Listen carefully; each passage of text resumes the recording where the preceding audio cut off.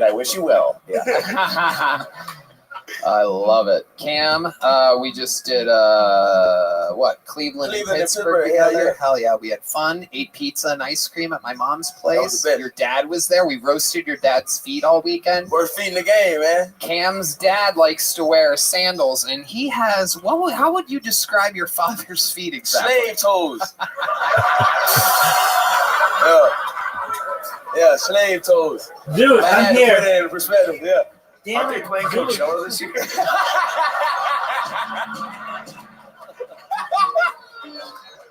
My dad got some funky ass shows. He puts on socks. I'm like, bitch, you don't need those. Wow, how did he develop such bad? I don't know, bro. I got him too. I got bad. I got him too. He gave him to me. He got like real talents, nigga. That's what I talked to. His mom was on speakerphone before one of the shows. I said hi. We're good friends. They're on the road sometimes with us, hanging out, selling rocks and whatnot. Actual rocks, literal rocks.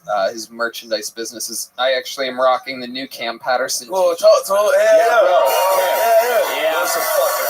In the homage of almost a No Limit Soldier style shirt. Come on, a throwback. What was that at campatterson.com? Yes, sir. With a K, Cam Patterson. And you can buy those the walking sticks too, right? I'm also selling these walking sticks. Bitch, you don't need those. Cam. Get some scarves on there, maybe. I need to get some scarves on there too. Scarves on there. You can nut on every one of them. Yeah. That'd be a good seller. That'd be a good business. Nutting on scarves? Yeah. Would you buy a scarf I nutted on, sir? Yeah. Would you buy a scarf that he nutted on, sir? It's funnier the way you say it. Yeah. You look. Had you been to Pittsburgh and Cleveland before? You go to all these new cities, right? That was my first time there. Let's go. That shit was fun. What'd you think? It was cool. Pittsburgh was the theater we was at was from 1898. That's crazy, dog. And it was me and Jolly back to back. So I know the ghosts in that motherfucker were mad as hell. Who let these niggas in here, dog? What the fuck? What type of shit is this?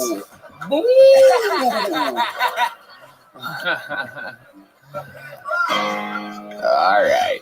Yeah, Cam, you're a fucking superstar. Anything else you want to say before you get out of here? Shit. Nah, man, I'm having this is the best time of my life. I'm having a good time, man. Hell yeah. We are too. We're loving it. Yeah, man. Cold-blooded assassin Cam Patterson, ladies and gentlemen. There he goes. Killing it on the road. I mean, literally getting blatantly better every week, and he just laugh. It's crazy. Got to see him live to understand. All right, pull another name out of the bucket. Anything can happen. 60 seconds uninterrupted. Going to Brian Lumbra, everybody. Back to the bucket with Brian Lumbra. Here we go.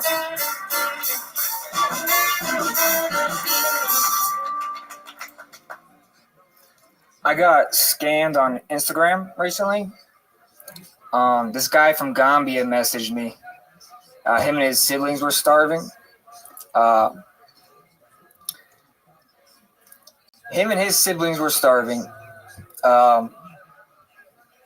Great, fantastic. Here we go. Of course, I was going to fucking blank out with the fucking thing. I've been fucking staring at the notes outside. Okay. No, look. So this guy from Gambia fucking messaged me. He keeps fucking messaging me. He calls me all the fucking time. I sent him money once. I sent him money twice. There's always an emergency. My phone is 911 for Gambia. It's fucking driving me crazy. I'm jerking off. Gambia's calling. I'm jerking off again. Gambia's calling. And I'm jerking off again. Just like, fuck. 2 weeks ago, I spent $150 on malaria pills. And I was like, that's it. This has got to stop. And I said, that's it. This has got to stop. Yes, it does got to stop right there. Brian Lumbra. Wow. All right. Shut up. Hold on. Bring back Scott Potts. No, fuck, dude. We've all been there. Gambia. Okay. You're really stuck on the Gambia thing. Is anything that you were trying to talk about real or true? It's all true. Really? It gets crazier too. Yeah, okay, what happened? Why don't you just tell us in real life? Like in Okay. real, like we're just humans talking. So Okay. I heard you've been getting scammed lately. What's going on? Well, I'm kind of going back and forth whether it's a scam or not, but it's always an emergency, right? And I just keep giving this guy money. Is that really happening? Oh, it is, and You it keep is. giving somebody money? Well, it's like I FaceTime him. He's real. No shit. So Yeah. You think robots are But scamming you? he's just this dude in Africa, and he has he lives in the shack. Should we They have call no him right food. now? No.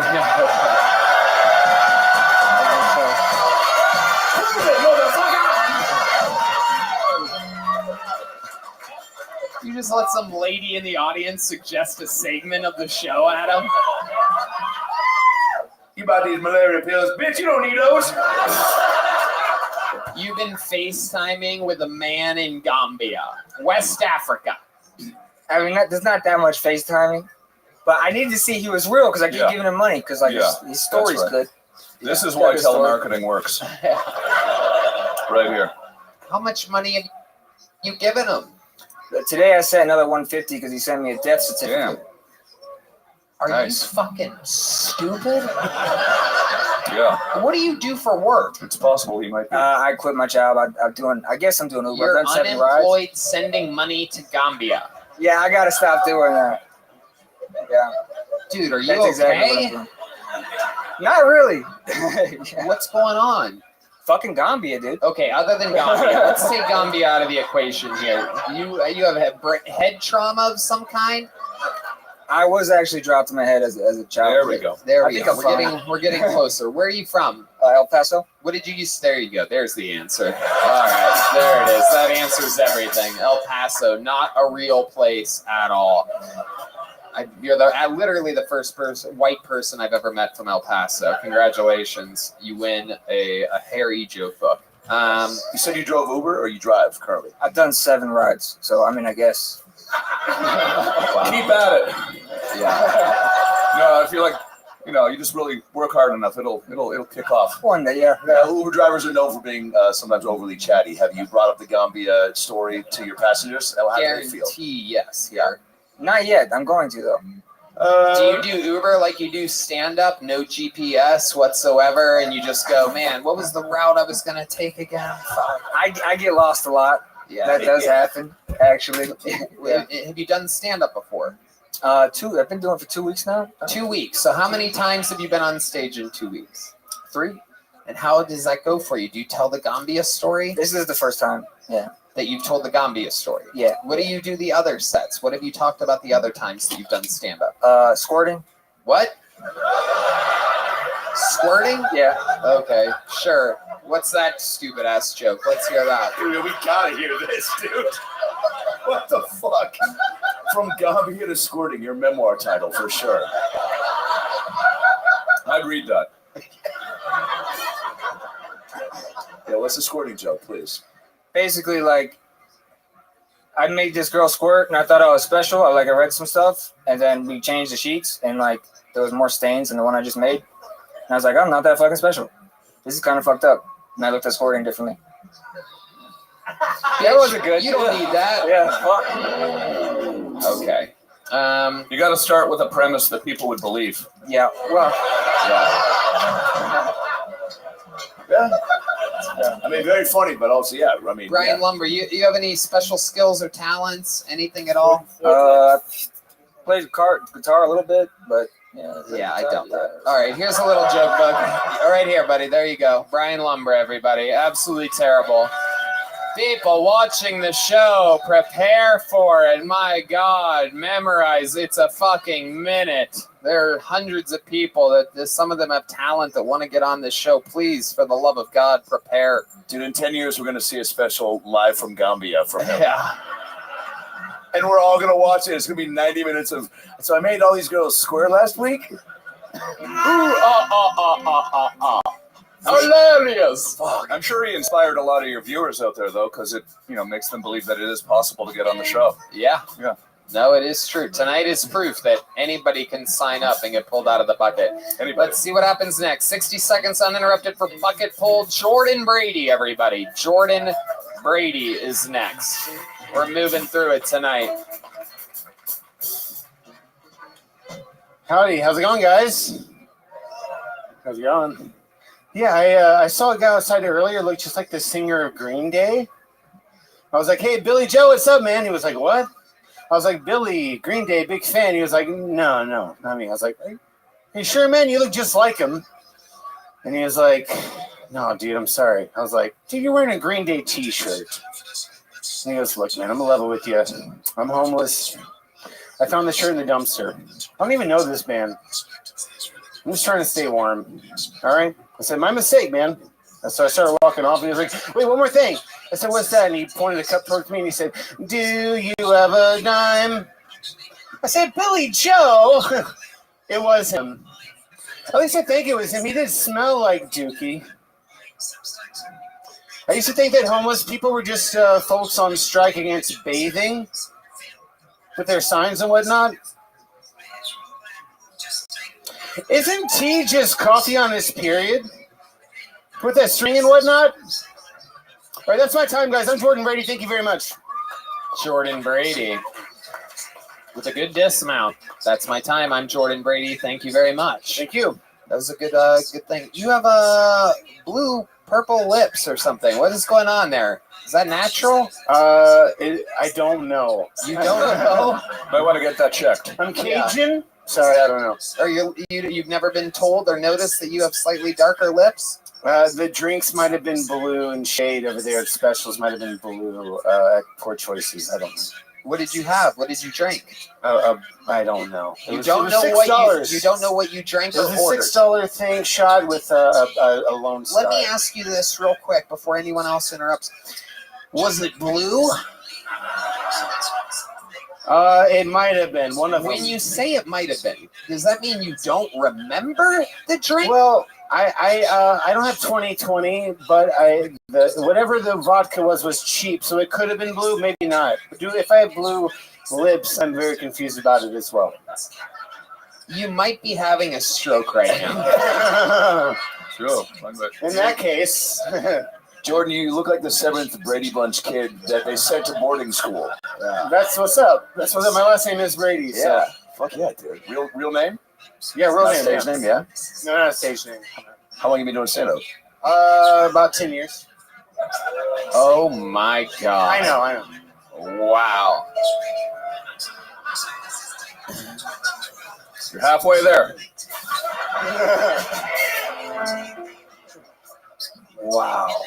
Wow. Jordan Brady. Any relation to Tom Brady? He also played Downs. No, but I did have an uncle who played in for the Tampa Bay Buccaneers, but by marriage. So Right. Okay. What do you do for work? I am a musician. What kind of musician are you exactly? I mainly play drums in like a heavy melodic rock band. Yeah, Really? I tour. You really play the drums? What's And that? you've been doing stand-up for 10 years? Been doing stand-up, 10 years. So that was just a bad minute, but you play drums? Do you Yeah, do that's drums better than you do stand-up? I think so. Well, you know what that means, everybody. We got to do a Mexican drum off. He could be the new drummer of the show if this goes good for him. Doing a drum solo. Come on, let's move it, Michael. Here we go. Doing a drum solo. Ladies and gentlemen, after a terrible Green Day joke and some other stuff, rocking Blue Lips. This may be his last performance of any kind ever. Ladies and gentlemen, this is a Mexican drum off. For those of you that don't know, he's going to do a drum solo coming in about 30 seconds or so. And if he wins, he's the new drummer on the show full time. And Michael Gonzalez is out of a job. Michael Gonzalez, yeah. Oh, you don't know how Mexican drum offs work? Oh, yeah. This is a running thing in the show's history. A little fun fact, all time, never before has anyone beat the resident drummer. Yeah, that's So, but who knows? This guy could be a prodigy. The audience decides. Okay, so it's fair and even and equal balance. Ladies and gentlemen, doing a drum solo, perhaps becoming the new drummer of Kill Tony. Ladies and gentlemen, this is a drum solo by Jordan Brady, everybody. Here we go.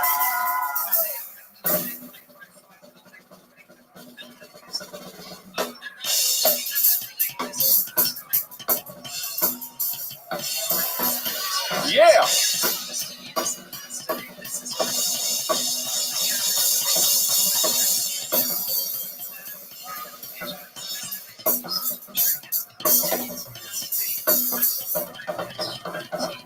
Yeah. Yeah. Yeah.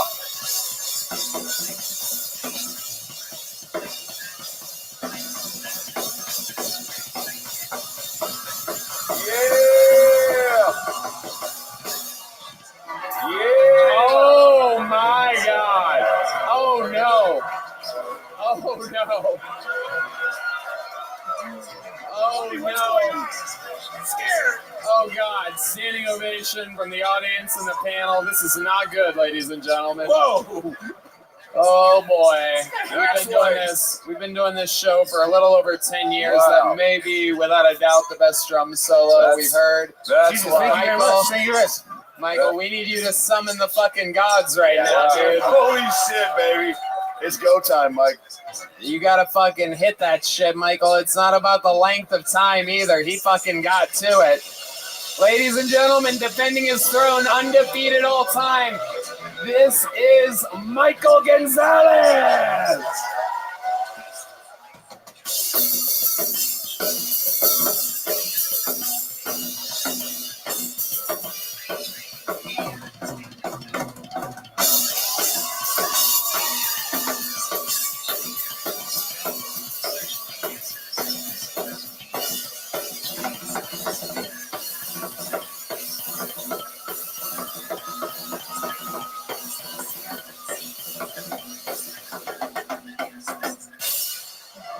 Oh my God. An even bigger standing ovation for Michael Gonzalez. Thank the Lord up in heaven. Wow. A battle of blue lips versus brown skin. This is going to come down to the wire, ladies and gentlemen. No doubt about it. Bam, ba-dam, ba-dam, bam. Here's the story. Holy shit. All right, let's get right into it. How many of you have Jordan Brady winning? Whoa. Very loud. How many of you have Michael Gonzalez winning? There you go. Thank God Almighty. Here's a big joke book, though, for your participation in the drum off. There he goes. Jordan Brady, everybody. Okay. That was pretty impressive. Let's keep it moving. That was some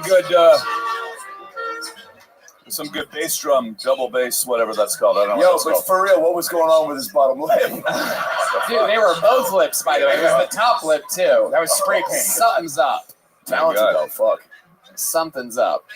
But the What vodka did drink that I have, man, that's the good. I don't know what it was or what it looked like. I didn't look at it. I didn't order it. Some special people in this fucking bucket, I'll tell you. We're going to find another one right now out of the bucket. You guys having fun out there? Make some noise here. Next bucket pull. Aldo Caldo, everybody. Aldo Caldo. Good name. Let's see what happens. Make some noise for Aldo, everybody.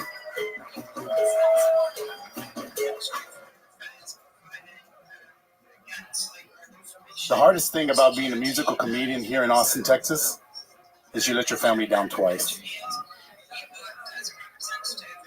So I'm a musical comedian here in Austin, Texas. My album went aluminum. You can find it. You can find it on Craigslist, MySpace, all that good stuff. The first song is called "End of the World." Ah! Other than that, I talk to my daughters about the future and about remembering the future, since it's an election year. We talk about what it's really going to be like, since we have a black president and a white president, what it would be like if we have a Latino president. But what if we have a gay Latino president? Soy Presidente Alejandro Ramos. Y soy Presidente de USA. Not only have I read your books and seen the movies of your beautiful country, but I was in the musical. USA, USA. What putas? Y'all never seen USA? Oh my gato. It's about time that America takes it from behind. Hey, mira, China, you're talking shit, cabrón. No, we get a child support on the 15th and then we'll pay you All right, Korea, Russia. There it is. A full minute 15 from Aldo Caldo, everybody. Aldo, welcome to the show. Hola, hola. How do you feel? I feel amazing. You really a musical comedian, or that's Yes, just a I am. setup for the joke? What does that mean? You play like a guitar I normally? play or- guitar. I've jammed with Deep Madness. I Oh, know you some of have? Yeah, I know some of these homies. I play with Chris Bettis right now, and Okay. Louis the singer, country artist. So you sing and you play guitar? I do sing and I do like parodies of music, comedy, Okay. weed. I do go by comedian and Okay. Very Yeah. good. That makes But I was that excites the Latino people. well, I was the bass player for a boy group band called Menudo. So Are you serious? yeah, I had a whole Menudo different fans here? Yeah, I have a totally different bit, but I was like, you know what? Let's go with the gay Latino president. We're sort of an ass fucking theme tonight, so Yeah. Oh yeah. it's kind of good that you threw that in there. There hasn't been enough of it tonight. Yeah. Well, I usually do my bit with the melodica, and I was going to try to jam with the guys. But Let's Aldo, get out the room. you want to sing a song for us? You want to tell the yeah. band something or other, and then they'll play it, and then you can sing something. You want to Yeah, belt something good for us? sure. tonight? Can I get my instrument that's right here? You really have an instrument? Yeah. What is it? It's a melodica. Okay, can They said they have. Oh, here it is. we just bring it up on stage? Oh, wow. There it is. Nice. Very What's, nice. what's the title of the track you're going to sing? Are you going to improvise something? It's called I Nutted on a Scarf. Mata Tony. Matale a Tony, which means kill Tony. Okay. I like that. Oh, shit, he's calling shots. Oh my god, this guy knows what the fuck he's doing.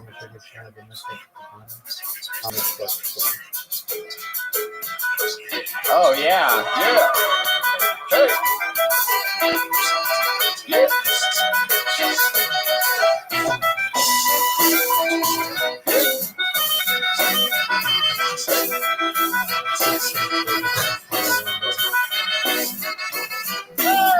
Vamos a matar a Tony. Vamos a matar a Tony. Vamos a matar a Tony. Vamos a matar a Tony. Vamos a tirar a la marihuana hasta las 6 de la mañana.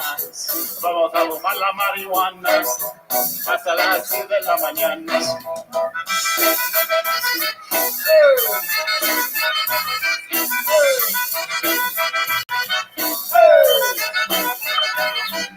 Mátale, mátale, mátale, mátale a Tony. Mátale, mátale, mátale, mátale a Tony.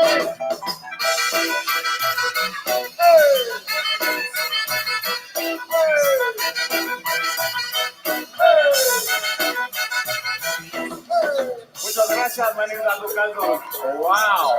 Wow. Unbelievable. I want to sing it first. Keep going. Wait, here he goes. Ladies and gentlemen, Adam Ray. Babaleo, babaleo, Tony. Babaleo, babaleo, Tony. Babaleo, babaleo, Tony. Mira tú, esta fútbol. Donde está la biblioteca. And I have some queso. Tony.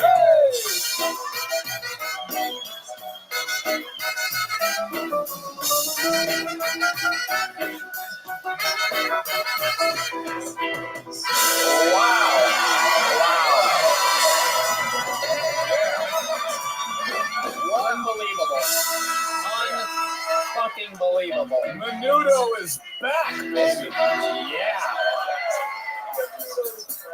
Wow. That Fucking is Menudo is fucking back. Menudo's back, Caldo. Yeah. Aldo Caldo, I gotta say that's one of my favorite musical performances ever in That the was show's amazing. history, right Thank you there. guys, thank you guys. Bro. Yeah. Wait, Absolutely. what were you saying? Something, Tony. What was Yeah, you saying? vamos a matar el Tony. Say it again.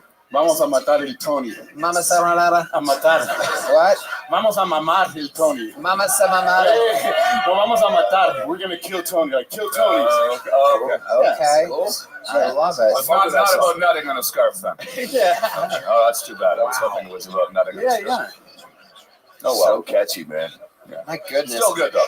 Aldo, how long have you lived in Austin? I've lived here off and on for about almost 20 years. Almost 20 years. Yeah. So Wow. I kind of traveled to Las Vegas, do some artwork there at a place called Area 15. then I came back here and just kind of jumped back and forth. Area 15, what's that? The low rent Area 51? Or Yeah, kind of like It's where illegal aliens yeah, land. basically. Yeah.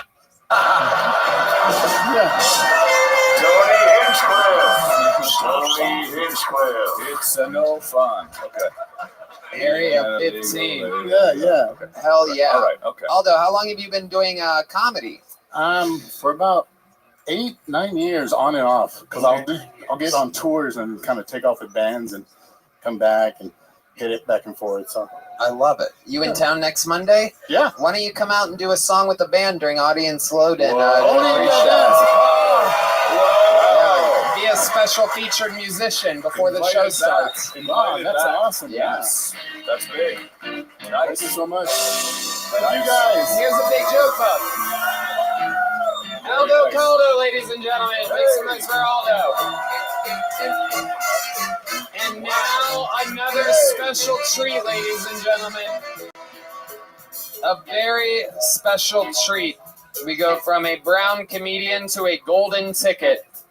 Ladies and gentlemen, this man is a fucking absolute sensation. One of our golden ticket winners with cerebral palsy who absolutely murders every time he's on stage. Ladies and gentlemen, a many-year golden ticket winner that we found in Washington, D.C. years and years ago. This is yet another set by who could be truly one of the best out there. Make some noise, a new minute from Martin Phillips, everybody. Here he is.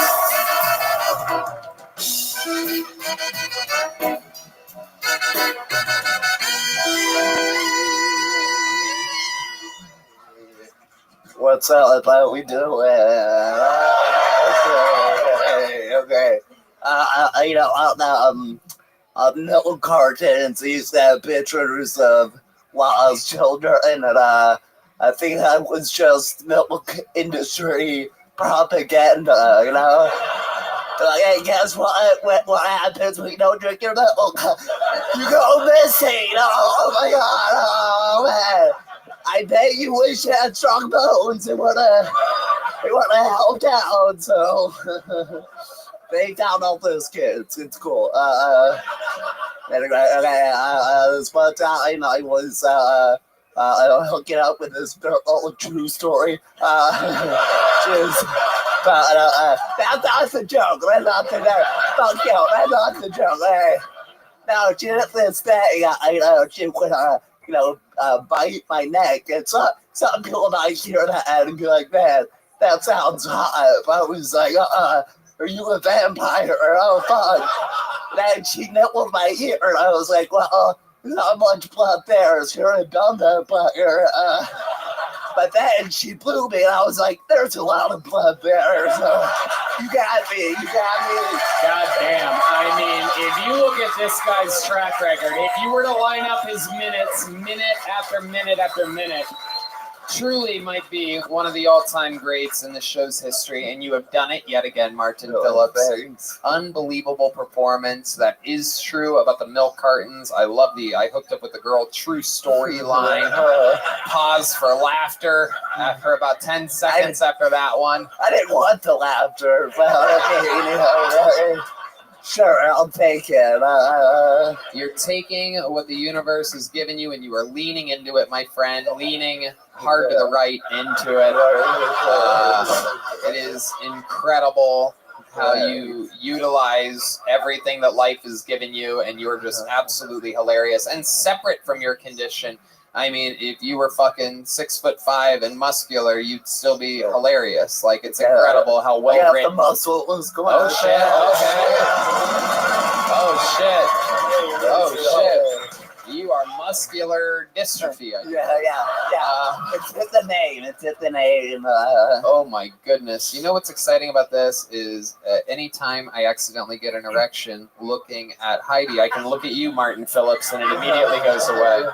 That's so weird because it's the exact opposite.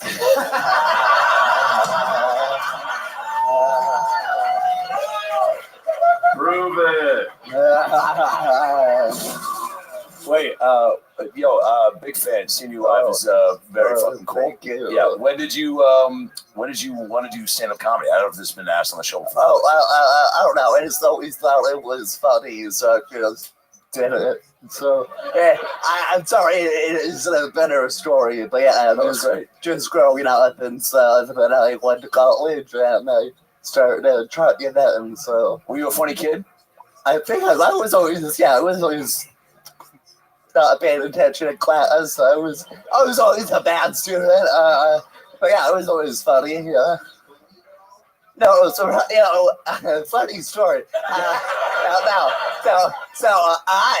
don't know. People like me. I was never really bullied, but this is a true story. In high school, me and my friend used to just picking on each other because we're friends. And then I came up with this really good gag in class. I'd fall down and get everyone's attention. Then they were looking at me. I was like, Steven, why'd you push me, dude? And I thought everyone knew it was a joke.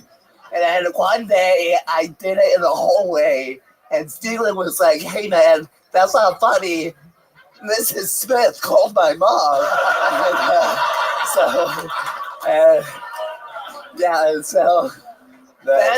Then my other teacher is having a bad teacher. Like, hey, Barton's full of shit. Don't believe him. So I was the bully. That's the point. I'm a bully. So good for you, man. That's so fucking funny. Do you still keep in touch with Steven? No. Right. I thought he's doing good. I'm sure. But, Very interesting. What else is going on in your life, Martin? I have another very good bully story. I used to take physical therapy, and they would pair us with another kid, and I was a little bit older than him, so I would bust his balls just during the session. Then one day before a session, they took me aside. And they're like, Johnny's mom told us you've been bullying him in these sessions. And the point is, that kid was a bitch, okay? Guys, we were in middle school, okay? Don't go to mommy, okay? Come on. And he's here tonight. Johnny, come on out, man. Johnny and Steven. Oh, damn.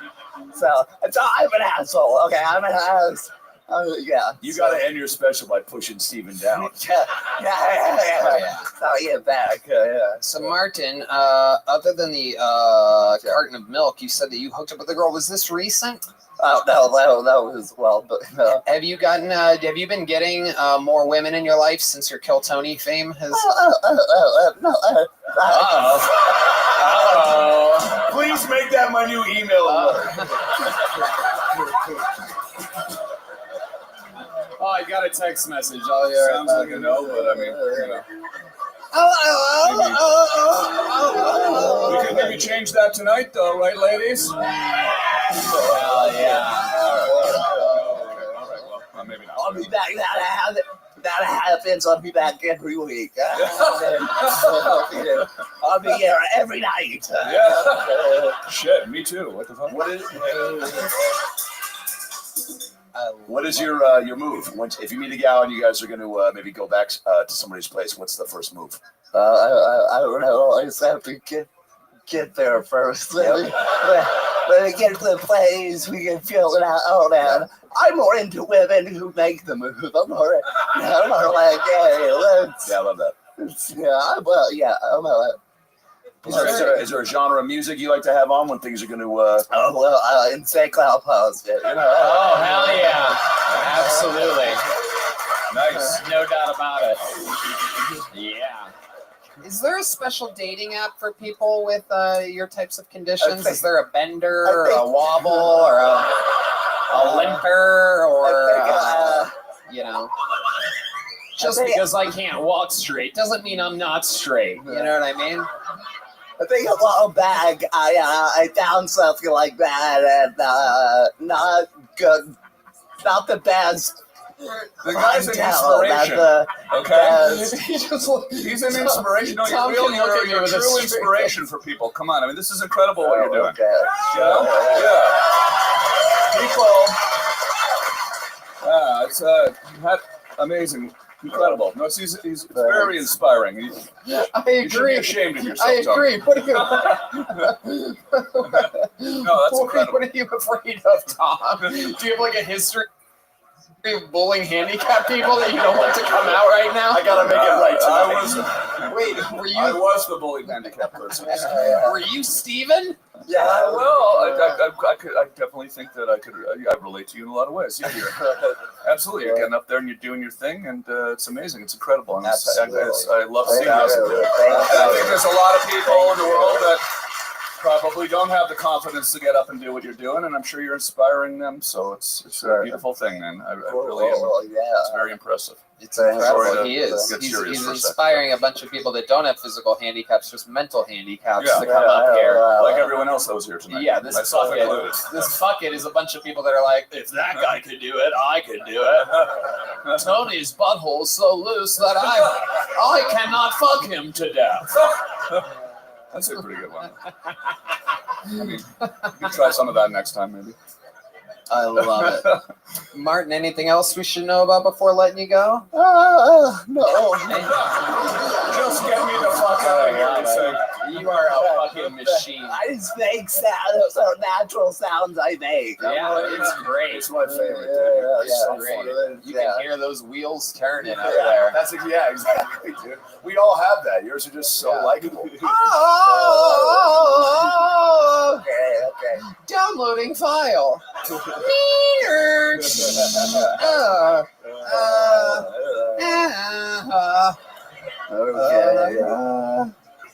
Mi non è Tony. Mi non è Tony. Hey. You know how to sing any songs? You go karaoke at all? Let's see. Damn, dude, fuck. Just keep pushing it forward, huh? Yeah. We have fun. That's amazing. Martin gets to do a minute anytime he wants. He's got a fucking great deal here on Tony because he's loved. How long ago was that in DC when you won your golden I ticket? think that was like right before 2020. It was like the end of 2019. Okay. So About 4 years.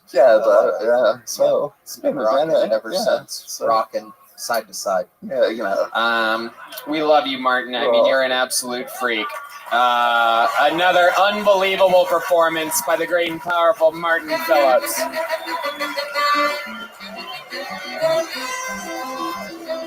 Ooh, a standing ovation here. Look at that. I love it. That takes a lot. Oh, It takes a lot of courage to get up on stage. Oh yeah. And he's overcoming Oh yeah. his disability and still doing that. I love it. I love it. Oh my God! What the fuck was that? Jesus Christ. It's Sean Dees had that loaded up somehow. Oh my God.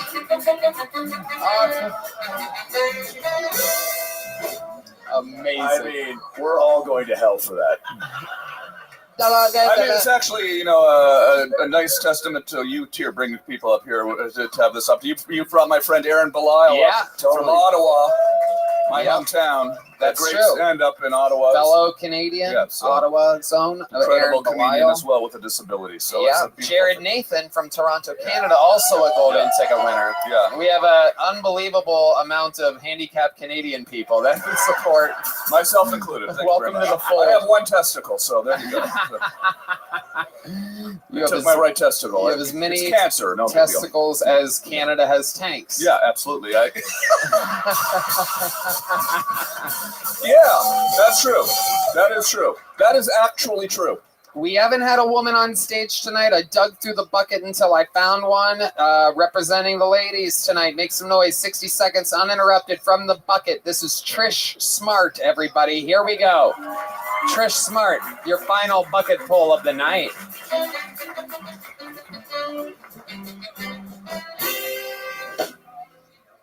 If you work really hard at your dreams and you don't fuck anyone to get where you're going, you could be right here.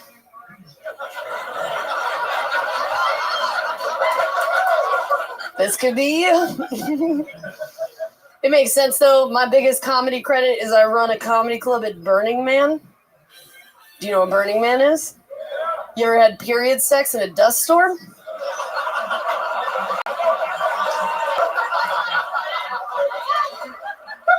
Sounds like you don't know dick about Burning Man. Burning Man is a place where it's like a music festival, but everyone brings their own stage. You guys know what a music festival is? That's where you go to take drugs and look for your friends for 8 hours. And then one of them texts you and he's like, I'm by the medical tent. And you're like, Billy's gone, guys. He's never coming back. What's not to like about music festivals? You know, they have the same currency as jail. Cigarettes, bubblegum, anal.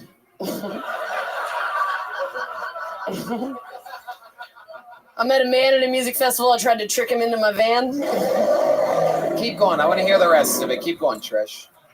Go on. The thing about it is that if you love somebody, put them in a small box and then fart in it. Is that my minute? Yeah. It was a minute 28. A fantastic performance. Trish Smart, welcome to the show. This is your first time here, right? Yeah, it's good to be here. It's like the Price is Right at a dive bar. Yeah, exactly. Absolutely. It's a good line. Yeah. It's a good line. It is. Your opening joke was so funny, and when you said, "Has anyone ever had period sex at a dust storm?" and I literally heard Martin's voice in my head go, "Yeah,"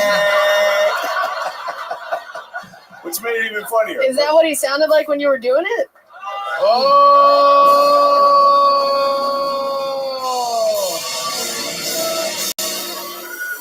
Whoa!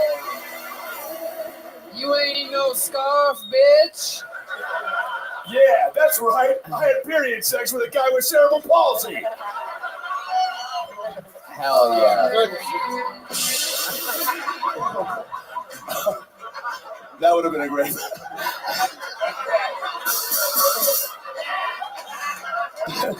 We'll be right back. Oh my God. Listen to the crowd.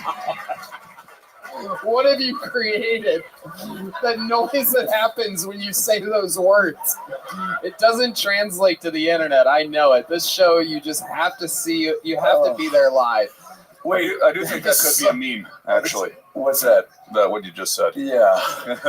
Wait, Comic Club at Burning Man. How does that describe that? So you go there and you build a stage with a bunch of your friends on drugs, and then you do comedy on drugs. No, I'm just kidding. It's like this. Okay. It's like it's like being here, but we're not staring at each other. We're staring into the butthole of truth. No, I'm just kidding.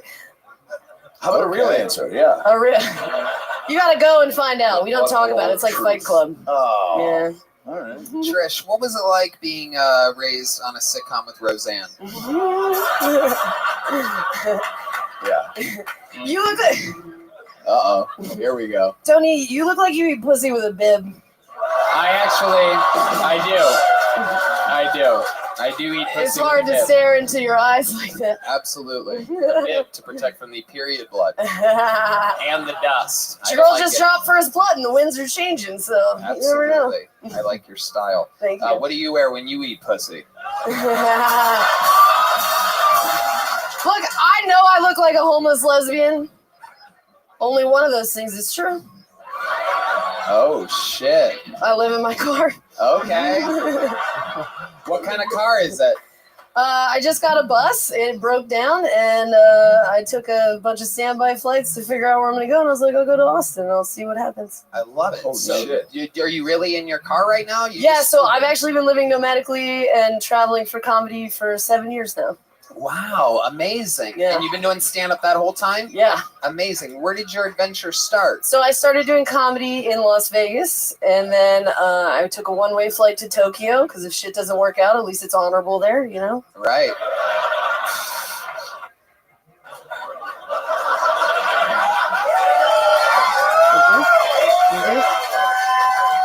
Just so you guys know, that joke fucking killed in Tokyo, okay? And then I went to Southeast Asia. I actually came here because of Rick Diaz. I was with him during the pandemic. We were doing shows at a burger bar in Bangkok. Wow. Yeah. Incredible. You said Bangkok, and I have an erection now. That is so fucking cool. So how do you make money?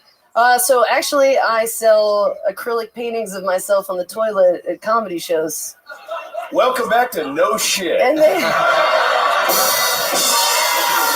it's good shit. Wait. But no, that's very real. You can visit IHateYourSmart.com, purchase some for yourself. Let's go. Wait, say the website one more time. Give me a real plug. I was going to ask where you get those. Yeah. It's IHateYourSmart.com. Okay, that's good. Yes. How much do they go for? I like to debate with people, you know. I'm like, what's this worth to you? You know, you put it in your bathroom, somebody sees it, they're also taking a shit, and they're like, is that girl taking a shit? And they do pretty well.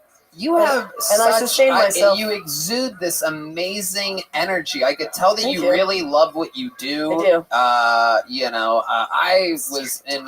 I happily lived in the back seat of my car 16, 17 years ago behind the Comedy Store when I was working there.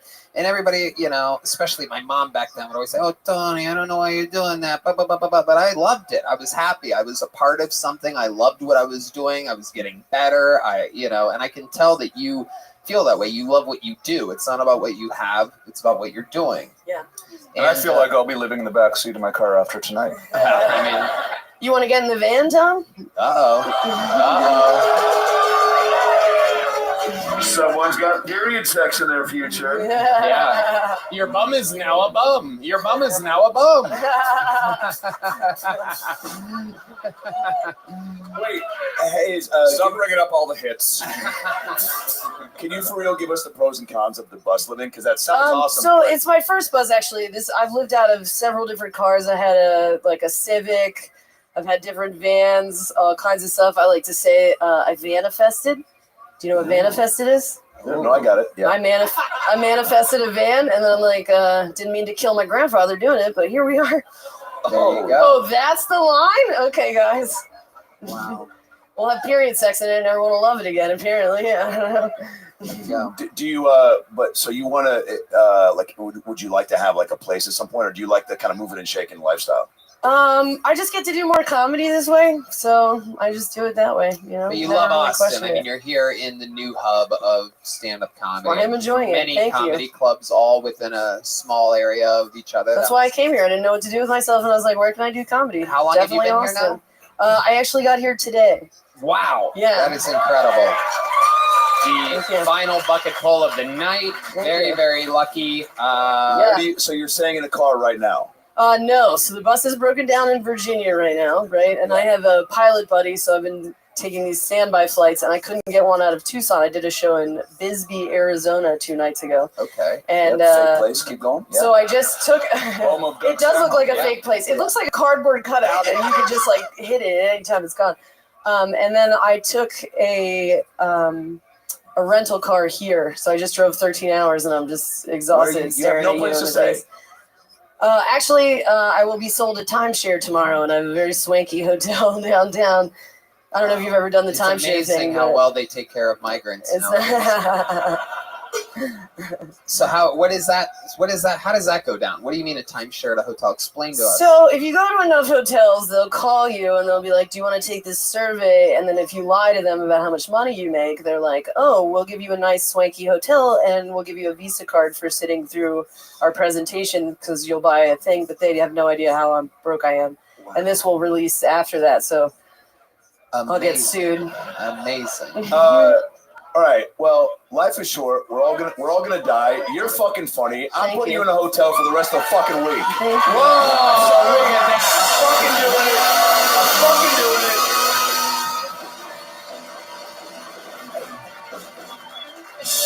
I've done it before, and I'll be honest, sometimes it didn't work out great. But you're fucking really funny, and you give a fuck, and you deserve to have a chance. And I'm gonna do it through the week. But if you're like, I appreciate can pay it. for myself, then it's okay. No, absolutely not. I will take the handout. Yes. I will gladly help you out like that because you're fucking really likable and you're funny, and Thank you. everybody needs a fucking boost. Thank you. Thank you. She has arrived to Austin, Texas. It happened today. Tomorrow, Here at the Comedy Mothership, the great Brian Simpson hosts an all-improvised show called Bottom of the Barrel. Would you like to do the late show here at the Mothership? Yes. Well, there you go. You're doing a Comedy Thank you. Mothership official spot. Trish Smart, Red Dan. And I'd love to have you on the Secret Show Thursday at the Sunset Strip. Wow. Thank Look you. at that. Thank you so much. Doing spots every night. Welcome to Austin, Texas, and you're leaving with a big joke book as well. There you go. Wow, thank And you. you know what? I'm also going to give you one of these cool keychains, even though you don't have a key to put on it. There you go. Oh, Thank you. yeah, there you go. I got a new hotel key. Do you hear that? Absolutely. Congratulations. You're Thank the you type so of much. person that we hope to pull out of the bucket. We found you. Trish Thank Smart. you. There she goes. And don't forget, IHateTrishSmart.com. Go buy a painting. Support her. Very funny lady. Can't wait to see her again. There goes Trish Smart, everybody. There she goes. Wow. What a great last bucket pull of the night. Amazing. There's only one way to close a show like this, ladies and gentlemen. Perhaps you've heard of him. Some people call him the Indianapolis Ionizer. Some people have referred to him as the Memphis Strangler, the Vanilla Gorilla, the Big Red Machine, the Connecticut Connector, the Sultan of San Jose, the Corpus Christi Christian. This is indeed the one and only Lights Out, William Montgomery, ladies and gentlemen.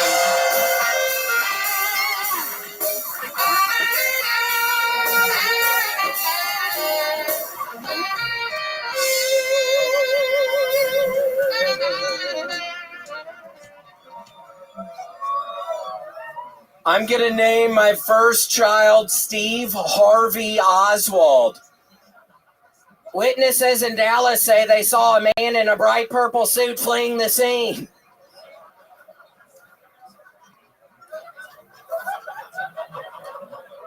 Frankly, I think it's disrespectful to wear a band t-shirt to another band show. So if I catch you wearing your Bon Jovi hoodie at an Aphex Twin concert, Red Band, I will fucking kill you, you piece of shit.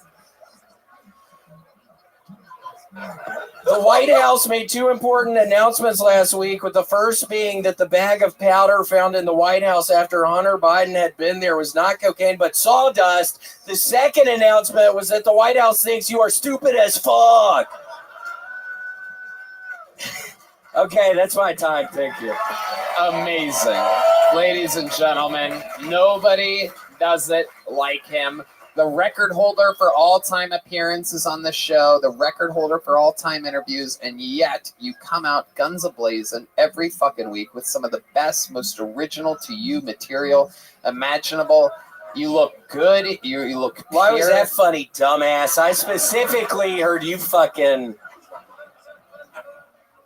An amazing performance. You are popping. Your star power is incredible. The hair is redder. The face is whiter than ever. What have you been doing exactly? I swear to God, I'm not going to keep on beating a dead horse, but I ate a bowl of all-brand buds last night, and I ate another one today. And I had two legitimate shits. And Tony, I've started putting a bunch of blueberries in with my all-brand buds, and it looks like I'm not chewing my blueberries. They're all in the toilet. They're all in the doo-doo, Tony. All these full-looking blueberries. I don't know. It's a new thing. We had another guy that was eating blueberries tonight, too, right? The blue lip guy. Yeah. We had a blue lip guy here tonight. He also fucked Prince in the ass. Yeah. He came on somebody's scarf. I know how the song like that. Purple Rain happened. It's hard. Purple Rain. If you mix blue and flesh. Purple Rain happened. You get purple. Rain happened. Purple Rain happened.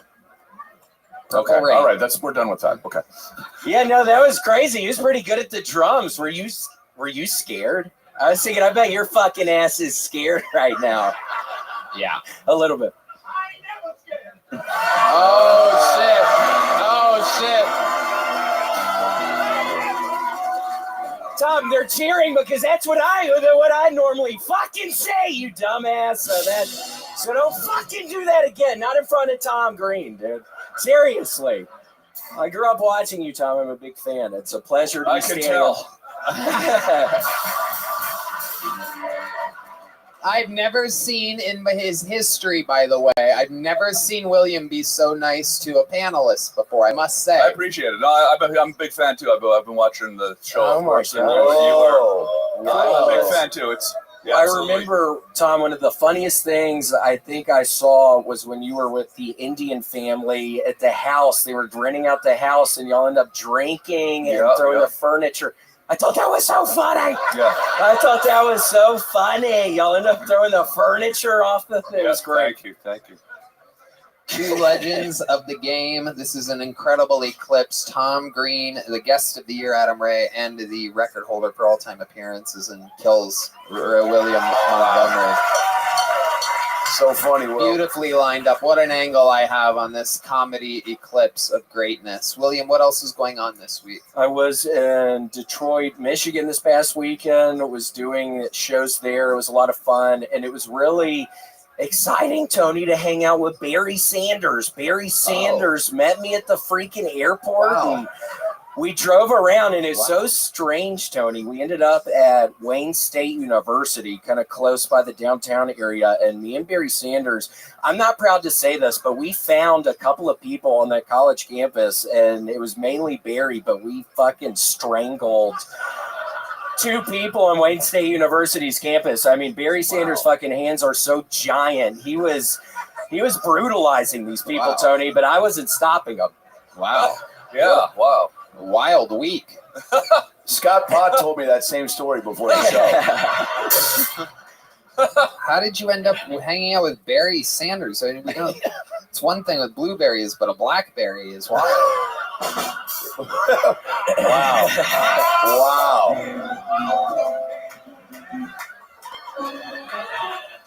We'll be right back.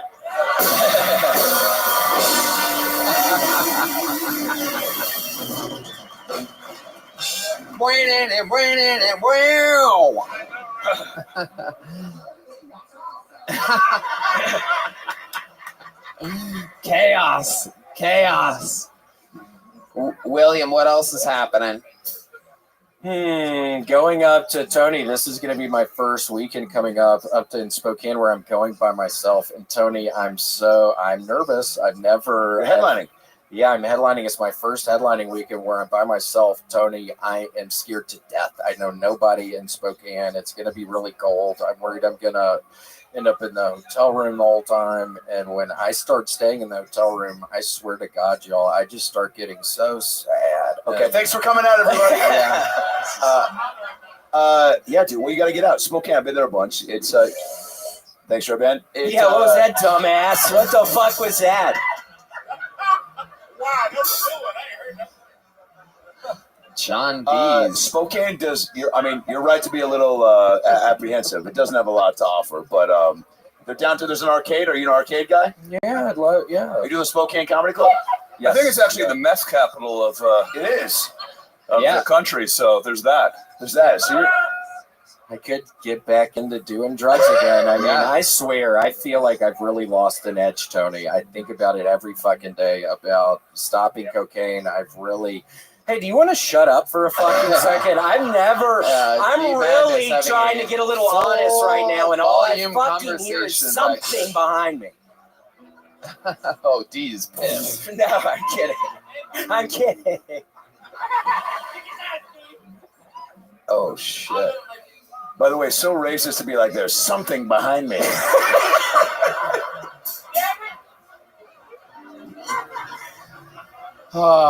William. Did you ever do meth in your drug days or no? No. All right, no. You keep saying that you're going to Spokane by yourself, but aren't you going with Casey Rocket? No, he can't go this weekend. He's doing his own gig. So look, everybody's working. Oh boy. You don't have anybody to go with? You don't have anybody to take with? Well, the fucking flights are like $2,000. It cost me, Tony, it cost me $3,000 to fly to Salt Lake City the other weekend. Because I waited till the week of. Sure. No, I waited till week of, and I don't know if it's ski season or what, but $3,000. It was horrible. Does anybody want to go to Spokane with William? That's amazing. Adam is going to buy everybody tickets. By the way, I'm going to need her to Venmo me back immediately. Wait, but what, I mean, yeah, you have nobody to go with you? Did you say Venmo? Venmo? There's no Venmo. She's got a Vanmo though. That's where you have no money and live in a van. Okay. Wow, We're gonna William. pull local openers then, I guess. Yeah. Yeah. So yeah, it'll be fun. I'm excited. We'll see. Yeah, we'll see. Those weekends where that happens, where it feels like something's off, those are always, I had no way to explain it. I'm sure you guys might agree with me. Those are always the ones where you end up having the most fun, having 1000%. breakthroughs on stage. It doesn't make any fucking sense, but it's always the ones where it's like, ugh. Those end up being fun breakthroughs. I mean, just absolutely amazing. Well, So- I'm pumped because that's probably going to happen to my ass this weekend. And I swear, if I do good, like after this past weekend, it seemed pretty good. But I swear, Tony, if like this weekend doesn't go well, I mean, I probably will. But if it does go well, I don't think I'm probably ever going to stop doing this stuff. I mean, I have to.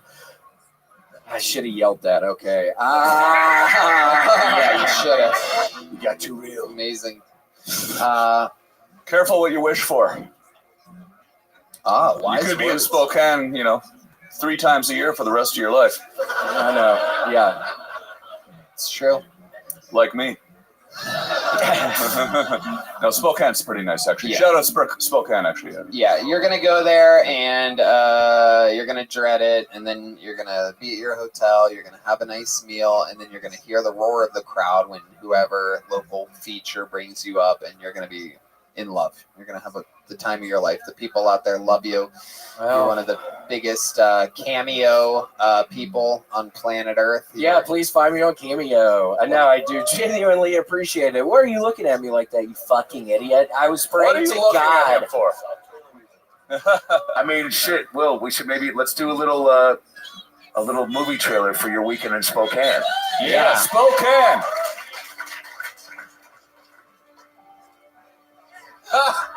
Nice. This weekend, one man travels for too much money to a place nobody ever wants to fucking go. Spokane, Washington used to be his favorite place to go until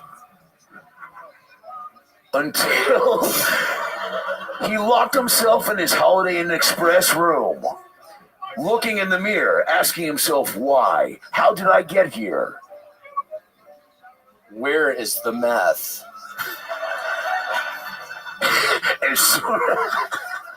As soon as he jumped off the wagon, he got right back on. I need more meth. He was determined to do anything for drugs. Then again, he was in Spokane, and the drugs were everywhere. He did everything. Hand jobs, blow jobs, rim jobs. Just regular old Uber Eats jobs. Anything to pass the time in Spokane. A lot of Uber Eats, and I was eating I was full most of the time. He couldn't stop shitting blueberries. All Brand Buds has really changed my life. He reached out to several friends. Hey, come with me to Spokane. But they all said a resounding, Dillard, why can't you go to Spokane with me this coming weekend, man? You know I'm going along. I'm busy, William. I got shit to do. Dillard, hold on, man. You know I gotta go there alone. You know I can't even go to Spokane. I never even been to Spokane. You broke my Xbox controller last week, William. Man, I was back. Nobody knew what William said that day. But he was destined to win Spokane's heart over. He came home crushing the shows, saying to himself, I'm going to keep doing stand-up for the rest of my life, or at least try to fuck that girl who looked like Roseanne's daughter. Charlize Theron stars in.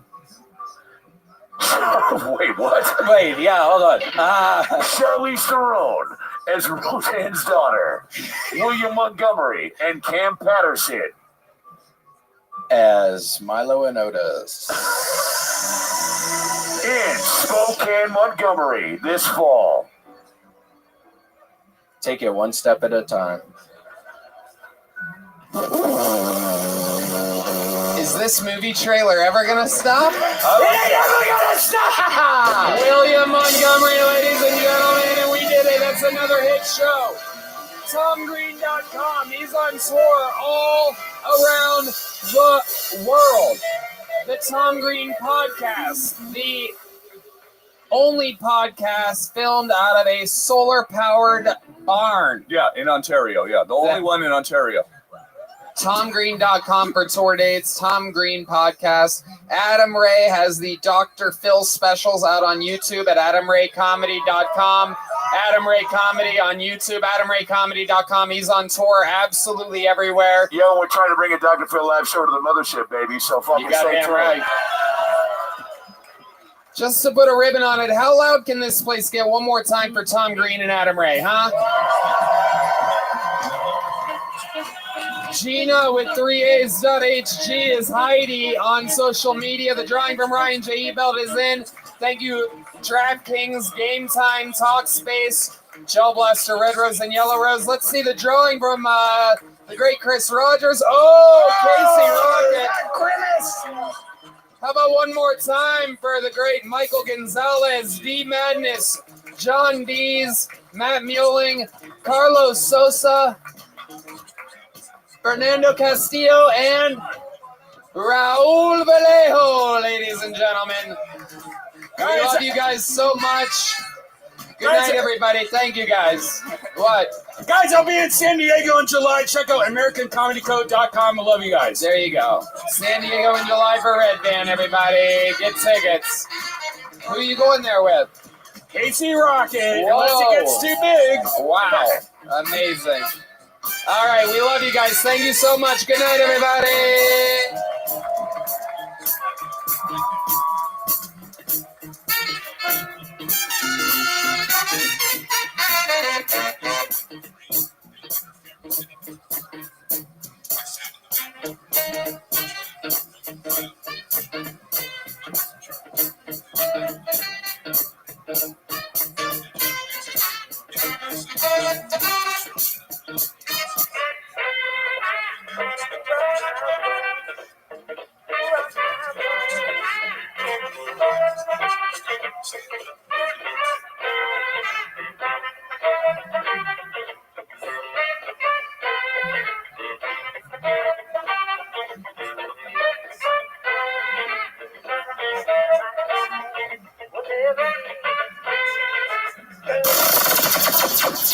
The Sunset Strip Comedy Club in Austin, Texas is now open. Check out Red Band's secret show every Thursday. Go to sunsetstripatx.com for tickets.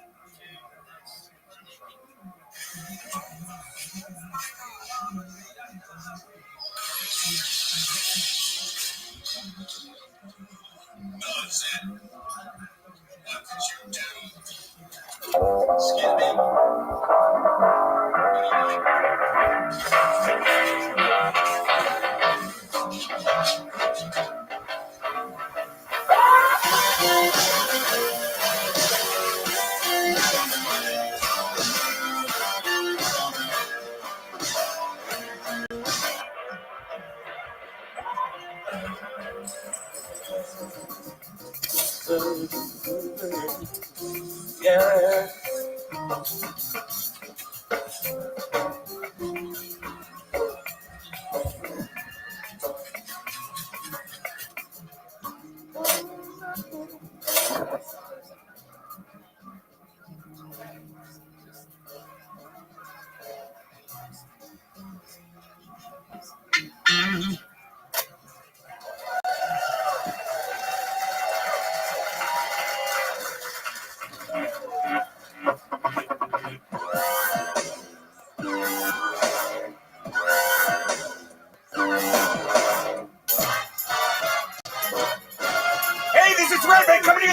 comedy mothership here in Austin, Texas, for a brand new episode of Kill Tony. Give it up for Tony Hinchcliffe!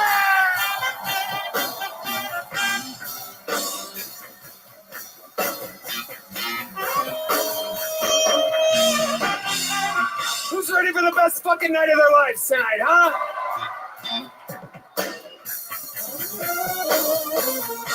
Yippee! Make some noise for Red Band, everybody! Ah! Yeah, you did it.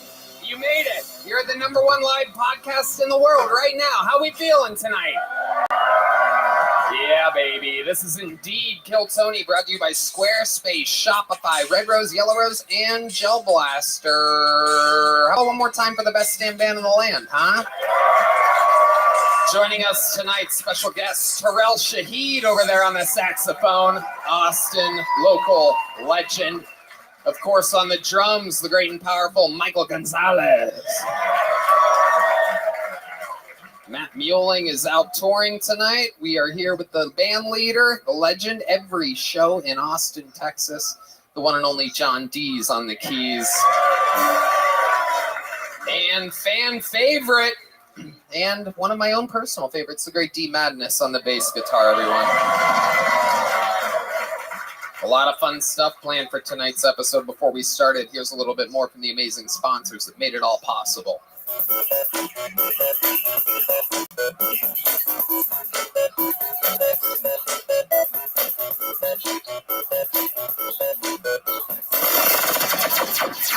The Sunset Strip Comedy Club in Austin, Texas is now open. Check out Red Band's secret show every Thursday. Go to sunsetstripatx.com for tickets.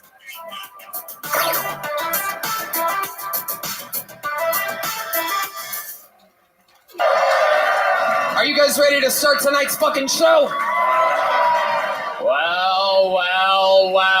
You know, thank God I might be one of the best fucking comedy bookers on planet Earth, because when I smell talent, I attack.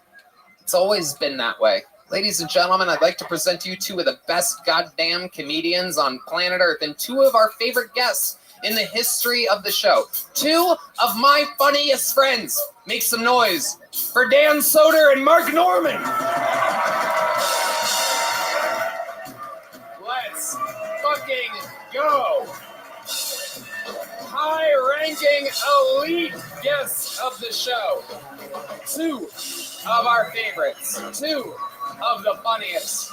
New York's finest. New York's finest. Not just in comedy, but at life. On 9/11, they were saving people, pulling them from the buildings. Oh, how about a hand for the lovely Heidi, everybody? I mean, holy shit. Right when this sausage fest got a little too sausagey, here she is to add a little feminine energy, some good mojo. How about a hand for Heidi, everybody? Yeah. Follow her at Gina AAA.HG. It's the worst Instagram handle of all time. It's completely hot. Worst marketing of all time for a hot chick. Literally. Gina is not even her name. Her name is Heidi, and her Instagram is Gina with A's.HG. Yeah, it makes no sense. I've been calling her Gina all night. Well, it's also that weird that her Instagram handle's like a tough Wi-Fi password. Yeah. Right. No, it really is. It's absolutely ridiculous. Anyway, we're happy to have you guys. Welcome. We have one more special treat, ladies and gentlemen. One of the greatest band members in the history of the show is here joining us. Ladies and gentlemen, you know her, you love her. This is the great Jet Ski Johnson, everybody. Oh, shit. Rum. Only the old school fans know about that shit. Jet Ski's hilarious. And she also plays the horn, but she has a live mic and is absolutely phenomenally hilarious. And when she says something funny afterwards, everybody goes, rum. You guys get it? Yeah, do it. Rum. You have to do louder than that. Try again. Okay, there you go. You guys get it. I like that. Hell yeah. It's fun. You'll see when it happens in action. She's a fucking little sniper. Hi, Jet Ski. Hey. I'm no Heidi. I'm all personality. So. And it has begun. There you go, motherfuckers. Absolutely. Other than that, you guys know how it works. Over 200 innocent souls signed up for the opportunity to perhaps get 60 seconds on this stage. We'll let this little hanger fucking go up first. And while we wrangle the first comedian, and as you know, they get 60 seconds, you know their time is up, and you hear the sound of a kitten. That means they have to wrap it up, and then else they bring out the Angry Best Hollywood Bear. And then we interview them, we talk to them about anything that could be happening in their lives or what makes them interesting or what might be funnier for them to talk about. The whole thing's improvised, anything can happen. Are you guys ready to start tonight's fucking show? While we grab the lucky human that will be going first out of our bucket pulls, we have a regular on this show. He has been starting every episode for the last few weeks. He's an absolute fucking sensation, a local icon, a comics comic, and also a fans comic. An absolute freak of nature, a bundle of energy, a power source. He literally is like a solar panel. Ladies and gentlemen, I present to you the great and powerful 60 seconds uninterrupted from Casey Rocket.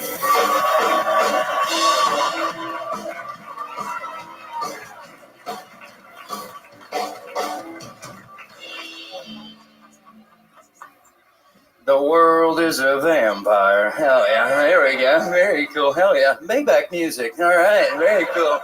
Get lost. God, I'm riffing for 2 tonight, boys. I'm pregnant. Okay. Cool. Get lost. God. Nights like this, I wish I was still covered in mud, hiding from the predator. You know what I mean? Just hoping he'd get close so I could steal a kiss. All right. I gotta get out of here. I got a date tonight, fellas. Yeah, her name, Hot Singles. Her location, in my area. The sex, casual and anonymous. No strings attached. Is she HIV positive? Oh, no.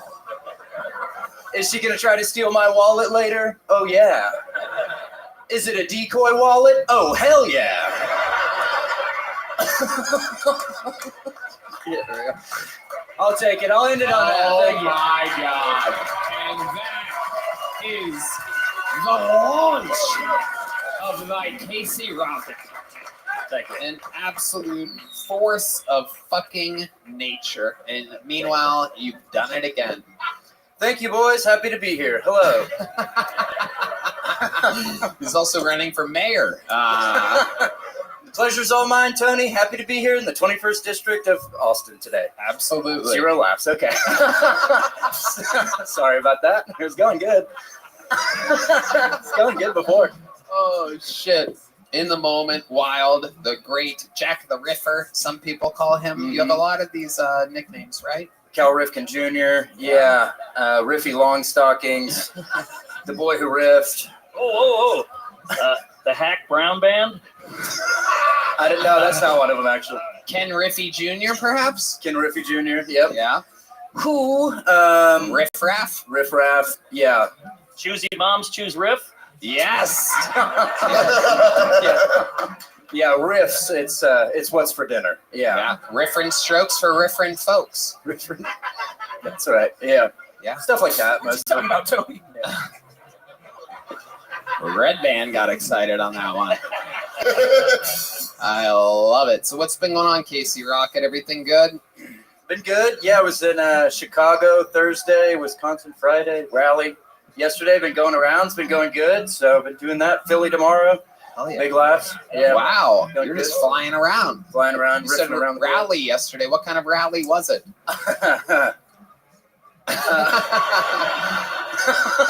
Was there a tiki torch? Yeah. He really does look like he sets up the rallies. Yeah. Yeah. You look like the first half of the show intervention. Yeah. It's not true. It's not true. Now, the interesting thing about Casey is that, and I don't want to like blow your cover or get too personal, but you're sober, right? Whoa! Yeah, I'm sober. I've been sober for years. Yeah. Maybach music. Thank you. Yeah. Damn, dude, that must have been a wild ride when you were. Yeah, tell us some stories. Yeah. There's some residual stuff going on for sure upstairs. Yeah. AIDS? AIDS. Yeah. Yeah, you don't get sober from that. That's permanent. That's true. It does appear as though you did do enough drugs to just last. Ride the wave. Casey, can I ask you a personal question? Absolutely. Was it huffing? Yeah, we used to huff ether. Yeah. Nice. Ether, air duster. Whippets? Whippets. Yeah. Good tie-in. You need me? You got whippets. We can get them. Yeah, I used to huff. Yeah, Hillary Duff huff. Yeah, I used to huff. Yeah. That's all about it. Yeah, there's a demographic for huffing. Are you a And, religious guy? Where No. do you get your energy? Wait, do you think that's what religious people are? Yeah. Do you think they just get their energy from God? Yes. He's got the Lord in him. You thought it was from God. He really does. He does. You crap this some Pentecostal shit and you get fucking nuts. You got born again Christian vibes. It is true. You ever go to church, Casey? No. Really? No, not me. What happens if you step inside of a church? Turn to stone, I guess. Yeah. You really would look like you could crawl on the ceilings without notice. You're like, oh my God. He's here. Yeah. That's gonna haunt me later. Just take a straw, put it right in the holy water, let him know you're there. Yeah. I love it, Casey. Atheist. I thought you said Caseyist. I was like, yeah. No, okay, sorry. I'm a Caseyist. Well, I think you have a new name for your fans. Caseyist. Yeah. There you go. Yeah, Casey enthusiast. We were in Chicago on Thursday and a big Casey Rocky crowd, and this guy, I guess, ate too many edibles and he passed out in the second row. He like fell on his face and had to do fucking riff resurrection. Had to bring him back. Second riffing. What? Yeah. Jeez. Jesus Christ, Michael. God damn. That Chinaman. Very scary. Yeah. Jesus, that is like you're trying to show anger. Casey, you're an absolute fucking machine. No better way I can imagine in the world to get an episode of this show started with your energy, with your jokes, your fucking bing, bing, boom, boom. You truly are Thank the you riff guys. master. Oh yeah, so fun. Thank you. Make some fucking noise for Casey Rocket, ladies and gentlemen. That is how you do it. The regulars of Kill Tony are freaks of nature. Now we go to the bucket. Now this is where we found all of the regulars. This is where anything can happen. Maybe it's the best set we've ever seen in the history of the show. Maybe it's the worst. Maybe they're a genius. Maybe they're insane. Maybe they're a 20-year veteran. Maybe it's their first time. Your first bucket pull of the night, getting 60 seconds uninterrupted, goes by the name of Raul Sanchez. And here we go. Thank you. I like drinking, man. Makes me a pleasant human being. Sometimes I get a little too fucked up, though. Like, one time I got so drunk, I caught myself speeding on the highway because I confused the number of the highway with the speed limit sign.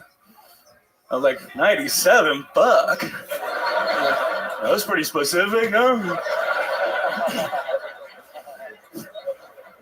Now that I better go 92 just to be safe. You know how the cops are around here, man. Now, you guys never got that fucked up? Dude, one time I was at a bar, I got hammered, right? And I started talking to this chick, and we hit it off, right? So I decided to buy one of those condoms from the machines in the bathroom. Yeah, and then later that night, we were about to get it on. I opened it up, and it was 2 Advil.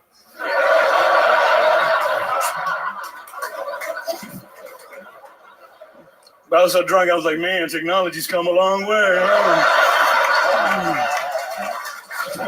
Oh, my goodness gracious.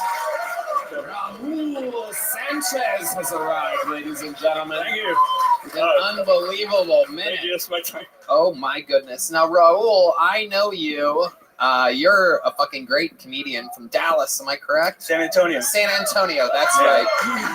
You were on this show there, correct? No. No? No, this is my first time. But I know you from, how did you end up opening for me? I opened for you in Cap City when I used to live here. That's right. And you were coming down here. That's right. Yeah. And I had you do it a few times after that, right? Yeah, a couple of times. I think 2 or 3 times I featured. Because you're fucking hilarious. I appreciate Look it. at you. Thanks. I love Very it. Now funny. you're in the Very mix funny. here. That was great. Yeah, man. Yeah, You're, That was killer. You're really good, and this in true Mexican fashion, you're going to take our jobs. Yeah, it is true. Dan. What I love about Raul is he feels like you're just hanging out with a dude you work with that you get drunk with, and you're like, dude, Raul's fucking hilarious. You're like, you hear him talking about highways? It's fucking nuts. It's all the landscaping guys getting together. Yeah. Right. Yeah, and then they call him gay for being too funny. Right. Tell me about it. So Raul, you're a freak of nature. How long have you been doing stand-up? 13 years. 13 motherfucking years. All right. I love that. I love that people that have been doing it that long sign up for the show. You come here, you fucking flex, you showcase your goddamn skills, and now look at you. You're right here, absolutely thriving in the mix. How do you make a living? Just from stand-up? Stand-up, and I also get disability from the VA. Oh, wow. You're a veteran. Yeah. I did 4 years in the Army. Mexican Army? No. The Alamo. Airborne Infantry. Yeah. Sorry. You were in the Air Force? Oh, no, Airborne Infantry. Jump out of planes. Okay. Oh, boy, the All migrants are getting good. Yeah. Just airdropping them. Yep. That's a way to get over the fence. Incredible. So what were you doing? You were jumping out of planes? And then, well, not in country. Once we were in like Iraq and Afghanistan, there was a lot of like just busting people's doors open. Whoa. Middle of the night. Okay. Kill any kids? No, these are like fully grown men. All right. Hell yeah. I feel like if someone from the Army was here, they'd go like, hey, no. So we were kicking doors down and fucking people up. I love it. So, but sometimes you would jump out of an airplane. Yeah, I mean, it was like you have to practice it, like for when you, I guess, if we ever get into a real war with like people that got like real stuff. Right. Yeah. Well, luckily, that's never happened in our lifetime. Instead, we just like to fucking practice a lot, I guess. Oh my god! I can't picture. I don't think I've seen a lot of Mexican people jumping out of the old jumping bean. You know what I mean? I haven't seen this before. There's a lot, actually. There are. Is that Yeah. what we have them doing? Wait, did you just try to compare Mexicans jumping out of airplanes like the black people swimming? It feels like you made the jump. I mean, where you're like, you don't see a lot of Mexican skydivers. Yeah, I don't. They like the land. Yeah, They like the to be right ground. on ground level. Yeah. Landscaping, land, people. They're people. They are people of the land. It's hilarious. Do you come from a big family, Raul? No, it's just me and my sister. Wow, another stereotype completely broken by Raul Sanchez. Well, we did come over here illegally back in '91. Dude, Hey, boy. Raul, you were out. You didn't have to say anything. Dude, You were defining a new generation of Latinos. Yeah. There you go. From '91, we straight up stuck in there. Yeah, so. right. You talk about the Army, you're an open pamphlet. Thank God you didn't get captured. I know. That's a good one, though. I mean, you're one of the good ones. You come over. Comedians. Wait a second. How is that a bad thing? How is that the Mexicans are laughing? Yeah, but if you follow the The trail, Latinos, I just got a fucking thumbs up, a brown thumb. Yeah.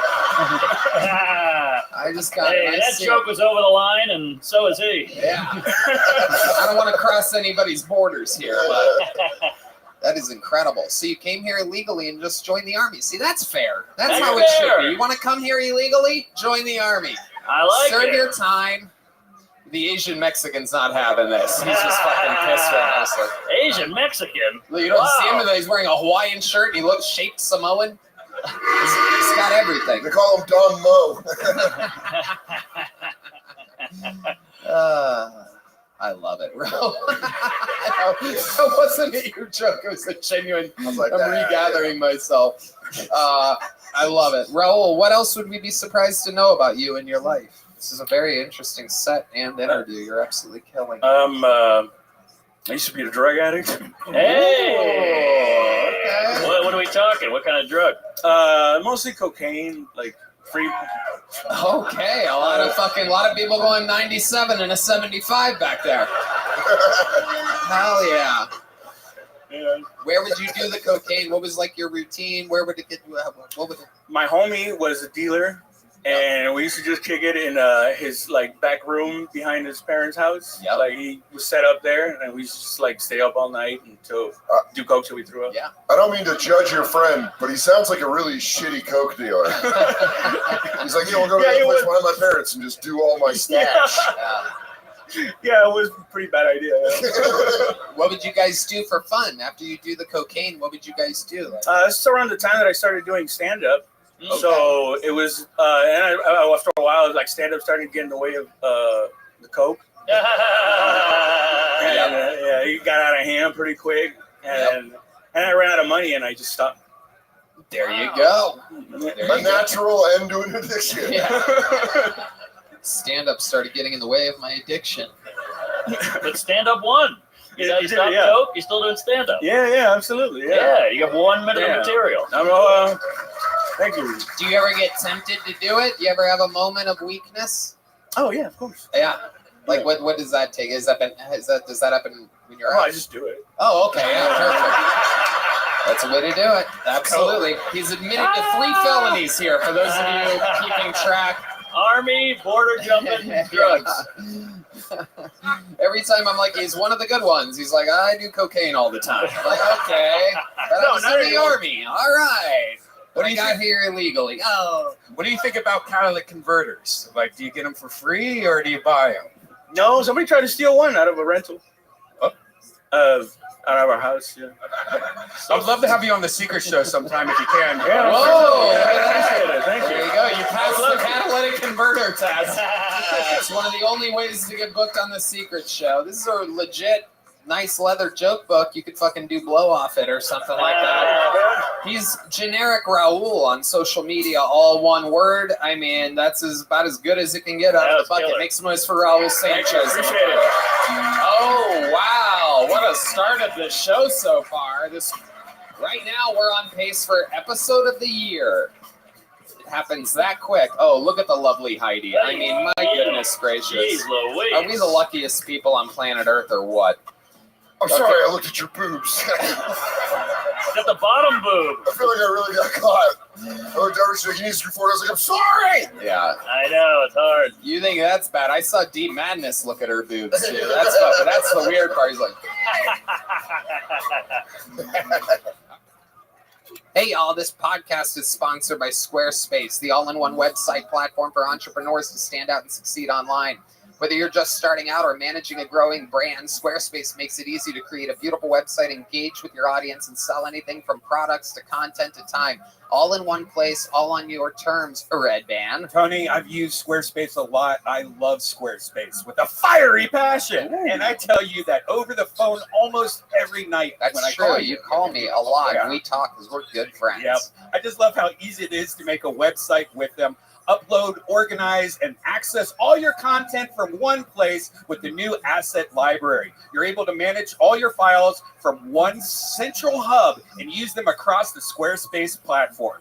Sell your products online, whether you sell physical, digital, or service products. Squarespace has the tools you need to start selling online. That's right, Red Band. You can easily sell custom merch and create a passive income that engages your audience and scales your brand. Design your products and production inventory, and shipping is handled for you, saving you time and money. There's no doubt about it. Making a website has never been easier thanks to Squarespace. So do yourself a favor and head to squarespace.com for a free trial. And when you're ready to launch, go to squarespace.com/Kiltony to save 10% off your first purchase of a website or domain right now. Good evening. This podcast is sponsored by Shopify. Perfect combos, peanut butter and jelly, spaghetti and meatballs, Red Band and Tony Hinchcliffe. Now you and Shopify. Now that's a combo, my friend. Shopify is the global commerce platform that helps you sell at every stage of your business, from the launch, your online shop stage, to the first real life store stage, all the way to the, did we just hit 1 million orders stage? Shopify is here to help you grow. Whether you're selling scented soap or offering outdoor outfits, Shopify helps you sell everywhere. From their all-in-one e-commerce platform to their in-person POS system, wherever and whatever you're selling, Shopify's got you covered. A red band. Shopify helps you turn browsers into buyers with the internet's best converting checkout, up to 36% better compared to the other leading commerce platforms, and sell more with less effort thanks to Shopify Magic, your AI-powered all-star. I know I love Shopify so much, Red Band. I mean, it's crazy. I love Shopify more than I love women and men. I love that no matter how big you want your business to grow, Shopify gives you all the tools you need to take control and take that business to the next level. Did you know Shopify powers 10% of all e-commerce in the US? Shopify is the global force behind Allbirds, Rothy's, Kill Merch, and millions of other entrepreneurs use it across 175 countries. Plus, Shopify's extensive help resources are there to support your success every step of the way, because businesses that grow with Shopify. Sign up for a $1 per month trial period at shopify.com/Kiltony, all lowercase. Go to shopify.com/Kiltony now to grow your business no matter what stage you're in. Shopify.com/Kiltony. All right, your next bucket pull goes by the name of Pamela Galvez, everybody. Pamela Galvez, 60 seconds uninterrupted. Oh, shit. Here we go. What's up, everybody? So I want to open up a pegging gym for women so that we can have nice, strong cores, because I used to date this bisexual guy, and we used to have strap-on Sundays. And, in case you don't know what pegging means when a girl, I guess, wears a plastic dick and puts it in the butt of the guy. And, it made me really appreciate what you guys go through. It's a lot of fucking work. It's a lot of work to do this. And it's very hard to find the hole, too. And I thought, like, all the position, like, I thought, like, when he was on top of me, that would be easy. No, that wasn't easy. But, guys, if your dick could get pregnant, you wouldn't want to stick it everywhere. So just, because you guys always want to, like, stick your penises everywhere. So, yeah. Okay, 55 seconds from Pamela. I wanted to be. You what? Wanted to stay on time. There you go. You're on time. Rare for your people. Yeah, because I'm never on time. What ethnicity are you exactly? Dominicana. Oh, shit. Dominicana. Okay, we got it. One time's good enough. She was hypnotizing Mark. Yeah. Mark was starting to present her. I want some rice and beans. Yeah. She said it 3 times. Yeah. You say Dominicana 3 times, guava juice shows up out of nowhere. This is an incredible. Dan? Peg Bundy, how many times have you done it? I did it like 5 times. It was amazing. Same dude? Same dude. Yeah, it was amazing. So, ladies, power please bottom. try it. Please try it. Oh, you feel so powerful. I was like, oh, now I get it. Well, it's a good feeling. So, okay. All right. Returning the favor. Okay. Anyone else? Anyone else hard? Yeah. It's getting hot in here. Oh shit! There goes the jacket. Look at this. This is like a fucking. All right. Yeah. Don't say Dominican again, or they'll appear. I love it. Has anyone ever told you that you're like if Frederick Douglass and Frederick Krueger had a baby? I like it. How long you been doing stand-up, Pamela? 3 years. Where at? New York City and LA and Miami, and you got to spread around, right? You got to spread yourself around, right? Yeah. Yeah, spread those cheeks. Yes, exactly, and lube it up too. Oh, yeah. Shit. I'm scared shitless of this lady. I told you I want to open up a pegging gym for women this year. Bad idea. Good court. 24-hour shitness. Yeah, that does happen. Okay, so Pamela, what do you do for a living? How do you make money? I am a registered nurse. Oh no! Oh no! Oh. I thought she was going to be a sex offender. School nurse. There's the jet skis. The The jet skis have arrived. D-Madness. All right, we get it. You're going pee, D-Madness. There he goes. 15 minutes into the show, his first pee break, everybody. There he goes. A true professional D-Madness. I bet you're going hard with that thermometer in there, huh? And then the butthole. Lube it up, baby. Lube it up. Oh, yeah. Tony, so I know you wanted to be a heart doctor. See, I had open heart surgery. Okay. ASD. ASD. Atrial septic defect. So, we're heart people. So Okay. that's all. So what was the defect? Supraventricular tachycardia? Yes. Wow, look at that. There you go. No big deal. Yeah. What? Tony, you have no heart. Exactly. I know. That's it's like the ultimate tale. A man with no heart wanted to be a heart doctor. A little boy. Shocking. Uh-oh. So when did you have the surgery? When I was 7 years old. Wow. Incredible. I wear my scar very proudly. So I love it. I love it. Absolutely. We don't wear our incredible. scars and everything. proudly. Okay, over here. Sorry. Really long answers to yes or no questions. What do you do for fun, Pamela? I like to go to the beach and swim and do comedy. Okay. You Yeah. like to swim? I love to swim. What kind of swimming do you It makes do? me feel free. Like there's no gravity. You're just you and your thoughts. Yeah. That's kind of how water works. Yeah. That's also how people from the Dominican Republic get here. It is incredible following in your ancestors' footsteps there. Pamela, what else? Tell me something interesting about you. Swimming isn't really cutting it for me. Yeah, I know. Where are you at on Dominican saying the N-word? Is that allowed? Good question. That's a touchy one. So What do you think? You're Dominican. Dominican. No, I don't like. You don't do it. You would pass the test on a police. Yeah. Yeah. Yeah, I'd pull you over. You would definitely register with an HOA. Yeah. So I also do comedy for disabled comedians. Oh. I'm disabled too. You just can't see it, cuckoo, obviously. And really, it's very passion of mine. Yeah. Whoa. Dan Soder. The more and more we go on, the more and more I see how crazy that guy is for letting you peg him. Oh, you know I feel what? like you didn't have a safe word at all. No, it's dinner. He broke up with me on Valentine's Day. Of this year? Just now. He just Oh, broke up with me on Valentine's What was Day. his reasoning? My ass is Too crazy. bleeding. He couldn't handle my craziness. He broke your heart, you broke his broke back. my Absolutely heart. incredible. On Valentine's Day. How did he break it to you? Was it a text, call? Text after 3.5 years. 3.5 years. 3.5 years in a text? Good for fucking his butt, lady. Yeah. Yes, thank you. Exactly. Yeah. Fucking in the butt. Wow. Damn, Pegasaurus. No, that's Work it. I like that one. Pegasaurus. Unbelievable. So he left you on Valentine's. You guys didn't get to hang out on Valentine's Day. No.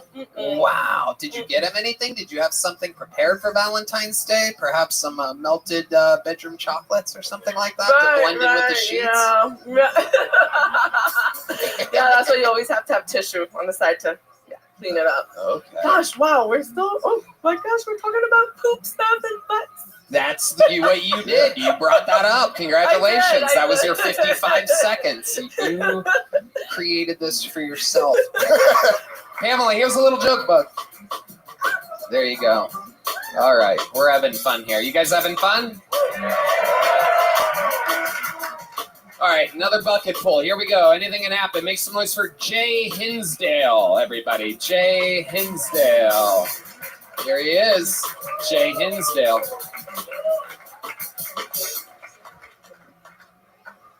Oh, crap. I was at a strip club during the day recently. I wasn't there for any particular reason. I was just trying to get my mom's engagement ring back.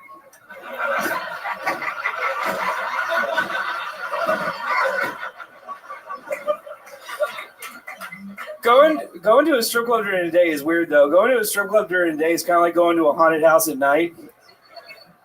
It's dark. You feel like you're not supposed to be there. walls are covered in ectoplasm. And seeing a stripper during the day is weird too. Seeing a stripper during the day is kind of like seeing Batman during the day. They both got cool costumes, but you can see the scars.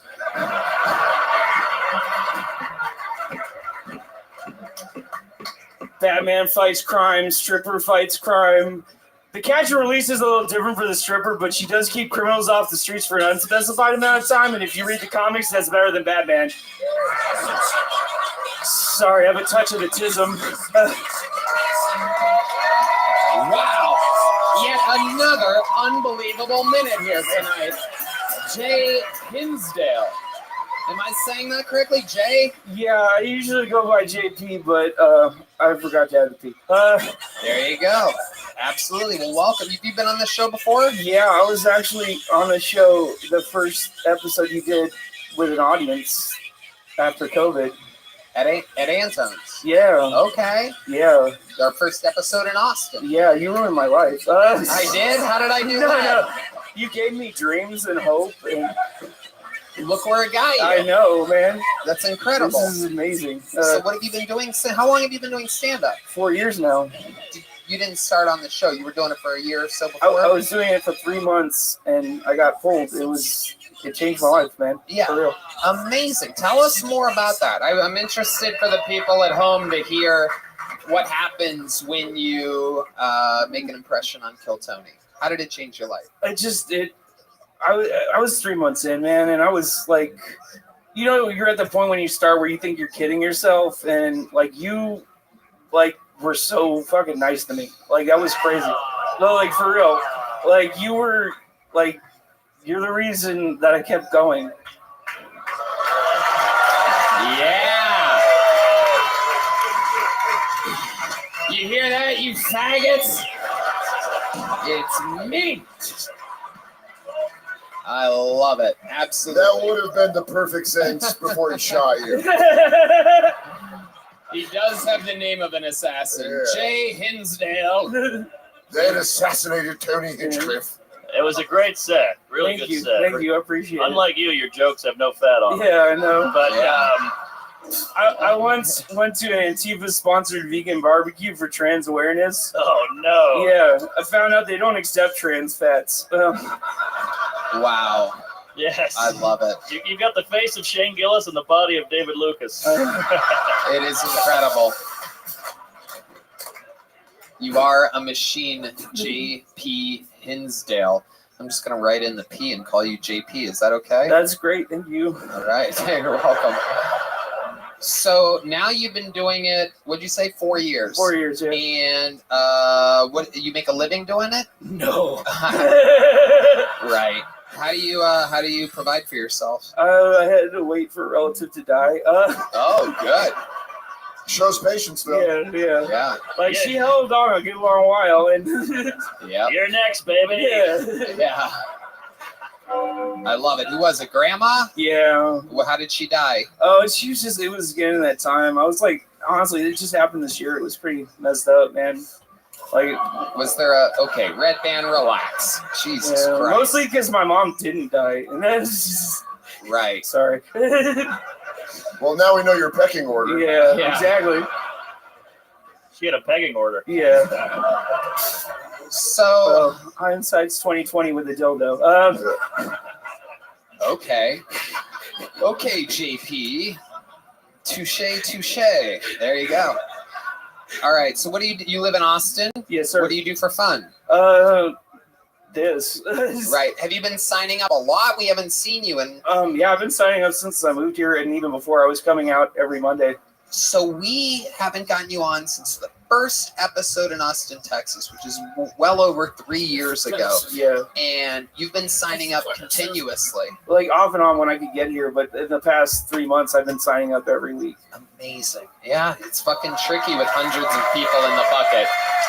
This is a perfect example of the fucking randomness of the show. But, I was just telling, I think it was Rogan the other night that, Williams signed up for, I think it was a year or something crazy continuously. And he never once got up.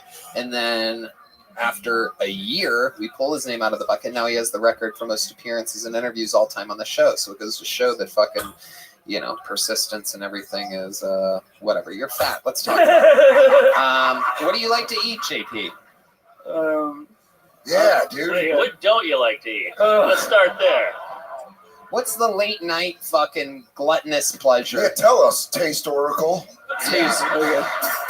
It's not pussy. Not pussy. No. When I can, but it's a delicacy. Incredible.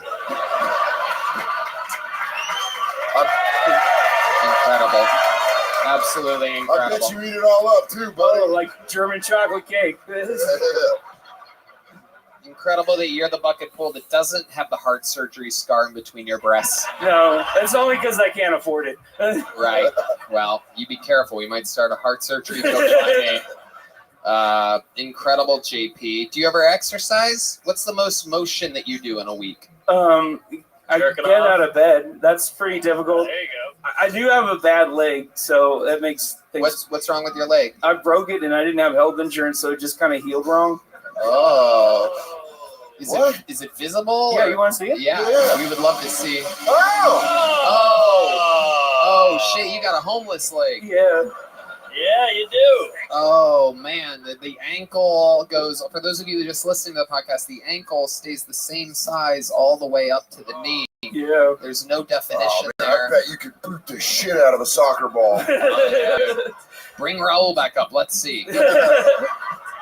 Okay. JP, anything else that we should know about you before letting you go back? I did just come out this year as bisexual. Oh my God. I did it at 40 just in time for it to be gross. Holy shit. Absolutely. Now you're going to be turned down by 2 genders. I know. Yeah. Twice the rejection. I don't know if my heart can take it. Incredible. Yeah. I don't think your heart can take much. So what made you come out as bi? How does this happen exactly? You might understand this, Tony. Yes, of course.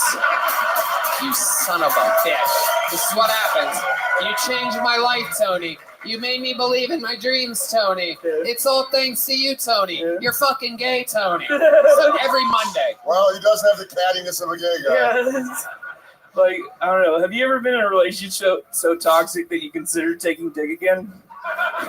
What's like, the again? I didn't like it so much when I was 11, but I've matured a lot since then. Hold on. This is all moving too fast for me. That was good.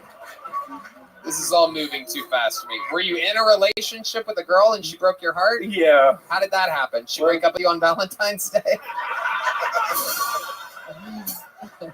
No, it's like our psychological problems were too connected. It just got bad. Is she dead? No. But she's on the pecking order for sure. Yeah. Right behind not for Mom. lack of trying. He goes, Mom, Rebecca. Yeah. And then my stupid dead grandma. Yeah. Hell yeah. So how's the bisexuality been working? Are you on an app or something like Dude, that? guys are fucking savage. Yeah. Like savage, Yeah. bro. Is that, I don't know if it's good or bad. Bad savage. Like, dude, I don't like, man, I remember the first night I was out, this like guy was coming up, he's like, hey, can I blow you in the bathroom? And I was like, I'm just new to this. I'm not quite ready for this shit yet. Oh my God, what a gay bitch you are. Dude, get that dick sucked, bro. Yeah. We go to Barnes and Noble. You want to suck my dick? I'm new at this. But literally, like 5 minutes later, he's like, at first he's like, I understand. And then 5 minutes later, he's like, hey, you want me to suck your dick in the bathroom? And I was like, dude, we just talked about this. I was like, whew, take it easy. But Let somebody see your dick. I know. Because you're not seeing it. No. Yeah. Jesus. I had somebody Christ. describe it to me once. Apparently, it's majestic. Hey. Well, if it's anything like your leg, it's huge. Yeah. What kind of It's a sight to behold, either way. Yeah. What are the apps you're on? Uber Eats? Yeah. Grub sub. I love it. I love it. So what gay shit have you done? Well, I was driving Lyft for a while. Wait, what? What? Yeah, I was driving. Well, like my first night, I was driving Lyft. Like I picked up this dude at a bar, and like he was just sitting in the back. He was like making out with this dude when I picked him up. And He was then making out with a woman when you picked him up? No, he's making out with a dude. Oh, gotcha. And then he gets in the car and he's like, I hate this shit. And I'm like, what? I'm like, he's like, I hate hooking up with straight guys. Yeah, and I was like, that guy was straight, and he's like, yeah, he came in with his girlfriend. I'm like, I'm pretty sure he didn't come out that way. Yeah. And then he was like, so we're just sitting talking, having a normal chill conversation. And while you're driving him, yeah. So where's he going home? Yeah, he's going home, and then we get to his destination. Wait, he's like, take off your hat again. You're like a gay jelly roll. Look at this, everybody. Look at this fucking smelly roll over here. Oh my goodness! You gonna sing the national anthem for us? I love it. I mean, if you want, I'll get the words wrong. Okay, can you see? All right. Okay. So what happens then? Well, he's like, hey, you want me to suck your dick? Wait a second. We've heard this before. Yeah. Yeah, why are you like a bug zapper for people that want to suck dick? Just everyone's like, I gotta suck this guy's dick. I've always wanted to know what it feels like to have a belly on my head as I call a guy. It's a moth to a flamer. Look, I understand it less than you do. I've never heard somebody ask me that question until recently. Well, when it rains, it pours. It does. But he goes like, hey, man, you want me to suck your dick? And I'm like, I thought about it. I was like, that's really nice of you, but... You are the worst at turning down fucking blowjobs. I'm new at this. Oh, that's very nice of you. But then he was like, oh, man, blowing on the clock. I know. I would have got more than just the tip. Okay. So like he's like, I'm like, thank you, but I'm okay. By the way, let me just point out that you can tell D Madness is homophobic. It's because he keeps playing the Law and Order. He thinks being gay is so wrong that it's a crime. Now. Like, we hear you, D Madness. You're saying so much with your bass guitar right now. Like, that's not. Look, I grew up Irish Catholic, so I feel the same way about myself. So then what happened? I cut off your story. So then he's like, well, at least let me see it. And I was like, I was an altar boy. I'm not. That's like, I know that trick. And it's fool me once, shame on you. And then so he's like, well, at least describe it to me. And I was like, it was like 2 a.m. It's like, I've never had to describe my penis. Challenge accepted, So like, it didn't take long. I explained it. And then, after that, he was like, how are you going to describe your penis to me and not let me see it? Can I ask you how you described your penis? It was a windy night. Yeah. I was new at this. Yes. I was feeling my loins burning in a certain direction. I mean, it's distinguished, but it leans a little to the left. Just like your leg. Exactly. I love it. It's a structural issue. Okay. But anyways, like his logic was sound, so I was like, I guess I have to do it. I don't know. Okay. Are you saying this guy argued you into being gay? Yeah. And did he pay you for the ride? Yeah. Oh, man, that's got to be a violation of Lyft. Yeah, probably. It's a good thing I don't do that anymore. You're a hooker. I know. Hey! What kind of dudes are you into? Do you have a specific type? Because you're what you would be described as a bear. Is that correct? I guess that's what everyone keeps telling me. Yeah.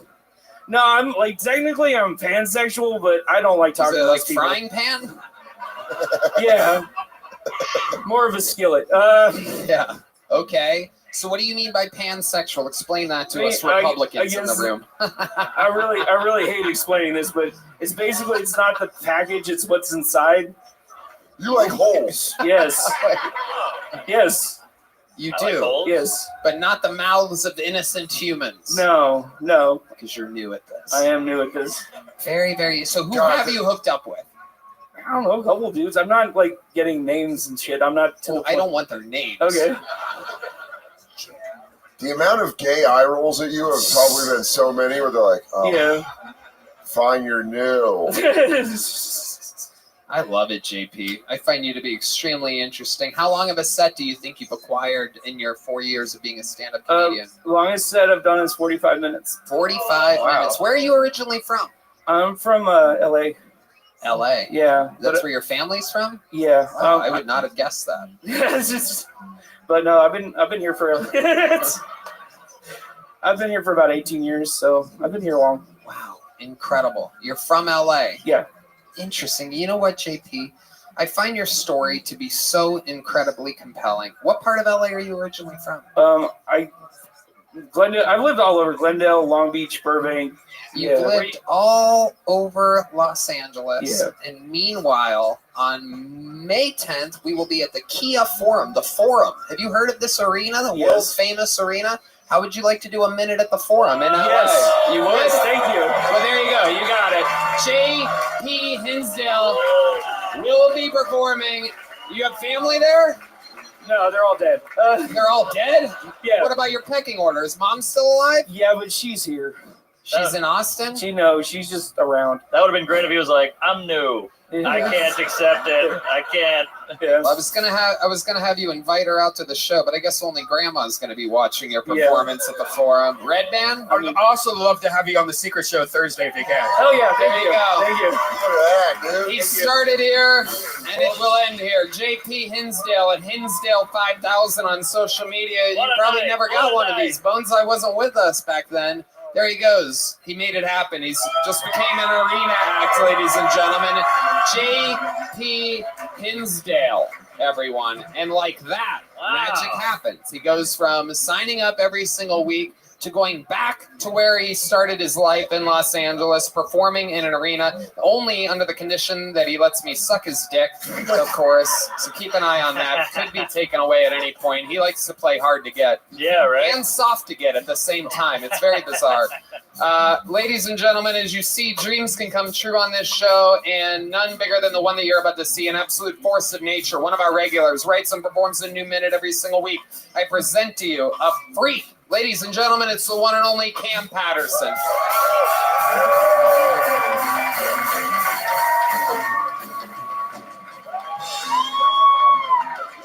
Yeah, yo. That last nigga gay as hell, dog. Gay as shit. Super duper gay, very gay. Unlike that guy, I like bitches. I love women. They cool as hell. I had a threesome for the first time a couple weeks ago, and I made 2 women come to the same conclusion that I'm pretty bad at sex. I'm mad because I told them that joke, and they laughed harder than y'all did. I hate them hoes. I hate them with my whole heart. That shit really pissed me the fuck off. It was weird, because like, at one point, one of the girls got mad at the other girl because I was fucking the other one too much. Because her pussy was better. I'm a genius, you know what I'm saying? And so she got mad and went to a different room. So I had to fuck them in different rooms. So just imagine me butt-ass naked, 14-inch dick. Don't think about it too hard. 14-inch dick, super flaccid. I'm soft, not even hard yet. It was just dragging the floor. And I'm running butt-ass naked with my socks and slides still on, because if you fuck without your socks and slides on, you gay. That's gay as hell, dog. You fuck butt-ass naked, that's gay as shit, right? So I'm running back and forth like a Scooby-Doo chase scene, right? Just hitting that shit, right? And I really enjoyed it. I thought it was a good time. And I called my homeboy. I was like, hey, man, I had a threesome last night. That shit was dope. And I explained I was going back and forth, back and forth. He was like, you can have a threesome. They ran a train on you. That's it. I can't find it. Fuck yeah, Cam Patterson. I love it. That's a new minute. Yes. Originally heard about it in an interview. Yep. And there it is. The actual bit. Unbelievable. Take it from interview to fucking... It all turns into material. Yeah, them niggas already gonna hate me for that one, but oh yeah, it's how I don't fuck their mamas on. You know what I'm saying? That's right. Absolutely. Get their moms pregnant. Yeah, that's a good idea. That's a good idea. The fun thing about fucking a hater's mother is that you can come inside of her all you want. Yeah. Let her deal with the repercussions. I can be your stepfather, some shit like that. You know what I'm saying? Exactly. Yeah, God damn, what a cool threat. I'm gonna fuck the shit out of your mom. I'd be like, I'll listen to your stories. I love it. Cam, you're absolutely killing. What else is going on in the world? You really did that, huh? Yeah, I had 2 different rooms? Yeah, they was upset with each other. One of them was just mad because I was fucking the other one way too much. And then you went in there, and what'd you say to her? You're like, hey, I want to stop being mad, bitch. Yeah. Okay, that's a direct approach. Yeah. Stop being upset, dumbass bitch. Oh, hell yeah. You threw dumb in there. Yeah. Absolutely. Super insulting. I'm writing it down. All right, keep going. That's All right. good. Settle down, you dumbass bitch. Yeah. Because some women like to be talked to aggressively. You know what I'm saying? Yeah. She like to be, you know what I'm saying? But how This do you, feels like a fucked up hitch. How do you know who to talk to aggressively and who to not You gotta talk talk to the aggressive ones aggressively. You know what I'm saying? She really like overly aggressive. You gotta be aggressive back. Like I don't hit women, but I shake the shit out of bitch. You know what I'm saying? I shake. How did you know that the one girl's vagina was better than the other girl's vagina if you fucked the one girl first? Cause I tried both of them. You tried both of them. Oh, the old Pepsi challenge. Yeah, I tried both of them. I'm like, oh, this is way better. What do you mean? It was like the other one. Nah, just like more wet. You know what I'm saying? Yeah, a little like, je ne sais quoi. You ever had like a stuffy nose and one of your noses is just like one side of your nose is just like super wet and the other side is just dry shit? Yeah. That was the other bitch. She was just But Cam, have you ever laid on your side and let the snot fall into the other one and then it opens back up? How cool is that? What I'm saying is, should have switched rooms. Maybe the pussy would have been better in the other room. It's too bad there's no nose spray for pussies. Cover that shit up, you know? They needed that shit. I will tell you my favorite part about the threesome is I went outside. I was on the phone with my homeboy about some shit. And then I came back in and one of the girls was eating the other girl pussy. And I was like, man, life is great, man. Yeah. And so I decided I had like two entries I could choose to go through at this point in life. You know what I'm saying? I could either like just shove my dick in her mouth or like fuck the other one. And I shoved my dick in her mouth, and I think that was a pretty good decision. Yeah, choose your own adventure. Yeah. What a post-game conference. Yeah, all right. I could have gone puss, wet mouth. Don't regret it. Don't regret it. Good, great idea. I like that a lot. Let's also take note that during all of this talk about fucking women and women eating each other out, not once have we heard from the homophobic bass player D Madness. We played it 18 times during all the game talk earlier. Literally, gay things are criminal. Unbelievable. And you fuck with the slides on. Oh, I got to. Hell yeah, you got to. Yeah, because you go socks, they're on the carpet. Yeah, you got to have, you know what I'm saying, good traction. Yes. You definitely have I'm running to the liquor store outfit on. Traction. Yeah. Cause like, you don't like, you know what I'm saying, like, not on really carpet, but if you like on like hardwood floors and shit, you be slipping and shit. You stay at the edge of the bed and you bring them kind of towards you. Yeah, I like to hold touch their toes. Slides, it would be hard to keep them on in the missionary position. Oh, trust me, I keep them bitches on, dog. You keep them on. You gotta grip the hole with your toes a little bit. Oh my god, that is incredible. These don't come off at all, bro. For those of you just listening to the podcast, he got up on his toes like Michael Jackson. Gotta grip the hole. Look at me. Look, grip them bitches. Grip it. Wow. Go ahead, gotta grip the hole. That is incredible. This guy just agrees with whatever you say. Yes, Mr. Black Man. Okay. Yeah. Yes. Yes, I'll buy candy for your uniforms.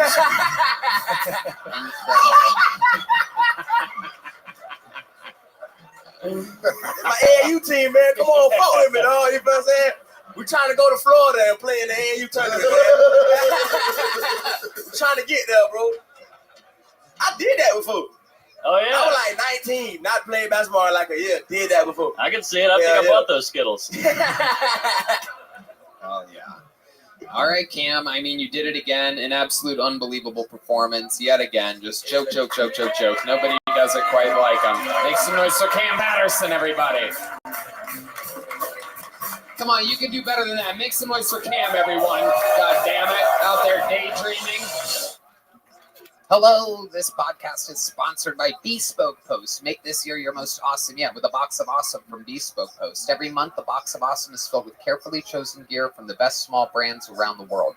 This month, I got a big knife from the Slash Box. It's made by Bare Bones, based in Salt Lake City. Whether you want to drink and eat more awesome, dress and travel more awesome, or explore more awesome, Box of Awesome has you covered this year. Red Band. To get started, take the quiz at boxofawesome.com. Your answers will help them pick the right box of awesome for you. It's free to join, and they release new items every month across a ton of different categories. Tony, I love getting my box of awesome in the mail each month. It's like Christmas. I wait by the door like a dog. Yeah, like a dog what? Waiting for my owner to come back. There you go. When you become a member, you'll have access to stellar discounts across a plethora of products. We're talking 30% off or more sometimes. Plus, with each box of awesome, you're supporting small businesses. 90% of everything that comes in your box of awesome is from a small up-and-coming brand. It's free to sign up. And you can skip a month or cancel anytime. Get a free mystery gift with your first monthly shipment when you sign up at boxofawesome.com and enter the code KillTony at checkout. That's boxofawesome.com, code KillTony, for a free mystery gift with your first monthly shipment. Boxofawesome.com, code KillTony. Your next bucket pull is from the inside. He is one of you. Make some noise for Tanner Amiglio. Tanner Amiglio. From the inside, well, nope. Is that him? Tanner, you here? Here he comes. All right. From the back. How many of you like it when people do good on this show? How many of you like it when people do bad on this show? Oh, there you go. A bunch of ruthless people in this room tonight. Absolute monsters. Make some noise for Tanner Amiglio, everybody. From the inside, one of your very own. One more time for Tanner Amiglio.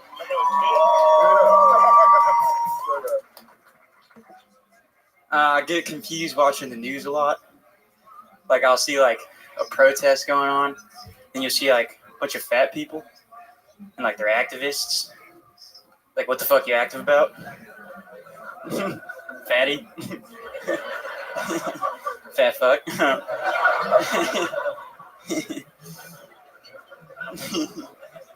Shh. Hold on. No, dude, like, I like listening to my parents have sex. I don't care what you think, dude. They're my parents, bro. Fuck you. It's fun to think about, you know, like, my dad's shorter than my mom. My dad's Asian. It's cool. He just teeter-totters on her. I know he's doing a good job, too. Like, I hear my mom go, oh, yeah. Yeah. My dad's all, oh, my God. Fuck yeah. Get this pussy. I'm Asian. Don't get mad at me, bro. All right, cool. Wow, a great minute. Tanner Amiglio. Am I saying that correctly, Tanner? Yeah, you are. Yeah. Welcome to the show. This is your first time, right? Yes. Dan Soder. What up, Dan? What's up, dude? How are you? I'm doing great, dude. You really look like a kid that was kidnapped and then returned. I just kept asking him, like, yo, dude, let me play the iPad. And he was like, get the fuck out. Incredible. How old are you? 21. 21 years old. Wow. Yeah. I feel like Kevin Spacey because this twink is cute. Yeah, dude. Yeah, it's going down. It is Cute going and stinky. I'm a little cute, stinky boy. Wow. All right. There you go. How many animals have you killed with rocks? Oh, wait, no, so many. Actually, though, no, Go like ahead, a lot. answer it. Okay, I've killed rabbits, squirrels. I killed, not with a rock, but with my car, like 3 hogs. What was the one with your car? Like 3 hogs. Like three at once. Oh, Instead of 2 birds, 1 stone. My car, 3 hogs. Wow. Yeah. Honestly, you can't beat that logic. Right. That's good.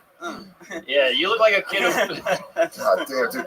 I have never seen a person so ready for a firework accident. It's unbelievable. This is incredible. You're a little bundle of energy, Tanner. How long have you been doing stand-up? This is going to be 10 months. No, 11 months in March. Okay. Oh, it's that now it's March. Yes. 11 months, guys. Wait, you mean a year in March? No, a year in April because I Okay. turned 21 in March, so I started in April. Okay. Yeah. All right. Yeah. Well, everything's happening right now. at I this know, moment. it's crazy. Birthdays. I don't know why he's got so much cartoon turned into a human energy. Yeah. There it is. Yeah, that's the sound. Yeah. Okay. So, Tanner, how do you make a living? I work for Tommy Buns and Mama Jeans. Wow. Yeah. And unbelievable. Yeah, I was actually switching on the podcast when you were on Not Today, Pal. Oh, okay. Yeah, Hell yeah. And you asked, with the great Jamie Lynn. yeah, the great Jamie Sigler? Lynn and Robbo. Yeah, Of course. yeah. You asked, so when.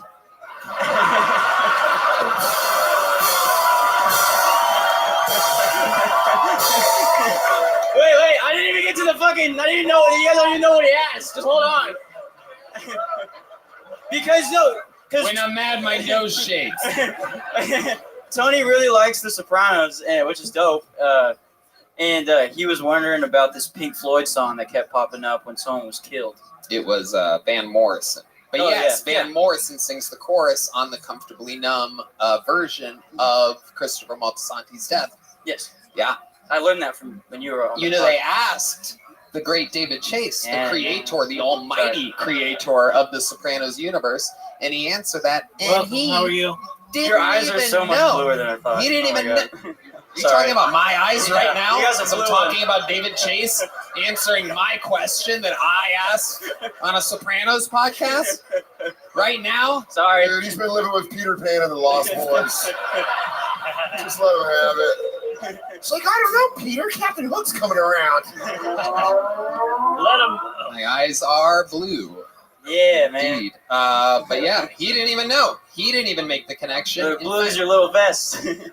Oh, What is going on here? What is going on here? Wow. Yeah, fuck it. Will you guys stop flirting? Oh my God, what a meet cute. Yeah, right? You want to Tony, you're back in with the Asians. Yeah, Hey. you're popular. We love you. I'm gonna get my revenge. I'm a dirty Asian though. You know, we're not. What kind of Asian are I'm you? Filipino. We're not clean. We're like tree Asians. We're arboreal. That means they live in the trees for you retards. Arboreal is in the trees. God, This is the worst planet Earth ever. The retards are in the trees. Oh, man.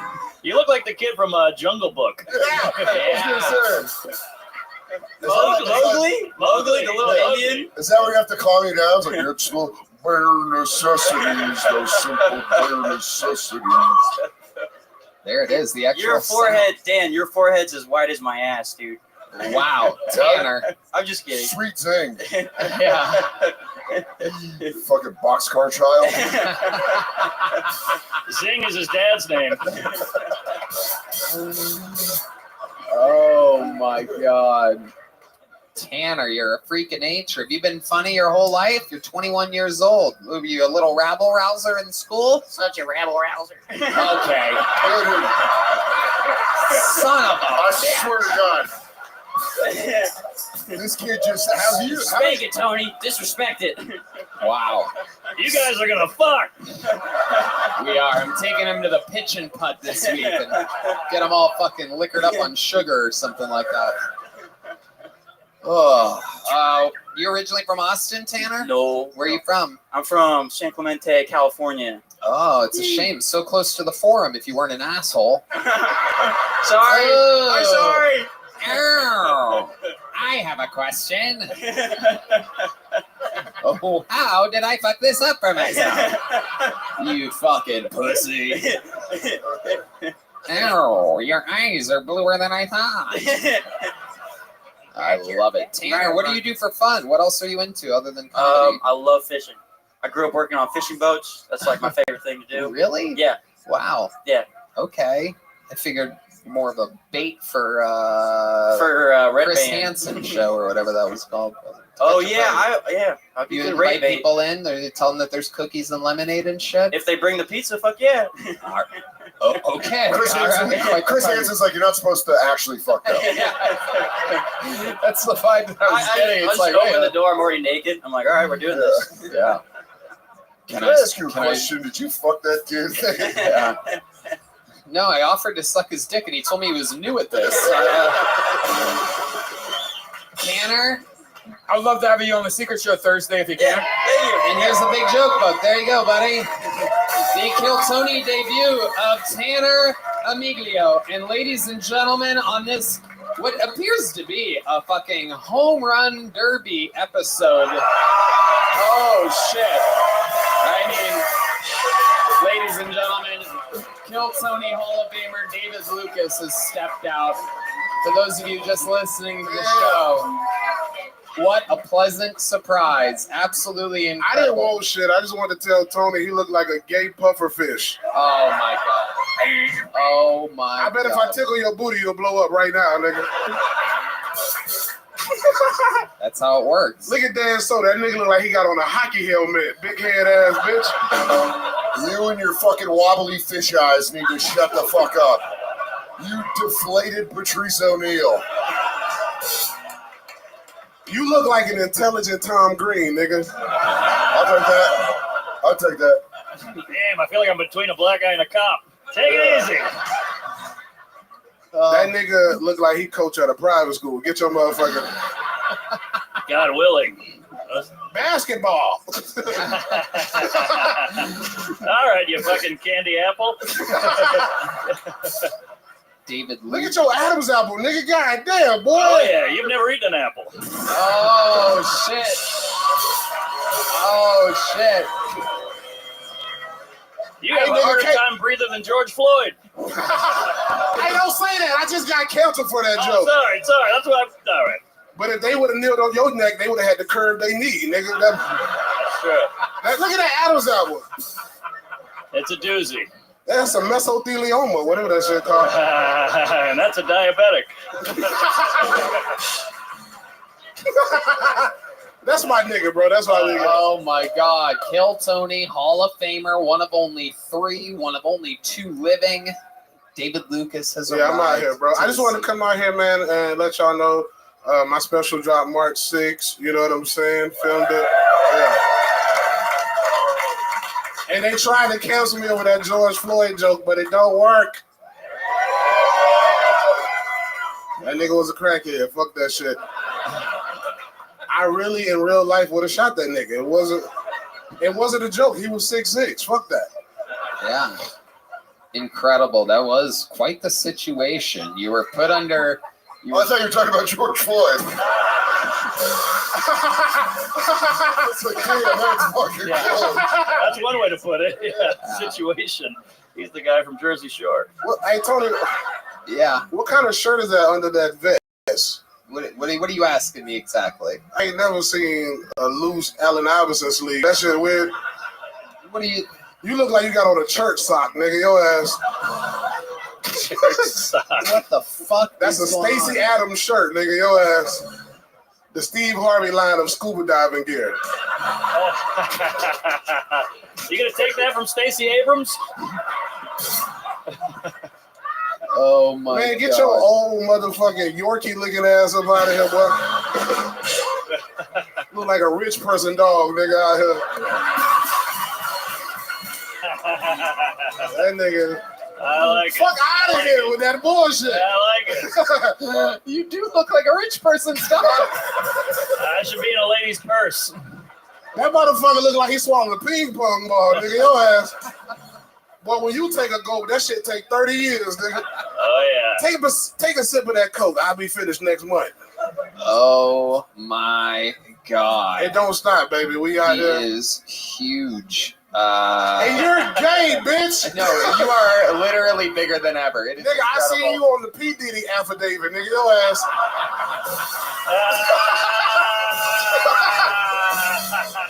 Oh my God. You was in a swimming pool with Meat Mill. Well, no one knows more about being puffy than you do. So. There you go. You be puffing in the morning from that AIDS medication, nigga. Your ass. You are notoriously BIG. And you are notorious FAG. Oh, son of a bitch. He got me again. It goes on and on. Forever. I can't understand how we last so long. Absolutely incredible. You know we do this shit, man. What else, you know David? I'm saying? You know, I'm out here, bro. I'm out here in these cities, man. Bakersfield, North Carolina, fucking Stress Factory. I got the Wilbur at the end of the year. We out here doing it. Kill Tony is the real movement, nigga. Y'all better believe that. Goddamn motherfucking right. We're doing Madison Square Garden. Do you niggas understand that shit? Yep. Yep. Everybody associated with Kill Tony is a motherfucking killer, and don't forget that shit. That's all I gotta say. I David love y'all. Lucas, everybody. You gotta love it. What a special pop-in. No stand up. No We sit. love you, David. All right. Absolute legend of the show. We're going to be getting trashed tonight, no doubt about it. And I was saying, before he even came out, I was saying on what appears to be an all home run derby episode of Kill Tony, I have pulled one of the most amazing names I could have possibly pulled out of the bucket. Genuinely, somehow, out of the hundreds of signups I have pulled, Kill Tony legend. Make some noise for David Jolly, everybody. Oh, yeah. Gang. A violent side. How y'all doing? How y'all doing tonight, white people in Puerto Rico? Y'all heard the news that the aliens was real? Y'all heard that? It's fucking crazy.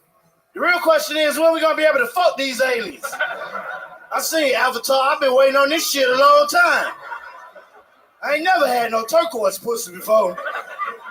I'm gonna be the first nigga in a polyamorous relationship with 2 Martian hoes. I'm gonna be like, hey, ooga, ooga, ooga, ooga. You ain't, y'all come down here and suck my dick. Cause I already know if they keeping them aliens at Area 51, it's a nigga on that midnight shift. You just wait for Roger to go eat his cheese sandwich. All right, thank y'all, man. Thank you. Only 42 seconds. Oh, my bad. All right. Fuck y'all ugly, bitch. Okay. All right, 48 seconds. David Jolly. What up, Tony? All right? How's it going, my friend? Welcome. Shit, you know, I ain't getting it. You having a good time, ain't we? Goddamn right. You working tonight? Yeah, I'm working. Absolutely. I love it. You thought I just walk around with... Well, don't answer that. Yeah, exactly. You don't want to know. David, incredible that I pulled you out of the... But do you always sign up when you're working? Yeah, every time. I love it. Well, and I was sitting up there, and then I seen Brian look at Colt, and I was like, I think this might be my motherfucking name. You're goddamn right. Yeah. Look at you. What up, Mark? Hey, it's good to see you. I mean, you were great in Blood Diamond. Yeah. You was good in Honey, I Shrunk the Kids. Fly out of my nose. Genuine snot just flew out of my nose on that one while I was trying to light a cigarette. That was incredible. Good. You swift. A very rare treat on this show is liquids flying out of my body, surprisingly. So, David, welcome back. Since the last time that you've been on this show, I had you do some spots on my Tony Hinchcliffe and Current Friends. You killed. And then I invited you on the road, and I mean, I don't know why I was surprised, but your level of intensity in giant theaters was so incredible that I had you back and back again. So you've been kind of part of this rolling crew. Tell these people what it's like doing sold-out theaters around the world with me. That shit retarded. Can you describe it a little bit better? I mean, because it takes so much time, like with the jokes, because you tell the joke, then it's 2,000 people, you know, with the timing. It's great though, man. It's fun. We having fun on the road, cracking jokes. Always giving Hans Kim shit every day. You know what I mean? Yeah. It's amazing. That's the best part to me. Yeah, it really is. And we also roast you a lot. It's I don't give a damn. You know. Oh, we know. Hans doesn't really give a damn either. Yeah. Everybody's happy to be on the ride. That should be fun. I took you we went to Cleveland and Pittsburgh this past weekend, and we stopped off in Youngstown, Ohio, which is the midway point, and you went to my mom's house. Yeah, we hung out good over there. A little fun fact, though, I told my mom that, who else was with us? It was Yoni, Christy, Hans, Cam daddy, and Cam's dad. But I told David to wait in the car 5 minutes, and after she let everybody in, I didn't tell her that David was coming, and then I had him just bang on the door really, really hard to freak her out. But she was a good spirit. Ever she put the gun down. Yeah, it was unbelievably hilarious. You got to have Youngstown pizza, Belleria, Uptown pizza. That ice cream was fire though. That's Handel's ice cream. It tastes famous. You've had it. Yeah. Very good. Very good. I thought it was gonna taste like purple drink, but it tastes like grape. So that was good ice cream. We did. We got Close grape enough. flavor. You ever had purple drink? Oh yeah, it's good, right? very good. I know you had it, Dan. You from the hood, man. I love purple drink. Yeah. It's delicious. I'm telling you, it is. No, I know it is. Yeah. This is. What the fuck What the hell is that? Find me in a hot tub. Oh, were you friends with them dorks? David Lucas and David Jolly back to back. It's a shame because I was trying to get Cat Williams on this episode last week, but he obviously had other things to do. I wonder what Cat Williams would have said about your performance here tonight. It makes me wonder. Can't even do a full minute. The man. They got him working the door. Baby can't even do a damn full minute. It's a shame. Get away from me, white bitch. I'll be fucking. Ain't having no snow bunnies up in my shit, pimpin'.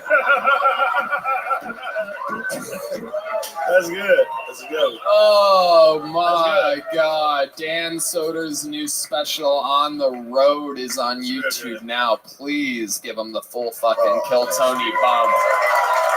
Let these motherfuckers know. Oh my God. It's good. I see you getting better every day. I see you at the club. You're always good. Your material's gold. Oh, wait. That's your team. I followed you last night. Sorry. I followed you last night. Oh, yeah. Home? Yeah. Nah. No, I mean, I'm on the open mic, on the cruise show. Oh, yeah. That was they forgot you was on the stage when I left. Oh, wow. I'm just fucking with you, Mark. Don't dare me one day. Mark feels like he's talking to the door guy of his building right now. I'm like, oh, yeah. He goes, yeah, it's crazy. It's raining. All right.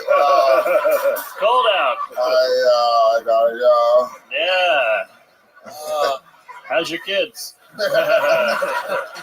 Yeah, all right. Be good. All right. Oh, you're taking care of them. That's nice. He does not know where they are. He in college, actually. He's pretty good. Yeah. You got a kid in college? Yeah. What college is he going to? Bethune-Cookman University in Daytona. What's it called? Bethune-Cookman University.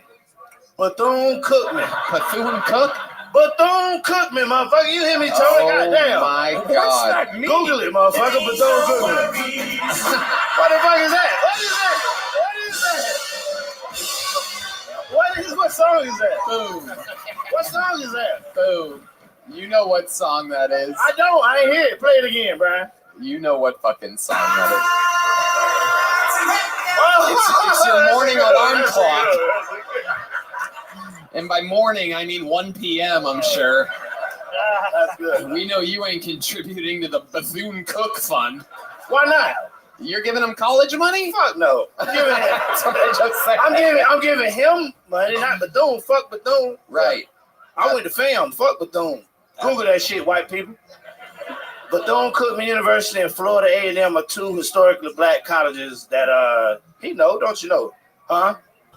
Oh, that's Black Theon from earlier. The guy that he know what I'm talking about, man. It's two prestigious universities. So weird hearing black guys talk college. Yeah, exactly. Crazy. Quite the community you guys have built for yourselves. I know. Yeah, I'm doing all right. I'm pretty good. You know what I mean? Good. Right. You're doing just fine. fine. Yep. Between GOD and GED, you're doing just fine. Man, fuck you, Tony. You're an asshole. You're an asshole. We love you. Incredible to have David Lucas and David Jolly back to back since he had to apologize for doing jokes about you. Not a lot of people know this, but this is the actual George Floyd. He was an actor the entire time. He's alive and well. He's totally fine. I was in the Bahamas. That's what I was doing. Yep. Smoking weed with Tupac and shit. You know what I mean? Doing cocaine with Elvis. You know, the usual shit, you know. Absolutely. Yeah. Gang violence indeed. You know the vibes. Yeah. All right, Theon, that's enough talking while the show's going on. It's not a movie theater. Hey, relax. He gonna kick y'all out. I'm telling y'all, you're gonna be out of here. Yeah, what is this? Medea goes to a comedy show? Relax, bro. This is incredible. David Jolly, you're a sensation. What can I say? Everybody loves you. You're a cold-blooded killer. I What love else, y'all David? too, man. Yeah. Appreciate it. David Jolly. All right. We keep moving along. Now, we started a little late. We're going to go a little bit longer. Make some noise for your next bucket pull. Alex Hobson, everybody. Alex Hobson is next on Kill Tony. Such fun interviews. Whoa! Make some noise for Alex Hobson, everyone. Hey, everybody. I hope you're all in a good mood tonight. I have, that's a good thing.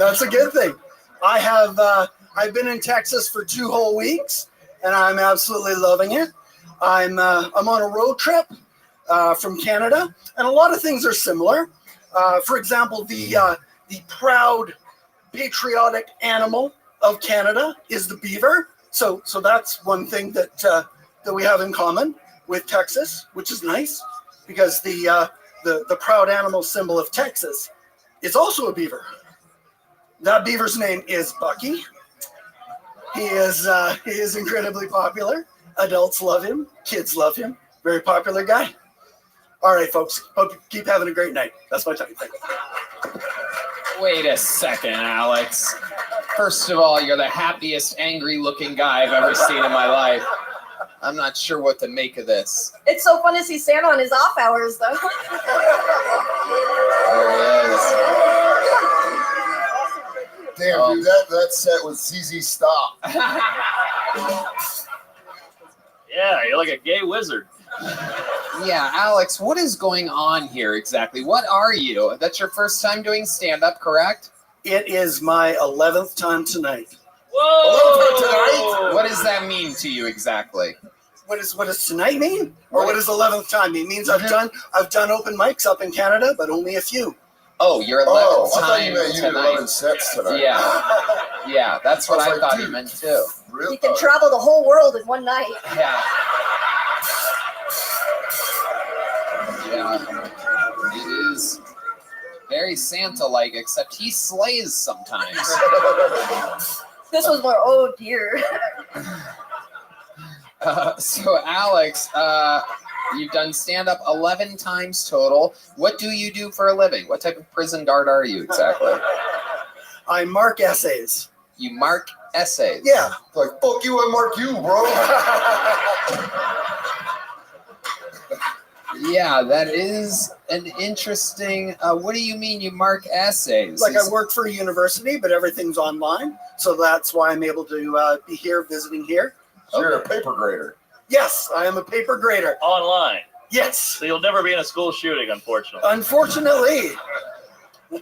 How long have you been an online marker? For quite a while, for like 12 years now. Wow. Basically was doing my education in stages, did a BA, did an MA, and then got partway through a PhD. Are you William Montgomery's dad? Okay. You didn't answer. That was weird. Are you married? What have you done with your life? How old are you? I am 52. Okay. And what have you done up until this point? What made you start stand-up so late? Was in a marriage where freedom wasn't really available. Tell us more about this marriage. How long did it last? Hey, by the way, who was the restrictive one, him or her? Yeah, exactly. He looks like he's got someone chained to a radiator. Yeah, absolutely. No, Your Honor, I'm the victim of the domestic violence. I swear. You've got evil youth pastor energy. Yeah. So what happened with the marriage? Tell us about the marriage. It was one of those things that started out, and I thought that it was someone that was amazing and passionate and driven. And so I said to myself, if the first night is like this, then you know what else will be good? You know what else will be intense? The divorce. And it was. How long was the marriage? 12 years. And what was so intense about the divorce? Tell us the truth. Was married to a very passionate, very driven, very intense When you person. say that she's passionate, give us some type of example of how she's passionate. What do you mean? In the bedroom? Yes. Okay. What ethnicity was she? Chinese from China. Whoa! There you go. Truth comes out. The Asians holding strong on this one. Damn, you got Tiger Mom, huh? Yes. Yeah, dude. Yes. Was she from China? Yes. Oh, did you come in a box? No, she was actually from a very wealthy Chinese family. I met her while she was traveling. Oh, Whoa. Kim Jong. Oh. Oh, wait, that's Korea. That's Korea. Sorry. Wow. So the marriage ended up being just general so-so. That's Chinese. That's a Chinese. I like it. Okay. She just egg rolled over. Yeah. She was like Kung Pao. Yeah. There was a lot of that. She was abusive? Absolutely, yeah. Tell us about it. Come on. Did she hit you with nunchucks? Yeah. Little choppy chop. Put you in a finger trap or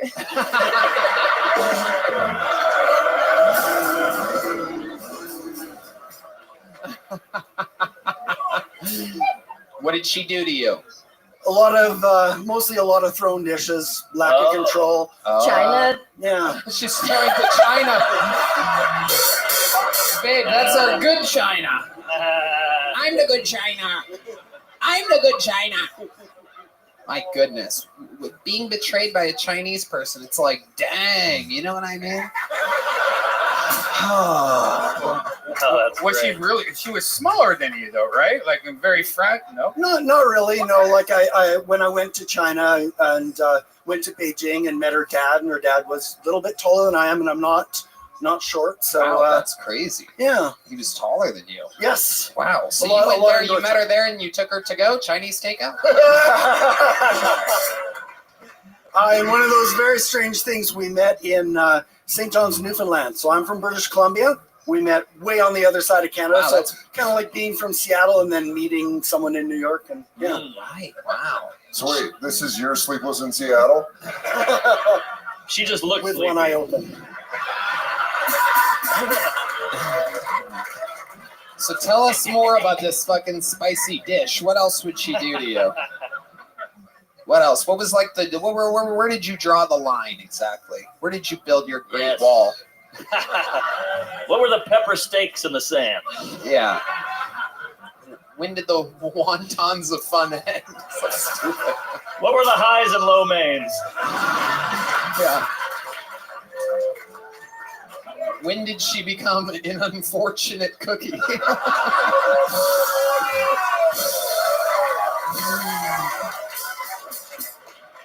Was she spy ballooning on you? Yeah. No more Mr. Rice Guy. When did you know you were a gong? Yeah. Did you jump on the old Panda Express and get out of there? You know what I mean? Did she start COVID? Sorry. Yeah. If she could have, she would have. Got it. Wow. Got it. Look at that. My goodness. She was in the airborne division. All right. So 12 years. What was the last straw? Even though they don't really put straws in the to-go bags if you order. Okay, all right. You're good. Trying to shoehorn these Chinese jokes. I really thought you were going to say what was the last straw hat, but I didn't know. Oh, there you go. He's the one. That's called punch up right there. There you go. That is correct. Okay. Basically watched it go from passionate and spontaneous into passionate, spontaneous, and violent, and just tried to keep everything as comfortable as I could for the sake of the kids. And how many kids? 2 kids. Okay, lucky numbers 2, 17. All right. Okay. You're saying she went from sweet to sour? I am. Absolutely. Absolutely. No doubt about it. I like it. I like it. Okay. So have you been with another woman since then? Yeah, I actually went because I went from someone who was very thin, where we didn't have a lot in common, where every conversation things You were got a something fat bitch different. now.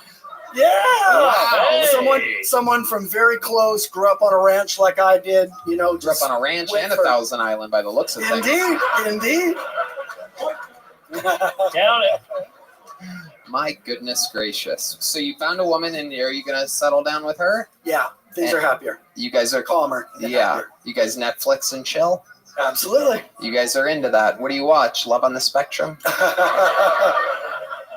Yeah, that's clever. We definitely do that. And now I finally watch a lot of stand-up. So. Okay.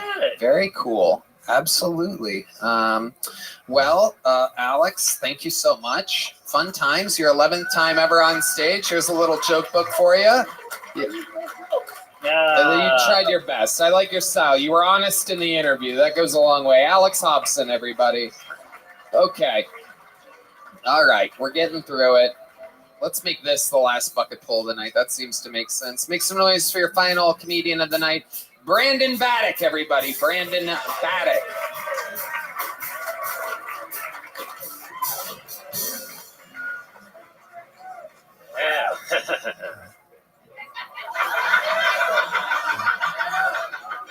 I just turned 25, which sucks, because I feel like I look like I killed a guy in the 70s.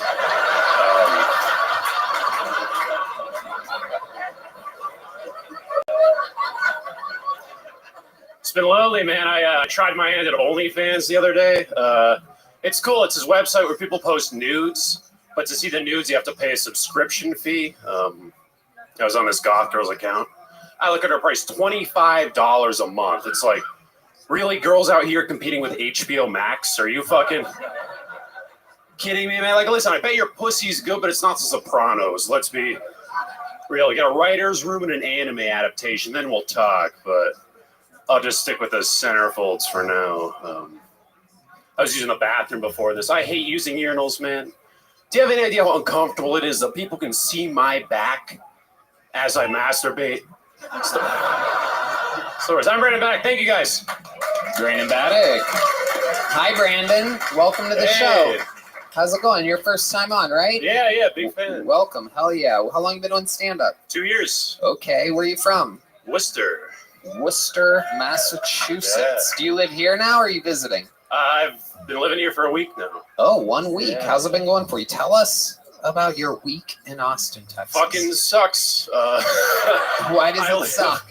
I live above the lodge. It's the bar down the street. Because I was looking for I'm currently unemployed, and it sucks, man. Between the hours of 3 p.m. and 2 a.m., if you lay on my floor, you just vibrate. Right. Yeah. You got a place above a bar. Yeah. And then the water sucks. You shower and you're just dirtier. You know, it's... Oh, wow. The worst. Hell yeah. Incredible. So, what do you do for work? I know you're unemployed right now, but what are you looking for? So I actually, in Massachusetts, I worked at a record store for 2 years, as you can tell. That's crazy. Yeah. Looking to maybe work at like Waterloo or something. Yeah. You think you're going to get a job there? I think so. Just based off, you're going to be like, look at me. Based off my smell, you know? Right. Okay. So, what types of things do people that work at record stores actually like know? They know how to roll a joint. That's confirmed all the time. Blunts, joints. The business side, not so much. They never tend to know how to run a business. Yeah, incredible. 25 years old. Vinyl has never even been a thing since you've been alive. Yeah. Literally, Bluetooth forever. Yeah. Right. Okay.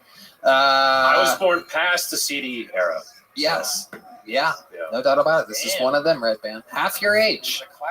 Half your age. That's what it looks like. It looks like the same age. It's incredible. You look like you've been hiding in the Jew tunnels.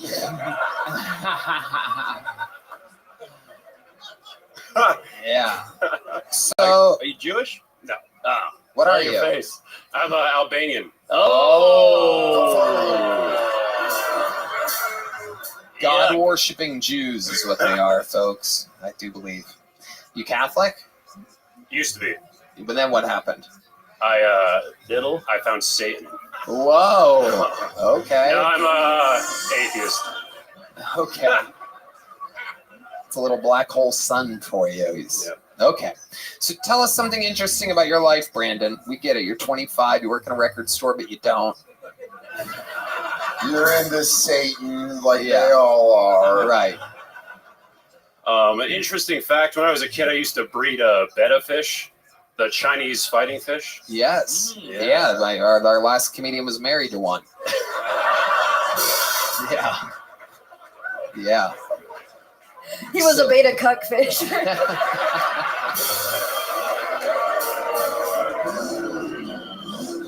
Killing it on the jet ski. So, other than raising beta fish as a child, is there anything else that we might be surprised to know about you, Brandon Baddick? I did fencing for 10 years. Whoa. Really? Putting up that border wall? Yeah.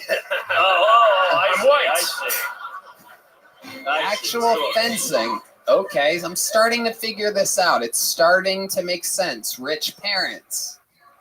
Middle class. That's what rich parents, people with rich parents He's trying to say. hide the fact that his father is Rob Zombie. And his name is Josh Zombie, the son of...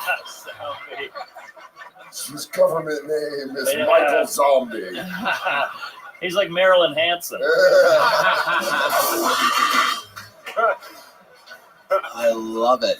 What does your father do for a living? He sold car insurance. Actually, digs through the ditches and burns through the witches.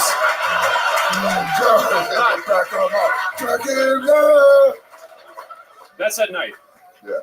Brandon Baddock, a decent set. Welcome to Austin. Welcome to the Kill Tony universe. There goes Brandon Baddock, everybody. Quick one for him tonight. And that brings us to that undeniable moment in the show where only one thing in the world can possibly happen. Ladies and gentlemen, I present to you Kill Tony Hall of Famer and record holder for all-time sets and interviews with a brand new minute. Yet again, the Memphis Strangler, the Tijuana Tarantula, the St. Louis Laredo Lady Killer, the Vanilla Gorilla, the Big Red Machine. This is indeed William Montgomery with a brand new minute. Oh my goodness, it's him.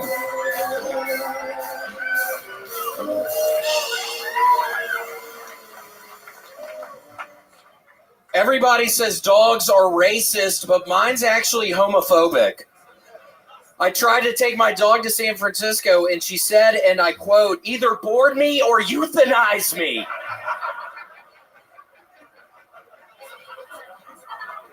"47-year-old Russian opposition leader Alexei Navalny was recently found dead in prison. Russian officials said he died from sudden death syndrome, which is kind of weird because I didn't even realize he knew Hillary Clinton. This is a really weird rumor, but I just heard the Aaliyah plane crash happen because the pilot tried to ghost ride the whip.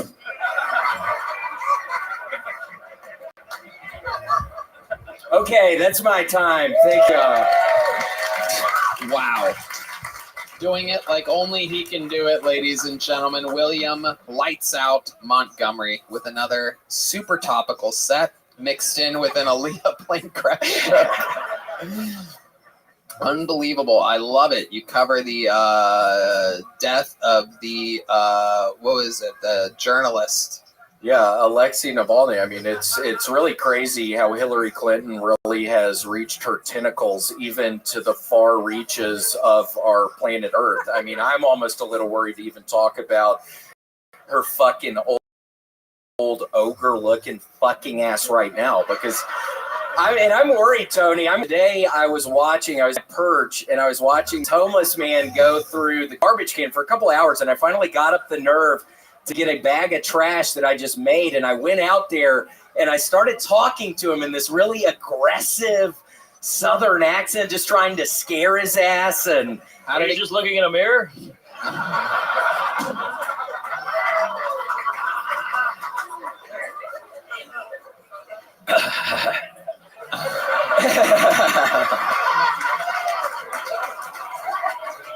All right. But yeah, I was. What'd you do? You kill him? No, but I did go back out there. I got my pocket knife, and I went back out there because he was still out there. And I said, "You can go through the shed, just clean it all up." And when I get back, I had to leave somewhere. When I get back, all the shit's still on the ground. So I go up to him, and I'm like, "Hey, are you gonna clean all this shit up? Are you leaving it there?" And then I was like, "Have fun on the streets." And I got in trouble. My girlfriend heard me say that, and she was like, "You seemed okay, but then when you said have fun on the streets," she took offense to that. So maybe I shouldn't have said that. But he started coming at me, Tony, and I ran up the stairs of my apartment like a little bitch because I didn't want to have a confrontation, but he came at me. For those of you, let me just, I just want to let you know why Red Band and I are holding back laughter right now, deeply, because all the stuff that William talks about tends to be, I don't want to give away the kayfabe and the beauty of the show, but, it's not always real with William. The sponsorships, some of the things that he says and does. But when it comes to the living neighbor of his neighborhood, William Montgomery, everything that you hear is real. So when he's saying that he's going to build an escalator in his apartment, not true, right? But when he's talking about seeing things outside of his window or sitting on his perch, these are the things that he talks about in the green room, before a show, in a theater. These are the things he talks about on an airplane, at fancy restaurants, at Mitzi's, after an episode of Kill Tony, when everybody's talking about thriving and the future arenas. He goes, this fucking neighbor. Like, it's like a real thing. So this story, the reason why Redman's dying of laughter is because we know that actually happened today. It did. The only thing I don't believe is the girlfriend. That part stood out to me. What would you have guessed, or what would you say, like a boyfriend, or what would you, or just by myself? Yeah, I assume you're in a trailer rotting away. I was eating Butterfingers this weekend in 2 bites. I was getting. Whoa. Yeah, I mean, I ate like 5 of them. I had the munchies so bad on Saturday night. Oh yeah, a little weed. Yes, smoking a little weed, and yeah, I ate 5 Butterfingers in 10 bites. Nice. That's an accomplishment. Solid stats. Yeah. Good numbers. Are you talking about the actual full-size Butterfinger, or were you going bite-size here? No, full size. Not king size, but regular size. You weren't choking on the Butterfinger? No, I mean, if I can get half of it in my mouth, I can literally, with a little push, you can get it down my throat. Because literally, you don't get as full if you're just kind of forcing it down your throat. And I really wanted to eat Butterfingers. I was having a bad time during one of the sets. All the sets went good at Spokane, but the first Friday, I see these 2 pieces of shit sitting in the very front, and they immediately position their phone where it looks like it's recording me, which is fine. But then halfway through in real time, I'm thinking they're recording me. I'm bombing. So I'm having this whole inner monologue thing during the set. So it's a disaster in my eyes. I think it was fine for everybody else, but it was scary time. So what did you do? Did you acknowledge the phone? I didn't, but I was acknowledging everybody else. I was calling everybody else a bitch and going really aggressively after everybody, but I was too scared because I thought if I'm How could a wrong. phone be positioned to look like it's recording? Was it flat on the table? It was positioned up on something with the speaker part where closest to me. So, I mean, that means they were recording me. So. Yeah. You didn't think about saying anything? It's too much of a pussy, man. I mean, that's why it killed me earlier with that homeless dude. I should have got my fucking knife out and really finally showed somebody who's boss. Because, Tony, I swear, I talk about strangling so much. There's a side of me that really wants to start strangling or something. So tonight could have been my chance. I probably could have gotten away with that. What I don't understand, William, You think that's funny, you dumbass? You'd be the first person I fucking got. And everybody would think you just had a fucking heart attack or something, dumbass. Except for all the cum everywhere. You were to choke me. There you go. He trapped you. He trapped you into bombing just then. Yeah.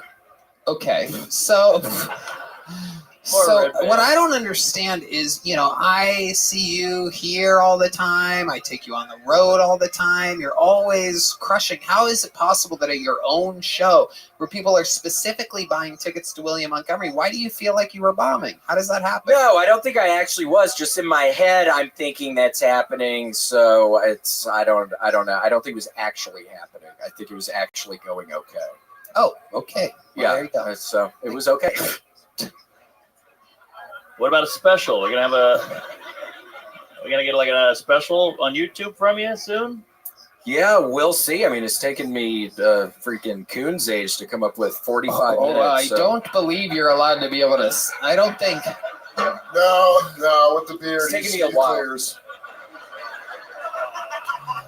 It clears. How long is what you said? How long is that length of time? I guess 15 maybe we years. should ask John Dees or D Madness. Okie dokie. Actually, that reminds me. I think we have something for D Madness, don't we? Can we bring that out now? Would that be crazy to do that? This is kind of improvise. Just grab it right now, and then we'll do that.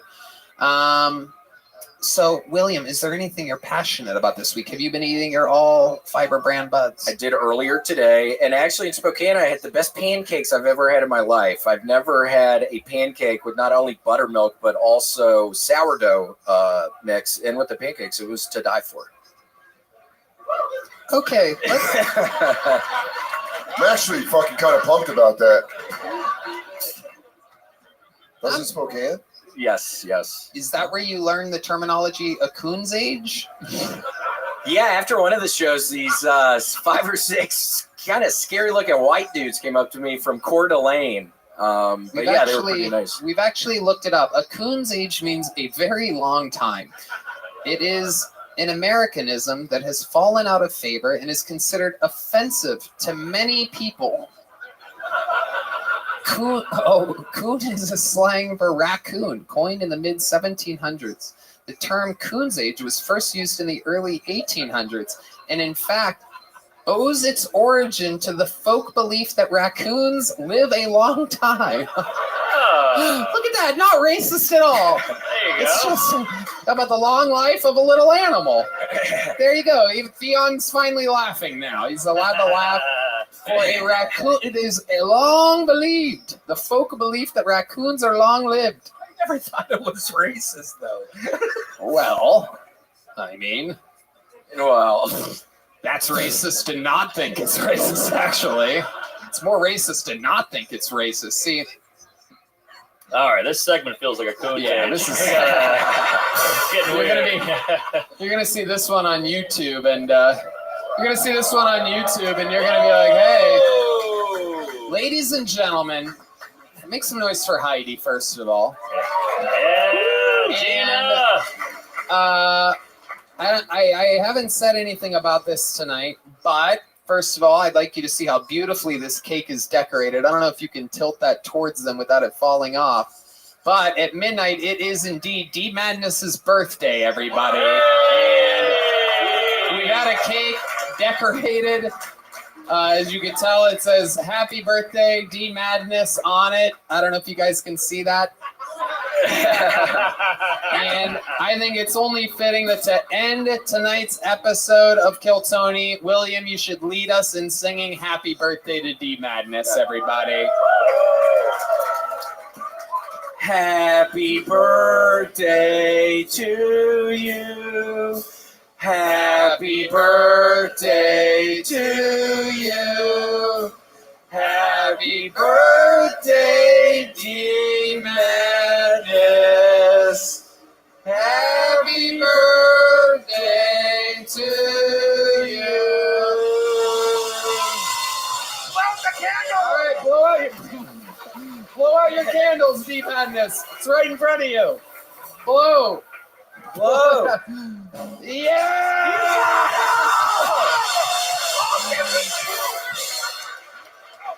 And that is tonight's episode. Make some noise for Dan Soder on the road. Literally, right now, go to Dan Soder on YouTube and watch his special. I want him to get the full effects of the Kill Tony bump. One more time for Dan Soder. How about one more time for the great and powerful Mark Norman, everybody? MarkNormanComedy.com for all of his tour dates. Tuesday with Stories. We Might Be Drunk. 2 of the best podcasts out there. Comedy. Check out Soder's podcast, Soder. How about one more time for Jet Ski, everybody? She's on tour. JetSkiJohnsonComedy.com. JetSkiJohnson.com. Fuck yeah. The drawing from Ryan J. Ebelt is in. It's absolutely stunning. Thank you to Squarespace, Shopify, Red Rose, Yellow Rose, Gel Blaster. Let's see the drawing from Chris Rogers. Whoa, Cam and David Jolly. Unbelievable. How about one more time for the band? Terrell Shaheed. Michael Gonzalez. Chetski Johnson, John Dees. One more time for the birthday boy, D Madness. Check out the Sunset Strip, ATX.com. Love you guys. Congratulations to JP Hinsdale joining us at the Kia Forum. Still some tickets left for Madison Square Garden. We will see you guys soon. We love you. Thank you. Good night, everybody.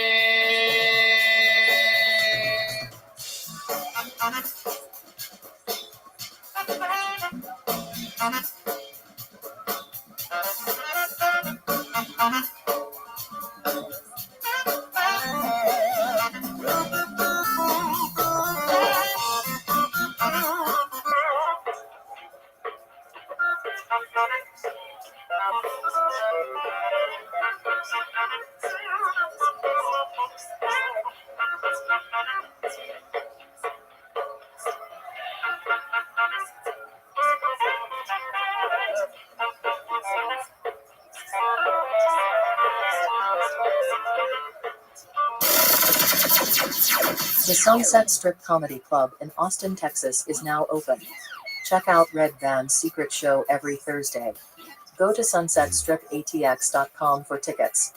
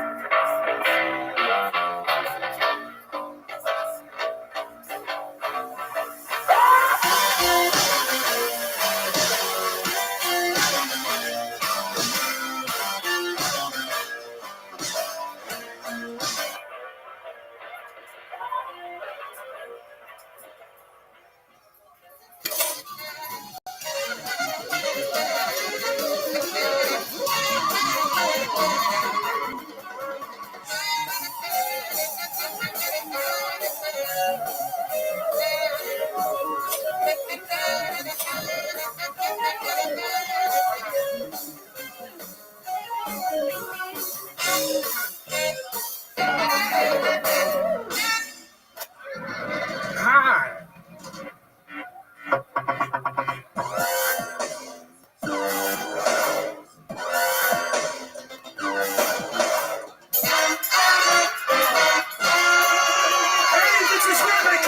From the Comedy Mothership here in Austin, Texas, for a brand new episode of Kill Tony. Give it up for Tony Hinchcliffe!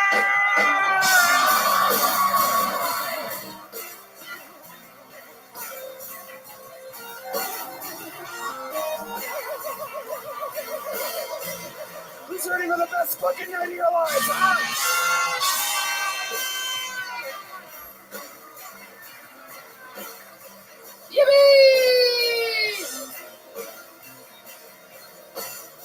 Here we are, everybody. We made it. It's Red Band, everyone. We're doing it again. Congratulations, you did it. You made it. You're at the #1 live podcast in the world, Kill Tony, brought to you by Talkspace, Squarespace, the Red Rose, and the Yellow Rose. How about that? You guys happy? How about one more time for the best stand band in the land, everybody?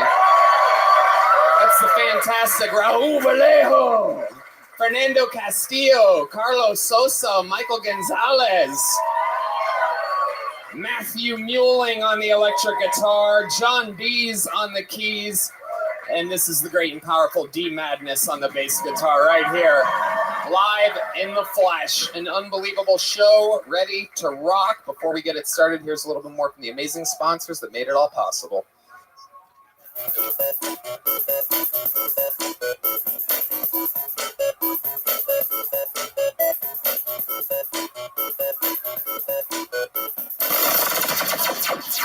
The Sunset Strip Comedy Club in Austin, Texas is now open. Check out Red Van's secret show every Thursday. Go to sunsetstripatx.com for tickets.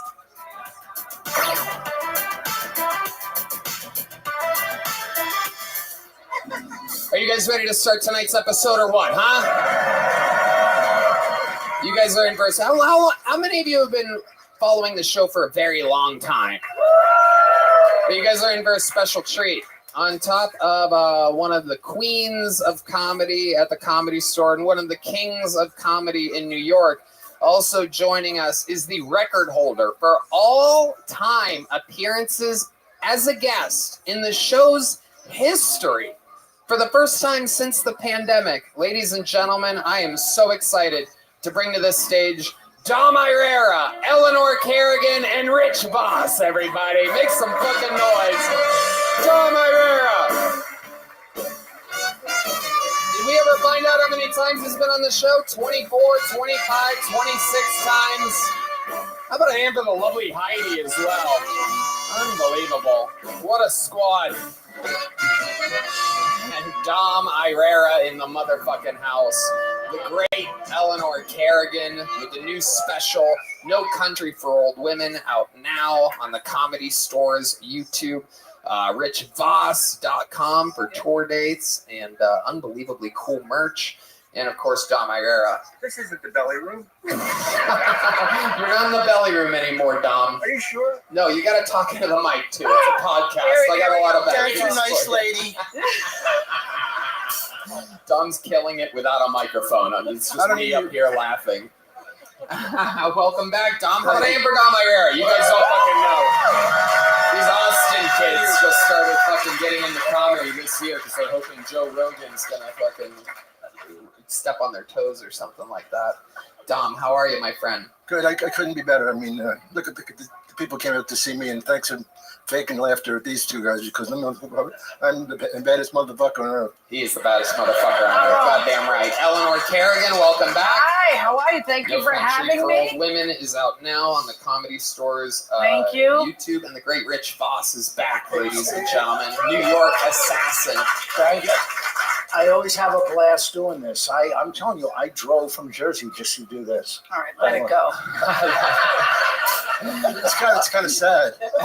You guys know how it works. You've all done this show, especially Dom, more than anybody else ever in the show's history. Over 200. I can't even get my hands around how many fucking people signed up tonight. They're falling out everywhere. Hoping to get their chance on this stage. If they get pulled out, they get 60 seconds of time to do stand-up comedy. They can literally become famous on the show. You know, their 60 seconds is up when you hear the sound of a kitten. That means they have to wrap it up then, or else they bring out the angry West Hollywood bear. And then I interview them, and we find out more about them and what they could talk about, what could be interesting. I've already pre-pulled a name. A person has to run across the street to Poor Choices, grab them from a group full of hundreds of comedians, and drag them over here. In the meanwhile, let's get the show started with one of our great regulars, everybody. A fucking absolute thunderbolt of energy starts this show every single week now. He is a phenom, a freak of nature, on tour with me, with William Montgomery, most importantly, literally one of the most famous local comedians on planet Earth.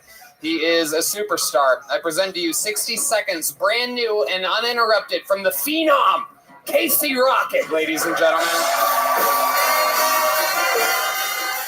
And it has begun. Yeah, all right. Nice day for a white wedding. Okay, cool. Total silence. We're having fun. Hell yeah. Get real. All right. God, I feel like shit. I've been doing Ramadan, so I can't eat any Percocet till sundown. So, old Crab's got meat sweats. All right. Very cool. Hell yeah. Lost you again. God.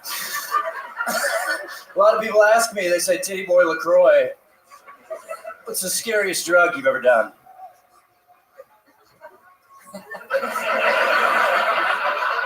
And I tell them, ladies and gentlemen, the scariest drug I've ever done is falling in love.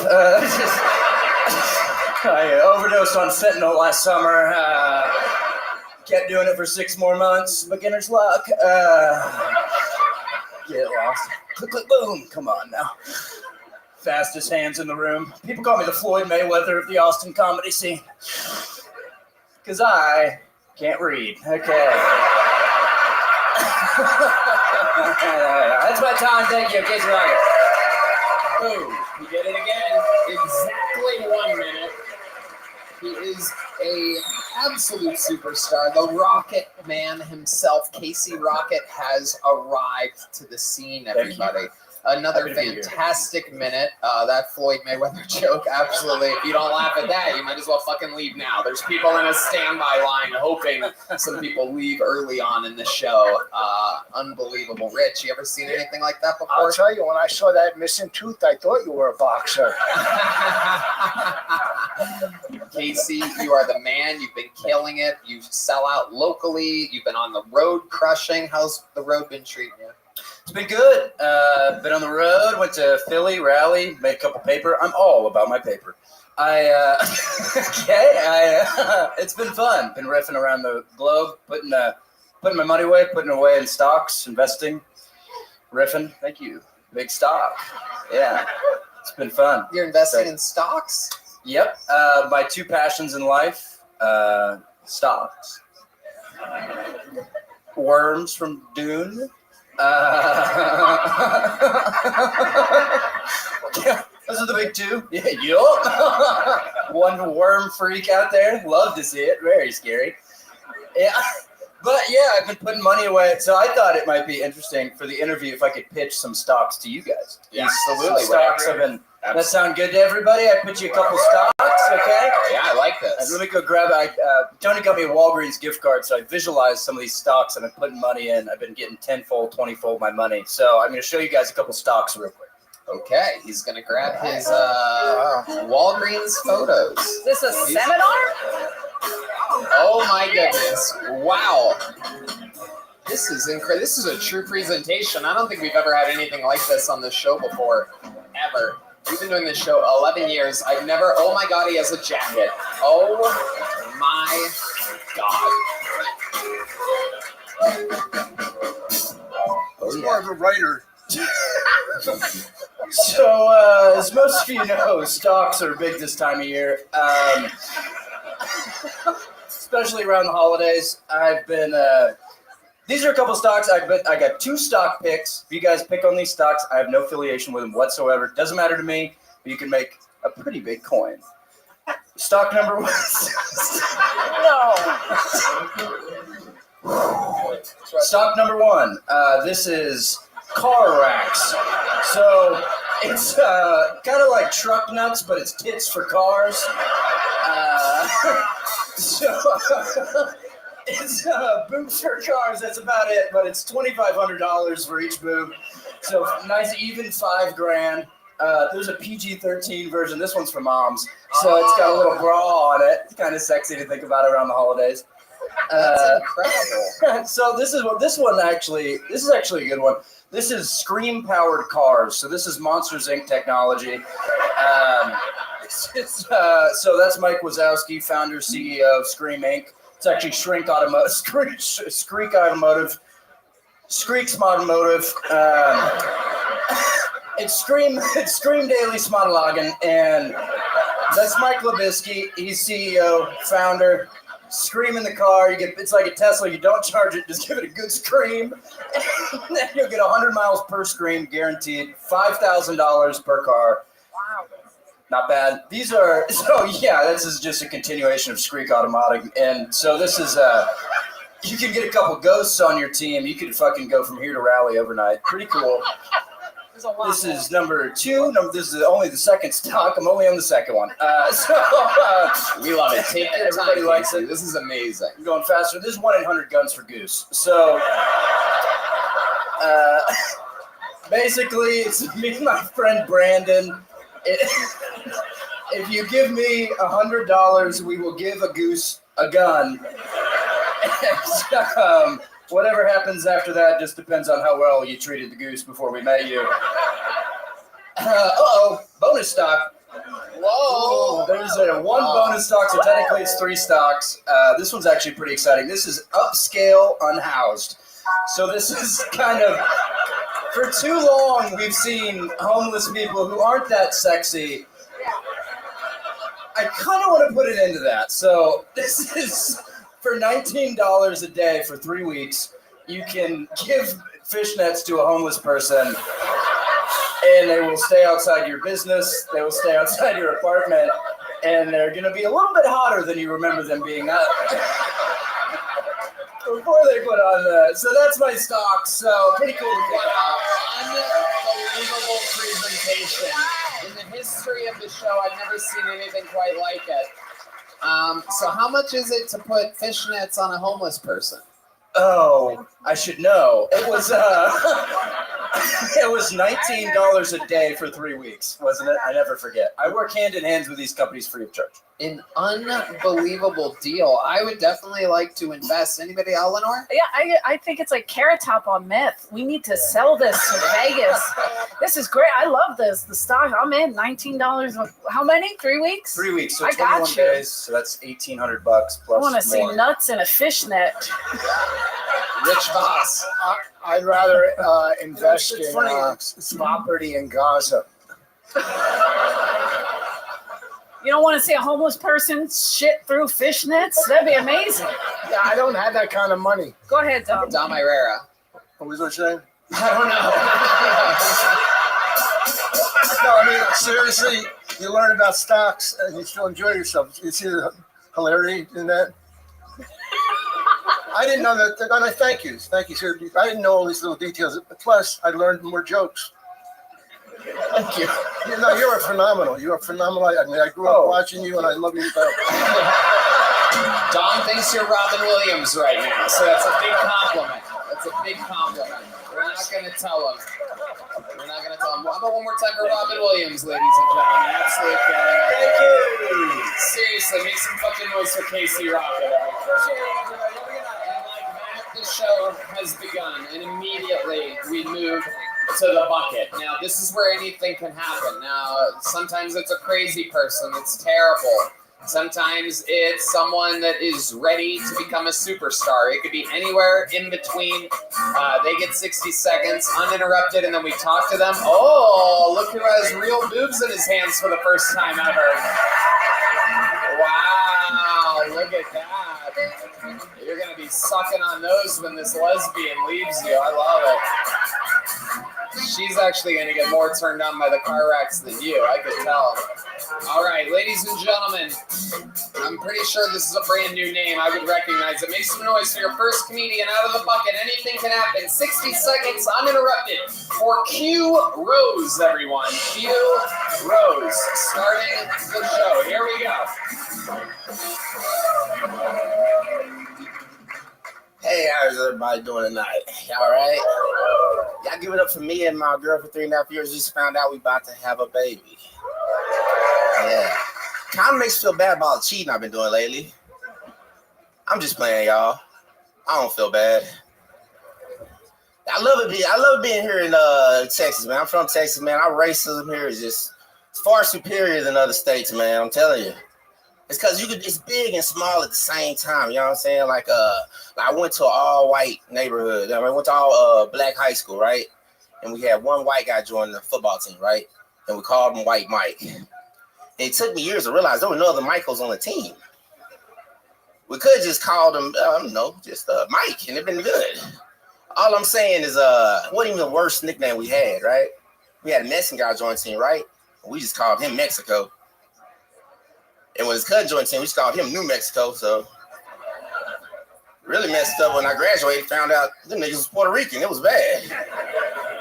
All right, thank you. I'm Q Rose. Thanks for listening. Q Rose making his Tony debut. Hell yeah. Welcome, Q Rose. How long have you been doing stand-up for? I've been doing stand-up comedy about 7 years. I started off in Philly. 7 years from Philly. I love it. Eleanor and Dom are both originally from Philly. I'm from Dallas, but I started out in Philly. Okay. Now they hate you. Yeah. Okay. You had everything going for you. With a passion. Wanted to get that Dallas love, and it's not happening. Now go Birds. It's cool. You know what I'm saying? There you go. The Cowboys first. Okay, very good. All right. I can't remember. I'll be all right. Okay, Q Rose. How's the Bob Marley movie doing for you now? Yeah. About as good as whatever old movie you watch. Oh shit! An attempt at a roast joke there by Q Rose that fell completely flat. So you've been doing stand-up for about 7 years, originally from Philly. Do you really have a baby on the way? Actually, she's about to be 7 now. Oh, shit. Oh, I've been doing that joke since you started, huh? Oh, busted out here doing this fucking gold material. 7 years of fucking sheen on that joke. I love my baby. I'm gonna keep talking about it forever. I love it. 7 years, and you're still in her life. No, absolutely incredible, unprecedented. Amazing. Nah, I beat the stereotype. We good. I love it. And you're still with the baby mama as well? Okay. Looks And we're back. Here we go. Beat something other than the stereotype, it appears. Now, where's she at? Where's the baby mama? Nah, she's up in Detroit. You know, we met in the military. So you know what I'm saying? The military. Yeah. What branch of the military? Air Force. I'm an Air Force veteran. Okay, Black Hawk down. They don't go down. All right, Well, I mean Kobe Bryant. Oh, a helicopter crash joke. Oh my goodness. Flag on the play. No Kobe Bryant jokes allowed. Everyone knows anything. It's just hard. It's hard to joke with, about someone with real talent. Oh yeah. Are you standing up for Kobe right now? Are you defending Kobe from the grave against me? Because you're saying I don't have talent. I mean, are you the spokesperson for the corpse of Kobe Bryant right now? I mean, we got a goat, and then he's the goat. He's the goat. Yeah, of what he did. I'd like to see an episode of Kill Kobe, because this ain't easy. It's not easy. Nah, it's great. Y'all both great. I'd like to see Kobe do this, right? Not easy. I'm over here. I'm hosting. I'm trying to make jokes, keeping an eye on Red Band. I've had to use one of those pads you bring somebody to life with. I have those under the table just in case Dom gives up on us here. Anything can happen. We're having fun tonight. We're goofing around. What is it? I just got a feeling if I see you do a jump shot, I'm going to laugh even harder at your jokes. I will fucking ball all over you, dude. You want to play a game of one-on-one after this? Do you even play basketball? Oh, my goodness. Like, you look like a referee. Like, I do. I referee, and I'm going to referee our game, and I'm going to call a lot of fouls on you. I will murder you 111 to nothing. I think you would murder me. I don't think you would beat me in basketball. Two different things completely. Two different things. Okay, Q-Rose, so let's talk about it. You've been doing stand-up. Where do you live now? I live in Dallas. How do you make a living? I run an activity center. I own an activity center. What kind of activity center? Exactly. So you can get full court basketball in the backyard. You know what I'm saying? Shit! You know what? If you're running an activity center with a basketball court, maybe I'll play you in table tennis or something like that instead. I got that too, but I'll murder your beer pong though, for real. Beer pong? Yeah. Okay. Any sport, anything. Nope, absolutely impossible. I'm trying to figure out what I think you could get me at. I'll beat you in paper, scissors, rocks right now. Are you ready for this? You know how to do it? Now, do you go 1, 2, throw or 1, 2, 3, shoot? Because you're from Philly and Dallas. Yeah, we'll shoot. I went up north. They do the shoot. They'll shoot. 1, 2, shoot. 1, 2, 3, shoot. Okay, 1, 2, 3, shoot. Okay, like that. Okay, ready? 1, 2, 3, shoot. 1, 2, 3, shoot. Wait, okay, this guy's good. He's trying to get in my head here. All right, this is the part where I win. You know what you're gonna throw? All right, ready? 1, 2, 3, shoot. Boom, it's over. Get out of here. All right. Q, anything crazy about your life or your history that we should know about you before letting you go? Well, like, craziest thing about your life? You ever fucking do anything, get in trouble, have any special skills or talents, anything wild? I mean, shoot, man. We already did shoot, and you lost. Mister, I'll beat you in anything. Oh, shit. I just knew you was going to choose paper because you're so white. But that is ridiculous. That doesn't make any sense whatsoever. Hey, Joey, it works. Black comics love talking about white people crazy. They pay taxes. I'm an Air Force veteran. Thank you for your taxes, all white people. That is true. We love you for the Air Force thing. Okay, Q Rose. Well, welcome to the show. Congratulations. Fun times. I can't even remember what your set was like. Was it like what do we think? Well, really, Red Band's itching to the little joke book. Here you go, my friend. There he goes, Q Rose, everybody. All right, and like that, it's on. The show has begun. You guys get it? Everybody having fun?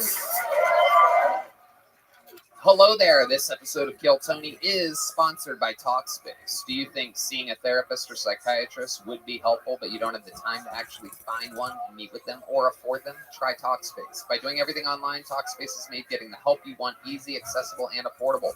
Why wait? You can get a therapist through Talkspace right now. Therapy can help you shift your perspective, find tools to cope in difficult times, and be a guiding light. Isn't that right? Red Band.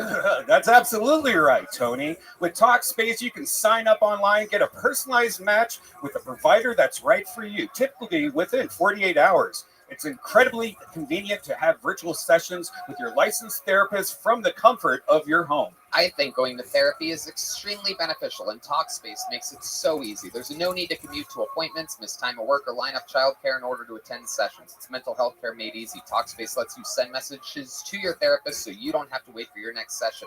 Talkspace is secure and private, using the latest end-to-end bank-grade encryption technology to store client information and complying with the latest HIPAA regulations. As a listener of this podcast, you'll get $80 off your first month with Talkspace when you go to Talkspace.com/Tony and enter promo code SPACE80 to match with a licensed therapist today. Go to Talkspace.com/Tony and enter promo code SPACE80 to get $80 off your first month and show your support for the show. That's Talkspace.com/Tony, promo code SPACE80. Hey y'all, this episode of Kill Tony is sponsored by Squarespace, the all-in-one website platform for entrepreneurs to stand out and succeed online. Whether you're just starting out or managing a growing brand, Squarespace makes it easy to create a beautiful website, engage with your audience, and sell anything from products to content to time, all in one place, all on your terms. Red Band. Tony, I can't believe how easy Squarespace is to use. Making a website can be daunting, and I was instantly put at ease once I started using it. With Fluid Engine, a next-generation website design system from Squarespace. It never has been easier for anyone to unlock unbreakable creativity, start with a best-in-class website template, and customize every design detail with reimagined drag-and-drop technology for desktop or mobile. Stretch your imagination online with Fluid Engine, built in and ready to go on any Squarespace site. Hey Red Band, did you know you can host video content, organize your video library, and showcase your content on beautiful video pages and sell access to your videos with member areas? Plus, sell your products on an online store, whether you sell physical, digital, or service products. Squarespace has the tools you need to start selling online. There's no doubt about it. I love how easy Squarespace is to use, so head to squarespace.com for a free trial when you're ready to launch. Go to www.squarespace.com/KillTony to save 10% off your first purchase of a website or domain. All right, pulled another name out of the bucket. Make some noise for Mike Ryan. 60 seconds uninterrupted for Mike Ryan. Here he is. I don't like to make assumptions about people, but I feel like every time I've seen a homeless guy on a bicycle, they stole that bicycle. If you don't believe me, next time you see a homeless guy on a bicycle, just yell, "Hey, that's my fucking bike!" And just see how they react. I got in a fight with a homeless guy one time. I was working at this club and he reached over the balcony, he grabbed this girl's ass, so I had to shoo him away. As I was shooting him away, he said, "Hey, you fat motherfucker. I'm going to come back next week. I'm going to kick your ass."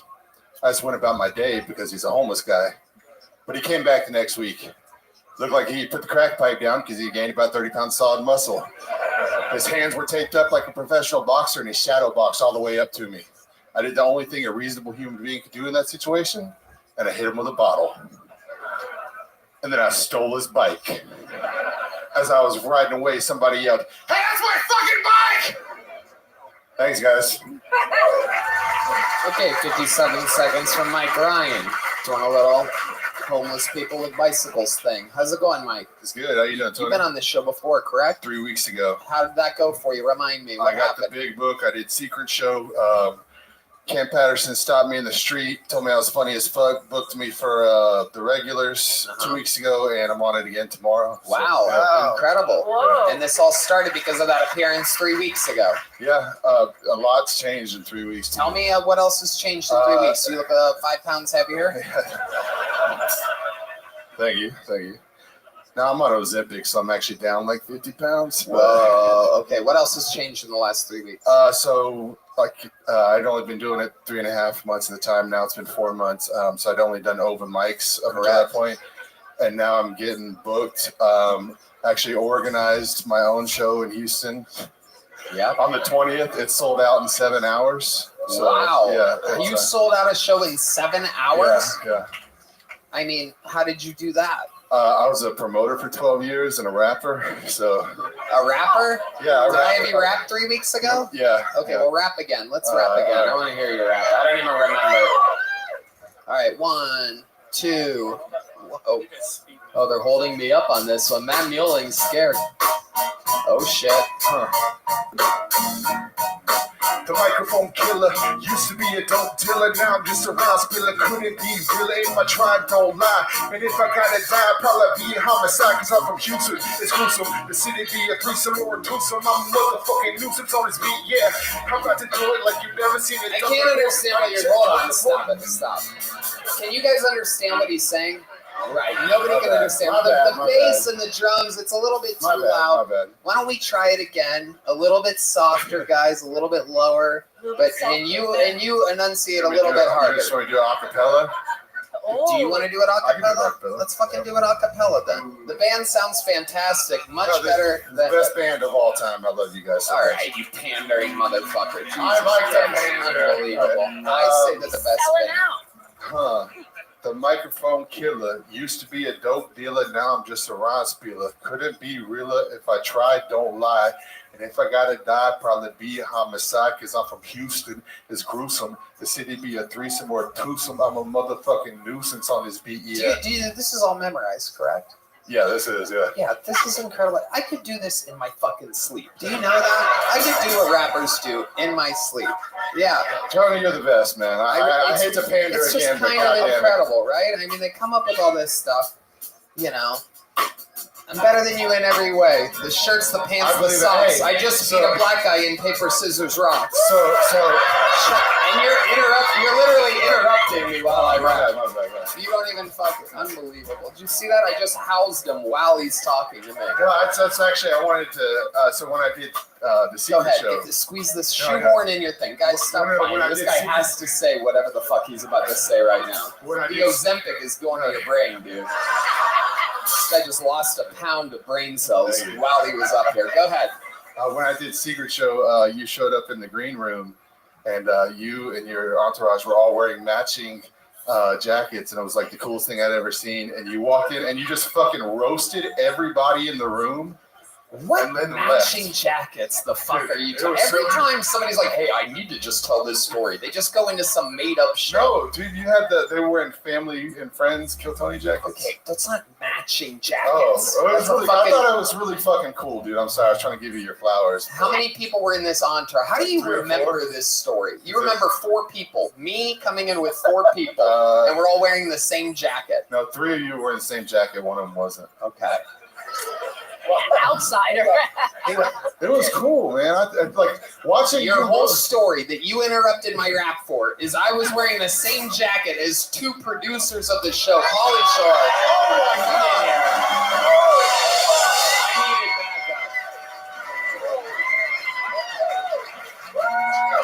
God. I know you're supposed to. What's up, you guys? How's it going? Pauly Shore, ladies and gentlemen, Comedy Store royalty. I know you said you were supposed to bring me out when you said a certain word, but fuck this guy, dude. They didn't have matching shit, dude. I was fucking there, bro. By the way, it's a fucking Kill Tony jacket. He says it like we all came in wearing like fucking jumpsuits, like we're like a break dance or something like that. You and your entourage came in. I thought it was cool as fuck, dude. Watching it's you the show. Yeah, no. It's the show that you're on. Yeah, I get it. Yeah. Okay. All right. But watching you roast a room full of people, it was like watching Da Vinci paint, bro. I mean, I love roast, and it was just really cool. You know what? You're the best performer I've ever seen in my entire life. Mike, there you go. You got a big joke book last time? Yeah. Guess what, buddy? You're leaving with a small one this time. Thanks, go do something with it. Mike Ryan, everybody. Now, I'm done rapping. I'm retiring forever. It hurt my brain straight to the gullet. I just got told a fake story by a guy with a mullet. I bet he has bad breath. Here's hiding with liquid death. All right. Stupid. We make some noise for your next comedian. 60 seconds, uninterrupted. For Brian T. Licata, everybody. Brian T. Licata. What's up, guys? What's up? How are you? So I just got married recently, right? And my wife, she's dubbed it a modern traditional relationship, right? And that means she's got the job, but I still had to buy the engagement ring, right? You know? And I'm worried about it, right? Because I don't want to get divorced, and I'm talking to one of my real Ginzo, Italian friends, right? And he was like, "Yo, dude, how are you possibly gonna stay with her forever, right?" And I was like, "I'm not. Like statistically speaking, there's absolutely no way that I'm gonna make it to the end of this thing, right?" And you're interested in stocks. You don't understand. But no, right? So I'm in this modern traditional relationship with her, and I was she's so modern, right? And I'm so traditional. She's so modern that she paid for this trip, right? And I'm traditional, so if she didn't pay for it, I would have hit her,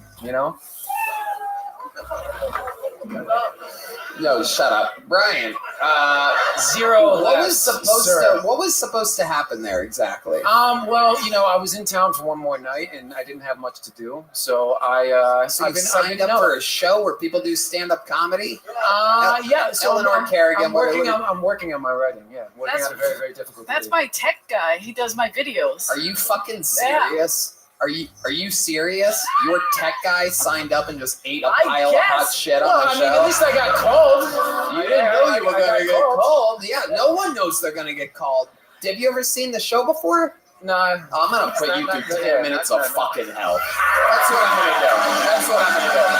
I am so sick of this fucking shit. Yeah, I thought it was going to go good. I'm going to practice my writing. Why don't you practice your fucking writing before coming on a show with 1 million people watching? You fucking numbnuts. So what do? You're a video editor? Yeah, and a video producer. Oh, a producer as well. Like, me too. What the fuck are you producing? What do you make with your imagination, with your fucking brain? Tell me what you produce. I'm producing Dom's podcast, and That's why he's interrupting.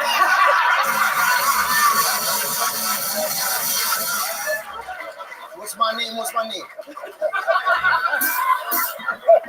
What the fuck were you thinking? He's trying to get viewers. Yeah. He's trying to get viewers. What the fuck was this? Who's trying to get viewers? Dom? Dom. Is this is your right-hand man, Dom? Was. I don't know what he was thinking. This is absolutely incredible. So you've never tried stand-up comedy before? I've done 2 minutes before. Where did you do 2 minutes? I don't really want to talk about it. Well, I don't care. You signed up for a fucking show. I did 2 minutes on a show in Atlantic City. And his mother's cunt. This one? I have a feeling a lot of guys have done 2 minutes in this guy's mother's cunt. Okay, so Brian, you signed up for the show. What did you think was going to happen? What's the best that could have fucking happened? What did you think this show was? Well, I knew what it was, and I knew I was going to bomb, but I was hoping to get the opportunity to at least come out here and see that I probably shouldn't do stand-up anymore. But you also know that after the minute, I interview people. Oh, yeah. And I find out more about them. So why don't you tell me one fucking interesting thing about you? I want to know, because I know a lot of fucking video editors. And let me tell you, some of the most boring fucking dull people I've ever met in my entire Okay, so you goddamn might life. find this interesting. I used to shoot crystal meth in my neck. Oh, wow. Okay. Now we're getting somewhere. Used to. You do have a big fucking neck, so. Right here. You look like a fucking Argonaut.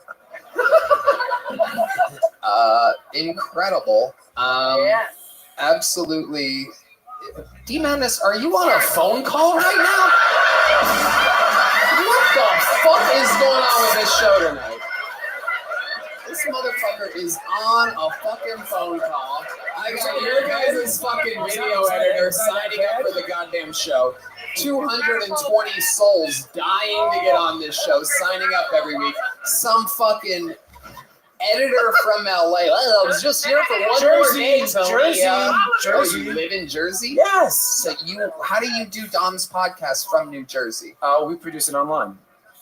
Oh my God, I hate you more and more with every second that takes place. Well, it's just because Dom doesn't want us together in the same room. Shut the fuck up, Brian.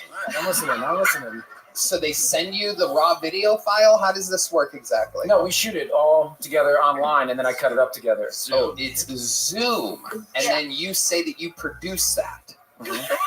So somebody sets up Dom's camera for him, right? And you sit there and you hit record on the Zoom, and that makes you a producer. What's really more of the editing aspect is Okay, so what do you edit? What do you edit? Well, you know, some words that you're not allowed to say anymore, so we just make sure those don't go into the show. I've heard some of the words that Dom says. You actually have a lot of work on your hands. He deserves a raise. Hey, can I tell them the next act is my real estate agent? It is incredible. It's unbelievable, Brian. What do you think the funniest thing you've ever done in your entire life is? Probably bomb here.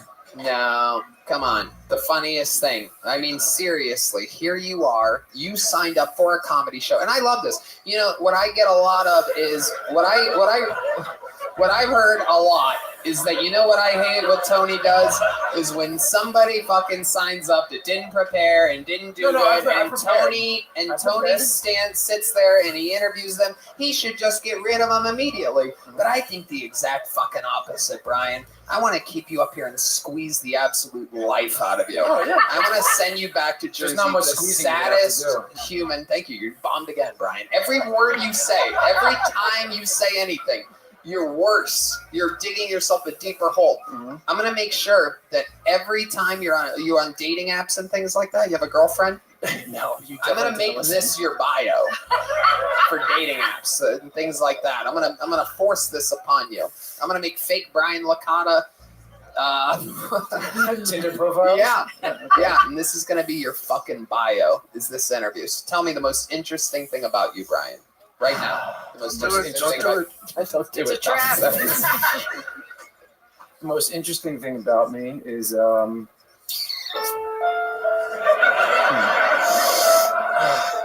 there's just so many things.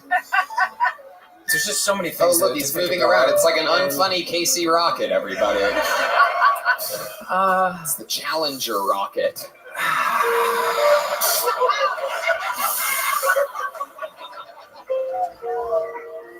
Wow, look at him. Look at the sadness. Searching for the words. Oh, this is getting worse and Searching worse. for Make the it words. stop. You know what? You know what? I'm going to do something we've never done on this show before. Carrie Mitchell is the head of food and beverage here. How about a hand for Carrie, everybody? I'm going to make an order that we've never had before. Can I have a syringe of crystal meth? We're going to inject your neck one more time.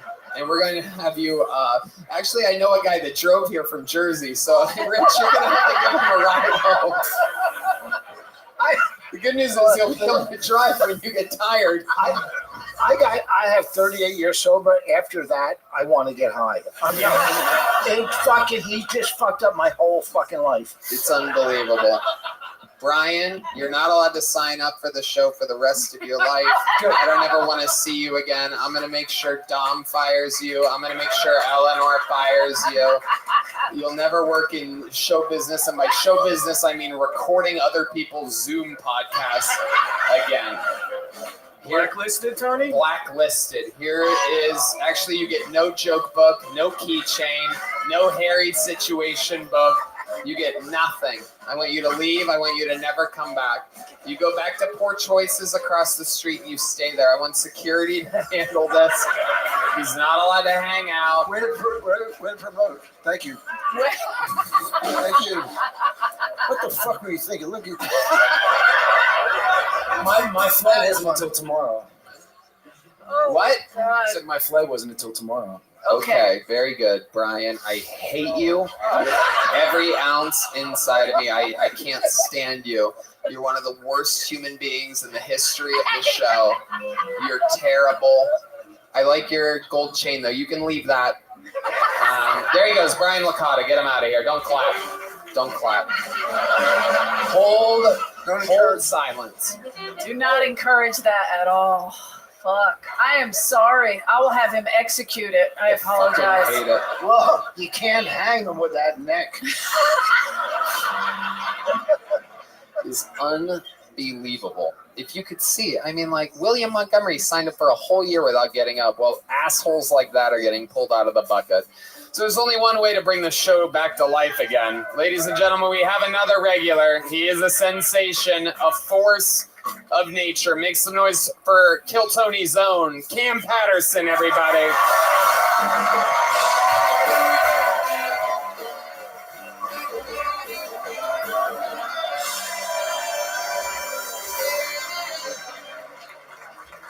That last nigga was terrible, so I took his chain. You know what I'm saying? Hey, Tony, I told you I got you, nigga. Fuck that nigga, yeah, garbage ass nigga. That nigga was terrible, dog. I'm glad it was bad, because my minute ain't gonna be great. All right, let's get into it. I've been trying this shit all week, nigga. Nobody been laughing, but I got a haircut, and I'm pissed off about it. I look like a bitch, man. I look like a real fuck nigga right now. I used to look like a real street nigga, man. Now I look like a white lady got her hands on like a Rottweiler or something and painting his nails blue. I feel like a real fuck nigga right now. My mama told me I should do it, thought it would be a good idea, but I shouldn't trust that bitch. She's a horrible person. She had me getting bald fade until I was like in 7th grade. She's not a good person to talk about with hair, you know what I'm saying? Okay, I told you I wasn't gonna be great. What I said? I said it. Somebody told me I look like a High School Musical basketball star. That pissed me the fuck off. It sounded like the black Corbin Blue. That nigga already black, dog. He's already a nigga. It can't be a black nigga. It's already a nigga already, man. That shit. I look like that one episode of SpongeBob. He's like, I'm normal, goof ass nigga. I'm done. Cam Patterson. An unbelievable minute after Brian Licata. No. Dominic, no. No, you're not allowed to say the N-word, Dom. We're going to have Brian edit it out if you do. No, yes, you can think it, Dom. I give you permission to think the N-word right now. What's that? I love the haircut, Cam. Where did you get it done at? Where did you go to a white did. barber? Or No. I went to a black barber, but I told him to take a little bit off the top, and he just got fucking trigger happy, dog. Yeah. And it started going crazy. He did a good job. I do look like a young man. I don't like that. You feel what I'm saying? Black guy getting trigger happy? Was it a drive-by haircut? It was bad, bro. I mean, I like it. It's straight. It'll get better. It's cool. For some reason, I can't remember what was your hair like before. This is like so different. Yeah. Wait a minute, nigga. Wait a minute. Explain to me why it was fucked up. It was twists. It was 2-strand twists. Oh, that's right. Yeah. What's fucked up about that? I don't know. This one I got Men in Black. It like erased my memory of what your hair was like before. I'm just scanning for a bald person to take the blame. I want to know why Dee said that was fucked up. You very rarely, of all the shit that I say up here, you very rarely say that's fucked up. I'm excited to hear why me not remembering what his hair was like before is fucked up. Is that a racial thing? You tour this brother every week. He's your #1 black man every week. And you can't remember that his hair used to hang past his earring too. So I'm just you take my life. Thank you so much. Oh my God.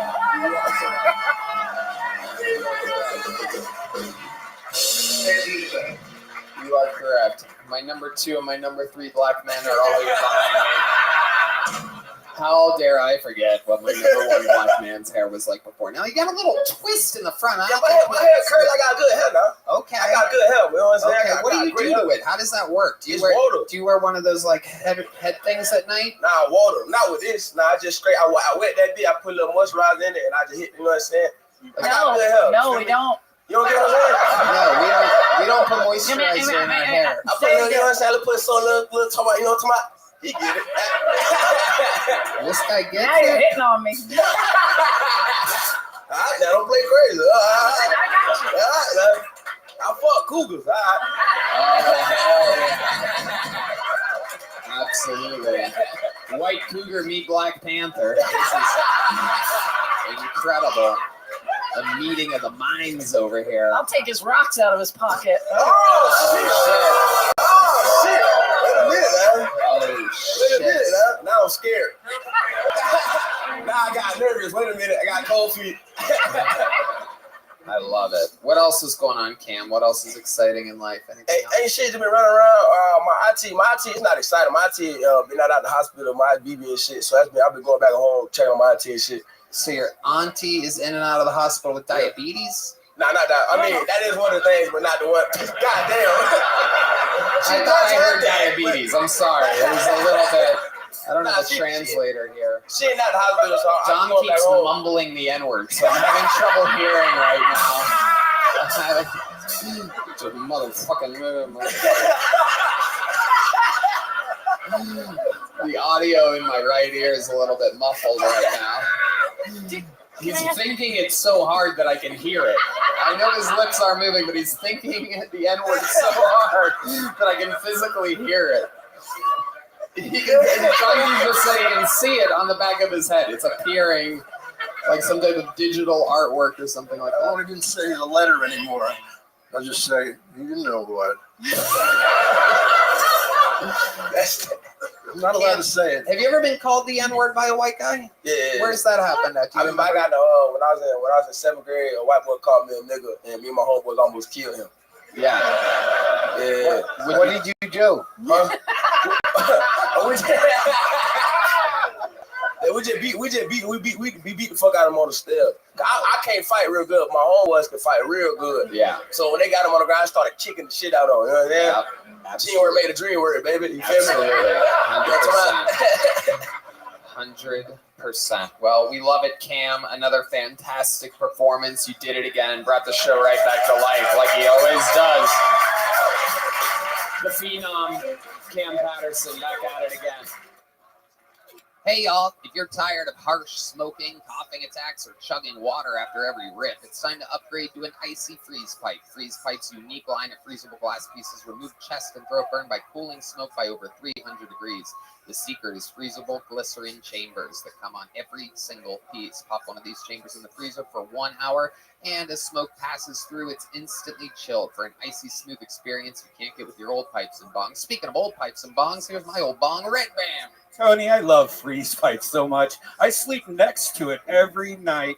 I drift off into sleep and I think about taking clean, soft, milky bong rips in the clouds. Then I wake up and I smoke that sucker. It's sitting right next to me. It's like my dreams come true. That is an incredible story, Red Band. Hey, did you know Freeze Pipe is American-owned and has over 100,000 happy customers? Visit thefreezepipe.com and use code KILLTONY for 10% off your entire order. That's thefreezepipe.com and use code KILLTONY for 10% off. Shop today and get free shipping and say goodbye to harsh smoke forever. Hell yeah, the best. Oh, you want the chain back? Oh shit. Make some noise for your next comedian, Video Laughlin, everybody.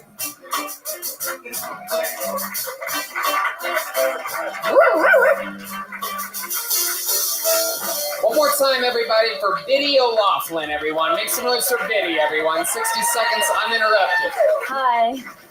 Hi, my name's Biddy. I'm from Australia and my pronouns are fuck off.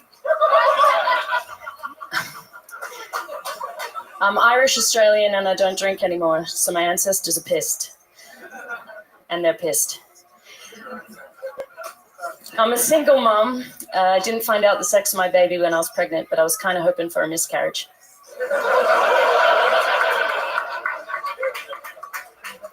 At 20 weeks, I was convinced I was having a boy because I was sitting on the couch still waiting for him to make a move.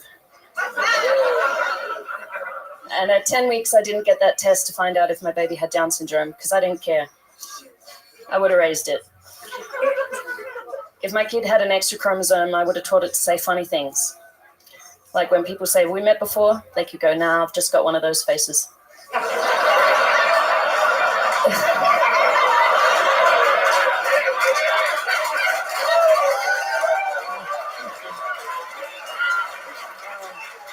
I had a beautiful girl, and I called her Dolly because she likes singing and boobs. Her first word was Dada. I was like, where? There you go. All the time for Biddy, everybody. Video Laughlin. Great Kill Tony debut. Welcome, welcome.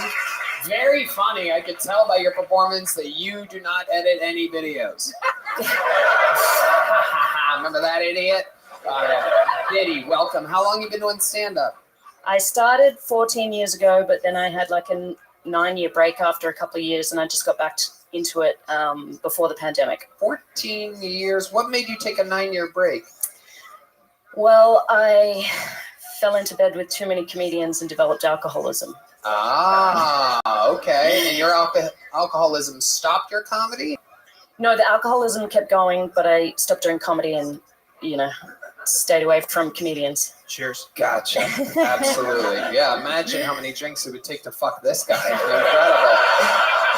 Absolutely. So, Biddy, you still live in Australia? I do. Okay. What part? Adelaide. Very nice. And is there a comedy club there?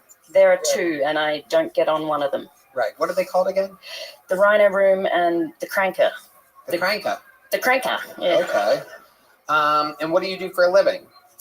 I go busking on the streets, like singing for money, and I have single mother benefits at the moment. Busking? Yeah. So that's like street art? Yeah. Okay. Can you give us an example of what you do out on the streets? How many of you want to see what Biddy does on the streets tonight? Just a little showcase of your talents here. Well, I don't have my guitar with me. But, you play guitar? Yeah, I play really? guitar and sing. Like acoustic or electric? Acoustic. Can you play with an electric? Yeah. You can? I Would guess it be so. good? Why do you say No? No, it'd be shit. Okay. So you need a guitar. Yeah. You can't just sing. Oh, I can sing. Okay. You know what chords you sing in? I'm going to end up doing this better than you. This is a theme tonight. Anything you can do, I can do better. Do you know, Do you know?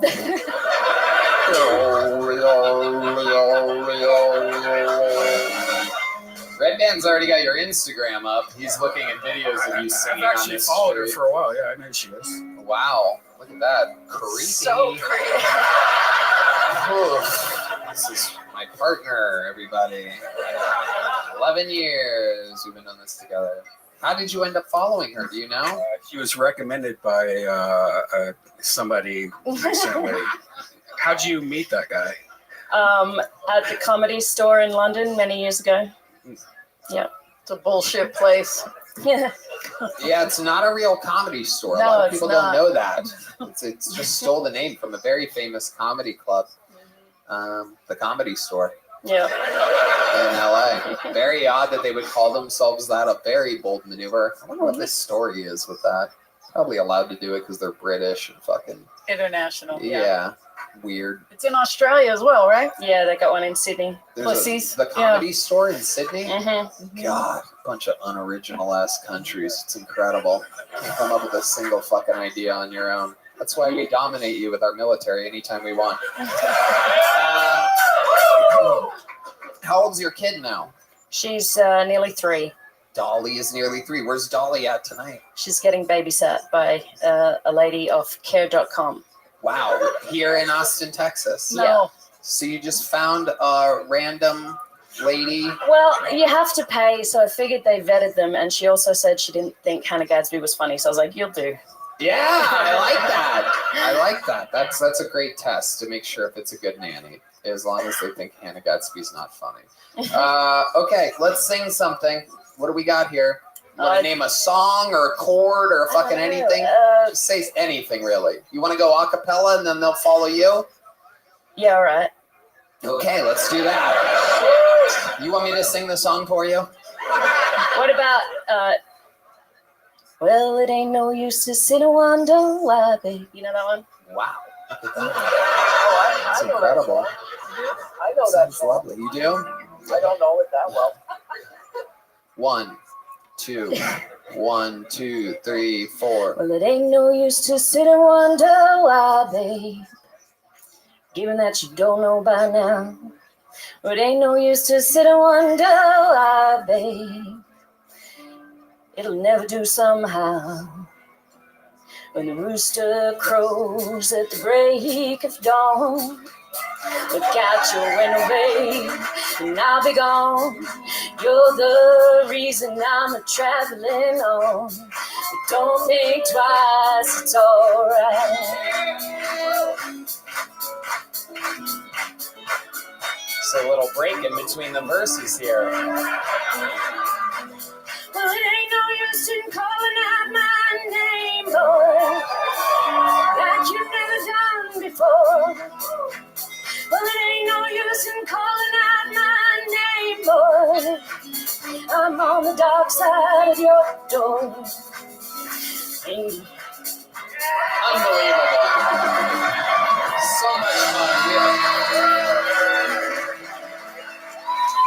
Vinny, I love your style. I love your energy. Fantastic stuff. If you're in Band. town Thursday, I would love to have you on the Secret Show. I changed my blood. Here's a big joke about it. Oh, there you go. Michael got it for you. It's good. The books, they spin the other direction when they're Australian. Please. How about one more time for the new great Video Laughlin? Thank you so much. Vinny, V-I-D-D-Y, over online, Video Laughlin, V-I-D-D-Y-O-L-O-U-G-H-L-I-N. Adorable. What a fun performance. Oh my goodness. How about a hand for the lovely Heidi, everybody? Just incredible. Gina with 3 A's .hg, I do believe, right? Gina with 3 A's .hg. If you guys want to follow her on social media, it's very hard, but go ahead and try. All right, your next comedian, 60 seconds uninterrupted, goes by the name of Kent Hunter, everybody. Kent Hunter. Here we go. Anything can happen.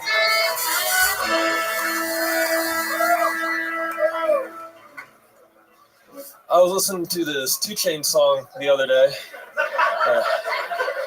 and he said, "Pussy was so good, I missed my flight." And I'm not impressed, because for those of you who don't know, 2 Chainz is a black pothead rapper. Pussy or not, he was never going to make that flight.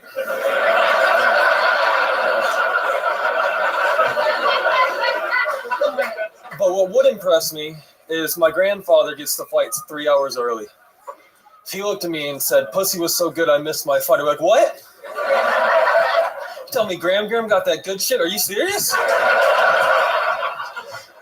That joke's actually been doing really well recently. I thought about calling her up, letting her know, like, "Hey, your pussy's a crowd pleaser."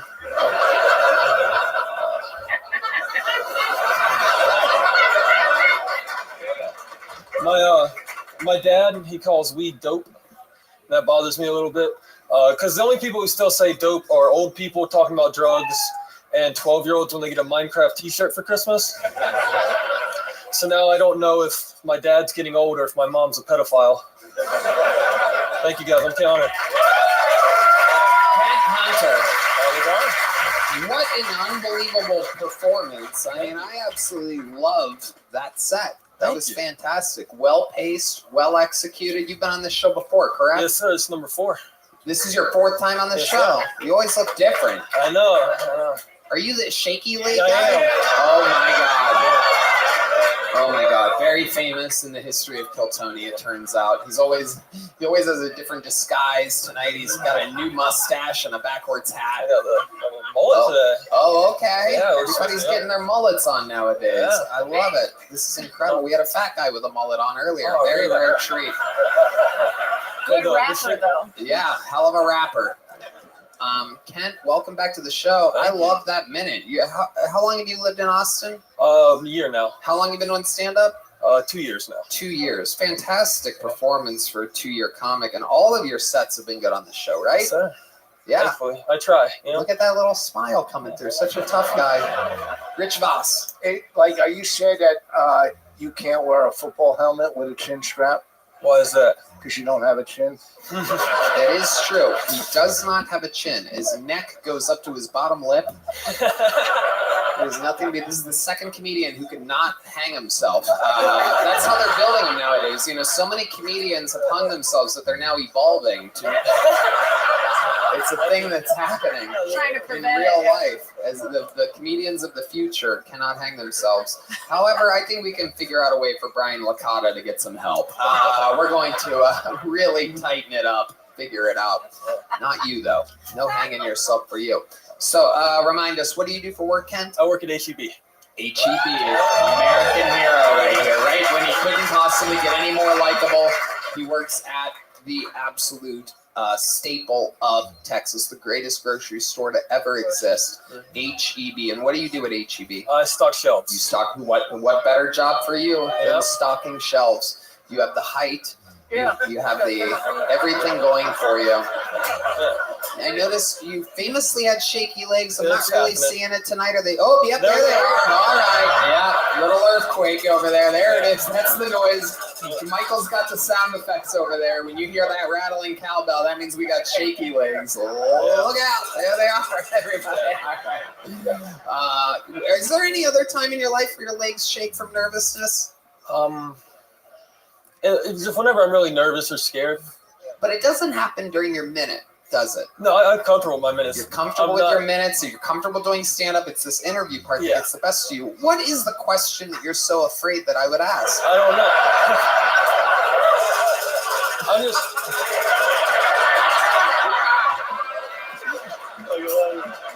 Michael, you keep an eye on it over there. I want to know, because I can't see. I got Eleanor and Rich leaning forward over here. I need to know. No, you're good. Go ahead. Mike, I want Michael to let me know when. Oh, Jesus Christ. Whoa, I saw that one. Whoa, all right. What are you afraid of me asking? What makes you so nervous during the interview part? You're a likable guy. You're very nice. You have HEB, you have HIV, you have everything going for you. What makes you nervous? I'm just not that good with improv off the rip, so I trust my minute. I know it's going to be funny, where I don't know if I'm going to be funny in the interview. You're doing just fine, dude. Right. After Brian, after we have Brian Licata up here, I don't know about you guys, but this guy's fucking Richard Pryor in the interview portion right now. You're doing just fine, buddy. Just relax a little bit. Look at those legs. Tom Herrera, one of the all-time greats, the most veteran guest out of our history of guests. What do you think about this guy?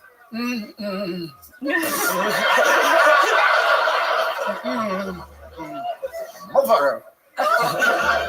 What do I think about it? I think he's got an attitude problem. Yeah,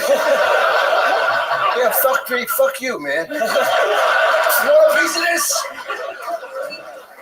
Sorry, I snapped on you. It was perfect. As long as you don't call him the N-word, we're good. You are fantastic. I love it. So what else is going on in your life, Kent? It's been a while since we've seen you. It has. You been hooking up with a lady, you fucking human vibrator, you? Yes. You giving him the old fucking shaky third leg, huh? You ever get inside of a girl and just picture me asking you questions? Hello. Hi, Kent, it's me. And then she's fucking... She loses her mind, right? You turn on that fucking shaky leg and the bitches just go crazy. Eleanor's into this. Yeah, oh boy, I would come in an instant. That's great. Do you get nervous during sex? Does that happen? Completely honest. Yeah. I haven't had sex. Wait, you're a virgin? I am. No fucking Do you want to see if it works? Eleanor's ready to go. Eleanor's ready. We're going to take some of Cam Patterson's hair moisturizer, spray it down there, and we're going to be ready to go. We're going to oil the little tin man she's got between her legs. That pussy's like, need oil. It just squeaks a little, but then once you get in there and start fucking shaking, it comes right off it. Sorry. I fucking love Eleanor. Trust me, I know. I had this in me earlier. Trust. Yeah. The can realized why it was called liquid death all along. It's like, oh, this is what true death is like. I'm dying in here. Yeah. Luckily, there's enough space for me to breathe in here. A lot of black men in Philly. So explain to us, how old are you, Ken? 20. 20 years old. Now, are you a religious guy? How do you maintain your virginity? Looking like this, apparently. Now, you're a good-looking guy. I'm not buying into that. There's a lot of fucking monsters that have been on this stage that have gotten pussy before. But I want to know what's going on here. Oh, this is very awkward. Yeah? Tell us what's the closest you've gotten.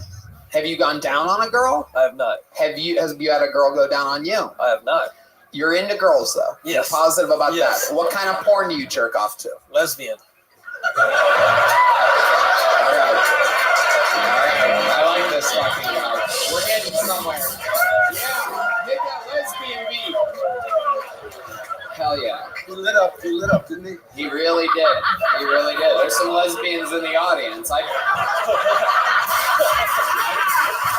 beat a guy in rock, paper, scissors earlier. They both threw scissors every time. Okay. So you've never gone down on a girl. A girl's never gone down on you. Have you made out with a girl? Yes. Okay. When's the last time you made out with a girl?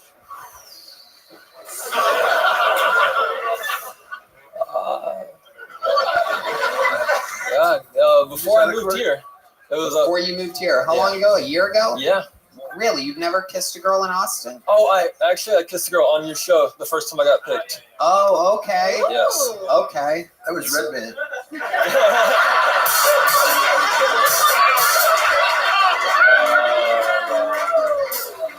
Dom Irera in the motherfucking house. Throwing... Oh my goodness. I love it. Good to see you guys. Good to see you. You're killing it, Dom. You're killing it. Yo Dom, available now if you like a well-edited Zoom podcast. Look at me. Look at me. What do I care? Boss and I have been on it. Oh, you've been on Dom's show? Yeah. Okay, Really? Really, absolutely. Dom's. You've been on it, so you zoomed in. Yeah. Okay. You say it like you did something. I feel like you took them 45 minutes to fucking have a phone call with Dom Herrera. Oh, it's There he the is now. Yo Dom show. We're here for another episode of Yo Dom. Here we go. I love it. Okay. So, when's the last time you were on a date with a girl? I want to try to get you laid, Kent. I know. You know, it's just, isn't that the right move? Last week. Get me laid. No, that's impossible. We're gonna stick with Kent here. Let me ask you this: what would be your move? You go on a date with a girl. You have your own apartment? No. You have a roommate? Yes. Do you have multiple roommates? I do. How many roommates do you have? 3. Okay. How many bedrooms in this place? It's a 4-bedroom house. 4-bedroom house. You have 3 roommates, so every bedroom is taken. Yes. You have your own bathroom. No. How many people share your exact bathroom? Me and the guy across from me. One other guy across from you. This is a problem, Kent. Yeah. Okay. Okay.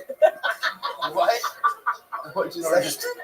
Just get you training this one. I got a boner in. I almost did a spit take there, Don. That was fucking close. I did not see that one coming. Is the 4th bedroom empty? Like, can you like? Is No, that there's somebody in every everyone in every. Yeah, Red Band's terrible at math. 4 bedrooms, him and 3 roommates. Red Band. That's 4. That's a total of 4 every night. No one needs your excuses.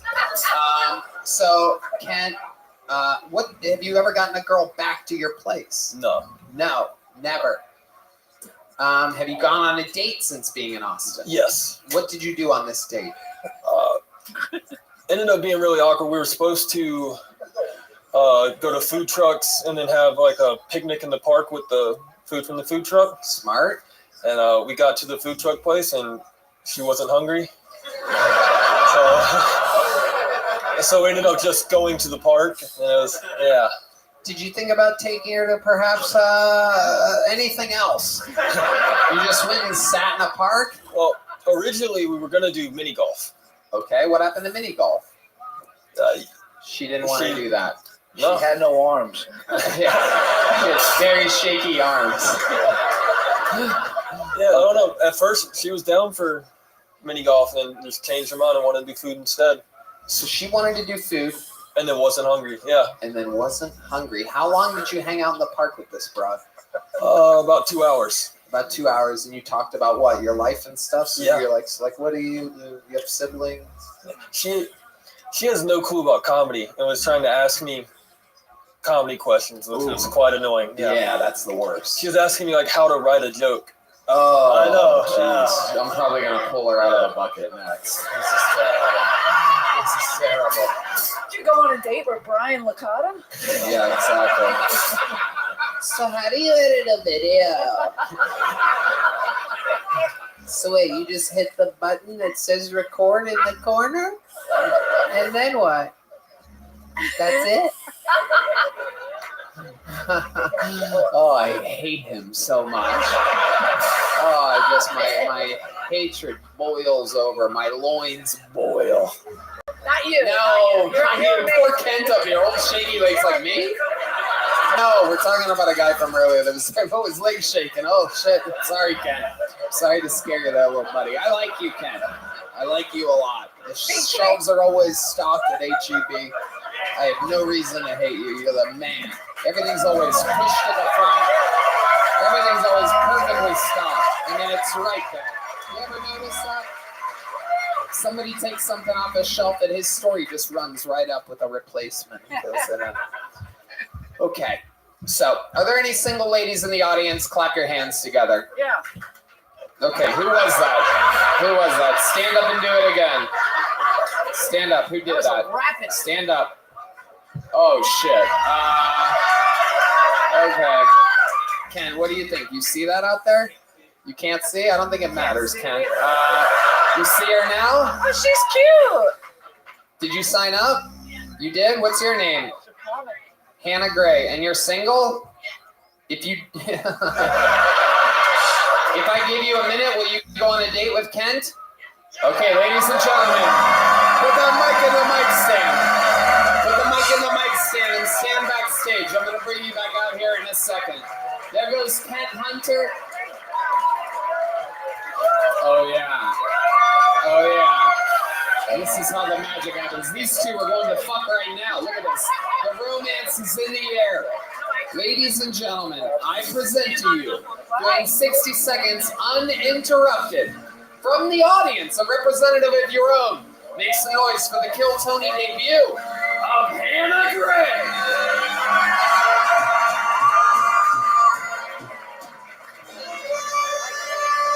Fuck yeah, what's up, Austin? Hell yeah. So I'm divorced and retired for the same reason. The good old gay United States Navy. What's up? No, it's fun. It's fun being a white woman looking like this, though, because, like, you know, I got a white woman up my military experience. Like, you know, I got that PTS dizzle. What?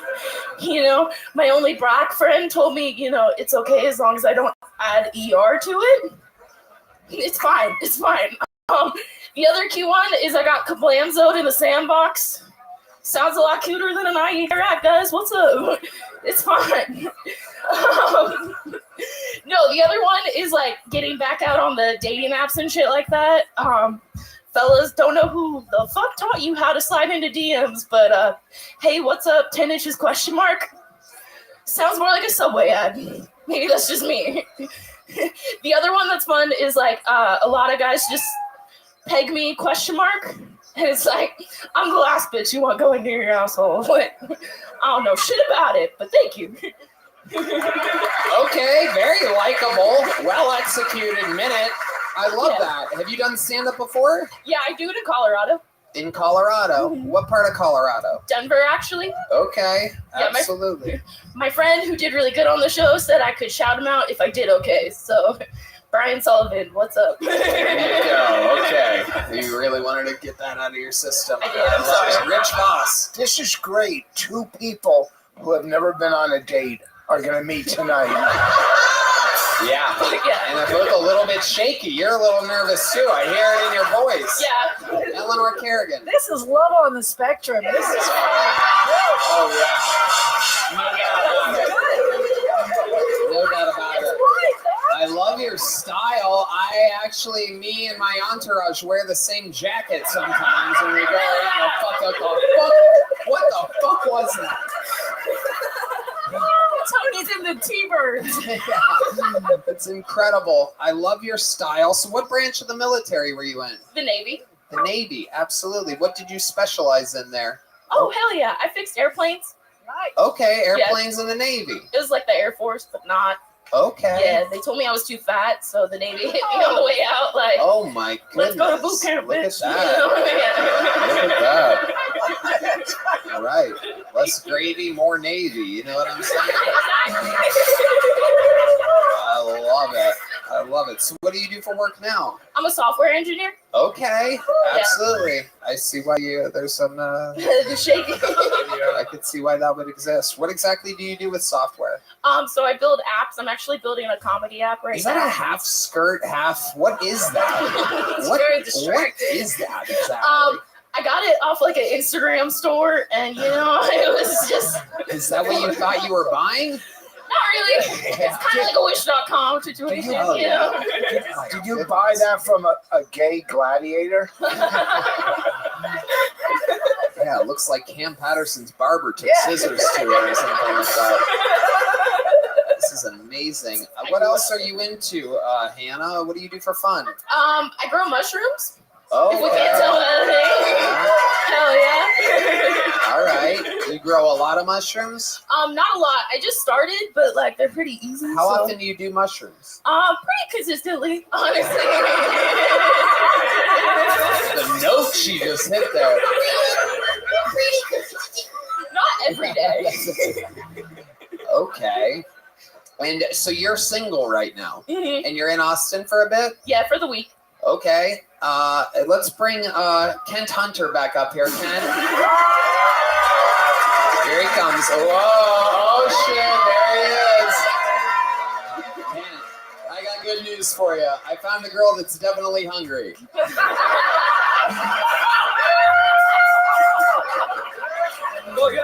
This one is gonna be. The bad news is she's not gonna want to go to the park afterwards. Food trucks only for this one. Then you take her straight back to your place. You rush her past your roommates. Yep, just hop and skip and a jump, and then you throw her right down that pipeline. You know what I'm saying? Kent, how do you feel about this situation? Have you ever lost your virginity to a girl with PTSD on mushrooms that, I can't say that I have. well, she's going to turn your software into hardware real quick. I do believe. I think you have a chance here. Are you willing to go on a date with Hannah Gray? Sure. Okay. Doesn't seem excited about it. Let me ask you again. We'll edit that one out. Ken, do you want to go on a date with Hannah? Yeah.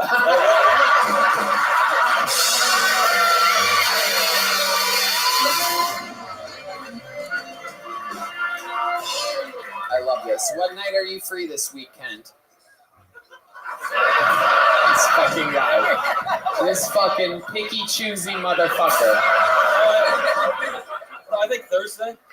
Thursday. Is Thursday good for you? Works for you. All right. You know what? I'm going to set this up. I'm going to get you guys, what?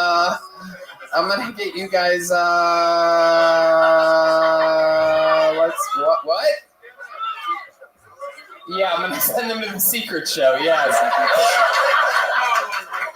Somebody said a room. I like Actually, that might kind of work. No, that's what I'm saying. Yeah, maybe After they the do date? they go to dinner. I'm gonna take care of dinner. I'm not gonna say where. We'll keep it a secret location. But I'm gonna get you guys reservations, and I'll put fucking what, $200? Yep, there you go. A lesbian yelling out numbers.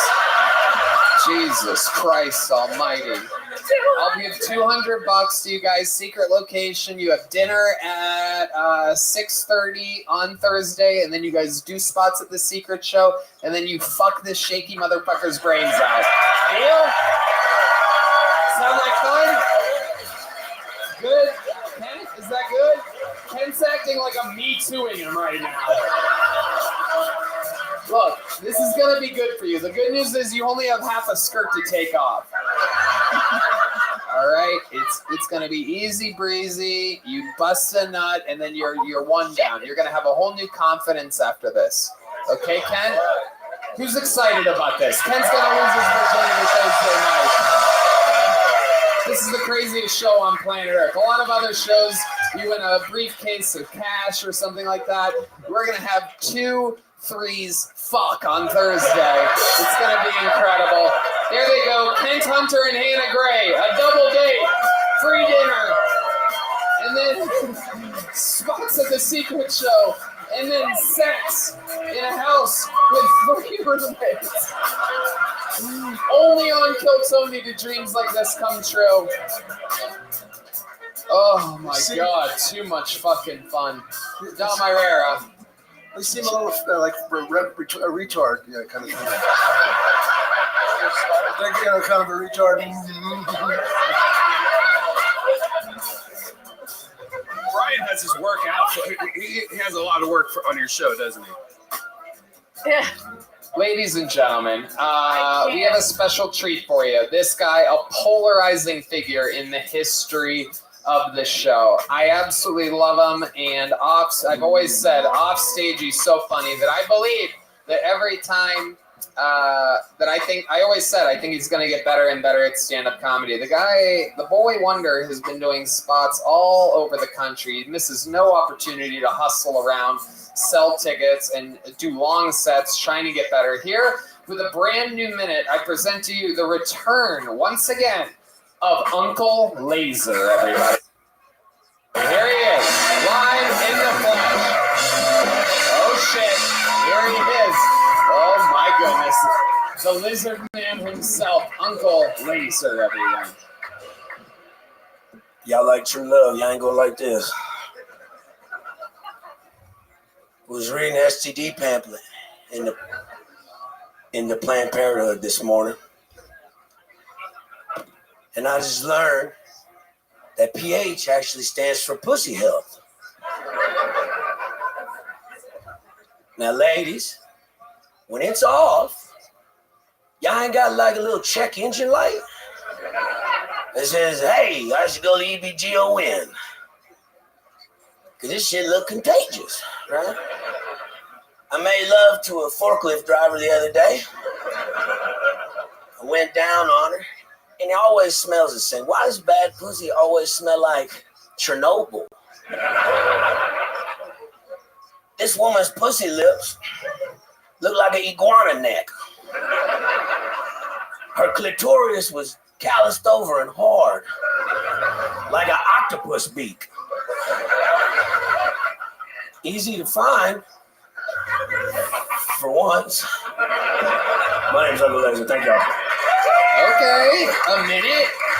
Opportunities for laughter in there. Great set. Uncle Laser. How much of that is true? That's frightening. The level of woman that you're hanging out with in this world. Well, for the joke purposes, I made her a forklift driver, but she's actually a nighttime ballerina. That's a stripper. Yeah. And nighttime ballerina. She's a nice young lady now. I don't know if y'all know this.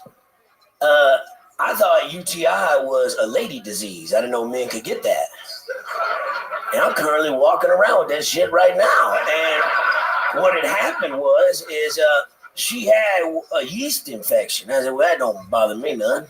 You know, we'll be fine, right? Yeah. Right. It's the yeast of your worries. Yeast of my worries, yes. And now my kidneys feel like they're gonna explode. Oh my God! How long have you had this UTI for? I think about 4 weeks now. Yeah, that's what I was going to say because again, believe it or not, I hang out with Uncle Laser sometimes. And about 3 weeks ago, I remember you saying that you got a UTI and that your kidneys hurt. Well, I've taken care of it later since that point, but I hadn't finished the antibiotics all the way, and then she had it too, and we made like a super variant. See, this is why, I just can't get enough. He's so entertaining, and it's all real. Look how serious his face is right now. No shaky leg to be found on this motherfucker. He's calm and confident. I've been drinking cranberry juice and vodka nonstop. I know, Brian, I know! But you like what you like! The old Ric Flair. Yeah. Cranberries and vodkas. I know about that. But then the craziest part is, like 3 days after, so I'm going to get taken care of. I go to Planned Parenthood and stuff. But she went to jail like 3 days later. Like big girl jail. Like, they picked her ass up. She's still in jail. She had a warrant? She had a kangaroo. They can only leave me believe she probably with the cartel in some fashion or form, right? Right, got to be. Hold on. She had a baby kangaroo. She owned one. You can't buy that at PetSmart. Now, You know, again, the interesting thing here, it sounds like he's crazy and silly and making stuff up, but I literally remember seeing in one of your many, you post a lot of Instagram stories. You can almost always tell what Laser's up to if you follow him on Instagram. And literally, I mean, I don't even like say, oh my God, what is that? Like, I'm not surprised by anything anymore in this guy's life. And meanwhile, I did see a story, and I haven't even mentioned this to you, a kangaroo bouncing around in somebody's apartment, like with like roommates and shit. It seemed like the last guy's place you were at, and it's wearing a diaper. Well, you don't want to shit on carpet. Okay. I'm just learning the indoor kangaroo game here. No one really devised a way to potty train them just yet, because they're not supposed to be inside. You're not supposed to be domesticated by any stretch of the imagination. You know? And so you go to her place. She has a kangaroo in a diaper hopping around. Do you pet it? What do you do? Like, that's fucking neat. You know, like, what the fuck am I supposed to say there? You know, like, I don't know if y'all know, when them motherfuckers grow up, they're vicious. You can't keep them in the house. There's no way. Like, they'll beat shit up. Did you see this kangaroo? Yeah, it was a baby. It was cool. It smelled like carrots or something. Like, smelled like a I don't know the word I'm looking for, but it's yeast infection. Right back from the corner pocket, baby. Yeah. Yeah, no, she like put like YSL perfume and shit on it, so it smelled like a woman. It was weird. That's expensive ass perfume. I don't know if you know that now. What's that? YSL. Do what now? Hell yeah. Absolutely. No, I know. Eleanor does not like this kind of guy. This is the complete opposite of camp. I don't know what this is. It's hard to understand too, but I mean, I like it. I'm enjoying it. I love wrestling. You single? I'm good. Hell yeah. Shooter's gonna shoot, you know. No cam, all cran. That's what this guy is. So, when are you getting this UTI checked out? Well, I got the medication now. Oh, I got it this morning. Okay. But yeah. Have you taken it yet? Yeah, I took some today. Okay. And I took like some painkillers. They didn't prescribe it. I had some. That sounds about right. Like, let me ask the ladies in here like a genuine question. Like, so my mama was from the 80s and she's different. All right. She fucked Metallica, Alice Cooper. Okay. Different time. She's a different type of woman. And she used to douche with vinegar. That's the thing. That was a thing, right? And then the Cosmopolitan come out and say your pussy is not, or at least the ladies I know. But then what is your question? Can you also use oil? Yeah, so I don't even know where I was going with that, man. They can do the suppository now. You know, if you put a suppository in your vagina, it'll cure whatever you got. But if you put it in your mouth and eat it, it'll kill you. That's strange to me. If you eat a suppository, it'll kill you. If you put it in your vagina, boom, you're brand new. You know what I'm saying? That pussy's the bomb. You know what I'm saying? Like a boric acid? Yeah, I think that's what it's called. I might be fucking up the word, but there you go. You're good. You get them at farmers markets. You just call everything you don't know vinegar? Well, you can drink vinegar and it won't kill you. That's the point I'm trying to make. Oh, okay. You know, some wise chewing tobacco wisdom from Uncle Laser. It's like an oxymoron. How are you not a health teacher? Oh, I'm a felon. You're a felon. That's pretty obvious. What are the odds? It says it right on his throat. Yeah. Laser, another fun minute, another fun interview. There he goes, Uncle Laser. We're going to keep it moving now. All right. Ladies and gentlemen, pulled another name out of the bucket. You guys still hanging in there? Make some noise for your next comedian. 60 seconds for Austin Young, everybody. Austin Young. Here we go. How's it going? I'm single. I need a lady in my life, and not for companionship or anything. I'm almost 30 years old, and I don't own a bowl. Single bowl, man. I've just been eating cereal out of containers that were designed to store ham, and I'll be honest, man, I was far too content with it. Like, I was ready to live the rest of my life like that until I had a lady over, and she's like, hey, where are your bowls? I'm like, I don't have any. And she's like, I want you to know this is a huge red flag. I'm like, ooh, any other red flags I should know about? She's like, yeah, guys that don't have headboards. I'm like, bitch, you think I got headboard money? I ain't got balls. Plus, you know how ridiculous a headboard would look on an air mattress? That's funny.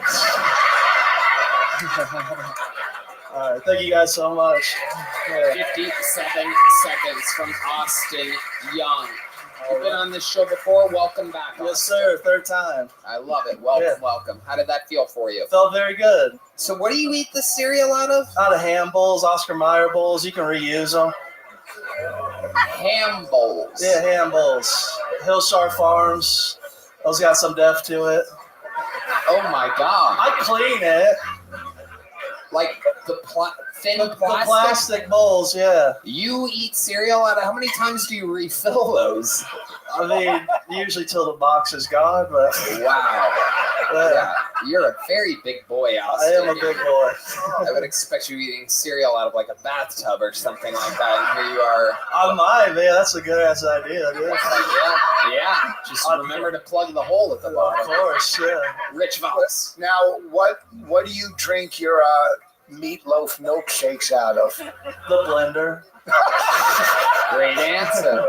Absolutely. You are a master improviser of food. Yeah. So you really don't have a headboard? I don't know. Do you really have an air mattress? I mean, I used to, but I mean, I'm doing pretty good. I got a mattress now. It's just a mattress on the floor. But right. It's just a deflated air mattress. Yeah.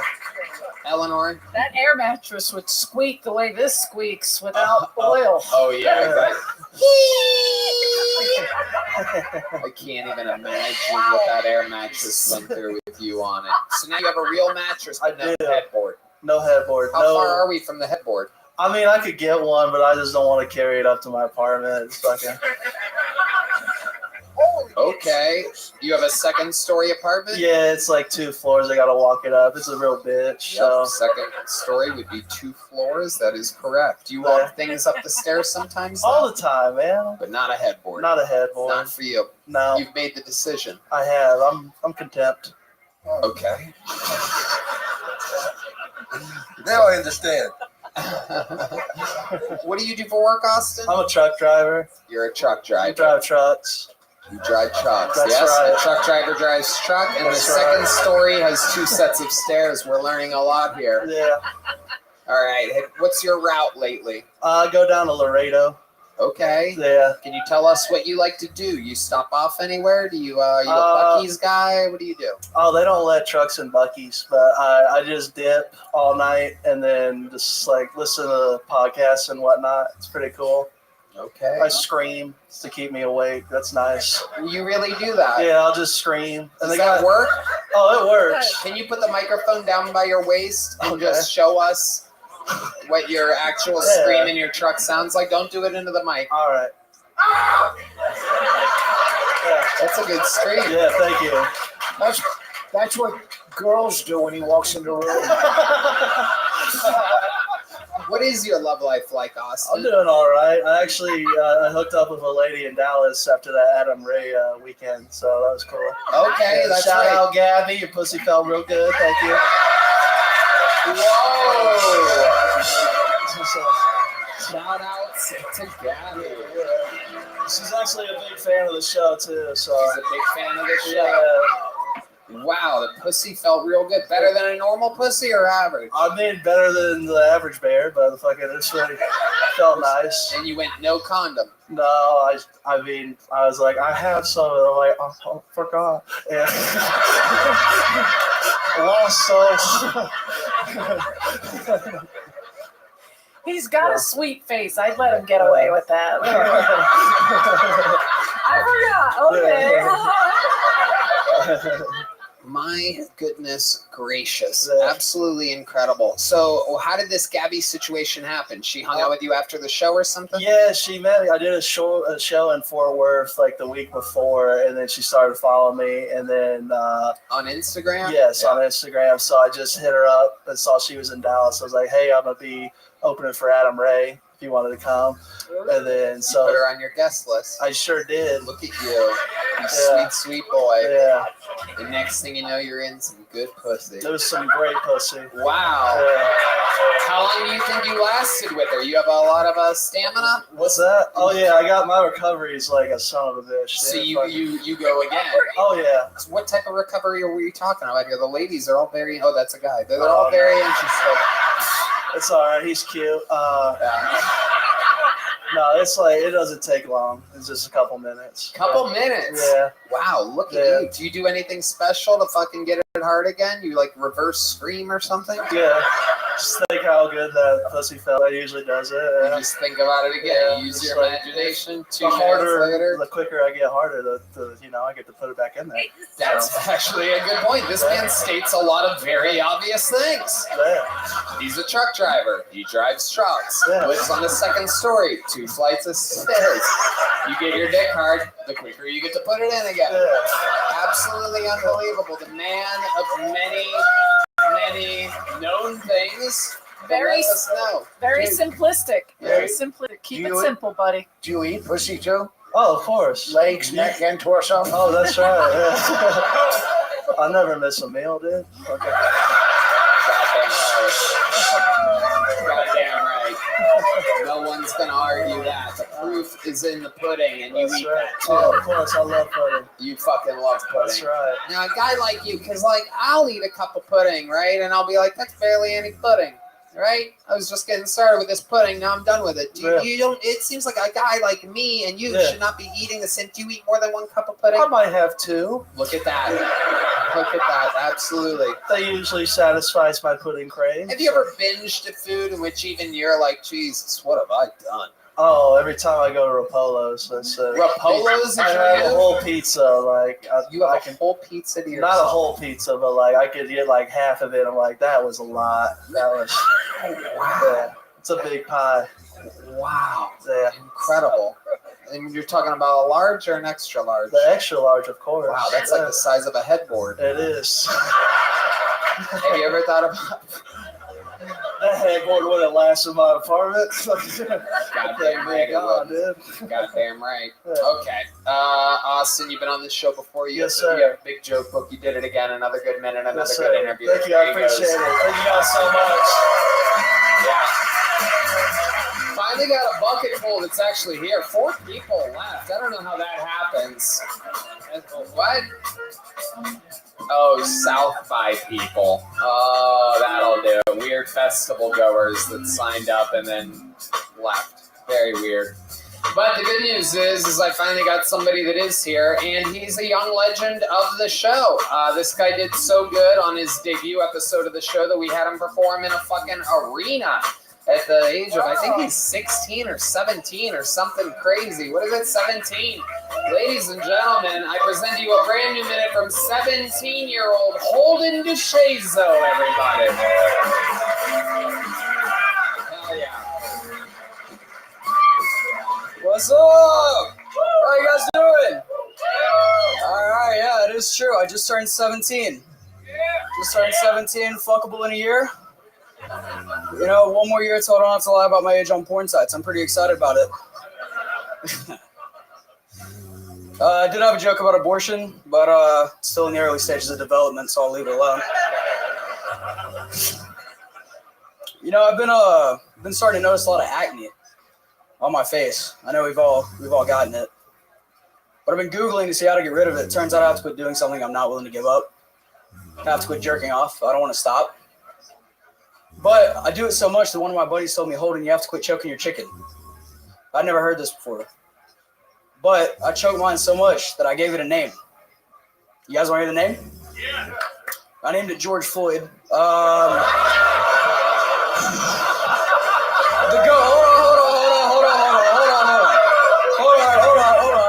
The good news is that the cop that killed him is probably being forced to choke a lot of chickens these days himself. Maybe he's into it, I don't know, but based on the given clues, I think it's safe to say that he's into erotic asphyxiation. All right, that's it. Thank you guys. Okay, wow. Hard to tag a good choking the chicken George Floyd joke. It It's hard to follow that. That's true. I loved that joke, by the way. I don't think you need a tag on that. Me and Rich Voss made 5 seconds of eye contact after that. Going like that, that's a pretty good sign. Wow, you choke the chicken so much that you call it George Floyd. Repeating it is so good. Incredible. Wow. I mean, a 17-year-old can get away with that joke. That's the good news. Thank God y'all's phones are locked up. Damn. Thank God what? Their phones are locked up. Oh, yeah, absolutely. Unfortunately, this will be on YouTube in 3 weeks. That's all right. Let's kill Tony. We can talk about it. We can talk about it. Absolutely. You took a shot. You actually made it. It worked. The joke works. It is an anomaly. It's a great joke. Yeah. It is. I'm trying to think of tags that you could possibly say, but all of mine are basically sound like they're written by Dom Irera. They all end in the N-word. I'm just kidding. Don't do it, Tom. Don't do it. Have you ever thought about saying that you inject your penis with fentanyl right before okie dokie. George Floyd was at a okay, I see where he was fentanyl guy. He was a fentanyl fan. Yeah, he was at a what's it called? A fucking an overdose amount of fentanyl at the time. What a crazy coincidence that would happen at the same moment. I mean, what are the odds? It's almost like a fucking anomaly. So Holden, let's talk about it. When you do jokes like that, do you think I'm 17, I can get away with anything? I know people legally can't fuck me up over them, so that's true. I got that. And you also know that the only black guy on the stage that can see has to jump over a blind guy to be able to attack you. That's true. It's offended. That's true. And the blind guy's not going to be able to spot you. He's going to swing right above your head. You're going to duck out and under. And you're going to be just fine. Has anyone ever been offended by a joke of yours, like when you're out doing open mics and stuff or anything like that? I mean, they haven't voiced it, but I've gotten a lot of with that joke, I've gotten a lot of ooh. Right. Like just all across the board. Right. Nobody's brave enough to be the one guy to laugh at it. Right. Exactly. Maybe they're worried about your dead dick. Possibly. Do you have a headboard? Do you have a headboard? That's a great question. You're 17 years old. Do you happen to have a bed that has a headboard? I do. There you go. Look at that. Absolutely. Mom's taking good care of you. There's Mrs. DeShazo right over there. Oh, his mom's before, yeah. If you're under 21, you have to be accompanied by a parent here. Yeah. So his hot mom is standing right over there. I'm afraid to make eye contact. I feel like Chris D'Elia, so I'm just gonna look down. This is a reverse D'Elia, a woman with a younger boy. Holden, what else has been going on in life? You're 17. Give us the ways of what's it like being a 17-year-old in Texas nowadays? A lot of man ladies out there. Okay. A lot of those. Okay. A lot of those. Where are you seeing? Oh, there's one right here. Look at that. I spoke it into existence. Yeah. It's fucking well, because before I was homeschooled, I went to a public school, and there were a lot of those running around. There was a lot of man girls. Yeah, at the private school or a public school. Yeah, because I held a door open for one girl, so I thought. Yeah. They, whatever.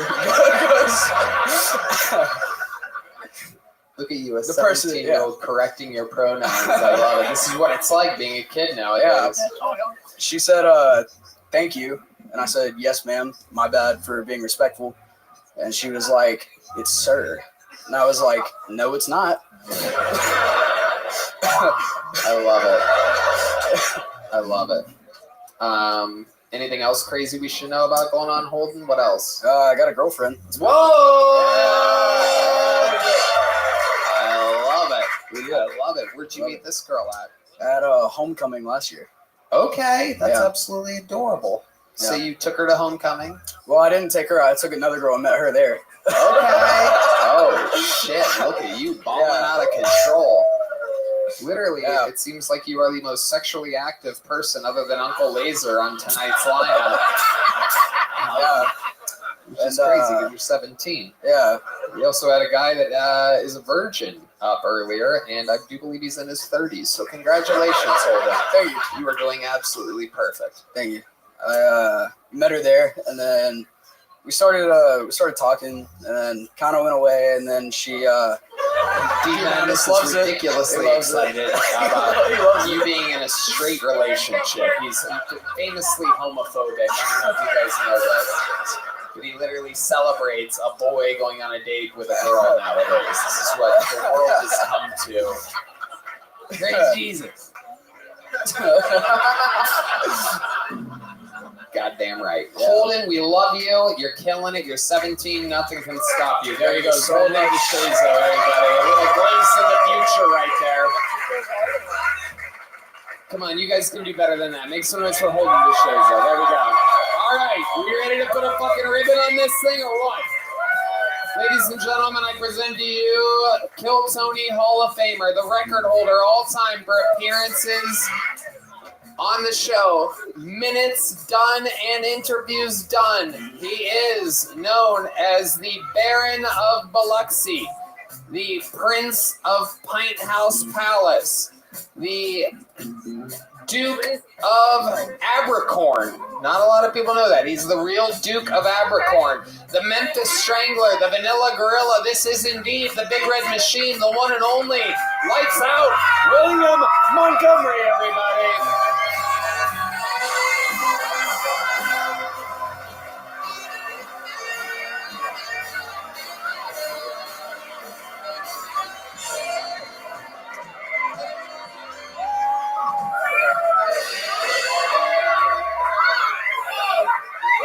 Allahu Akbar, Austin!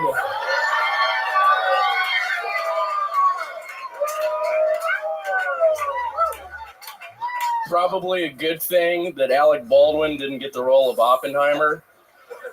We all know what he can do with a gun. Imagine a nuclear bomb.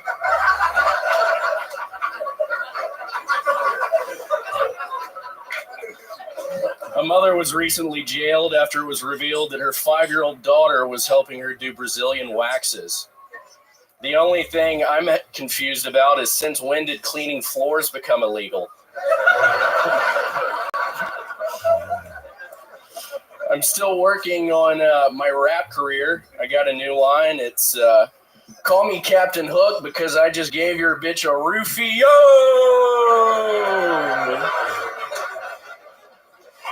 That's all I got. 57 seconds from William Montgomery. Yes, sir. William, you look a little different. Yeah, you seem healthier. You shave your head. Been doing pilots, or is it Pilates?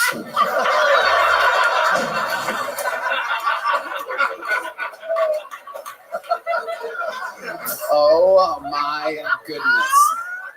The legend has arrived. Kill Tony, Hall of Famer, record holder for all-time appearances on the show. This is... Oh, wait a second.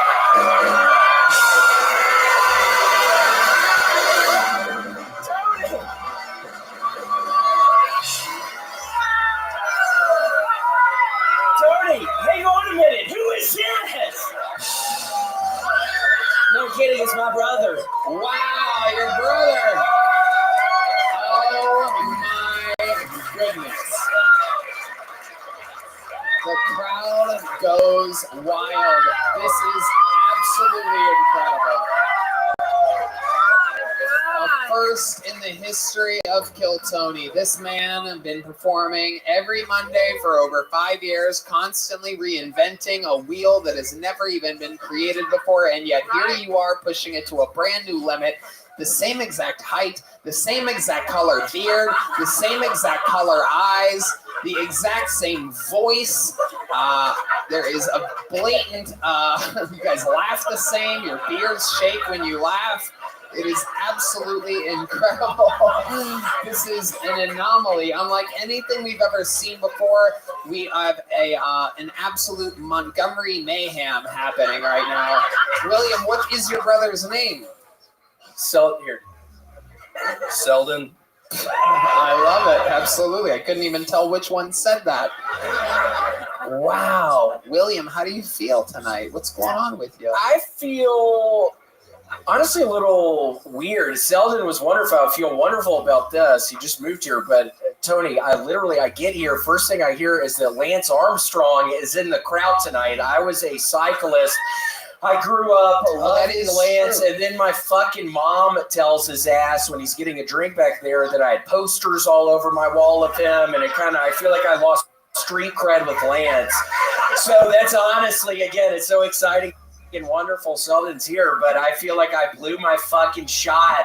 Did you meeting Did Lance. you get to meet him? Yeah, briefly, but I was starstruck, and I was like, surprise. Big fan. I love it. How about a hand for Austin's own Lance Armstrong, everybody, in the house tonight. Don't bother turning around. You can't see him. He's in the dark, protected from you normal peasants. From you fucking non-fucking super athletes. He used to beat the fuck out of Jan Ulrich. That's right. Goddamn motherfucking right. Lance, I used to love it when he used to be Jan every year. Goddamn right.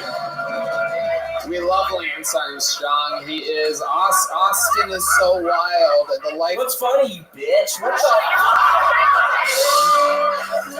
I'm trying to have fun with Lance Armstrong, bitch.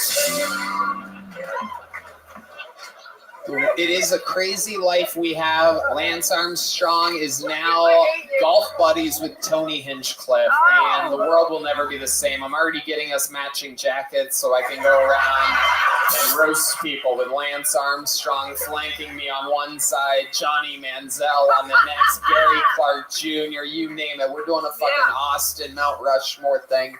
And William's brother is also going to be part of my entourage now. This is very exciting.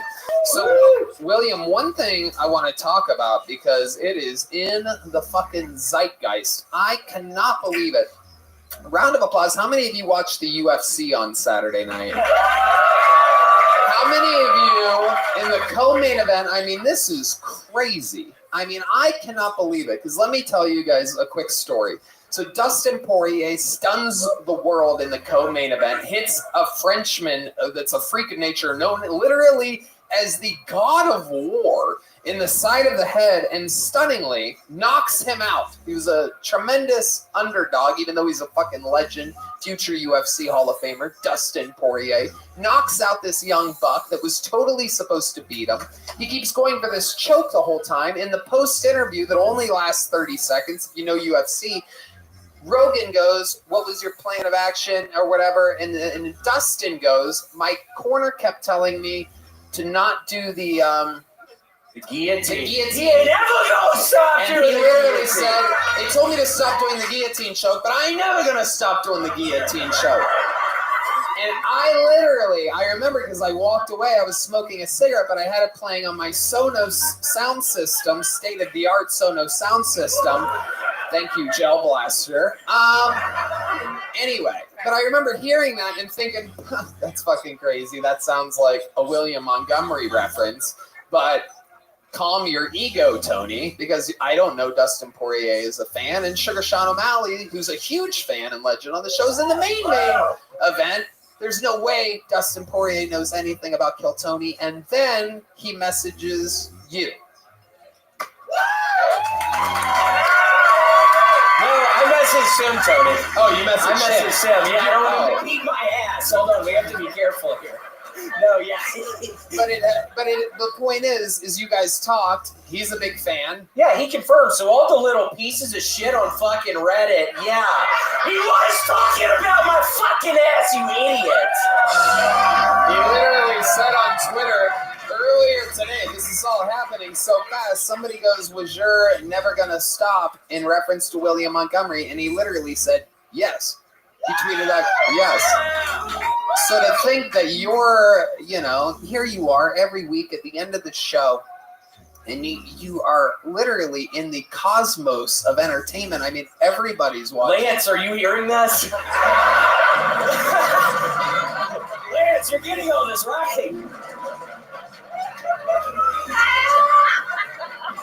Bro, if you get Lance Armstrong to drop, I ain't ever gonna stop at some point when he beats people in a fucking race. That would be absolutely incredible. So how did you feel? Were you watching the fights when Dustin said that? I was watching it, but we didn't have the volume up, so I didn't hear it. My brother Vance and it. So yeah, yeah. That was a fun little who did that? That was kind of a fun. Wow. God, you're an idiot. What did you just say? God, I'm an idiot. Okay, bitch. Okay.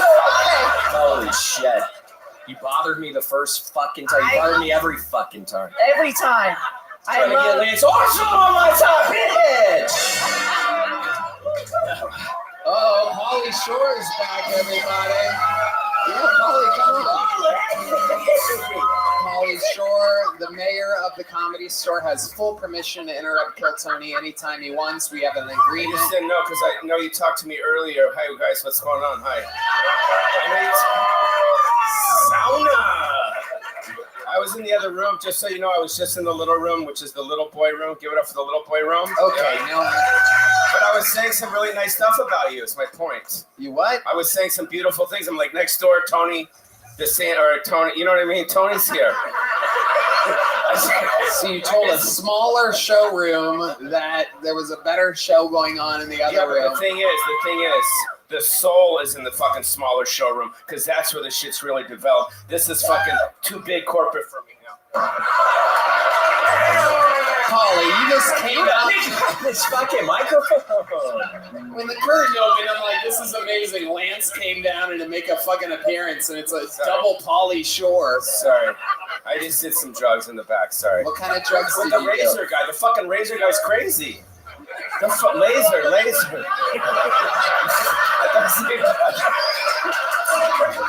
Pauly Shore. We like it. Stevie Wonder. We're good. I like you. Put some Vaseline. We're good. I love it. Pauly, what do you think about William and his brother here? Have you ever seen? I saw his brother's beautiful. Do you ever see the movie Mississippi Burning? He looks like the fucking grandchild of the dude from Mississippi Burning, dude. All right, we're going to put a picture of that up all over the podcast so that anybody in the world knows what you're talking about right now. It's okay. What do I do now? He said that it's a good movie. That's what he just said, in Mississippi style. Oh, that's what he said. I don't know what's going on right now. What kind of drugs did you do with Uncle Razor? He had some herpes medication. He gave it to me. He told me to store it. He told me to went store from it. MTV to UTI real quick. This is incredible. But he's a good guy. He wants me to hang out with him in his trailer park deep somewhere far from here. I'll be damned. What? I'll be damned. Yeah, he's coming too. What? Absolutely.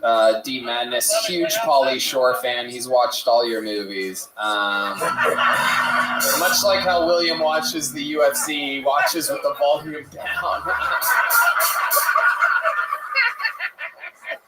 Okay, how about I am for Pauly Shore, everybody? Pauly, you wanna sing a song or something to take us out or something like that? Get us out of here. Dom Irera has the hit podcast. Yo, Dom, how about a hand for Dom Irera? Where do we go?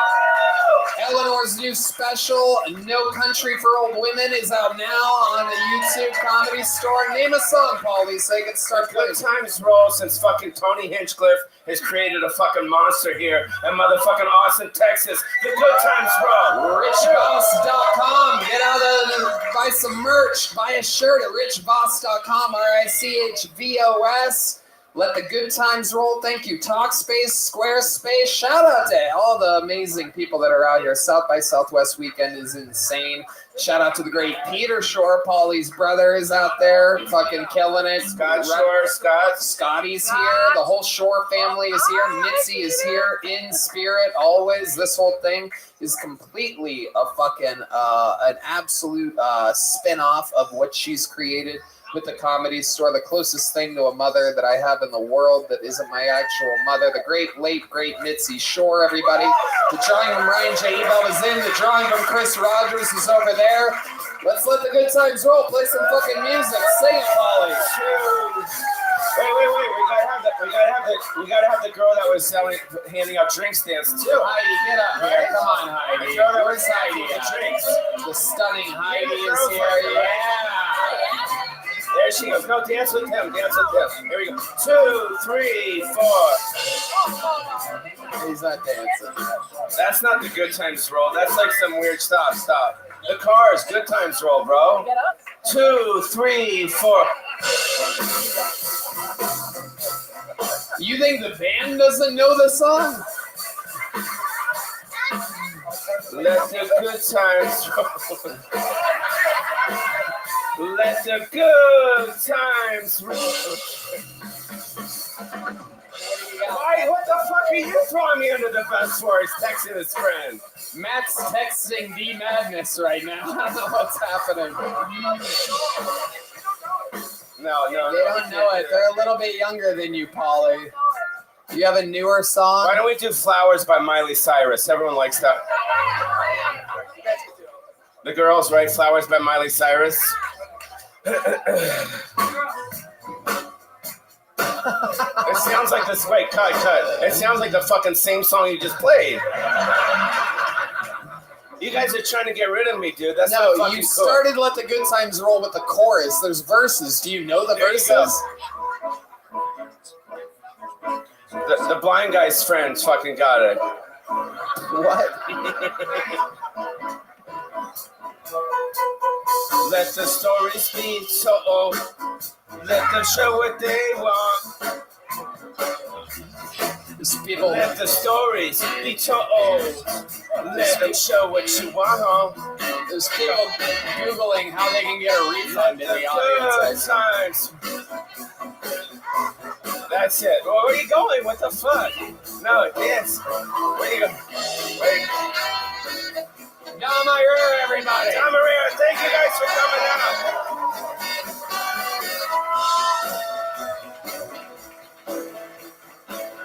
The podcast, Yo Dom, every week. Polly, sing, you son of a bitch. Oh, there goes Polly Shore. Polly Shore, everybody. Eleanor's new special is out. richboss.com. Tickets for Madison Square Garden and the Forum. I think we just released a few more. They're out there. Very, very little time left. It's all happening, folks. Red Rose, Yellow Rose, Gel Blaster, Talkspace, and Squarespace. Everybody have a good time tonight? Red Band. Check out the Sunset Strip Comedy Club, sunsetstripatx.com. I love you guys. We love you. Thank you. Good night, everybody.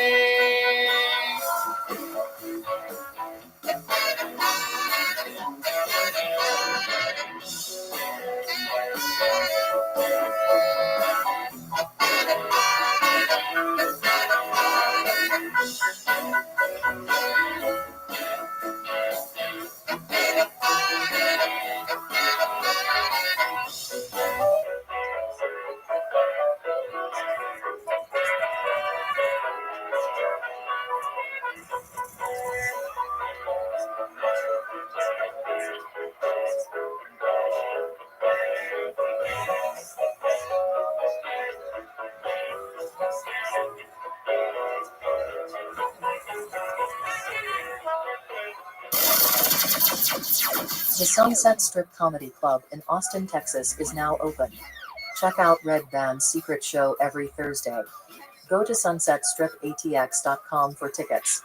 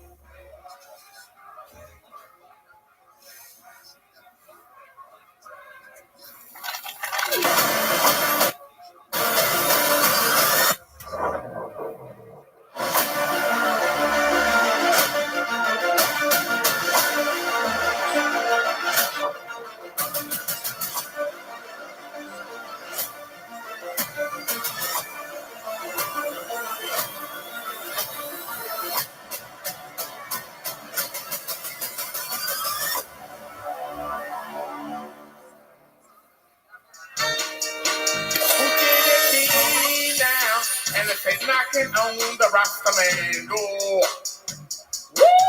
Look at it beat, na na na na na na. Cooking it beat, na na na na na na. Cooking it beat down. Knocking on the Rasta man. Do do do do do do do. Woo!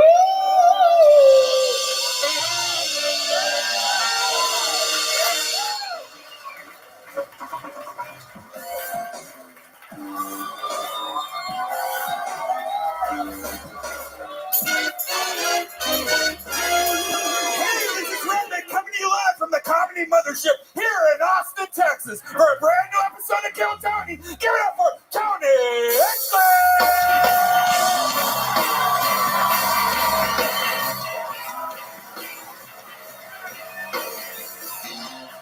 Who's ready for the best fucking night of their lives, huh?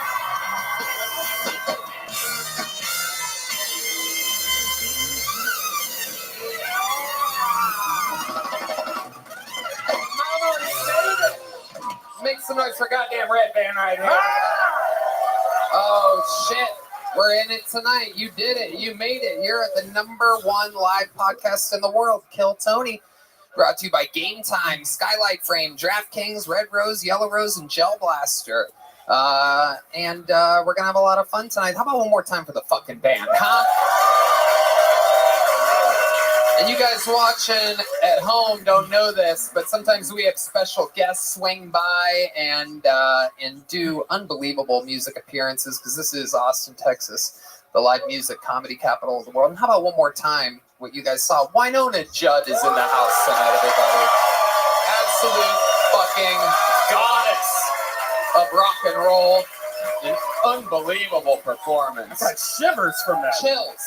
Chills to the absolute bones. And amazing stuff. You never know what's going to happen here. Highly recommend checking out the show live. Did you guys have fun yet already, huh?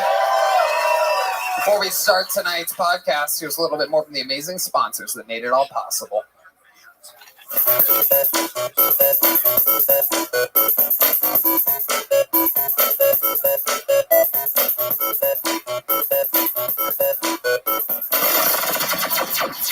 The Sunset Strip Comedy Club in Austin, Texas is now open. Check out Red Band's secret show every Thursday. Go to sunsetstripatx.com for tickets.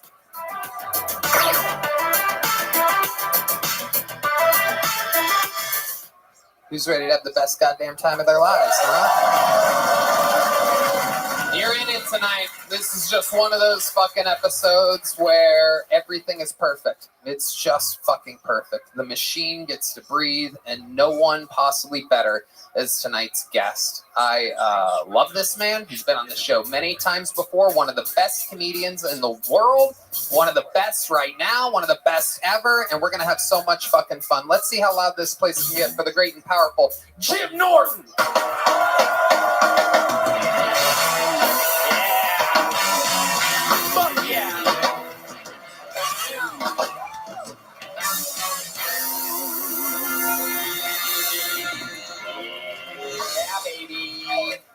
Welcome back, Jim. Thank you.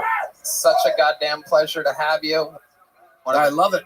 One of the fucking greats. Thank you. Fucking killer. New Yorker. Nikki and Jim NYC on YouTube. Their new podcast, Sword Fight. Tickets available. One of the great live comedians in the world. JimNorton.com. So check them out. And Jim, you know how it works. A bunch of fucking souls signed up for the opportunity. Yes. Probably how many tonight, Yoni? Ballpark? 200? Yeah, somewhere around there always. 230. Jesus fucking Christ. This shit is getting out of control. A lot of these people moving here, some of the best, up and coming, promising talents moving here. Some people literally lying that they've prepared for this just to hopefully get famous, and they annoy me, and I try to figure out a way to make them uncomfortable for signing up for a show built around comedians trying to make it. You know how it works. They get 60 seconds, and then you hear the sound of a kitten.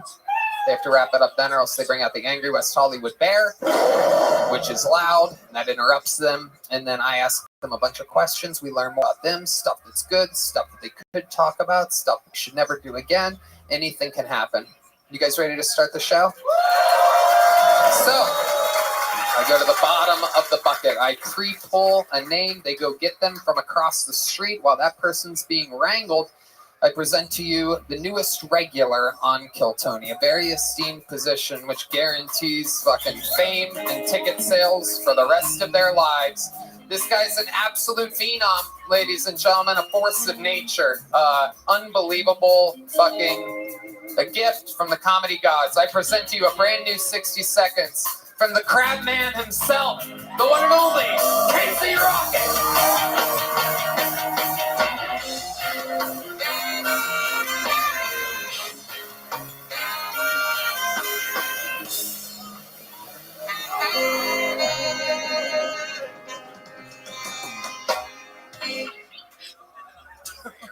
Do you have to let it linger? All right, cool. Irish stuff, get lost, eat piss, your dick. All right. Yeah, I'm feeling dangerous tonight, boys. I might fuck around and give a moose a muffin and this motherfucker. Who's with me, huh? Might fuck around and give a mouse a cookie. All right, cool. Hell yeah, get lost. Come on. All right, dud. That was a dud harmonica. Tony, I'm starting over. All right. Can't riff during the minute. Come on now, get lost. All right, cool. So dangerous. Biden hates to see it. God. Hey, Biden, I got 6 words for you, sweetheart. Let me check the White House for ghosts. Okay, cool. Do you have to? Get lost. Lock the bathrooms. Nobody's pissing. Still riffing. Okay, cool. I used to do weird combinations of drugs when I was a teenager. Like I'd drink a bunch of Tuss, Robitussin, and I would, I'm America's Robitussin comedian, and I would, I'd drink a bunch of Tuss, and then I'd take a bunch of Adderall, too, so I'd be focused, but I'd be focused on the wrong shit, you know what I mean? Just be scribbling in a notebook, like, what if worms could scream? All right, thank you, I'm Casey Rocket, thank you so much. Amazing. Right on brand. Complete chaos. I love to see it. Jim, what do you think about the great Casey? I love him. I worked with you this last night. You did 2 shows, and the energy is crazy, but the jokes are good. Like a lot of guys mask bad jokes with energy, and your jokes are great. Like really funny and great writing. Oh, thanks, man. I just enjoy watching you a lot. You're really fun. Oh yeah, 100% agree. A lot of interesting new perspectives. Lock the bathrooms. I like. It's interesting because if you did that, you would be locking people in and out at the same time. It would create, within minutes, there would be chaos down there. Just the way I wanted.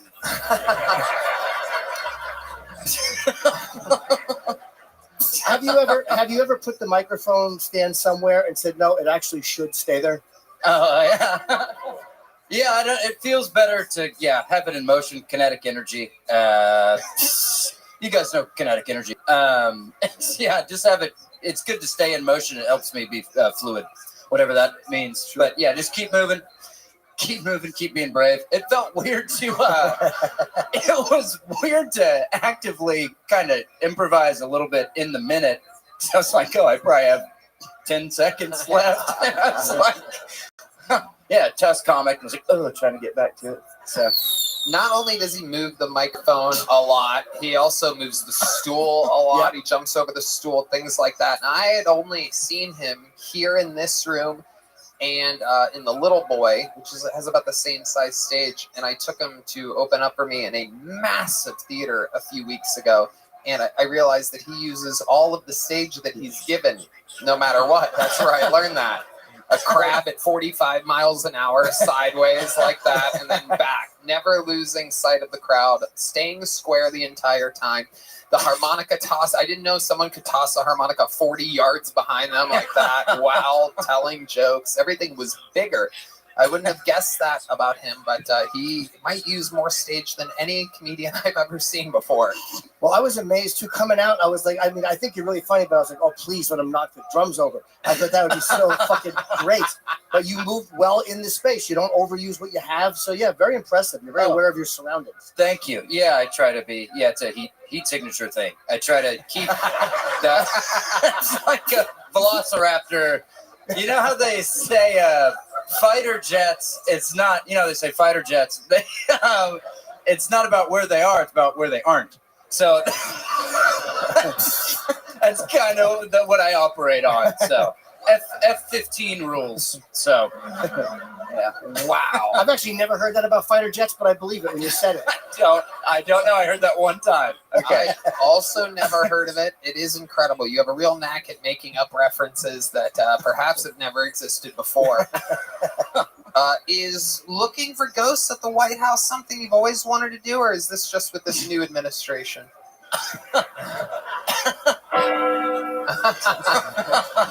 Got another one. The Undertaker walks up. Yeah, it's something. It's definitely piqued my interest the last few years. I've been getting more into ghost hunting. We contain dualities, right? Multiplicities, dualities. Plato talked about this. Yeah. The philosopher. The toy, not the philosopher. Yeah, the philosopher, not the food. Yeah.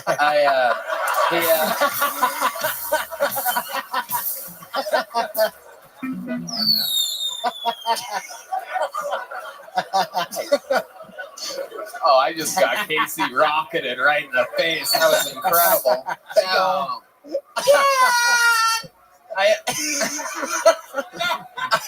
But I'm a complicated guy, and it's funny to bring that up in the context of hunting ghosts. But Winona Judd was out here earlier, and I wrote a song, and I would love to sing the song that I wrote. Oh, wow. We've never had Casey do a song before. This is very exciting. I have to, it's a short song, so it's kind of like a country song. I don't know. You guys, do you know what you want? Like a... It's like... Yeah.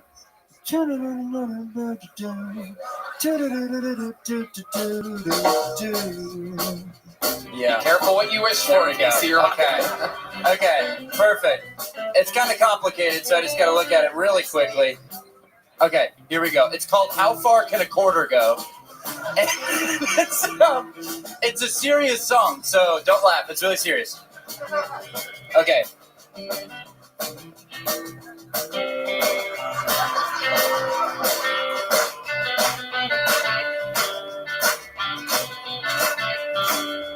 There comes a time in every woman's life where she's got to make a choice.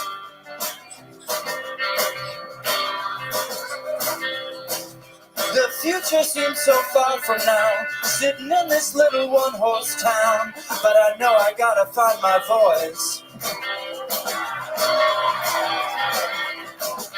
Sitting here staring at the phone, praying how far can a quarter go till I lose my voice. I've got regrets and I told you so.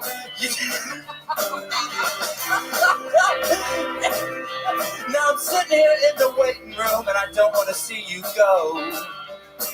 How far can a quarter go? Thank you, that's it. That's pretty good. It's pretty good. So, pretty exciting. It's no big deal. I'm a first time singer-songwriter, so pretty good. Not that bad. Pretty good. Okay.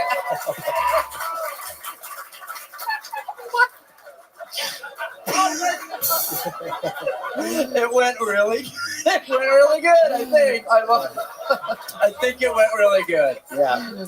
I love that you're your own music critic. How far can a quarter go? That was good. That was really good. Yeah. That was your favorite song of the year. The question that's on all our minds. How far can a quarter go? It's like, I don't want to explain too much about it, but it's like, can this quarter take you back to what you once had, like at a payphone? So that's about... Thank you. Oh, God. Oh, Winona Judd has something she wants to say up there. Yeah. Hold on. Here she is. Everybody's silent. Winona Judd. Thank you. Oh, shit. He just got signed to a record deal. Oh, my God. Oh, my God. Winona Judd just made a new Winona Bud. Oh my goodness. Absolutely incredible. Casey, what a night. You convinced her that it was great with your that was good. That was good. She's not gonna help you, she's just showing you what you can do with a quarter. Yeah.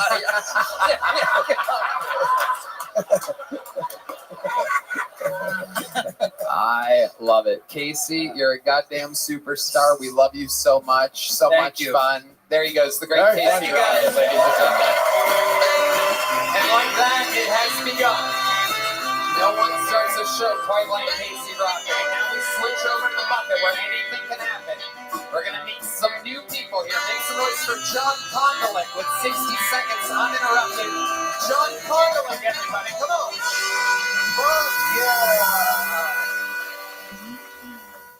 Fuck yeah, mothership. How's it going, everybody?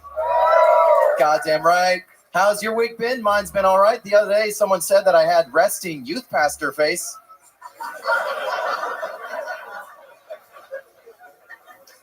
A little bit about me. I'm an amputee, missing 3.5 of my fingers. Totally cool to laugh. Last a bet. Fuck yeah.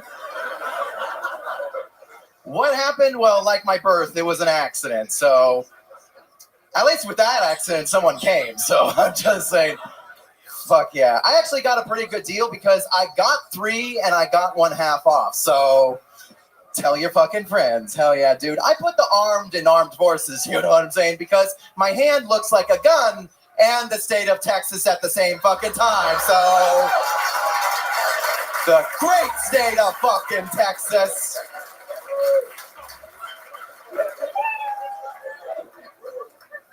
So fucking laugh. No, guys, I'm John Kondelik. Thanks so much. Yeah, John Kondelik. Very fun minute. Great set. There's something about you. I can't quite put my fingers on it.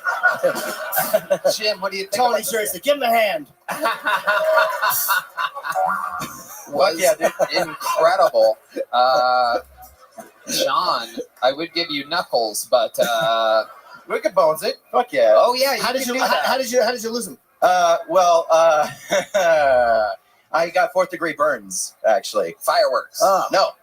I had my hand in cement, and it was a makeup accident for a film. And I was actually playing a guy who gets his fingers cut off. And I just take method acting way too seriously. Oh my God. Oh, wow. I'm coming after you, Daniel Day. Fucking look out.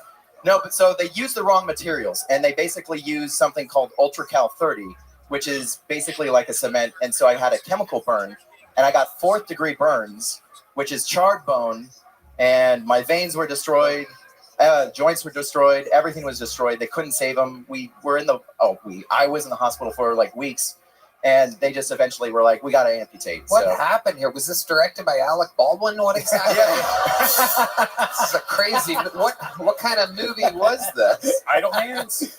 What movie was this? What was this for? Yeah, it was for a student project, actually. Oh, no. Oh, my God. It gets worse. It gets worse. Tell us more. The filmmakers, they were foreign exchange students. Didn't speak English at all. Oh, no. Yeah. It was crazy. And you know what's even crazier? Technically, Quentin Tarantino's responsible for this. Tell us more. I know. So... I think I saw this. Kill Fingers. The Hateful 3. Got him. Oh, got him. My God. Fuck yeah. So if you're not familiar, Quentin Tarantino made a movie called 4 Rooms. Are you familiar? Yes, very much so. Fuck yeah. So in his segment, there were 4 different stories, 4 different directors. In his story, he was doing basically that story. Yes. You have to light your lighter so many times. If you fuck up, you get the chop. Right. They did that beat for beat. They just basically stole the beats. And I met Tarantino at the store, and don't meet your heroes when you're high on edibles. Yeah. So I told him that, and he was losing his goddamn mind. And I'm like, so wait, how does the final scene in 4 Rooms apply to your thing? They ripped it off. Completely, beat for beat. So they were doing the exact same story. Oh. I was the guy lighting the lighter and getting the chop. But we never got to filming because we were doing the makeup prep, and they fucked up there. Wow. It's okay. Did you immediately know, like, the second your hand was in, there was a problem? No. So it was just like, I thought it was like silicone or not silicone, like plaster. But it was not. So it was just mushy, wet stuff. And then a few moments later, it started getting a little bit lukewarm. But as soon as that happened, it skyrocketed in heat. And I jumped up. And by the way, when I was telling Tarantino this, I'm like, I'm glad this happened. It happened for a reason. And one of the reasons was there was another actress there. She showed up late.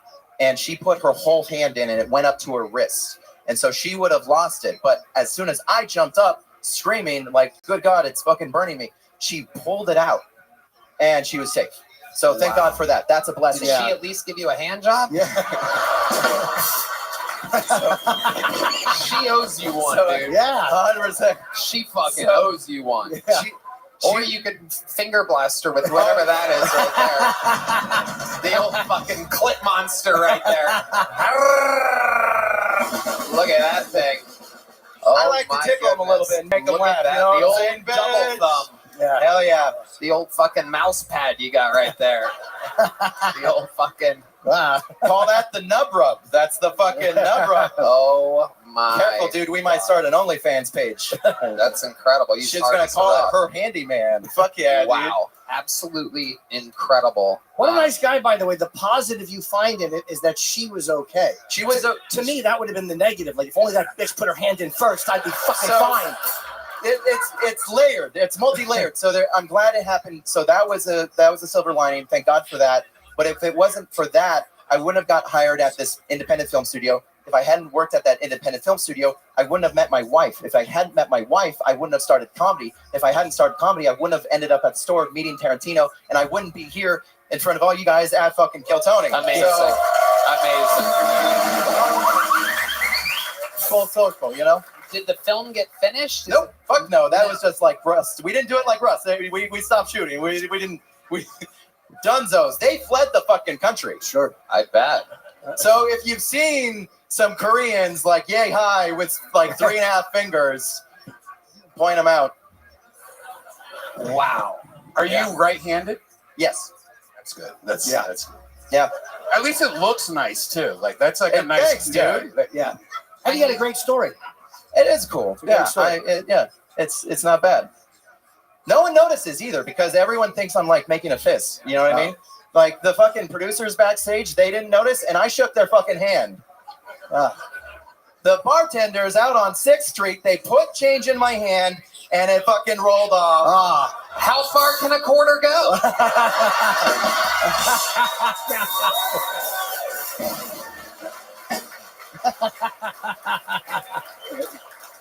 Fuck yeah.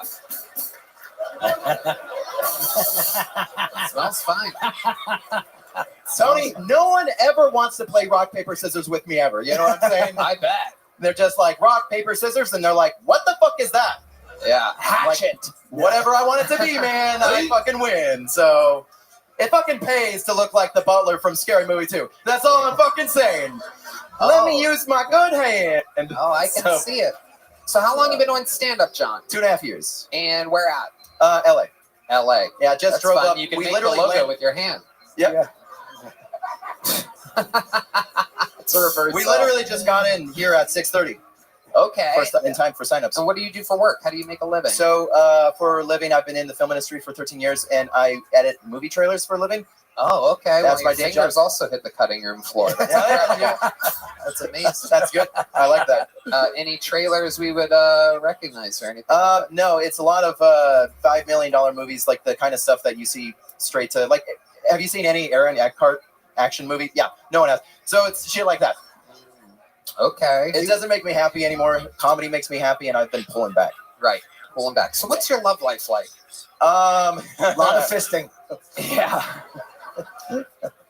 Not great. Yeah. Mainly because my wife doesn't let me have a girlfriend. Oh, you're married? Yes, sir. I'm married. Oh, I can't tell. There's not a ring on there. Yeah, I moved it. Oh, you see the old switcheroo. Yeah. Look at that.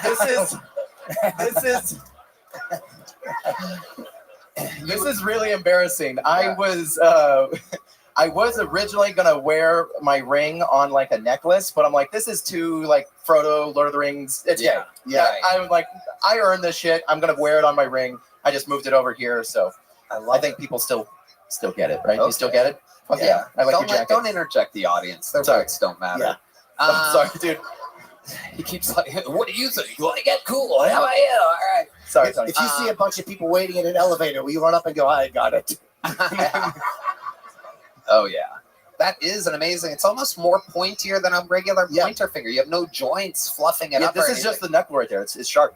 Wow. Has it ever come in handy? No pun intended. No. No. Haven't done anything cool with it. But you know one thing I've always wanted to do? No one's ever sucked it before. Well, you're at the right place at the right time. It just so happens I'm into the freakiest shit you've ever heard of in your life. It's already hard, Tony. I love It's it. hard. I love Yeah. it. Hopefully you meet Paul McCartney, I'm sure. Any other special skills or talents? Yeah, I have a couple of notes here. I can lick my... Yeah, because for this reason. You know the show. Yes, I can lick my own nose. My eyes can shake. I can do that. Yeah, you do the eye shaking thing? I can do that. Yeah, it's a Goddamn weird right. thing. Yeah. Yeah, I can do it. No, you lick your nose. Whoa! Hell yeah. He can eat pussy, ladies. Yeah. And for those of you that absolutely have to get finger blasted with a left hand, no, this guy can eat pussy. I always finish what I eat. I'm a gentleman, so. What is the eye shake? What is the eye shake? Yeah. Yeah. See it? Yeah, it's frightening. It's a frightening thing. in school. It's a frightening thing. Yeah, I learned it at school too. Yeah. It's a weird I got jealous of a kid, and I'm like, I want to fucking do that, and I worked on it until I did it. Yeah. Sure. And the others, I know, useless talents for sure. The best shore of 2024 goes to Jim Norton so far. Sure. That's a great look for a date. That's a great look. 100%. I have this weird ability that it's a stupid superpower, but it's more like a defense mechanism. My body just shuts down if it gets too stressed, and it will just I'll just turn off and I'll just pass out. What are you, a goat? Yeah. You guys ever see goats? Yeah, that's me. Whole body just shuts down. Well, John, an amazing performance. Yep. Very fun. Great way to start representing the buckets. Can you catch this? Yeah, there he goes. John Kondalik, ladies and gentlemen, getting the bucket started tonight. How fun, huh? Make some noise for John, everybody. Hey, y'all. This podcast is sponsored by Game Time. Guys, I'll be honest for the first time ever. Buying tickets these days is hell on earth. You cannot tell if the seats are good. You can't find last-minute tickets. That's why I use Game Time. You shouldn't have to worry when you buy tickets to your next big event. Game Time is the fast and easy way to buy tickets for all the sports, music, comedy, and theater events near you. With killer last-minute deals, all-in prices, views from your seat, and their lowest price guarantee, Game Time takes the guesswork out of buying tickets. Red Dan? I love Game Time so much. I used it recently to go see a concert. It's great. I cannot stress this enough. They have flash deals, zone deals, views from every seat. You can see where you're sitting and where the stage is. It's awesome. What more do you need? Game Time gives you the lowest prices guaranteed, too. So I know I'm in good hands. That was beautiful, Red Band. Did you know about their all-in pricing and that toggling this feature shows the total upfront with no surprise fees at checkout? They also offer Game Time ticket coverage, where your purchase is covered with the most flexible customer service policy in the ticketing industry. It's crazy. Take the guesswork out of buying tickets with Game Time. Download the Game Time app, create the account, use code KILLTONY for $20 off your first purchase. Terms apply. Again, create an account and redeem code KILLTONY. Why? For $20 off. That's why. Download the Game Time app today. Last minute tickets, lowest price, guaranteed. Hey y'all, this podcast is sponsored by Skylight Frame. Do your parents or grandparents live far away? It's easy to drift apart when you don't see each other very often. Don't let another day go by without meaningful contact. You can stay connected with the Skylight Frame. Red Dan. The Skylight Frame is a touchscreen photo frame that your whole family can upload photos to, and they appear in seconds. You get to share your favorite moments with the people that matter to you. The perfect gift for moms and grandmas. Anyone can send photos to the frame in just seconds via email or the app. And it's a great way to keep in touch with friends and family. It's simple to use. The setup takes less than 60 seconds, and even the least tech-savvy can use it. It looks like a real photo frame that adds a beautiful touch to your home. There's no doubt about it. I love the Skylight Frame, and I'm going to give this to my mom and grandma because I love them so dang much. And as a special limited time offer for our listeners, get 15% off your Skylight Frame when you go to skylightframe.com/Tony. That's SKYLIGHTFRAME.com/Tony. Mother's Day is coming right around the corner, so order today to get 15% off your purchase at skylightframe.com/Tony. Well, you know, anything can happen here at the Comedy Mothership, and I think that I think that we have a very, very special treat right now. Ladies and gentlemen, I think I get to bring up two of my favorite humans on planet Earth joining us.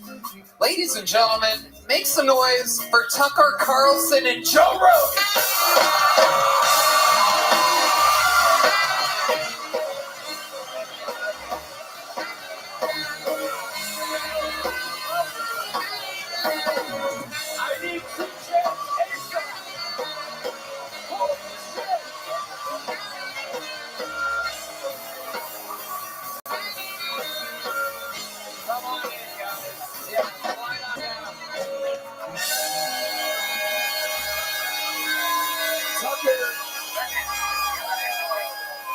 Tucker had no idea this was going on until 30 seconds ago. I love it. He had no idea he was going on stage. He's just finding out right now. We were literally at dinner, and he's like, I want to show you my new place. And we're standing backstage, and I didn't know I was coming out until I heard my name. We call that the old Post Malone right there. We've done this before. We did the Post Malone the same thing. Tucker, welcome to the show. Let's go front. Okay. Luckily, I'm sober. Yeah, this one's for you. Put that one back on the stand. I love it. Are all three of these working? Okay, Maybe you should take this one, and I'll take that one. We're gonna get them pumping here. We're gonna get them working. Tucker, welcome to the show. Well, thank you for having me. This is an amazing. By the way, that laugh is real. He does it all the time. We're gonna have fun. I'm gonna grab a Zen if you don't mind. Yeah. Hell yeah.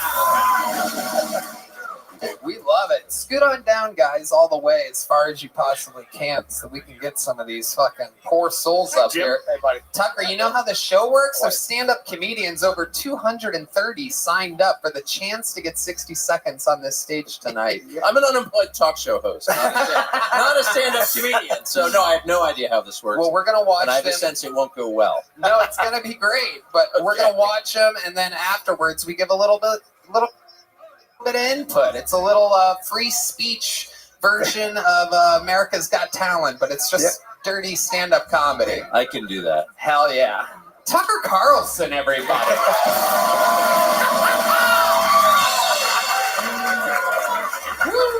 Joe Rogan and Jim Norton.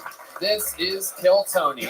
We're going to watch 60 seconds uninterrupted. Ladies and gentlemen, your next bucket pull goes by the name of Lino Rodriguez. 60 seconds uninterrupted for Lino Rodriguez. And here we go. Here's Lino, everybody.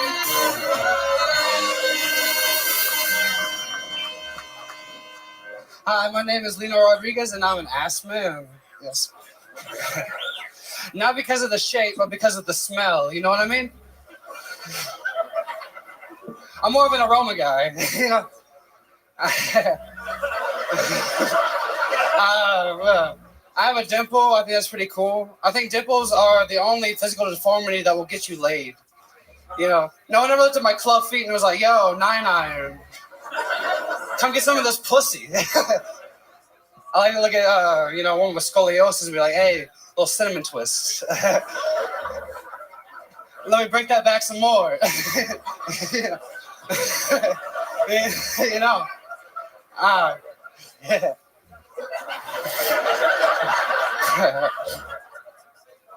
Okay.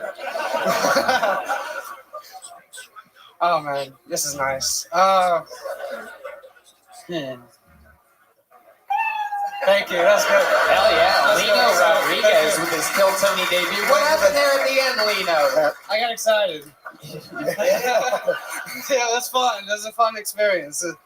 And I forgot what the fuck I was going to say. Right, that's really the answer I was looking for there. You got excited.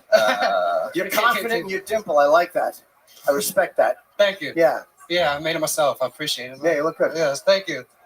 You look good. Thank you. Oh, wow. There's love on this stage tonight. Lino, how old are you? I'm 27. 27. How long you been doing stand-up? Like 2.5, 3 years now. Okay. Yeah. Where at? I'm originally from Mississippi. Big M's, what's up? And wow, the last comedian couldn't do that. He only had one finger. Yeah, Catch you up. Yeah. The good one? Yeah, it was, but but it was cut in half. Oh, nice. Okay, so Lena, you're from Mississippi, and then what? You were getting somewhere with that. I lived in New Orleans for a bit. You know, had some fun, got a little drunk. Had a good life there. Yeah. And How I'm long out were here you in there Austin. for? About a year and a half. About a year and a half. Yeah. What do you do for work, Lino? I'm a security guard down at the Vulcan. Oh, wow. Yes, your ex-wife. Yes. Okay, yeah. Vulcan, my ex-wife, because I used to do shows there a lot. Yes. That's what you mean by that. Yes. Well, I think you Yes. forgot what you were going to say again there, Lena. Do you really have a club foot? I do. I was born with 2 club feet. Oh, that's awesome. Thank you. My goodness. This is quite the fucking carnival of the show I have here tonight. The deformities are growing with each bucket pull. My goodness. The hands and feet on these people are absolutely disgusting. Yeah. Good night for cripples. Fuck So you yeah. work dude. in security. Yes, You're sir. 27 years old. What do you do for fun? Golf. I'm a killer mini golf player. Yes. I like to play music. I like to hang out. What on kind of rides. music do you play? Alternative music, like rockish type things. What do you do? You sing? You play guitar? What do you do? I sing and play guitar. That's what I Really? do. Yeah, I do. Really? Why do you Yes. say yeah like that, Michael? You want to hear him play? Do you guys want to hear him play a song? Matt, you gonna let this guy borrow your guitar? Matt likes to play hard to get. You think you could play Matt's guitar? Sure, if you let me. Okay. I'll try, Well, yeah. yeah, he definitely has to let you. Put the mic Fuck. in the mic Yeah, stand all there. right, yeah. We're gonna wrap this guitar around your fucking goddamn big ass shoulders. No, D, relax. D's out of control. He thinks you're gay. D is homophobic.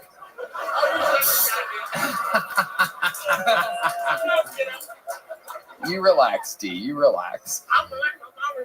Okay. D Magnus was drinking Crown and Coke during the sound check at 6:15.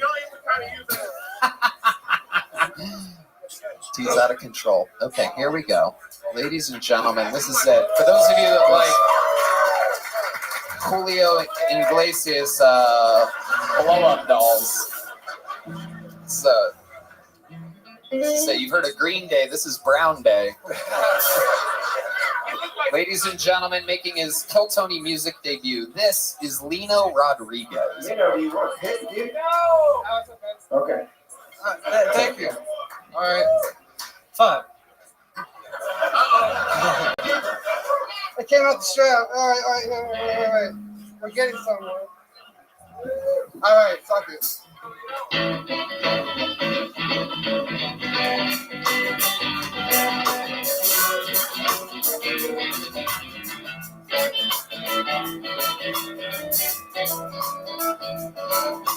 All right.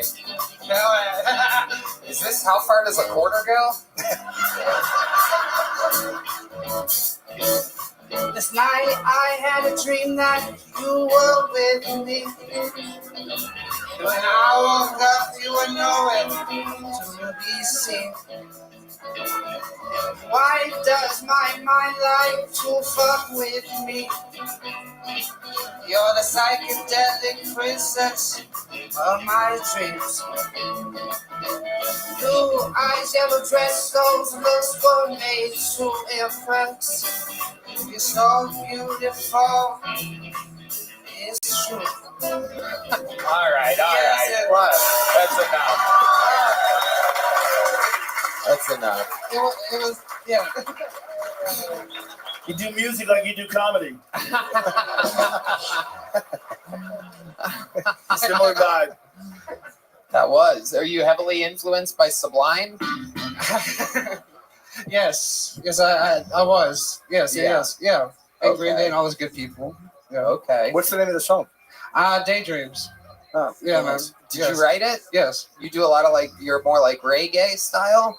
Nah, that's just the one my mind came up with in the moment because I'm in front of this beautiful audience. Yeah, and I couldn't really think of anything again. Who was that written about?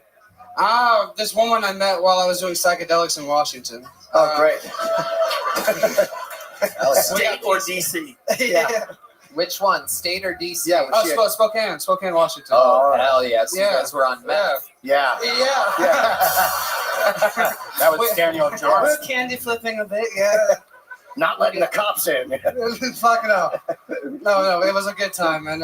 Yeah. Another fun fact about me is my dad was murdered. Whoa, tell us more about this. What a way to bring that up. We get into the nitty gritty, baby. Imagine being on a date with this guy. Tell us more. This sounds great. We love this here on this show. Oh yeah, man. My dad was murdered. He didn't really die in a cool way or anything, like getting hit by a car or dying in a submarine looking for the Titanic. It's a long setup. Sure. You don't need to play reggae music, guys. Yeah. So how was he murdered? Yeah. I'll tell you, son. These setups are tremendous. He got hit It's in a the face long with a adventure, bench. just like your grandparents took to get here. Okie dokie. It's a illegal immigration joke. Not that big of a deal. How was he murdered? He got hit in the face with a baseball bat. Whoa! We have a sound effect for that. We've been waiting. There it is. Oh my goodness. So you never came back home run after that? No. Wow. Oh my goodness. What was the reason? What did he do? He was a whore. He was fucking around with somebody's wife, I think. Or some Oh, shit so like the guy that. had caught him with a bat. Wow. Yeah, they were really good at that. Yeah. Absolutely. They did a great job on defense. He died doing what he loved. Yeah. Unbelievable. How old were you when that happened? I wasn't born yet. I was still in the womb. Oh my god. Yeah. And he was fucking somebody else while your mom was pregnant? Bingo. Your dad rules. Yeah, he's pretty sick.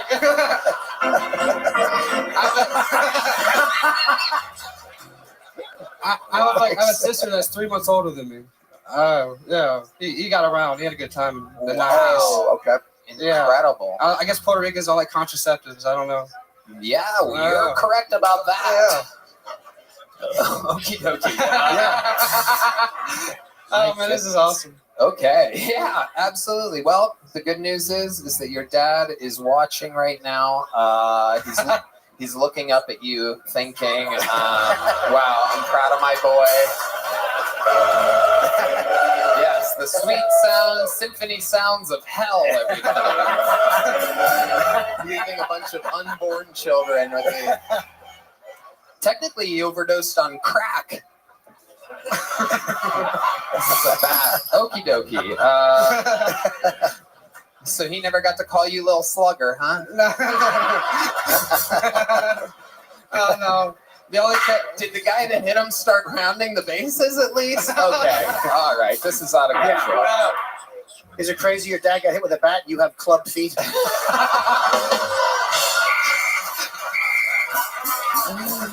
Yeah. You're more of a soccer guy, I guess, huh? Oh my goodness. Well, Lino, very good interview. I love your honesty. There's a little joke book. Congratulations. Welcome to Tony. There you go. Yeah. You know what? We're going to get one of our golden ticket winners up here. This guy's been saving up for a while to do a new minute in front of you. This is one of the longest standing golden ticket winners. Won it in Houston about a half a decade ago. We've watched him grow up in front of our eyes. Make some noise for the great brand new minute from Enrique Chacon, everybody. A new minute from Enrique.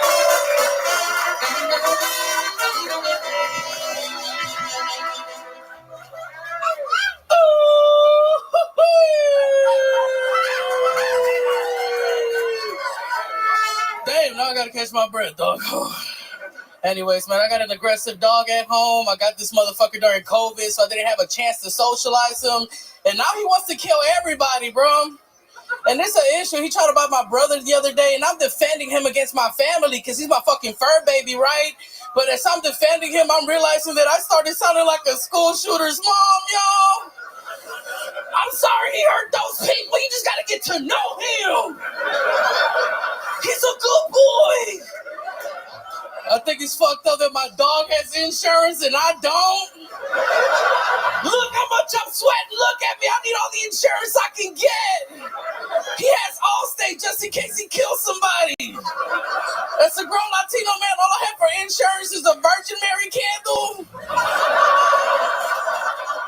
and Vicks Vapor Rub. Thank you. is the return of the golden ticket winner. The caliber, the difference between a regular bucket pull and one of the legends of Kill Tony, Enrique Chacon, coming in, flexing a new minute, ending with a big applause break. Fantastic stuff. Remind us all, how long you been doing stand-up? It's been about 5 years now, man. I've been doing stand-up. Yeah, you were instantly likable and loved on this show.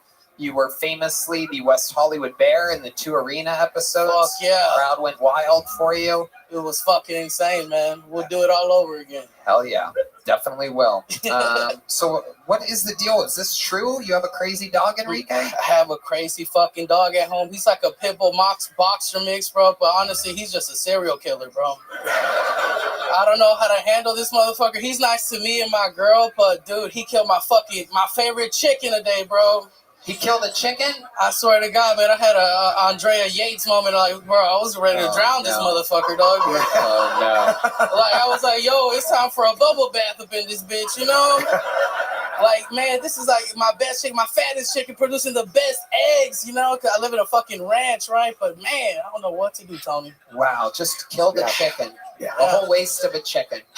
Yeah, I couldn't right now, somewhere David Lucas is crying. And, bro, it's fucked up. It is crazy. Like instinctually, like I killed the chicken and broke its neck, but it started eating the chicken asshole first. You know, like. That's one fucking dirty dog. Yeah, you got. He's a predator. Sounds like Jim Norton. He trained him well.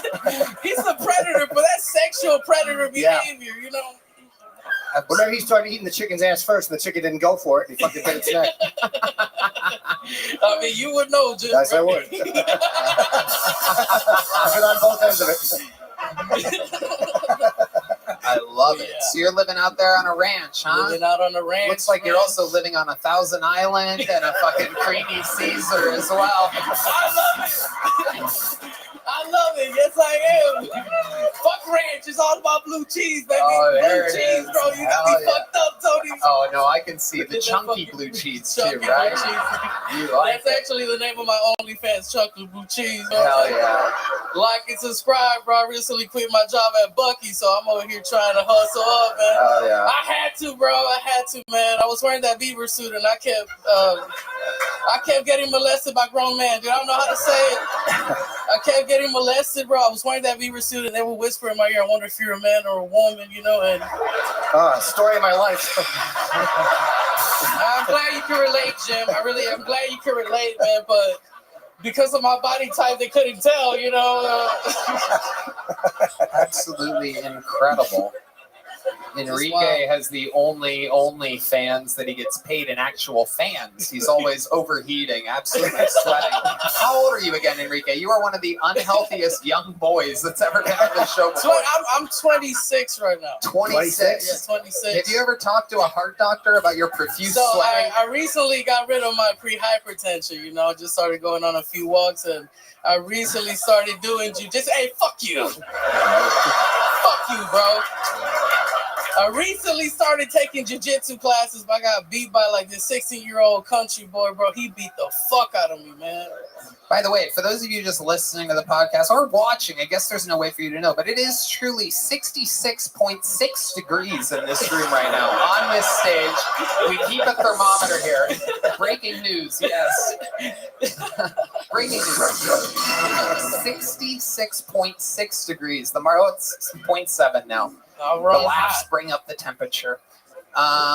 So you must sweat like this absolutely all the time, right? You know, yeah, fuck it. Yeah, Tony, all the fucking time. Do you do any cardio at all other than chew-jitsu or whatever the fuck you do? You motherfucker. Yeah, I mean, chew-jitsu, that's probably the only way I could get that motherfucker off of me, bro.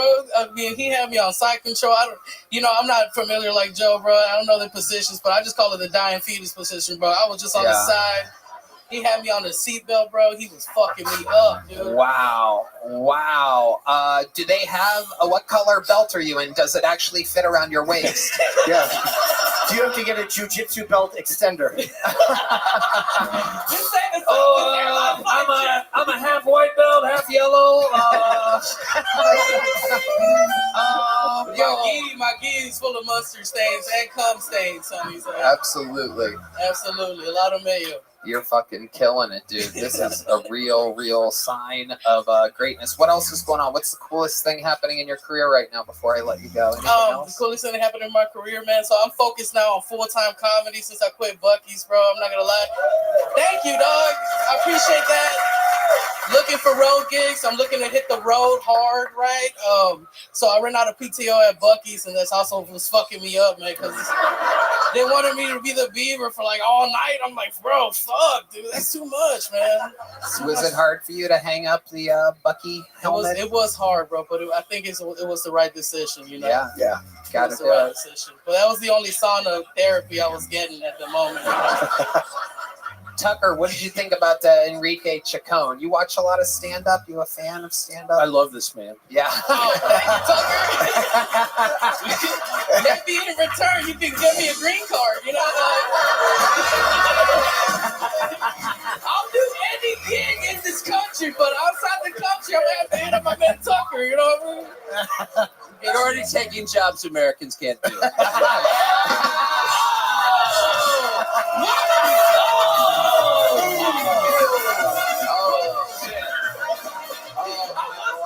You, but you know what? You lost the go one here. Well, actually, I can't. No, that is a compliment. Wait, hold on, Enrique. Who do you think Tucker Carlson is?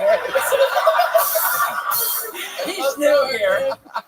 I saw the wig. I was like, dude, this guy.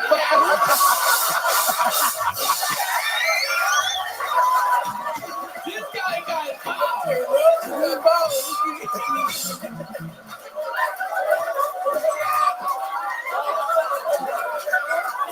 That's so awesome, dude. You're welcome to tug on it. Oh shit! Oh!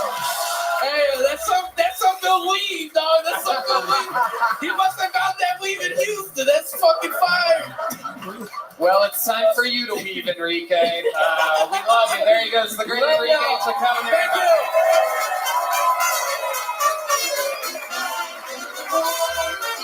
And back to the bucket we go, ladies and gentlemen. Anything can happen. This is where we find all of our regulars. This is where we find completely insane people. Anything can happen. 60 seconds uninterrupted going to Mark Wellborn, everybody. Mark Wellborn is next on Kill Tony, the land of opportunity. Here he is, Mark Wellborn. So my dad told me a story recently, unlike that other bucket pool.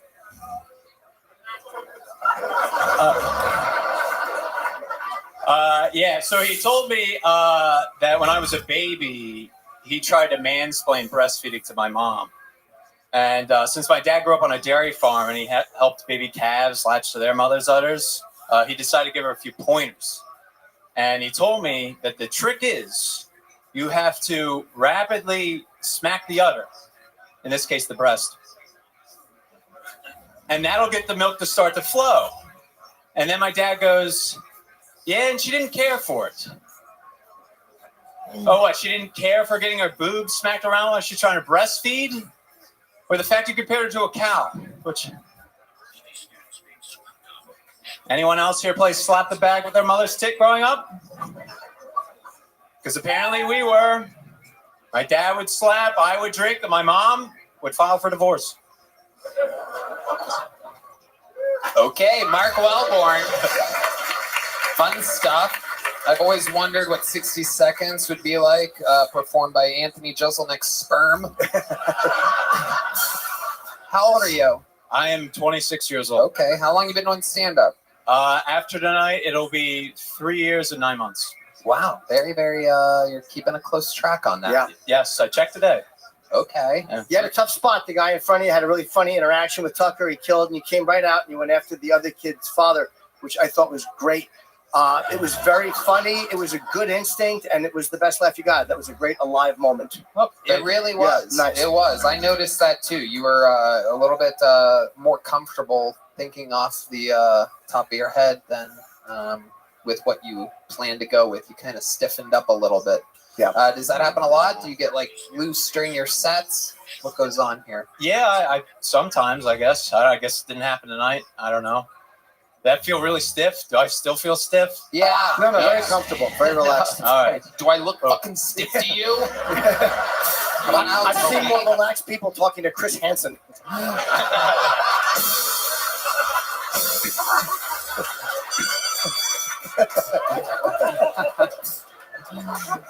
I love it. Mark, 26. What do you do for work? I'm an engineer. What are you engineering? Why'd you laugh? Chuckle. What the hell? Oh, because I already knew that. Oh, okay. Oh, shit. Oh, fuck. This is amazing. I love this. This is the best Republican National Convention I've ever been to in my entire life. I love it. Okay, so what kind of engineer are you? Civil. I'm trying to build back better. Of course. Absolutely. Absolutely. Hopefully your structures are as stiff as you are. What do you like to do for fun? How does a guy like Mark Wellborn get loose? This may actually shock everyone here, but I golf. Tucker with another I knew that. Yeah. I got a guy whose feet you can use.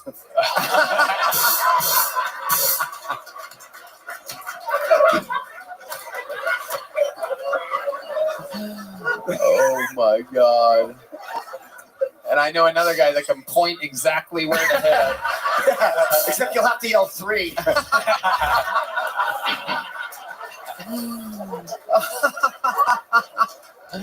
Holy shit.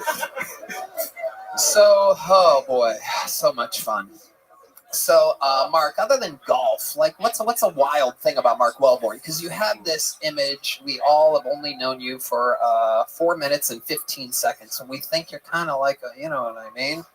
What's a wild side? What's the wild side of Mark Wellborn? I don't know what you mean. Yeah. Yeah, he's kind of, he's stiff, he's kind of proper, he's prim. I mean, even Tucker here busts out a Zen every once in a while. You know what I'm saying? Like, what's the wild side of Mark Wellborn? Yeah. God, I don't know if I could say it here with the civil engineer. I like to get really drunk. Yeah. But I've been. What are we talking about? A couple Zimas? No, no. I've actually been sober since Valentine's Day, which also is the Ash Wednesday, and I gave it up for Lent. Nice. So yeah. You look like a Capitol Hill page who has anal in the Senate. He does look like that. You look like that. You could have been the top or the bottom in this analogy as well. So what happened on Valentine's Day to make you quit drinking, or was it a planned thing? It was.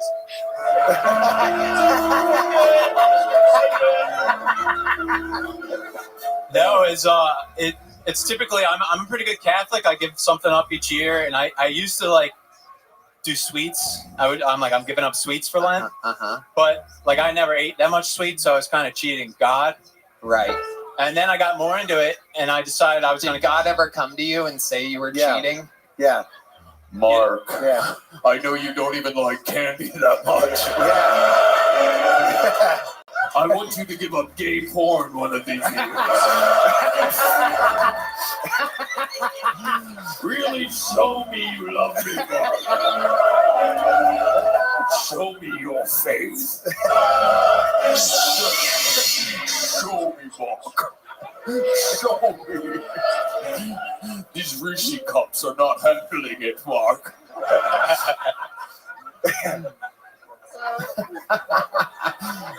Yeah. Okay, so you were cheating with God, and then what happened? Yeah. And then I did give up porn a couple years, but I couldn't tell my grandmother that, because she would always. Because she's starring in it.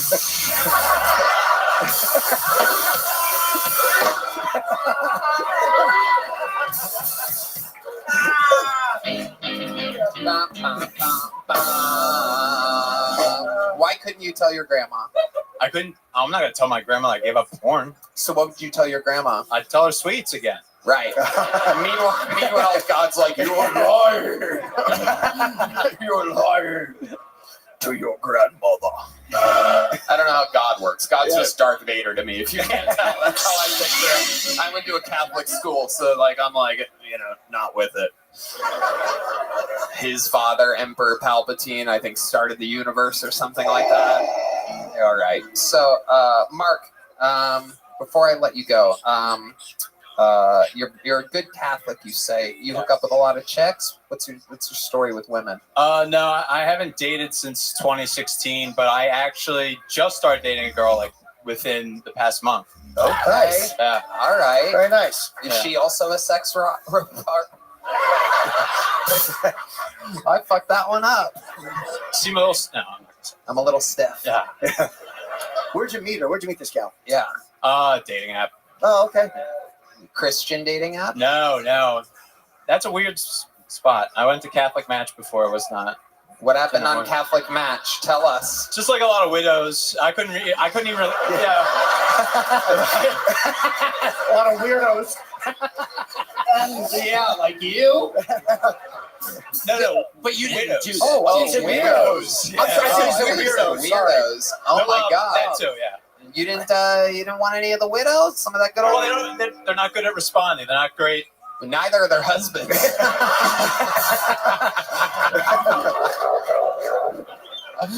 Unbelievable. My goodness. All right. Well, Mark, very, very fun. Congratulations. Here's a little Kill Tony joke book. Boom. There goes Mark Wellborn, everybody.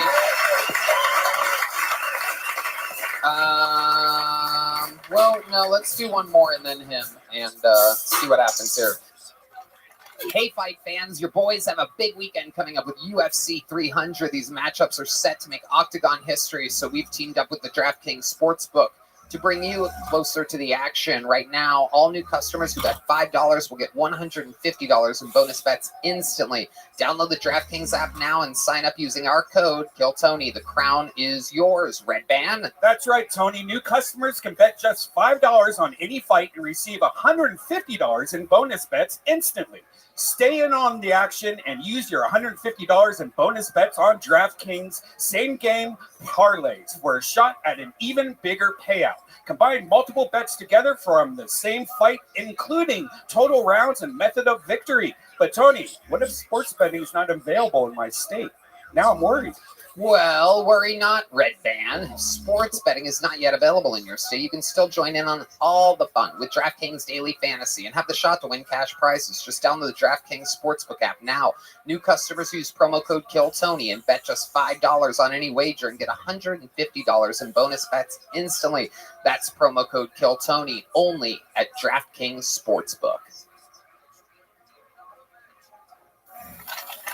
Make some noise for your next bucket pull. It is Audrey Michelle, ladies and gentlemen. 60 seconds uninterrupted for Audrey Michelle.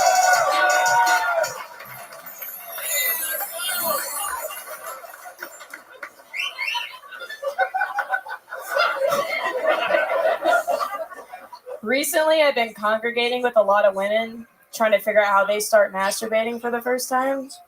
See, with men and women, it's a lot different. Dudes usually start masturbating for the first time with other dudes. You know, they find a porno mag, like, hey, bro, just found this mag. You want to go check it out? Just 12-year-old Timmy jerking off with his best friend for the first time, staring him in the eyes. With women, they start with the corner of the washer, maybe humping a pillow. Not me. I went straight to the electric toothbrush. When you start masturbating with the electric toothbrush, you never step away. Now my clit is calloused. I need a fucking bear trap on my ankle and a noose around my neck to bust a nut anymore.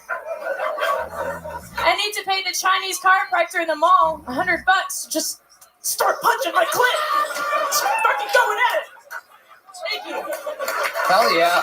Audrey Michelle, welcome to the show. This is your first time here? Yeah. Welcome. It's a fun set. I have so many questions. Yeah. Let's That start goes with how direction. most men start out That's masturbating. bullshit. by And the where are way. you getting this It's total information? bullshit. They're mad because I'm telling all their fucking secrets. I'll have it be known, I also started masturbating with an electric toothbrush. Yes. So I'm not one of these normal guys. And I masturbated recently with a boy named Timmy. Did your electric toothbrush also have a My Little Pony character on it? Oh, that's scary. Horrible. That's scary. So welcome. How long you been doing stand-up, Audrey? Seriously, about 2 months. Wow. Not so seriously, maybe about 5 months in total. Wow, incredible. Probably the best bucket pull so far the night. Came out a lot of, it seems like you have stage presence. What have you done before that made you so comfortable on the stage? I know you're not a stripper. Can you imagine? All right, fellow librarians, get ready. Here she comes. Welcome to the East Side Strip Club. Dewey Decimal coming to the main stage. Get those pennies relevant. We're going to soften you up. Who's ready to go limp out there? Who's got their toothbrush charged? Get that jab ready. She'll show her clit. She might give you some oral B. Toothbrush jokes, everybody. Toothbrush jokes. You gotta keep up. Here she comes. Where'd you get that fucking shirt? That is Can I incredible. give him a shout out? Yeah. It's Tech Daddy Tolu on Instagram. He makes these shirts. He's been making them for a while now. Okay. Yeah. All right. There you go. Tech Daddy Alpha, my bad. Okay. All right.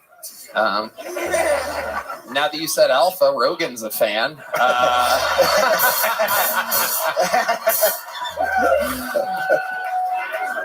I just want to say I promised somebody else. Can I do one more? Do one more what? Shout out. No, come on. What is It's this? Michael You're White. What is that? He wanted me to talk about the date we went on in Eureka. You went on a date with the rapper Michael White who makes spaghetti? I ordered the cheapest thing off the menu so I didn't have to put out. Okay. Wow. Stuck to water and everything.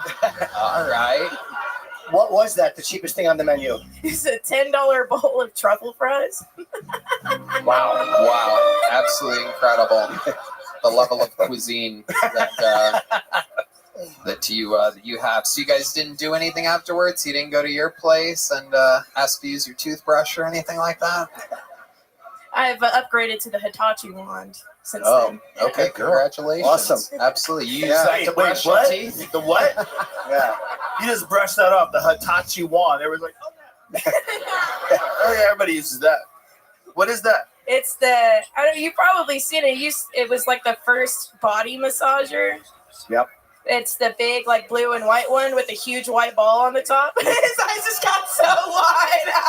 And you plug it into the wall. And there's been videos of it exploding in women's vaginas. So I choose the one that plugs into the wall because Hold on, it's stronger. Rabbi. What? It's like the most powerful industrial vibrator ever. It's like this big. You plug it in the wall, and there's videos of it like sparking and yeah. It's cool. Why? How come you never sent me those videos? You send me so many videos. You've been holding out. That's like a handheld Sibian, basically. Dude, it's like 120 grit sandpaper down there. I need something. Yeah. You're the strongest thing on the market, dude. You got to go out and steal a jackhammer. Yeah. That's what the Chinese man's doing on my clit. Yeah. Oh my goodness. Yeah. All right. Audrey, what do you do for a living? What coffee shop do you work at exactly? I actually just quit my job slinging Zaw. At Slinging Rapallo. what? Slinging Zaw at Rapallo's. What is that? Pizza. Yeah. Oh, okay. Zaw. Wow. Oh, Zaw. How old are you again? Audrey? I'm about to like ruin my life right now. I'm 20. Oh, you're 20. Very young. Interesting. How is that ruining your life by telling your age? Because a lot of the places in here haven't let me in. Oh. When do you turn 21? In February. Well, that gives you a lot of months to let the old clit take a rest. You know, maybe shed some of that snake skin. Let it come back to. This sucks, man. You have to be 21 to do mics around here. I hit like 3 and 9. After this episode comes out, I'm not getting in any of them anymore. Oh my god. Incredible. You laugh like there's a Hitachi in your pants right now.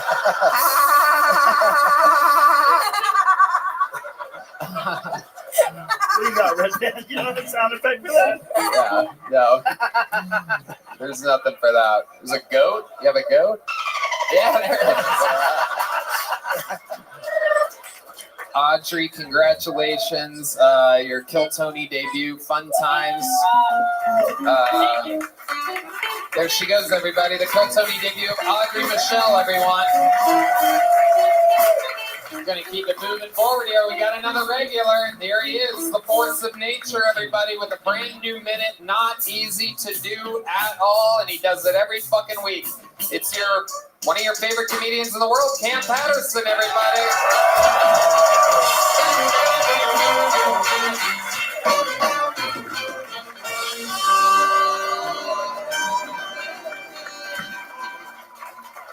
That last bitch was a slut. All right, I seen somebody. Look at this real quick. I seen somebody die a couple days ago on a bird scooter, and it fucked me up, dog. You feel what I'm saying? Cause my first thought was, if that scooter not broken, they not throwing that bitch away. You feel what I'm saying? My other thought was, I wanted to take the scooter, could have somewhere to go. He was still logged in on it. He ain't need it. He was dead as shit. And I was late for a show I had to be at. You know what I'm saying? And it's weird that he died in front of like a comedian. I'm a fucked up person. I don't think good thoughts. You know what I'm saying? Like if you died in front of you, good sir, you'd have been like, oh my gosh, somebody just died in my face. That's so fucking sad. My first thought, well, you died on a scooter, nigga. That's gay. That's the gayest way to go out, nigga. Imagine you with your homeboy, you with all your dogs, somebody comes to you, I can tell you how you finna die. And it's 3 of them, right? He go, you gonna die at 97 with your whole family around. And he go, the other guy, he go, you gonna die at 74 by yourself because you a bitch, right? And he get to the last guy, he said, you gonna die at 32 on a scooter. Well, I'll take that. I became manager. That's fun. I don't know how you do it, man. What's up, fuck nigga? You good? Let's go. Cam Patterson, Tucker Carlson, high-fiving. This is crazy. My nigga.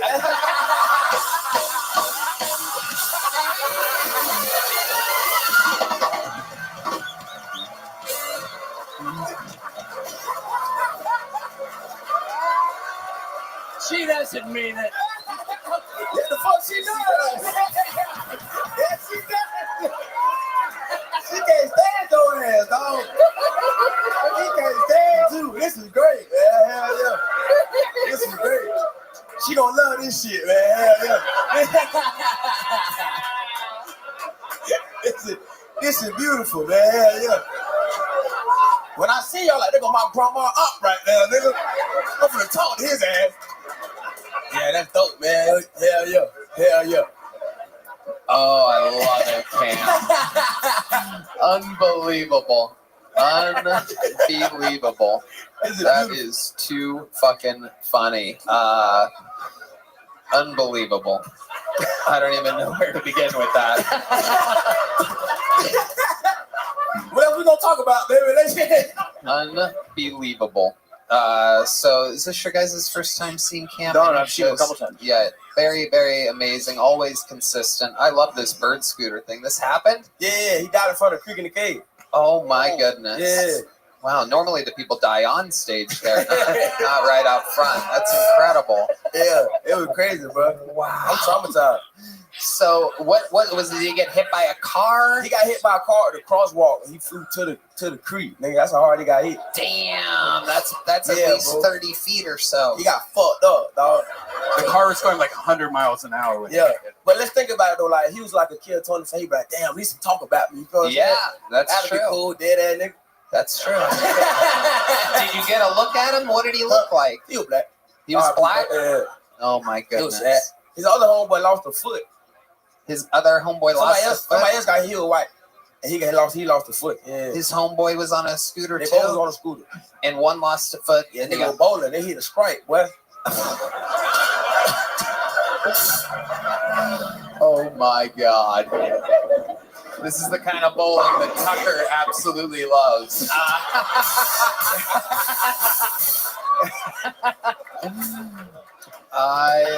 One of them was white. One of them was white. Okay.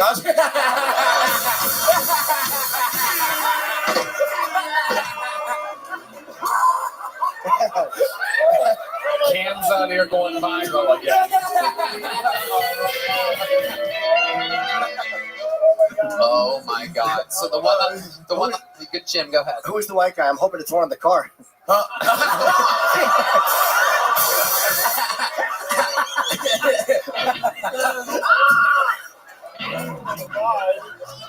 Tucker, it wasn't. He got hit. His foot. His foot going to shit. Well, that would make him the fourth most deformed person on the show tonight.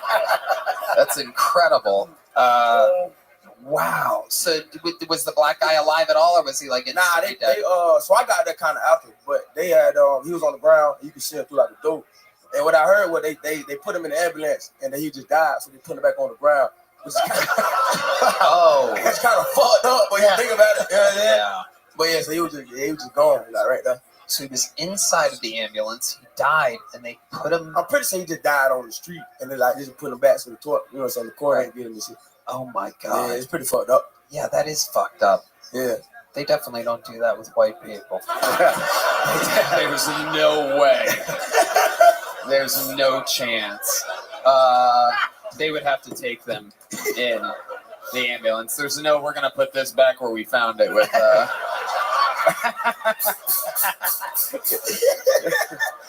That's pretty fucked up. It is fucked up. I don't make the rules. I'm just an observer of society.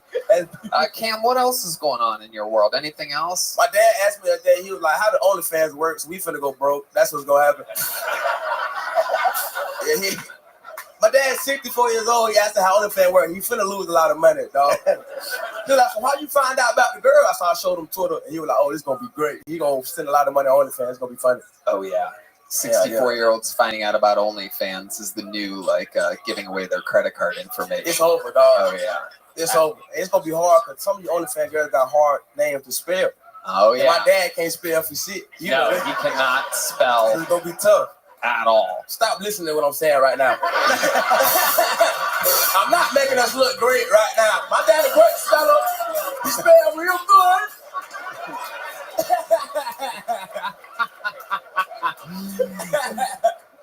Amazing. Cam, so much goddamn fun. You're a fucking phenom every single week. Unbelievable minute, unbelievable interview. The future has arrived, and his name is Cam Patterson. Fuck yeah. All right, we're having fun. You guys having fun out there? Make some noise for your next fucking poll. 60 seconds from Tina Ucana, everybody. Tina Ucana. Hell yeah.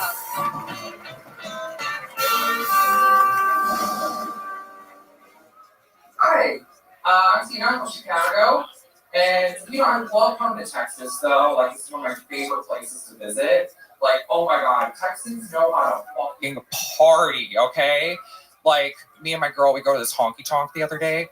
These two cowboys come up to us and they're just like, y'all ladies like guns? And I'm like, fuck yeah, I'm Middle Eastern, I love war. And they're like, y'all want to go shooting sometime? And I'm like, let's go, yalla! Let's go in the alley right now and shoot beer cans. And they're like, wait a second. We can't just go shooting anywhere now. Cops are going to stop us. And I was like, oh, I'm sorry. Well, I did see an elementary school down the street. The cops will never stop us there. Oh, was that too dark for you?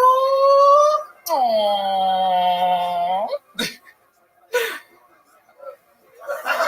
Okay, Tina Ucana. All right. Am I saying that right? Ucana? Yeah, hi. Okay. I love that. It's your real last name? What is that? What's Ucana? I'm Assyrian. Okay. Yeah. Okay. What else are you?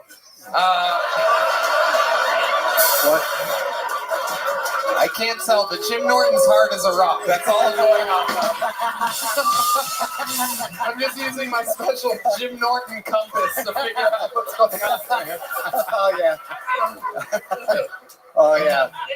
I am getting really sick and tired of getting discriminated against for being transgender, because especially since I'm not transgender. Whoa! Double twist. This is like an M. Night Shyamalan movie. We're all a bunch of assholes for even assuming. Yeah, joke's on us. I'm about to ask for my money back. I'm sorry to disappoint you, Jim. No, it's okay. Well, all kidding aside, what is the name of your blog?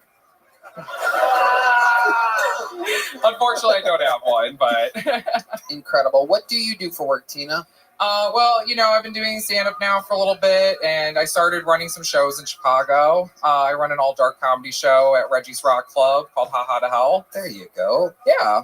I don't know if you remember me. I've been on the show before. Yeah. Yeah. Hi. How are ya? Absolutely great. This is a new episode. Yeah. Hell yeah. So Chicago, famous for their sausage. But it turns out they're also famous for their deep dish, everybody. So you never know what you're going to get with Tina here. She's laughing. Okay. How long have you been doing stand-up? 5 years now. 5 years. What do you do for fun? You seem like you do have a lot of hobbies. If you were to have a blog, what would it be about? Well, I like, I love music, love, like punk, metal, that kind of stuff, I like going to shows, I cook, I used to run a restaurant, so, I used to be a chef. Oh, wow. Okay. Can I ask what the tattoos are on your hand? The numbers? So, the finger tattoos is my mom's birthday, it's Halloween, and then this is my birthday, St. Patrick's Day, which was yesterday. Wow. But, I just, knife, because I used to be a chef. Right? Right on the wrist. That's a good place for it. Interesting stuff, Tina. Tell us more. What else about you? What kind of guys are you into? Boys? I like everybody. I guess I could say I'm pansexual, which means like frying pan. Well, I used to be a chef. About to say, if you don't know what pansexual means, it means you're a horny asshole when anything goes. So. Wow, interesting. What's the biggest wildest thing you ever did that you kind of regretted the next morning sexually? Well, I was gonna say being on Kill Tony. No, I'm kidding. I love this. I'm kidding. No, I think you have bigger regrets than that. No. No. Last time I was here, I said some nasty things, and I'm trying to keep it clean, but no, yeah, I shouldn't. Yeah, listen to that one creep in the darkness. I know, right? Yeah. The only guy here with a deeper voice than you, Tina. Yeah.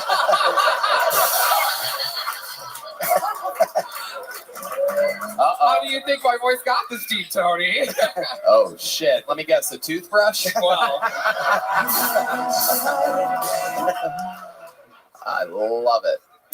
So wildest night? No, we're not gonna get that. You got anything for us? What was that? I'm sorry. Wildest night? I mean, you said you're into anything, so I'm like wondering. Looks like you hooked up with a refrigerator. Okay. I'll give you something. The first time I went to Nashville, the first night we were there, we had a threesome. So me and my girl, yeah, it was fun. You and your girl had a threesome with a boy? Yes. Okay. Yeah, it was a lot of fun. How did that go? Tell us about having a threesome. We went to an open mic, and you know how comics are, and yeah, we met. Yes, desperate. Yeah.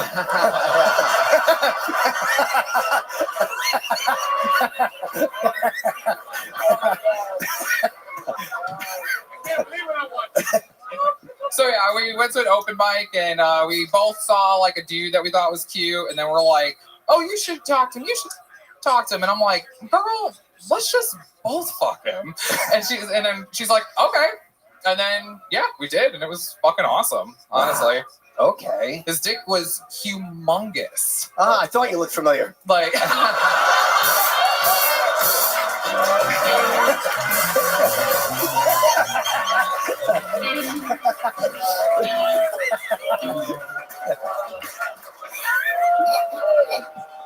Surprise, surprise, he was a black guy. So, Whoa. Baking soda. I love it. Ah, wow. The last girl was wearing his shirt. Yeah. Yeah. Amazing. Wow.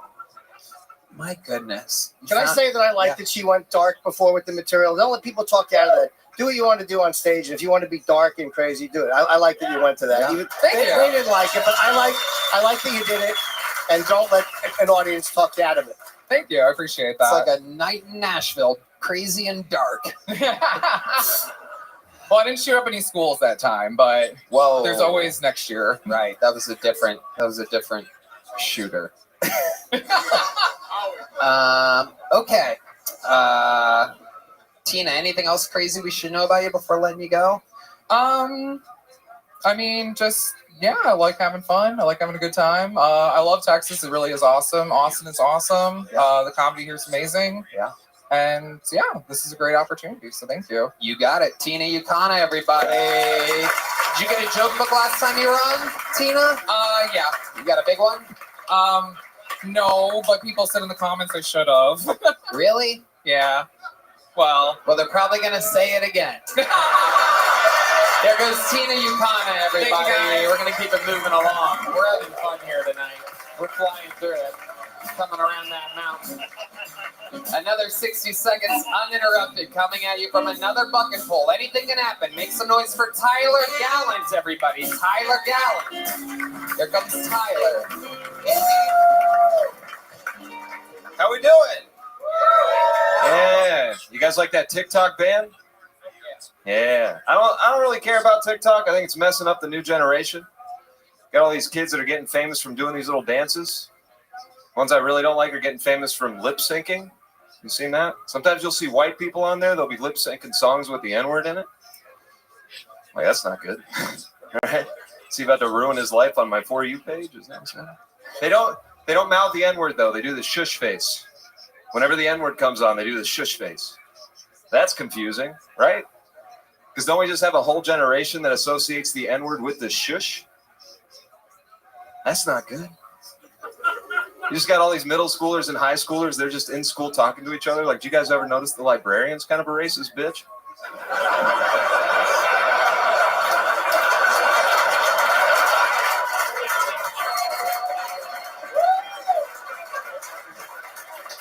Went to go check out a book. She called me the N-word like 42 times. Asked where the history section was. She went, please. I'm Tyler Gallant. Thank you, guys. Tyler Gallant. Hell yeah, a lot of setup there, but a big payoff in the end. I had no idea where you were going with that. You got me. Thank you. Absolutely. How long have you been doing stand-up? About 2 years now. Where at? Came from Knoxville. I just moved here about 6 weeks ago. Tennessee? Yeah. You ever go to some open mics in Nashville? I did. Yeah? Yeah. You ever pull out your black cock? Not lately. Okay. I love it. Jim, what'd you think about I this? thought the misdirection of not knowing where you're going to go with shush, I was like, wow, this is a great bomb. And you pulled it into a really, really good joke, and you tagged it. Very, very good. Yeah. Didn't see where it was going, and it was really, you set it up to look like it was about to tank, and you pulled it out beautifully. Nice job. It really was. Very good. It was a work of art. You Yeah. disguised it so well. The only person that saw it coming was D Madness, actually, which is crazy. Tyler, what do you do for work? I do consulting. On what? IT stuff. It's not. Yeah. Okay. All right. What do you do for fun? I do. I do comedy. Do a lot of Other comedy. than comedy. Hang out with my girlfriend. How long you been with her? About 3 years. What does she do? She does. She works with bodies. Yeah. What does she do with bodies? She she's an anthropologist, forensic anthropologist. So she helps identify people that did not make it across the border. So it's pretty cool. It's cooler than what I do. So this is like a big booming business time for her. Yeah. Wow. Yeah. Millions of potential clients. Yes. Yeah. It's not going to slow down. Yeah. Right. Very, very busy. Yeah. Okay. And she lives in Knoxville with you? She was, yeah. She moved out here before I did. I moved in with her just about 6 weeks ago. Nice. San Marcos. Oh, okay. San Marcos. Lovely. You been Yeah. around? You get to see some of it yet? Yeah. Yeah. Float down the river yet? Yeah. Yeah, it's nice. You Yeah. love it. Yeah, I do. I love Texas. It is unbelievable here. Yeah. The river's fucking, I mean, it's just incredible. You know, Yeah. we had a river in LA. You remember the LA River? That sewage pipe? Yeah. Homeless path. It was made of cement. That's what we always thought rivers were until we came here. Yeah. Incredible. Can I ask what kind of person she is? A forensic anthropologist? It's such a dark job. Like, does she have a, like, you know, cops have like that gallows humor. Does she have that gallows humor? I'm kind of dark, so she keeps up. She likes that shush joke, doesn't she? Yeah, yeah, she does. Yeah. She hates most of my material, but that one, yeah. That So one she's smart. Yeah. She's way smarter than me. She's much smarter than me. Yeah. Amazing, Tyler. So fun. What do you do other than stand-up comedy? Like any special skills or talents or anything like that? Dude, I'm really good at ping pong. Really? I can't prove that right here. Oh, I'm wow. very good at ping pong. Ping pong and IT consulting. Are you secretly Asian? Yeah. Yes. That's Yeah. absolutely unbelievable. Sounds like It a is girl true. I met in the Philippines. Yeah. Yeah. Yeah. I think ping pong once tried to cancel me for a joke, if I remember correctly. I remember that. I can't remember his name exactly. Yeah. All right, Tyler. What scares you? What are you afraid of? Man, I don't like. There's cocaine sharks now. I don't like that. Cocaine sharks? Are Yeah. you talking about? No. No. What do you mean, cocaine sharks?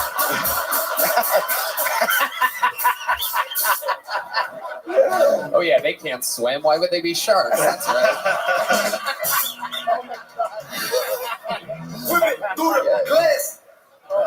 That one might be edited out. I'm kidding. It won't be. They love it when I leave stuff in that I say is going to be edited out. Yeah. What do you mean cocaine sharks? People smuggling drugs into the country, if they're about to get caught and they're in the sea, they throw it out, and then apparently sharks have been eating it. So that's not cool. Yeah, that's scary. So people, wait, what? It's a real issue. Traffickers? It's a real thing. Yeah. Thank Sharks you. are eating cocaine. They are. It's scary. We got to do something about it. All right? They're annoying to hang out with. Wasn't this a movie on FX at some point? Cocaine Bear. No, that was Cocaine Bear. That's a true story too. I thought, Yeah. I thought this is how Sharknado started or something like that. I'm getting them all confused right now. Yeah. So the sharks eat cocaine. Does that change their behavior? Do you know about this? No, I don't. I haven't run into one yet. I'm waiting. They swim a lot and their dicks get smaller. Yeah. Yeah. Yeah. They can't stop talking. A lot of chewing. Those straws are being repurposed, is what I'm saying. Yeah. Well, Tyler, Red Band, what's the longest set you've ever done? I've done 20. I'd love to have you on the Secret Show Thursday. Thank you so much. Thank you so much. You're doing a real spot 6 weeks into his stay here in Texas, and he's already getting booked in the heart of Austin, Texas. There he goes. Oh, and here, take one of these too. It's a big one. Tyler Gallant. Boom. Yeah. All right, we're coming around the corner here. We're almost there. Mixmoister, your final bucket pull of the night. John Moore, everybody. John Moore, everyone.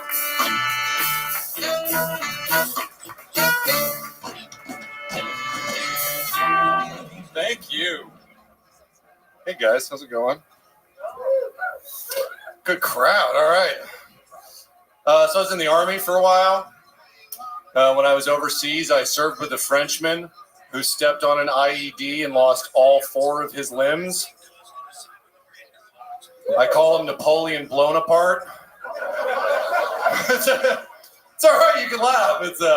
He's got a good sense of humor about it. The only thing he doesn't like about this joke is being called French because he's American. He's like, don't do that part of the joke anymore. It's very offensive. He's very successful now. He tours the country. He's a motivational speaker, speaks to large crowds, probably has more stage time than me and the rest of these comics put together. But at least we're all put together. You know what I'm saying? Did you guys know that when a small animal is about to die, it will try to wriggle out of my grasp? Thank you. My name's John. John Moore. Welcome to the show, John. Thank This you, is your Tony. first time here, correct? This is my second time here. Okay. How long ago were you on? About 3 years. Joe was on the panel. Okay. Yeah, I bombed. Yeah. This was better, huh? Much better. You've been working hard at it. Yeah, I did the same joke, as a matter of fact. I just kind of revamped it. You made it better? I don't know. Did I make it better? No one remembers from 3 years ago. I don't even remember. It was horrible. It could not have been worse, I'll tell you that. Was it the blown apart part? I didn't have any of the tags. Right. I tried to do one. I tried to do that. Neither did he. Okay, go ahead. I tried to do that joke, but none of the tags, none of the punch. Right. Yeah. Okay. Yeah. And you really do know a guy in the military who that happened to? True story. Yeah. He's one of Gary Sinise. He's like, we're Gary Sinise. They've got a whole camp up in Maine. I don't know. Do we have any quadruple amputees in here? Gary Sinise runs a foundation where they take care of people because he was Lieutenant Dan. I don't know if that's the connection, but yeah, he's involved with like Wounded Warrior. Like, I mean, what are the odds of that? That's incredible. Yeah. I wonder if Tom Hanks does that. We had a guy up here a second ago that loves ping pong. It'd be great if there was. We don't hear, you know. John, so what? Where did you go when you were in the Army? Afghanistan, 0708. Mm-hmm. Yeah. Okay. Did you meet any women over there? Not really. What do you mean, not really? Well, like you get your hair cut every once in a while, but that's about it. They have Afghani hairstylists out there. What do they do? Just wrap a towel around your head? Yeah. Most of them are from Kyrgyzstan. And they cut the neck.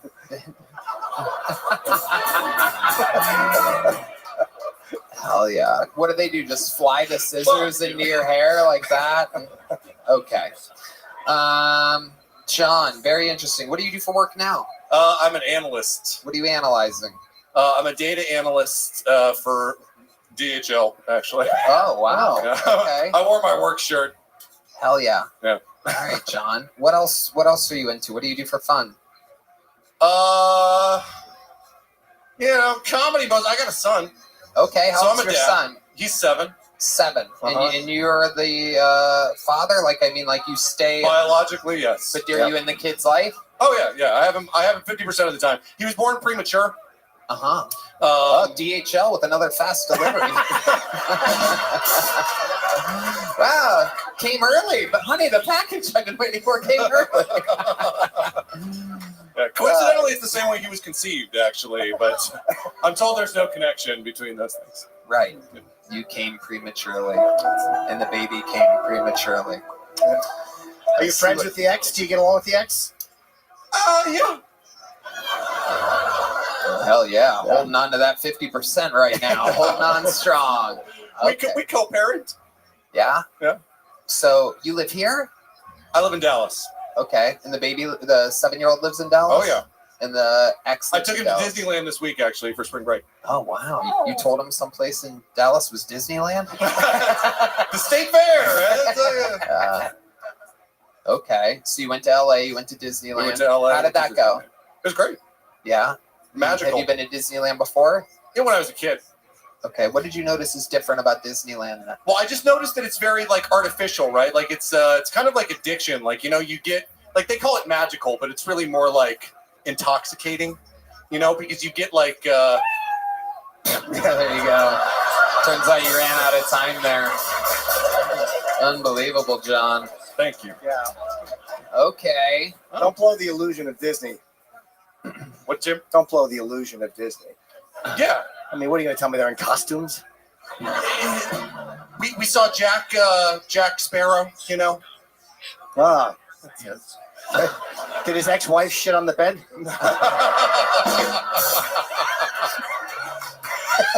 I did the last time I was here. But there you go.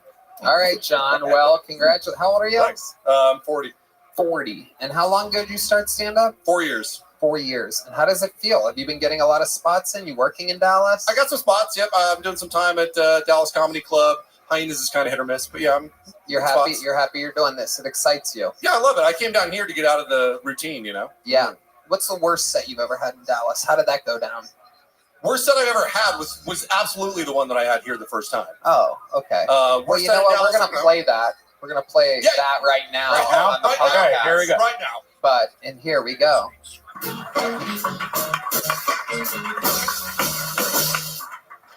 What is up? I'm actually just looking for the bathroom because you guys point me.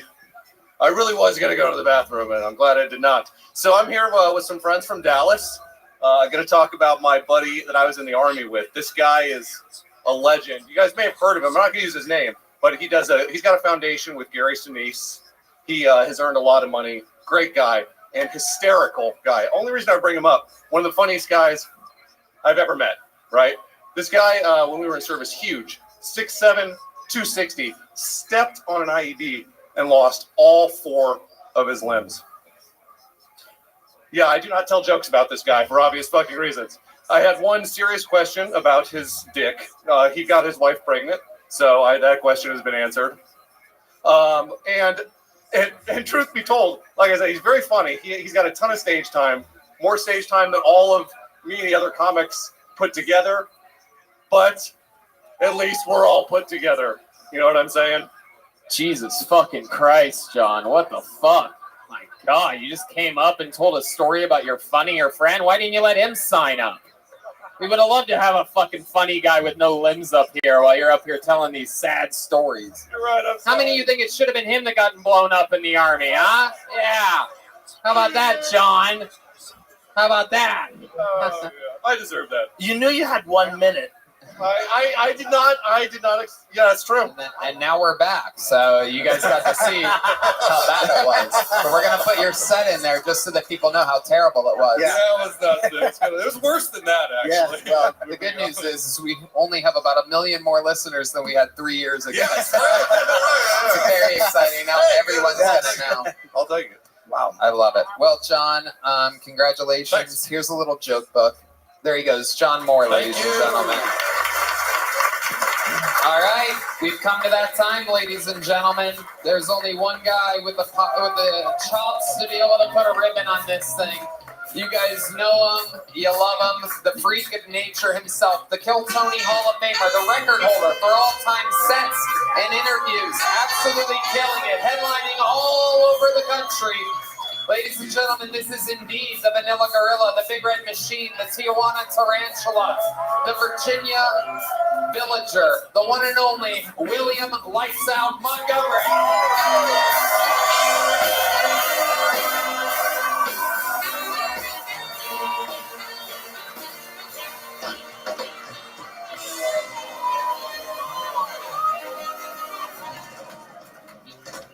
Backstage, Tucker actually asked me if I could tell some jokes in Russian. But seriously, Tucker, my family has always worshipped you. It's awesome that you came down from heaven to do Kilto.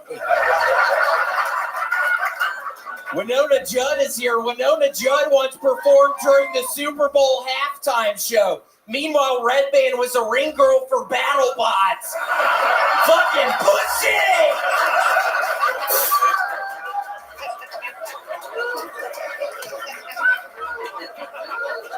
Biden recently had his State of the Union address and said better things about Ukraine than the United States, which actually makes sense because the United States doesn't have a video of Hunter Biden fucking a dog.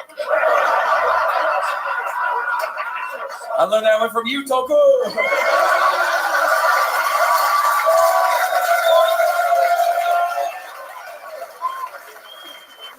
I'm going to get in a time machine and meet the first alcoholic. At what point were they like, somebody take the keys to his horse?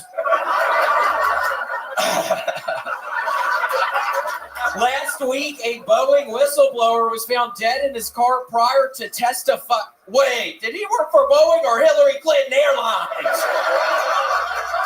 Okay, that's my time. Thank you. Amazing. My God, he's done it again. He's done it more than anyone else has ever done it, and yet it continues. The force of nature. Yeah, never fucking stopping. That's right. We want this to go on forever. It's a match made in heaven. William Montgomery and Kill Tony. What an unstoppable machine we are. Absolutely, like you said, your family, the opposite of Cam Patterson's grandmother. They love Tucker Carlson. How does it feel to be here in front of Tucker, Joe, and Jim? It really is a treat, Tucker. I genuinely have to ask you, did that one guy suck Obama's dick? Did that actually happen? I have the answer, and let me say I don't judge. Yeah. But oh yeah.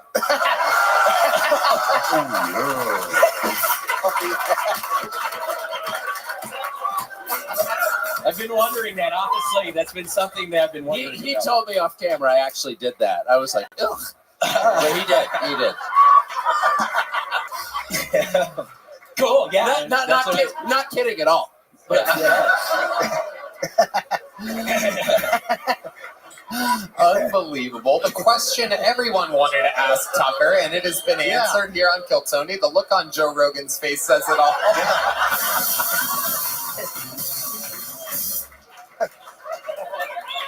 You should have brought him with you. It could have all got blown. Wait, do what? I honestly didn't hear you. Oh, no, I was just talking about the guy. So, William. No. Ladies and gentlemen, William, what else has been going on this week? Oh, man. It has been a lot of the all-brand buds. I got into a new video game called Contra, which has been a bunch of fun. It's been taking up a lot of my time, but I have been literally catching people, Tony. Tucker, I like to look out of my windows of the apartment where I live, and I find people doing wrong stuff out there. And Tony, literally, before I got here tonight, there's a homeless guy jumping the fucking fence into the property of the apartments. And Tony, I'm not necessarily proud of this, but I went down there with I recently got some big steel pans, and I swear to God, I went up to this fucking dude, Tony, and I hit him so hard in the fucking head. And he was literally just laying there, and then I got to get here, so I don't really know what happened. Wow. Yeah, Tucker, I have this really weird problem in Spokane. I got two of these homeless people there. There's too many of them, and I've been... How many homeless have you killed?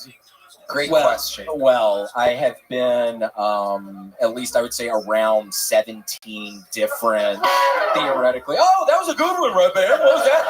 What was that funny noise? I'm talking about murdering people, you dumbass. What was that? No, literally, Rabbi, what was that? What does that stupid thing say that you're It was hitting? called Com Bonk. Yeah, Com Kapow. Yeah. But yeah, no, it's a lot of fun. And then I'm going to Tacoma this weekend, Tony. We'll see how it goes. They're adding a third show on Saturday. Thank you to anybody who's ever bought a ticket to come see me. I greatly appreciate it. But yeah, adding a third show Saturday. So we'll see how it goes, Tony. What else, William? What else is... You get very excited here. William, what else do you want to plug? What else is going on? It was just Sweet Little Gator's birthday last week. Very exciting. We got her a little ice cream cone dog treat, and she will not eat it, and she starts yapping at me when I get close to it. So now that's a big nightmare. So I've been playing a bunch of video games. So,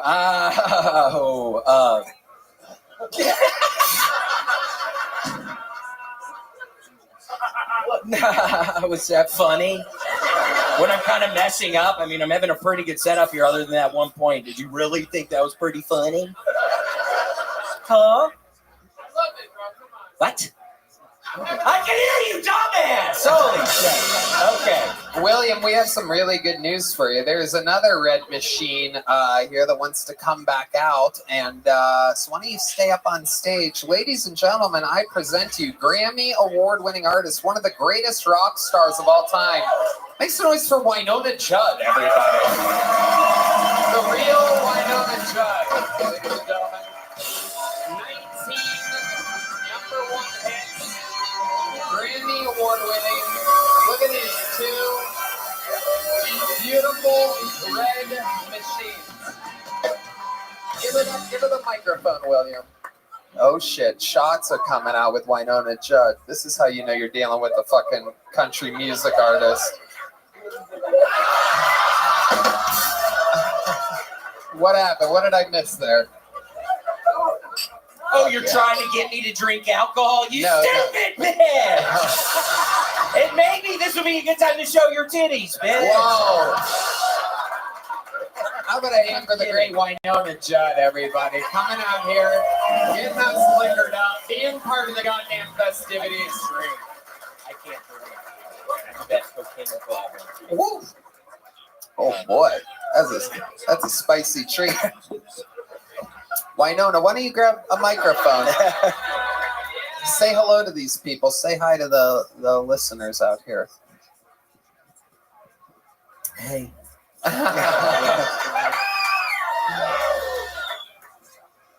You been having fun? Winona, you've been watching the show from up on the balcony. What was the highlight of the show so far for you tonight?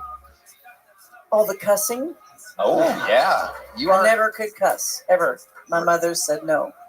So when I hear you cuss, I'm like, wow. Hell yeah. Yeah. That is true. I cuss a lot, and we cuss a lot on the And show. Liquid Death, $1.4 billion company, selling water. Yep. What is wrong with this country? Yeah. I love this. Keep going, baby. Keep going. Just let the free flow happen. Joe, here. do you know who I am? Okay, good. Let's talk. Call me. Oh, shit. I love it. Winona Judd. Bye, Winona. I mean, unbelievable. I think I'm going to do a podcast with Winona Judd. You definitely are. Fuck yeah. Let me tell you, we were hanging out before the show. That is indeed one of the baddest bitches I've ever met in my fucking life. She is cool as fuck. Tony, I heard her just fall back there. No, she didn't. Stop it. Man, that bitch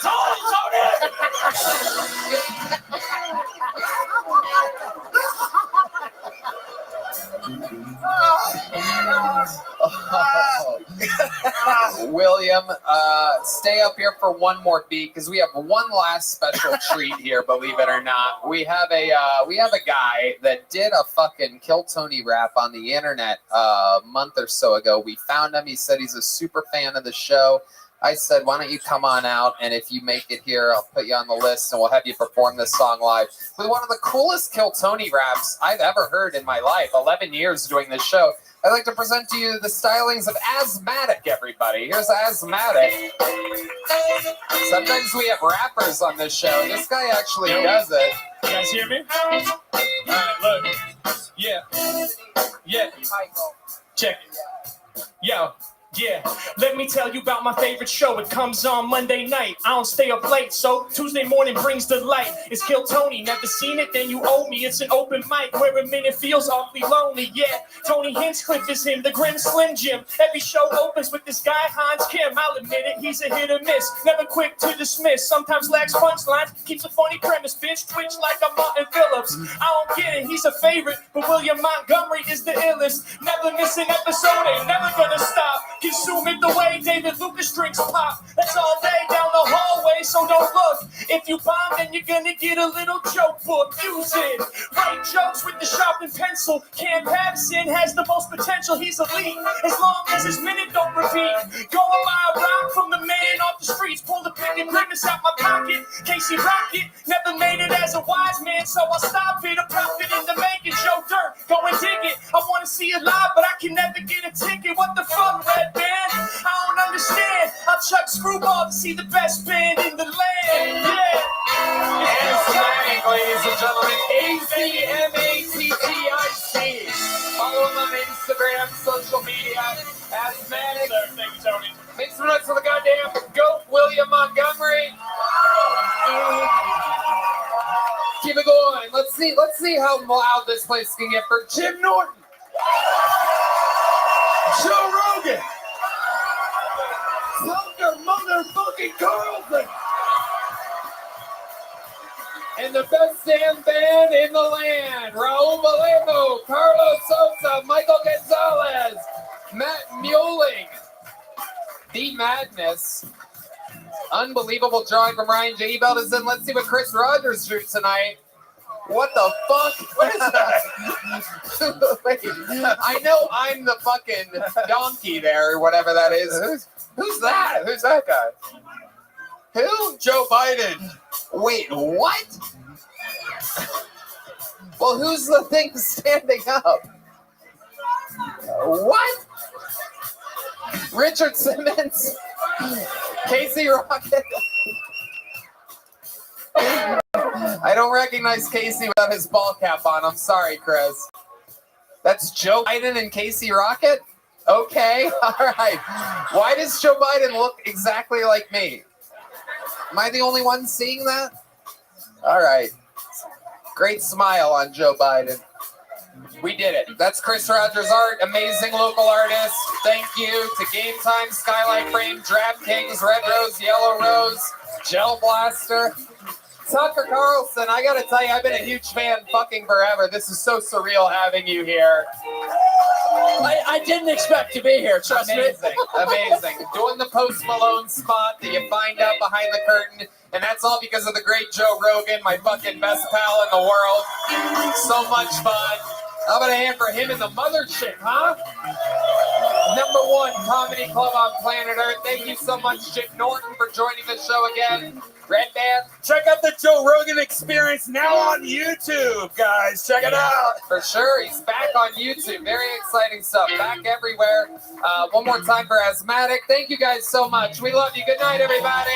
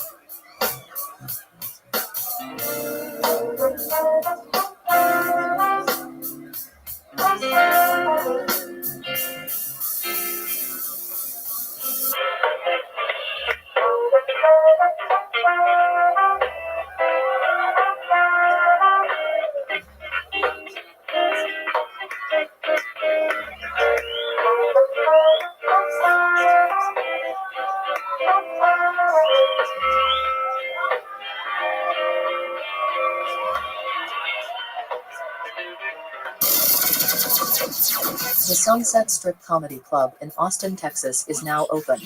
Check out Red Band's secret show every Thursday. Go to sunsetstripatx.com for tickets.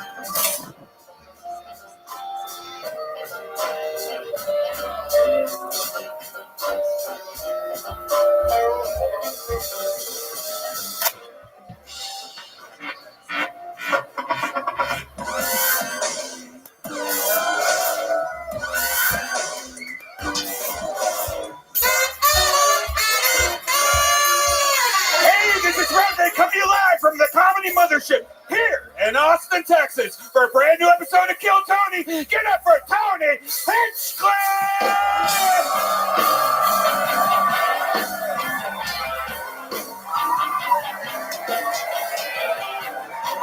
Who's ready for the best fucking night of their lives, huh?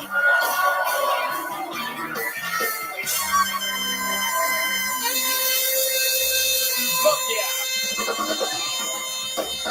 You made it. Make some noise for Red Band, everybody. Hey! We're here.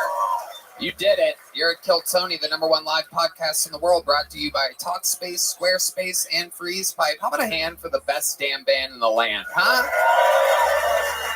That's the great on the horns, Carlos Sosa, Raul Vallejo, Fernando Castillo.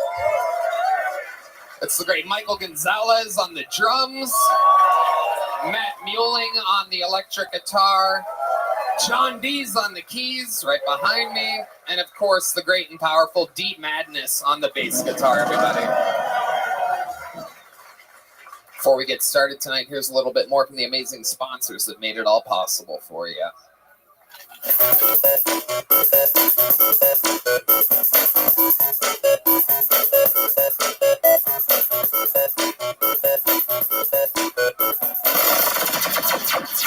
The Sunset Strip Comedy Club in Austin, Texas is now open. Check out Red Band's secret show every Thursday. Go to sunsetstripatx.com for tickets.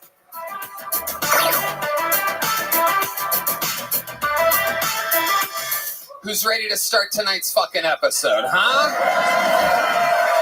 Well. As you may know, I book every single episode of this show. This one has been not months, but many years in the making to get our two guests at the same time. How lucky are we? Two of the all-time greats. Ladies and gentlemen, our guests tonight are Dave Attell and David Spade. Oh my God. Magical. The audience is on their goddamn feet. David Spade. Dave Attell. Oh shit. Yeah.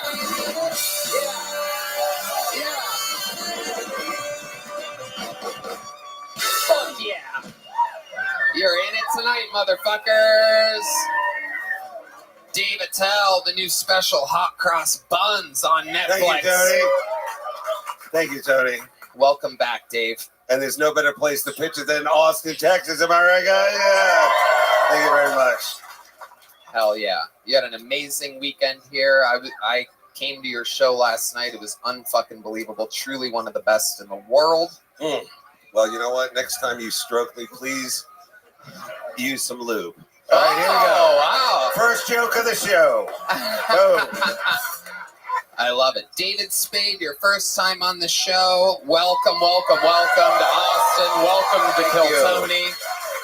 The Superfly podcast with Dana Carvey, available everywhere. Yep. But tonight you're at Kill Tony. Right. I think I went in the wrong room, but it's supposed to be a traffic school. Now, thank you for having me, and this is going to be a great 7 hours. I cannot wait. Yes. We're going ready long to hear some jokes. We are going long tonight, and lucky for us, over 200 innocent souls have signed up for the opportunity. 200 plus, over 200. They're all piled in at a bar next door, the great Poor Choices here on 6th Street. And they've probably made some poor choices tonight because some of them are wild. Anything can happen. They get 60 seconds uninterrupted. You know their time is up and you hear the sound of a kitten. That means they have to wrap it up then or else they bring out the angry West Hollywood bear. And that interrupts them, and then I interview them. We find out more about them and what they could be talking about or should be talking about. And that's how that goes. We're pre-pulling the first name. And while they go wrangle that person from across the street, we will start with one of our esteemed regulars, ladies and gentlemen. How many of you are fans of the show? No. Well, as you may know, Hans Kim is taking a little vacation right now, and we have had a thunderstorm of a new regular, absolutely force of nature, a cold-blooded assassin. Ladies and gentlemen, kicking off the show with an uninterrupted 60 seconds, I present to you the great and powerful Casey Rocket.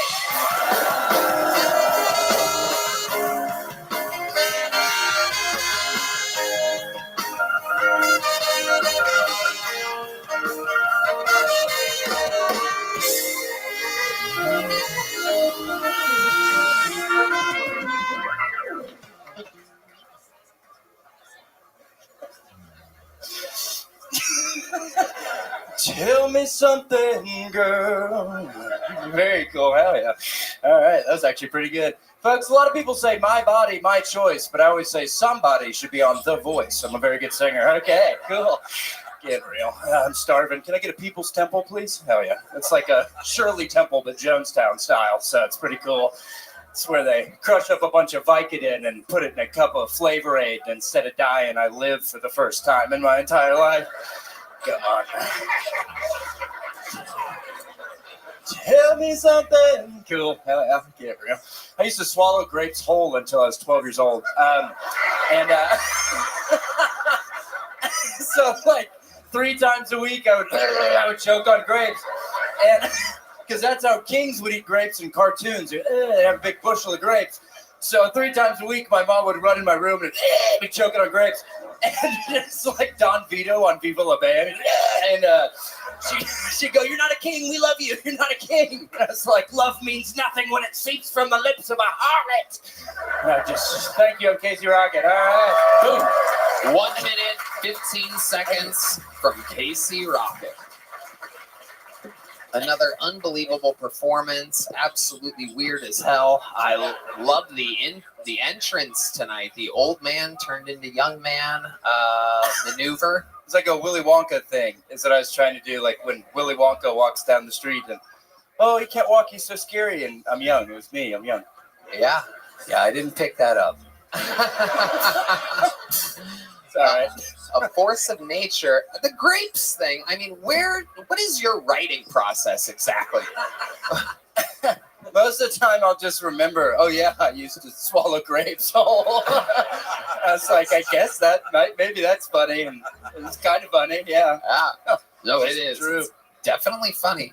I've also noticed that you sing a part of a new song every week, and I love it. Is that a thing? Like, how do you decide what song you're going to kind of sing?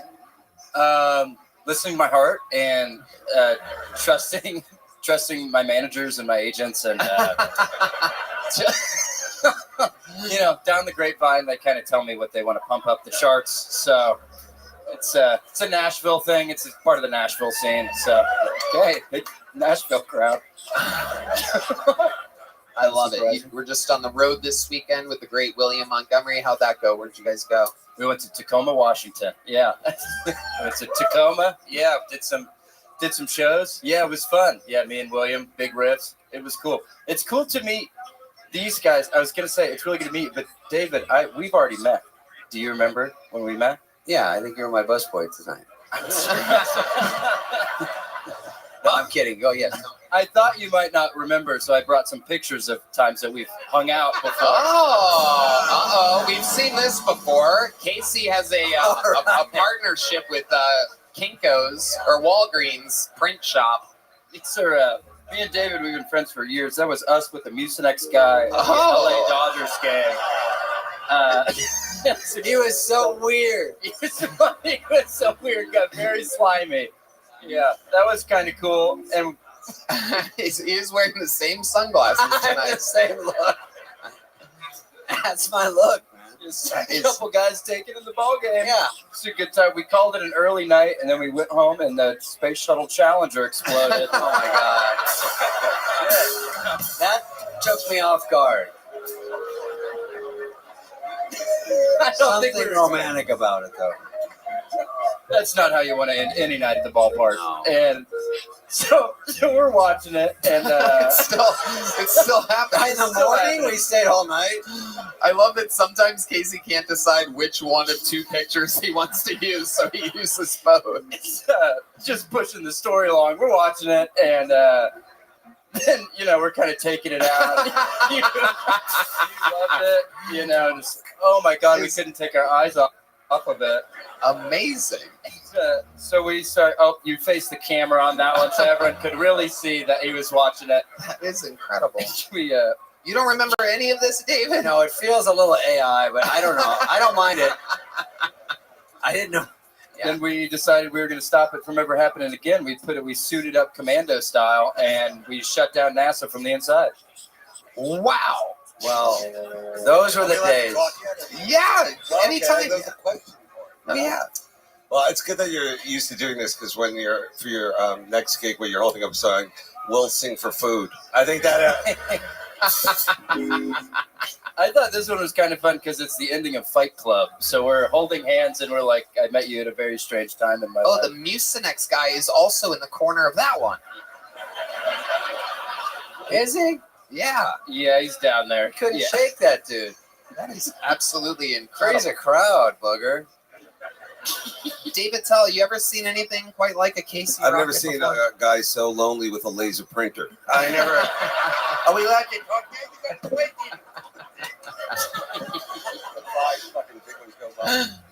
By the way, has anything good ever come out of an envelope like that? Can I say that? That's how you doing now? Fucking summons. Wake up, David. I'm here. Casey, you're a goddamn superstar. We absolutely love you. Thanks for getting the Casey, show thank you, started buddy. again. That's how it's done, ladies and gentlemen. A new minute every week from the newest regular, Casey Rocket. Casey, let's do it again sometime. And we found that everybody, Casey, Cam, everyone you... Oh, look, it's the lovely Heidi, everybody, with some liquid deaths and some American spirits. The whole kit and caboodle tonight. Unbelievable stuff. Our first bucket pool is behind the curtain and ready to go. Ladies and gentlemen, anything can happen. Could be the next superstar of the show. Could be an insane person. Anything can happen. 60 seconds uninterrupted. For Caleb Barge. We're going to meet them all together. Caleb Barge, everyone.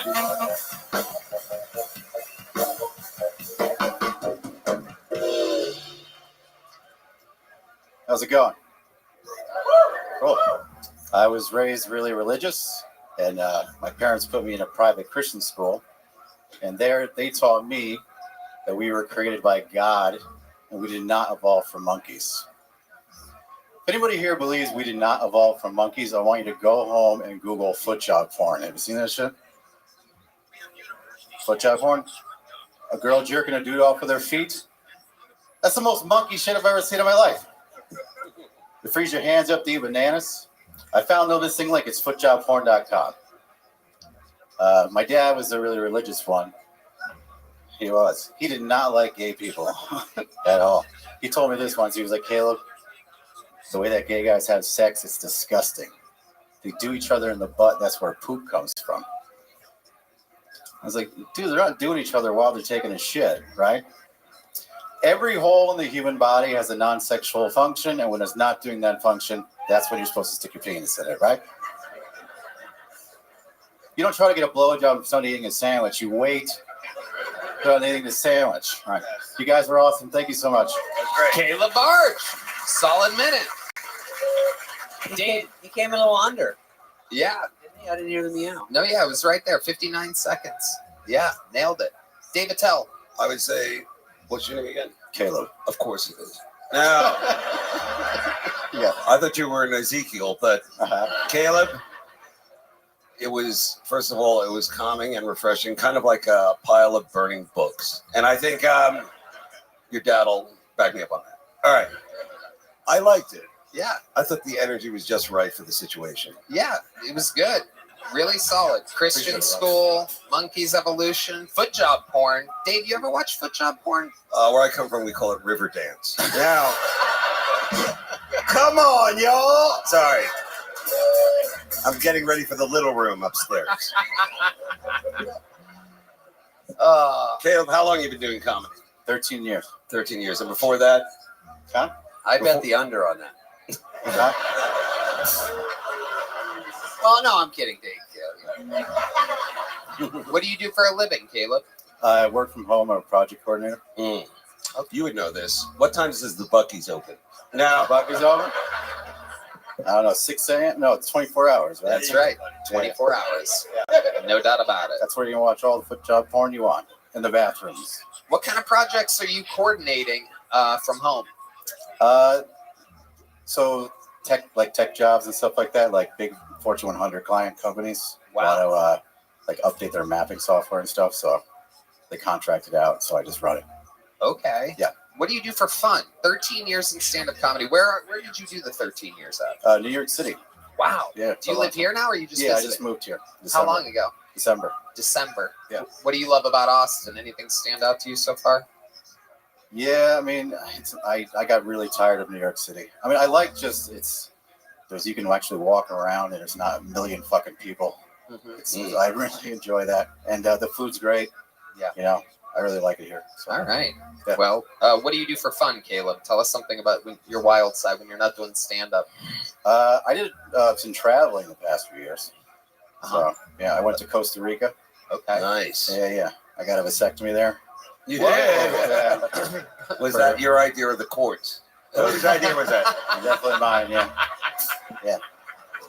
That's the place. The old Costa Rican vasectomy. It was $250. I put it on a credit card. I was just like, hell yeah. Wow. Yeah. And you weren't scared? It didn't seem like 250 was a little low? I don't. Well, I'll do anything not to have a kid. You know, like, and also getting far away of using condoms. Condoms suck. I'd rather just do that. But yeah, it was actually a very pleasant experience. The doctor told me a joke before he did the operation. It was good. Were you awake during? You know, yeah, I was awake the whole time. Yeah. What was the joke that the doctor told you? Okay. So he said something. He said it in Spanish, and then the nurse translated it to me, and she was like, "He said you're now like the sugar that doesn't make women fat." And I was like, "That's a pretty good joke for a doctor, you know." Yeah. Let's fly him in. So did you get the? Sounds like he's got a tight one joke. Nice. Yeah. So when you got back to the States and shot out that heroin, what was that like? Shot out the heroin? It was good. What happened back there? Madness. We good? That's okay. He's blind. He can I get thought away that with was it. the bonus round sound. I love it. Caleb, one last question. What's the thing that we would be most surprised to know about your entire life history?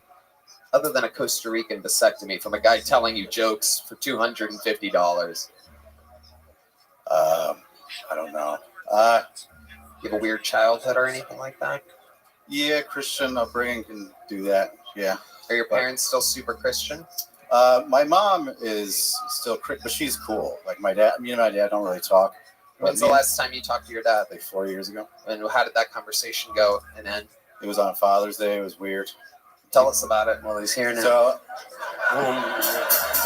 So he's very conservative, and I went out and I marched for Black Lives Matter when I knew before it was bullshit, you know. And yeah, they scam people. Yeah. That's a YouTube channel over. Yeah.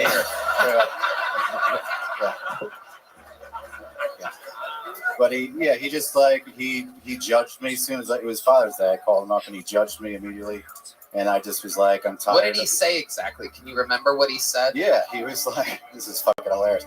He was just like, you weren't out marching, were you? I was like, yeah. It's the first thing he said to me. And I said, and he was like, this music's great. And he was like, oh, I didn't think you were smart. He basically said I was dumb for marching. And I was just like, all right, well, happy Father's Day, Dad. It's like, this is weird. Wow. Yeah. It's been 4 years since you called him? Yeah, I just was tired of that shit. Can we get a phone unlocker up here? We have his phone. Do you want to call your dad and tell? Can we call your dad? Oh boy. How many of you think we should call his dad right now?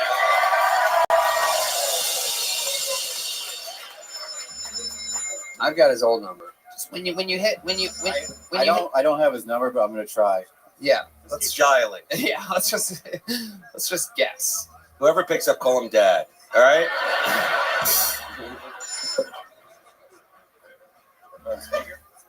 Okay, put it on speaker and put the butt of the phone up to the microphone.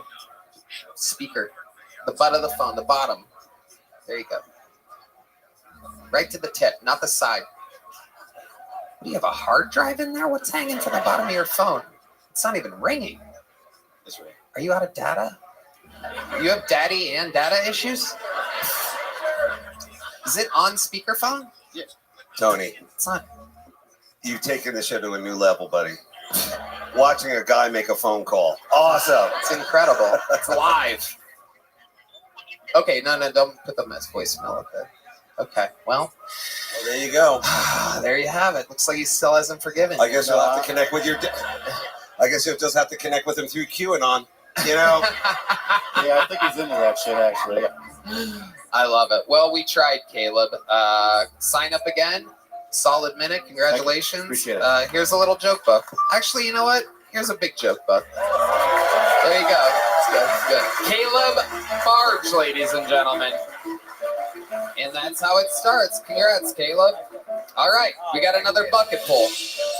We're going to keep it moving. Make some noise for your next comedian. 60 seconds uninterrupted for JP Lambiase, everybody. JP Lambiase. Here comes JP. Fuck yeah.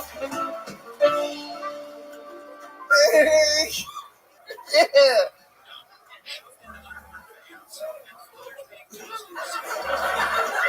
I don't know if you guys can tell from the lights, but I'm Italian. All right, truth is, I was bought by a couple of Italians. Okay, and that's the thing, though. I see a lot of white people buying Asian babies. Okay, it's true. My parents bought 3. But I don't see a lot of Asians buying white babies. Like, that doesn't make any sense, right? Like, why would Asians spend money on a C student? My girlfriend actually, she cheated on me with another Asian. Yeah, it's cool. It's not her fault. She said she thought it was me. Turns out it was Hans Kim. I didn't see it coming. Is that a minute? That's good. All right. Nice. Wow. Whoa. He gets extra points for doing his time. Yeah. Exactly a minute.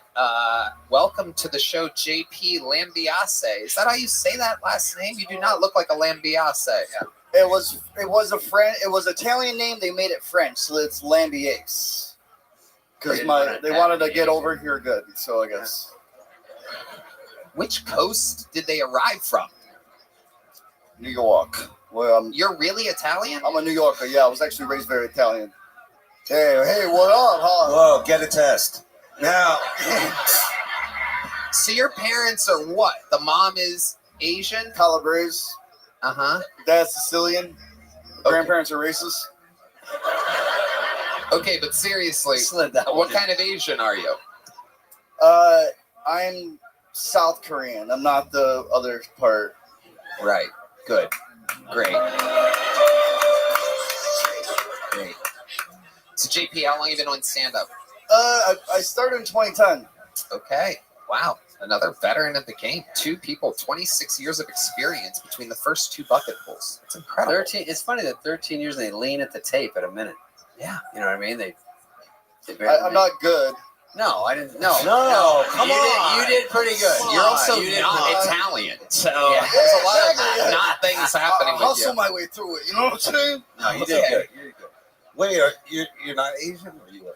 I was like 2 weeks old. I was adopted. Like 2 weeks old. I don't know. I don't know stuff. Evidently, you don't know how to do laundry. So I really, come on, it was just sitting there. I thought that would be you, buddy. I know. It's okay. It's okay. Those are something else. Those pants. I don't know how you got into my stockpile of pants today. That's weird. Got them from your laundry. That's the joke I just made. Red band. Very good. I mean, you do have some awesome calves. I mean, the crowd will back me up on it. Those are dynamite calves. It's a cultural thing, I assume. I think we found the guy that kills people at the lake because he doesn't want to get his pants wet. It is incredible. Is it true that your girlfriend really cheated on you? I'm in a legal battle. She's suing me, and the lawyer said none of that's true. Do you just lie about everything? Because it's like it fucks up an interview. You're not helping the case though, Uh-huh. because like she's calling me a liar, and now like Tony, you're calling me a liar. Uh-oh. Oh, and this is not live, right? You're not live. Yeah, 3 weeks to 2 weeks. Okay, I just gotta call him. What's going on, JP? Yeah. You signed up for the show. I didn't realize You're not that gonna we do had anything law issues with you. Don't But do I don't know anything- what to avoid. I don't know do anything you. crazy, buddy. You need to wear less tight pants that help blood flow. I mean, you're kind of like a Hulk below the waist. I mean, I could see getting angry.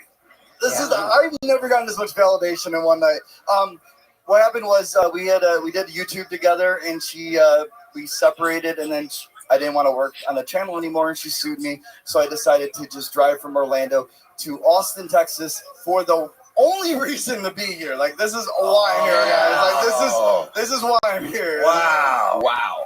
And here Not to be pandering, but like, right. This is why I'm here. But here you are, and you're in it right now. I'm in it. This is like incredible. I'm not going to sleep tonight, and I'm just so happy and fortunate to be here. I really am. Okay. So you've seen the show a lot. You know where you're at. So you're in the interview part right now.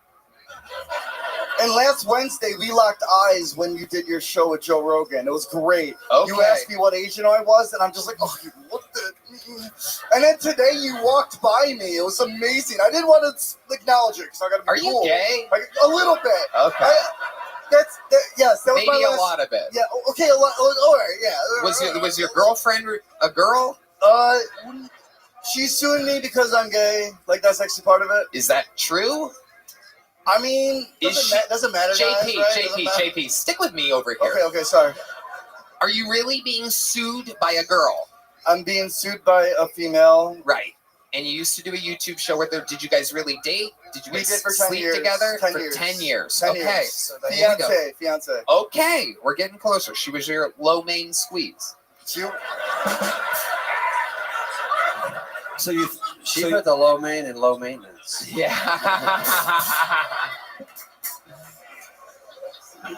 So you said, heck, I'll just take her pants and get out of town. Yeah. Is that really? These are mine. I paid for them. They're YouTube-related breakup. Lululemon, baby. Incredible. So what was your YouTube show about? Food. We healthy junk food. No, actually, I shouldn't actually advertise it. I actually remember you from that. I thought you were on the show before. I'm like, I know this guy. Yeah, but I don't do that anymore, and I don't legal. Hey, I love it how's when people going? sign up for the show they can't talk about anything. I will. Yes, I'll actually. Let's just fuck it. Let's just do it. Yeah, it's a food channel, and then I went rogue. Well, she went rogue, and then I went rogue, and then I lived in my car, which is really fun. Like, trust me, it's like I'm like, I like living in small spaces. I don't know what it is. And then I came here, and then that's it. Yeah. Okay. Good. That was a horrible story. Anyway. I can't believe you leaked that pertinent information. It was. Tony? Yeah. I think we found our new host of the Golden Globes right here. Welcome aboard, son. This is it. This is it. Either that or he's the new SNL fucking cast member after Shane gets canceled or whatever. JP, before I let you go, what is a special skill or talent that you have? I was professional laser tag.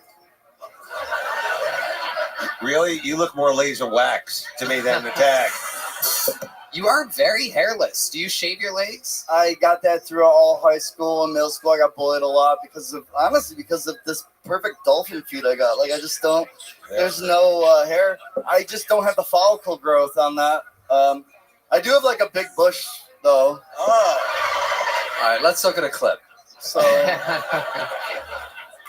it all went there, I guess. I don't know. So when you say kind of gay,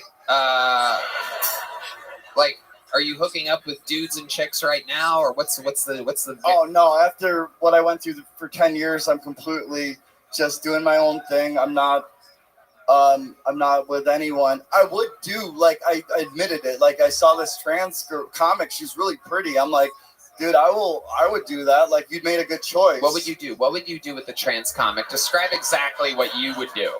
Well, I mean, again, like, I'm grinding. I'm out here trying to, like, rebuild myself. Yeah. And if she was just like, hey, if you were to, like, do something with me, what'd you do? I'd be like, oh, like get on Kill Tony. Like, I would, like, honestly, I would. Okay, there you go. Here's a little joke about. There you go. JP Lambiase, ladies and gentlemen. Amazing.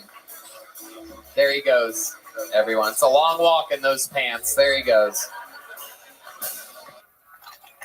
Well, howdy, y'all.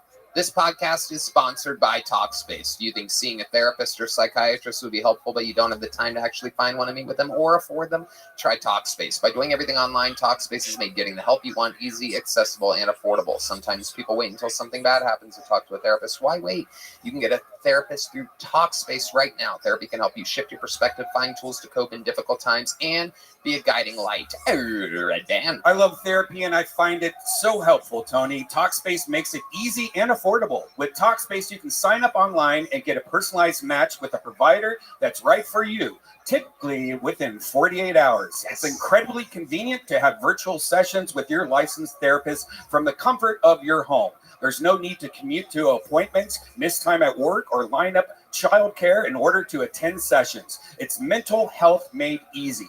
Talkspace lets you send messages to your therapist so you don't have to wait for your next session. Mental health care made easy. Incredible. And as a listener of this podcast, you'll get $80 off your first month with Talkspace when you go to Talkspace.com/Tony and enter promo code SPACE80 to match with a licensed therapist today. Go to Talkspace.com/Tony and enter promo code SPACE80 to get $80 off your first month and show your support for the show. That's Talkspace.com/Tony, promo code SPACE80 right now. Hey y'all, this podcast is brought to you by Squarespace, the all-in-one website platform for entrepreneurs to stand out and succeed online. Whether you're just starting out or managing a growing brand, Squarespace makes it easy to create a beautiful website, engage with your audience, and sell anything from products to content to time, all in one place, all on your terms. Red Dan. I love Squarespace, Tony. When it comes to building a website, I trust no one else. Sell exclusive content on your site by adding a paywall to sell memberships or courses or sell files your customers can download like PDFs, music, ebooks. You can upload video content, organize your video library, and showcase your content on beautiful video pages. You can even sell access to your video library by adding a paywall to your content. Easily manage your clients and invoices from vetting leads. You got it. All right. From vetting leads to receiving payment via invoices in one streamlined, customizable workflow. One streamlined, unedited, easy to read workflow. That is incredible, Red Band. Head to squarespace.com for a free trial, and when you're ready to launch, go to squarespace.com/KillTony to save 10% off your first purchase of a website or domain right now. All right, we're going to keep it moving here. This guy's name is also Italian, could be an Asian guy. Make some noise for Giovanni Badana, ladies and gentlemen. Giovanni Badana. Oh, here's Giovanni, ladies and gentlemen. What's up, guys? So I just got out of a long relationship. I've been trying to date more, and dating women in Austin is insane. I had a back problem the other day, and I go back to her place, and she's like, take your shirt off. I'll give you a massage. And usually, you know what that means. It's going to be, massage.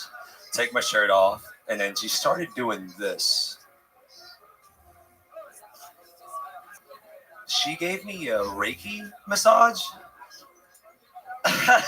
Listen, just grab a rake my back. I don't know. Like, stick a finger up my ass. Do anything besides massage my energy, bitch. Like, damn Reiki massage, man. It's wild. Dating's weird. Especially when I'm 30 now. And I know I'm 30 because every time I drive by a house, first thing that pops in my head, it's like, that's a nice yard. I like that. I'm a yard guy. Anyways, thank you. Ooh, you're welcome. Giovanni Badana doing the Reiki version of stand-up comedy. Not really touching anyone in the room at all. Wow, that was incredible. How long you been doing stand-up, Giovanni? A year consistently. Here in Austin? Yeah. What do you do for work? I work next door at Shakespeare's. Okay. Yeah. Oh, you've been on this show before, right? A year ago, actually. Yeah. Like you had a towel on your waist. Yeah. Yeah, I remember. You were in the middle of a shift. Yeah. Okay, and here you are. You've been working hard at it for the past year? I really have. I've given up a lot for this, and what have you given up exactly? My truck got repoed. I call my mom once a month. I stopped talking to my mom, so that's part of it. Why did you stop talking to your mom? Disappointment mainly. She was disappointed. No, in I'm you? disappointed in her. in my comedy career. Okay. Interesting. But your mom loves you. Oh yeah, I'm the favorite for sure. How many kids does she have? 3. What did the other 2 do? They're You're the successful. favorite. Yeah. Where the bar back, unfunny comedian is her Yeah, favorite. it's all right. I eat ass. So that's all that matters. Okay. I feel like it's important. People You're talking should about know. your set tonight? No. A little bit. All right, Giovanni, tell us more about you. What do you do for fun? What do you do when you're not doing stand-up? I snowboard. I was a snowboard instructor for a while. That was interesting. We were so bored during your set. Yeah. Well, dude, Reiki massages, you know. But no, I'm undocumented. I'm a DACA recipient. That shit's tough. A what? DACA. What's that? A dreamer. Yeah. Oh, I dream. What does that mean, Dave? He's dreaming for real stage time, I think, right now. But I loved it, buddy. That was straight up full tilt regular stand up. Thank you, man. I appreciate it. And the hat took some of the mean out of it. I love that. I like a guy who's here, but also can run a miniature golf course. I think that's great. Yeah. So basically you're an illegal immigrant? Yeah, I need to get married. So if anybody wants to give me a green card, that'd be great. Yeah. Are they? Yeah. So ask him where he's originally from and all that. Yeah. I'm from Mexico. No. Yeah, Mexico. Yeah. From Bama. Grew up young at 6 years old. Didn't know that you need to be born in a certain location to get paperwork. I grew up thinking I was white. I was fucked up when I found out I wasn't. And then the worst part is I wanted to get my motorcycle license at 14. They're like, no, get out. Whoa. I was like, you beat the rush. Yeah.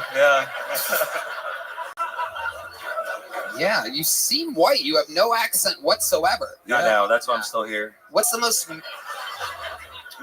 Mexican thing about you? I love tamales. Wow. Tamales are great. I can't make them. Good old tamale music there.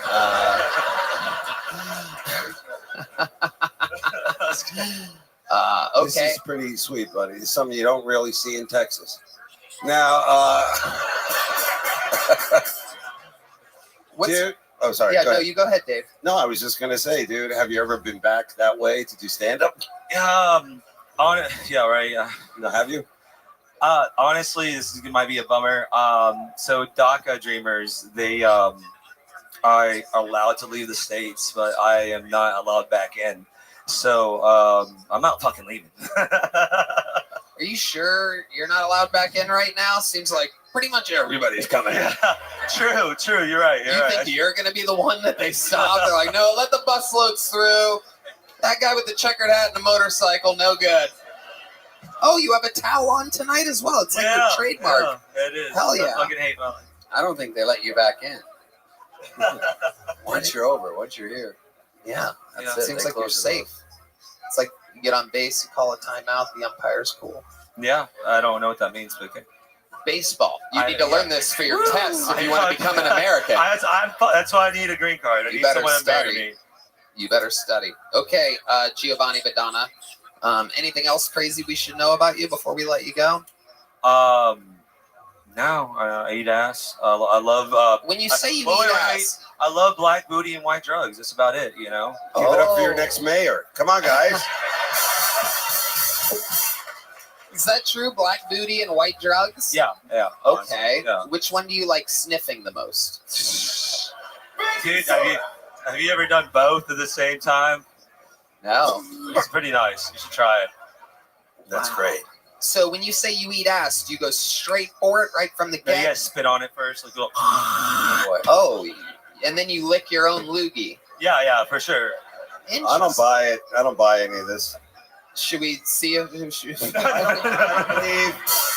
do the white drugs. First of all, a guy with your background would not dress like this, all right? He at least would iron his slacks. I mean, come on. Dude, that's so funny you say that. I'm so self-conscious about that. About what? It's wrinkles. All right, well, you know what? Interesting. I mean, I am. If it doesn't work out here, there's always Canada. You know what I mean? Come on, buddy. That's Live true. the dream.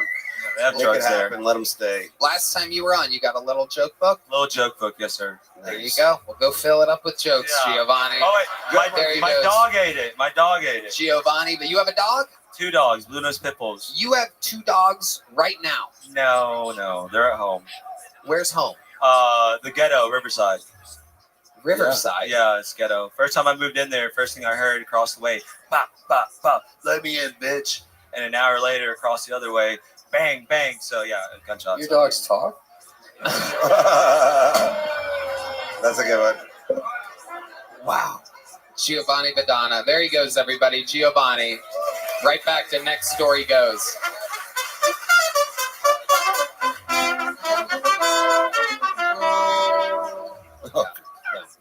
Okay, ladies and gentlemen, your next comedian, 60 seconds, goes to Corey Smith, everyone. Corey Smith. Here we go.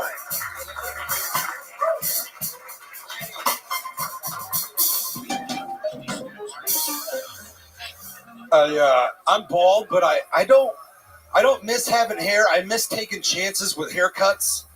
I used to stop by like a random house business and just take a chance with a haircut. You know, they don't have an actual sign, just like the number 7 and the scissor logo. Break that down for the 7. That's how much the haircut costs. The scissor logo means they don't speak English.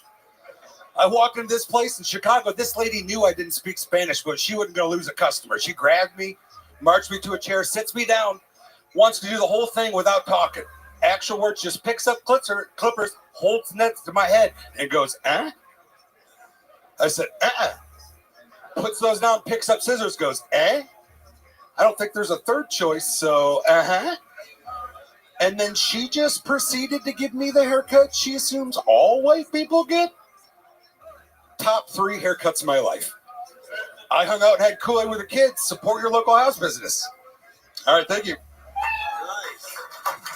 Well, wish you would have cut some of those jokes out of your set tonight. Yep.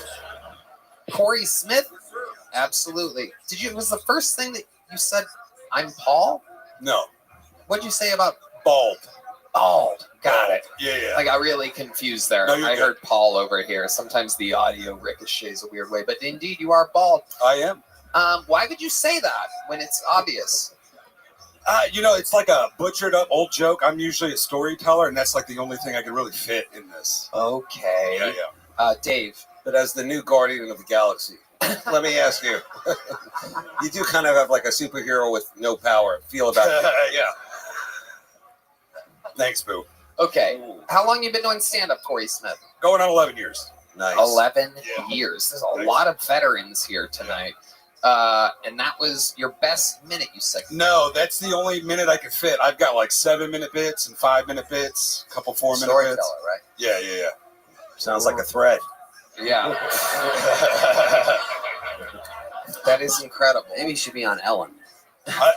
This sucks getting roasted by my fucking hero, right, guy? One of them's named Dave, but holy shit, dude. Okay, All right, there you go. that's right. Way to bring down the mood even Swing and further. miss, yeah.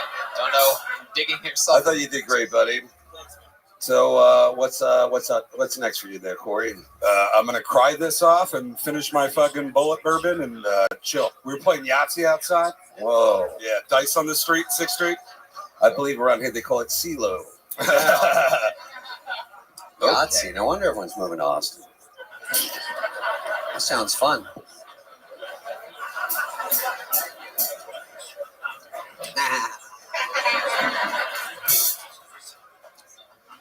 I'm just waiting for the air conditioner to freeze me again.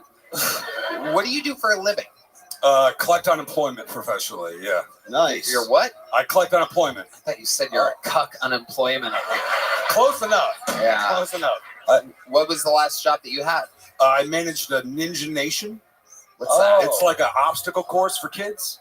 Really? Yeah. Is that hard with your bracelet? Yeah. He used to run an obstacle course for kids. Yes, yeah, getting out of his basement. Yeah. All right. Getting out of bed in the morning. It's called unlocking the door. How did that job end for you? I took the opportunity to get fired when they were basically. I knew I wanted to get fired from this job, and I mentioned a couple code violations, and then 2 weeks later, there it is. Whistleblower. Whistleblower. Yeah, dude, it's super easy to get fired from a job. What was the problems with the children's obstacle course that you blew the whistle on? No, I started as the assistant manager in sales, and I was just basically the front desk bitch the whole time. So, yeah, burn it all down. They didn't let you play with the kids. No, that was too much, actually. Too much. You know, you get a job to get near the kids, and they put you right in front. I get it. Yeah. Disappointing. Yep. That's how it works. What's your love life like, Corey? Honestly? No, not at all. Lie. All right. Shit. Way to go, buddy. I swear to God. All right. I actually had 2 threesomes this week. 2 different threesomes? 2 different threesomes, No back way. to back. Swear to God, man, I'm not playing. It took 2 cops to put you in the car? Is that what happened? Fucking amazing. Fucking day of hell. Oh my God. Unbelievable. 2 different threesomes this week. So where did this happen? The obstacle course? No, dude. Both at my place. Did the kids get put in timeout for that? Getting double day. So explain to some of these people that are out there. A lot of single, our fan base is a lot of single men. Explain to these young men how they could have their own threesome too. How does this happen twice in 1 week? I mean, you must be killing it at Yahtzee outside. Honesty kills the game. Just be honest. Okay. You know, hey, I'm talking to someone else. They're into chicks. They saw your profile, think you're hot. You want to come over? Okay. So they came over to your place, and then what happened? I'm sorry. Well, I mean, we did a little marijuana, did a little drinking. The one girl showed up first, so we had some sex before the other girl showed up because it took her like 45 minutes. Her husband sent her over. Whoa. One of those situations, Dave. What a day at the RV park. Wow. Is this LCJ 455 or 9er? No. Hail to the chief, dude.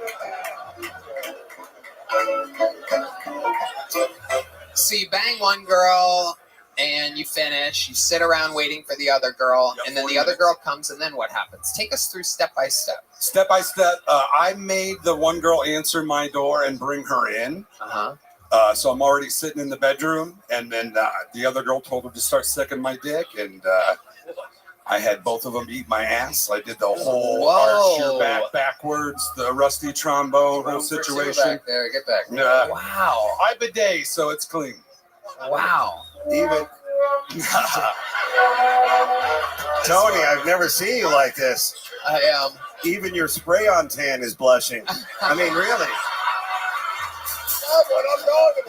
I'm very excited right now. This is incredible. So you had 2 girls eat your ass. Correct. And you had never met them before this? I met one before this, yeah. Okay. Yep, and then the other one was a hinge date, supposedly. Right. Yeah. Right. Okay. I'm sorry, by the way, in No. 3 weeks, whenever you see this is my bad. No, don't apologize. Yeah, This no, is the wow, best this- interview of the night so far. All right, well, there you go. Yeah, you'll get some DMs. Don't you? When you talk to the police, I take out parts like, I made her do this. I made her open the door. Hell yeah. So from the front door to the back door, they eat your ass, and then what happens? Let's keep going in order here, step by step. Yeah, the new arrival was sitting on my face, and the old arrival was sitting on my crotch, and then they decided to switch places maybe 10 minutes in. Wow. And then my back, I mean, I'm old, so I had to switch positions, switched into doggy style, and the one girl continued to eat my ass while I fucked her doggy style. Wow. Yeah, I'm an animal. I'm really sorry, Mom. Mom's getting her ass ate right now. It runs in the family. She is an animal too. There's Red Band's fart sound effect for the episode. 1 per episode, guaranteed, always. When you're in a threesome, it's always embarrassing to ask, who's closer to the Tylenol? My back's acting up. Acetaminophen, if you will. Touche. So, how many times do you come during this night with 2 different women? 'Cause you I got came- a 4. Wow. I got 4. I've been on a mad run. I can't keep. I like every day 4 or 5. Do you use any performance-enhancing drugs? Nothing. During this? Never have. Scared of it because of my heart. What's wrong with your heart? I don't know. Just fat all my life. How'd you lose the weight? Jiu-jitsu.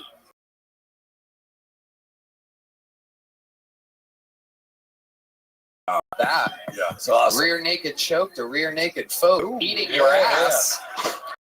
Okay. I got laid when I was a fatty too. It's about honesty. I don't know what it is. That's But incredible. here you are now as a young Putin impersonator. I assume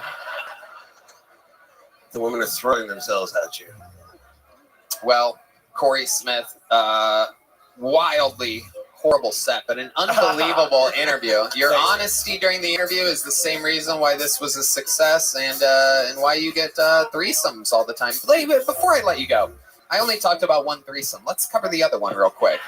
Is this the same main girl in the other threesome, or is it two? So I tried 5 different girls. On the second girl, we kept trying because the one girl wanted to have a threesome really bad. We kept trying and trying and trying.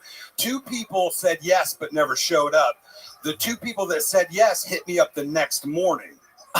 So I said, "Come get it." And at 11 a.m., they came and got it. So let's go. All right, hang on a second. I didn't plan on talking about this, but I made the one girl suck the other girls off of me. Wait, no shower in between. Explain what that means. The night before's pussy got sucked off the next morning by new didn't chick. Shower? They told me not to. Wow, this guy is single-handedly causing a super strain of an STD right now. This is how coronavirus started. It all comes back to Corey Smith. So, how many times do you think you came the next morning? Just twice. So a total of 6 we could guess in 24 hours. In 12, yeah. Wow. Yeah, 12 hours. Unbelievable. This guy is fucking incredible. You ever think about getting a Costa Rican vasectomy? I don't even know what that is. Well, there you go. Here's a little joke book. There he goes, Corey Smith, everybody. All right. Unfortunately, the great Cam Patterson could not make it here tonight. I know, very, very sad. His first Monday miss since he's become a regular. He's in Florida visiting family, taking care of business right now. However, in his place tonight, we do have one of the greatest golden ticket winners in the history of the show. Ladies and gentlemen, I present to you a new 60 seconds from the great and powerful Martin Phillips, everyone. Martin Phillips.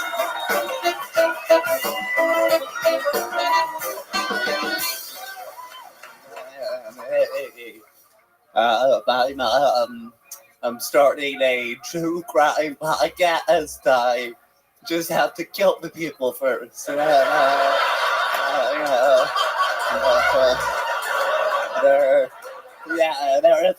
police will like confess and like subscribe and like where's the bodies? Like that's next episode. It's going good.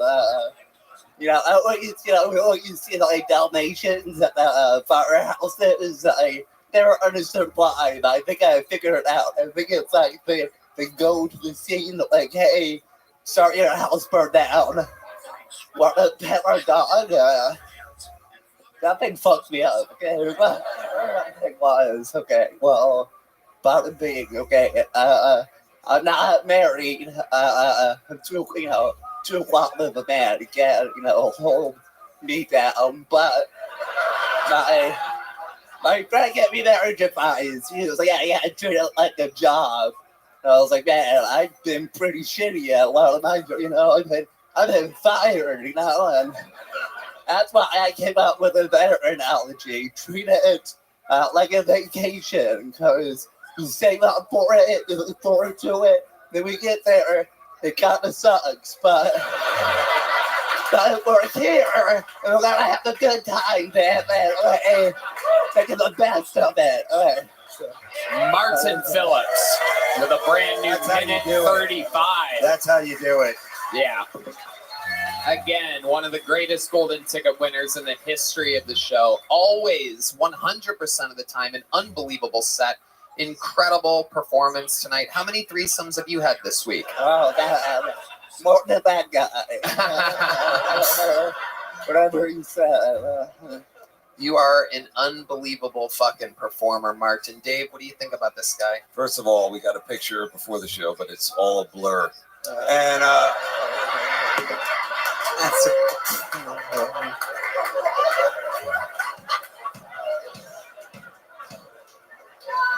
The tech joke. All right. Fine. Hell yeah. I think. Yeah. Awesome joke writing. Oh, thanks. How long have you been doing it, buddy? Oh, well, like a decade or so. That's actually, believe it, a decade. 10 years. 10 years. 10. Believe it or not, that's less than most of the bucket pools tonight. We had 2 13 and 11 years, and a bar back from next door. But so far, the performance of the night. How's life been going for you, Martin? Good. You know, actually, I'm dressed up looking nicer tonight for a reason. Because everyone I've heard from millions of people that I sound like this one guy. So I'm officially becoming an RFK Jr. impersonator. That's how you do it. This guy killed it. Yeah. Great. It's true. But it's it's interesting. You're like if RFK Jr. took the back seat. Nice one, Tony. Oh, I love it. Wow. So I'm really excited. There's not too many people I can impersonate. So I'm really happy that. Incredible. Really. Incredible. He's running for president. You're waddling for president. It's amazing. What else have you been up to, Martin? You know, just hanging around, chilling. Yeah. So what was that joke that got stepped on? I didn't hear the end of it. What was Yeah, the what? joke? It was like the Dalmatian out of the firehouse was like the reason they're like, hey, sorry, your house burned down. Want to pet our dog? That's all we can do. That's all we got. So, okay, good. The cat laughs. Okay, good. Okay, good. Cool. Do you ever get girls hitting you up, fans of the show, trying to hang out with you or something like Well, that? here's this is a crazy story. It's not even signing in my DMs. I got an actual email. It's just like spam, you know? And she hit me up with a further message, but then at the end she wrote, P.S. I'll sign an NDA.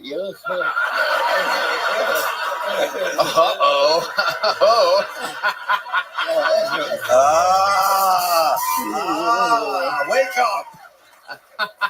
Wake up! But I messaged her back or whatever, and she reveals she's in an open marriage. So, and she said she hadn't been with anybody for 5 years. So, barely an open marriage, but you know. Yeah, so. Now, after the show, when you go back to the laboratory, I was going to ask you, what projects are you working on?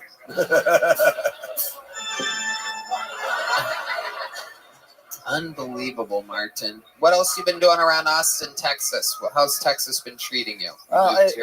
It's all right. Yeah, it's same old stuff. You know? Yeah. Yeah. I have a boring life. Like what? What does it seem like? What goes on? I get recognized a lot more. So that's pretty cool. Yeah. Not just in Austin. Like if they're out of town, they're recognized. So it's worldwide. You know. I'm kind of pretty people. You know. So. Yeah. I love it, man. You absolutely did it again. You're unbeliable. We love you, Martin Phillips. Anything Great else jokes. we should know about Great before jokes. letting you go? I'm good. I don't want to change the tone or anything, but a friend of mine, comedian I met in DC, he passed away. He's gone. But he left his special out there, so you can remember him. Good guy, just search on YouTube, J.A. Agbon. It sounds the way I said it, so check it out. Rest in peace good guy, and RFK Jr. approves it. So Okay. that's it. Thank you. There he goes, Martin Phillips. Martin, Great one, buddy.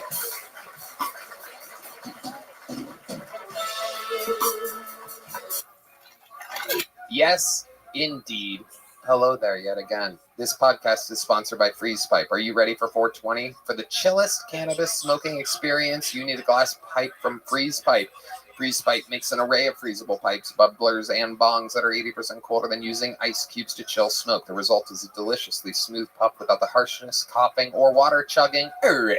Freeze Pipe's secret is the use of glycerin chambers on every piece. Pop the glycerin chamber in the freezer for 1 hour. As smoke passes through, it's instantly chilled by over 300 degrees. Tony, I'm no scientist, but I can say whoever invented the freeze pipe deserves the Nobel Prize in physics. I'm telling you, this puppy rips. Puppy rips indeed. Visit thefreezepipe.com from now until April 22nd to shop their biggest sales event of the year. That's thefreezepipe.com. And if you see something you like that's not on sale, use code KILLTONY for 10% off your entire order. America owned with over 100,000 happy customers. Shop Freeze Pipe today and say goodbye to harsh smoke forever. Okay. Ooh, thank you, Heidi. All right. Pull another name out of the bucket. This is an exciting one because this is one of our producers, a guy that fucking hustles around for the show, does a lot of work around here. Normally, this is the guy that goes and grabs everybody and brings them back. So he's very excited to perform. I think he signs up all the time. Rarely ever gets pulled. Make some noise for Colt, everybody. It's Colt. You know him. You love him. From back in the day.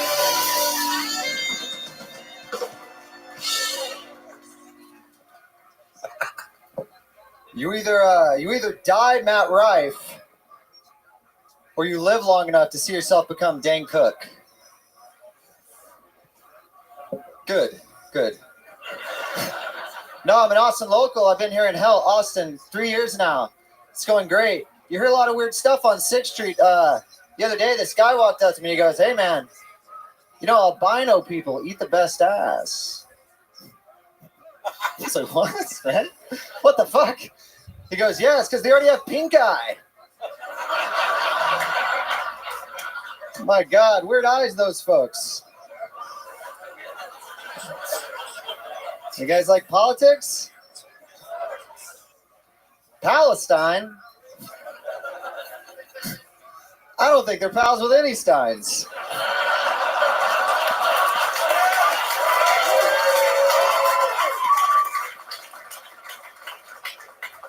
But thank you, that's my time. That's a great show. Thank you, sir. Thank you, sir. That's funny. Good to be here. Hell yeah, Colt. You are. You're always here, but you're never there. Yes, sir. I know. Happy to be here now, though. Incredible. David Spade, what'd you think about this young buck? I thought you good stuff. I think I like Pink Eye, I like Palestine. It's like, that's a good one. And I think you had 3, right? So boom, boom, boom. Yeah. I think 2 out of 3 hit. That's pretty good. Those 2 were good. Thank you, sir. Appreciate you. Yeah, the Matt, right? Dave, you like that? I think I love how Tony is insourcing. This guy's a runner for the show. Yeah. Who's next? Your maid? What's going on here? No, Colt became a part of the show many, many years ago. We found him on a road show in Dallas, Texas, and we found out he can kick really high. He's a kung fu. What are you? You were the kung fu champion or something? Cheng Hung style Taekwondo. I was a 4th degree black belt and competed internationally a lot. And I won a lot. Wow. Sorry, I'm getting nervous. I don't know. I don't do it anymore, really. I'm getting nervous. You're going to ask me to kick. Yeah, just kick real quick. Don't make a big deal about it. No big deal. Here he is, ladies and gentlemen. Whoa. Hell Holy yeah. man. Stretch out for a good. Wow. What an insult to the last act. Whoa, look at that. Do it again. Dave didn't see. Do it again. Whoa. Nice. Whoa. Wow, you would kill it at the children's obstacle course. That would kill. I do. 80 pounds of bad news. 85. So tell us more, Colt. What else is about your life? What's been going on? Oh my gosh, I love my life. I'm so blessed. You and Red Band have completely changed my life. ran and operated a martial art academy for many years. And after COVID, of course, before that I got on your show, I closed my school down and I moved down here, started working at the Vulcan. Yep. Now proudly work at the Sunset Strip. I'm a sound guy. Yep. Yeah, and I'm loving life. And you're doing a lot of comedy. Absolutely, like 14 times a week. Try to get out. Tony, you know, I learned something about Colt recently. He is like a crazy yo-yo champion. He like a badass yo-yo. You have a yo-yo on you? I do backstage, I think. Oh, we gotta get that yo-yo, everybody. Yo-yo. Oh, wow. Somebody knew it was coming. Look at that. Oh, yeah. This is some yo-yo music right here. Give me some cool music.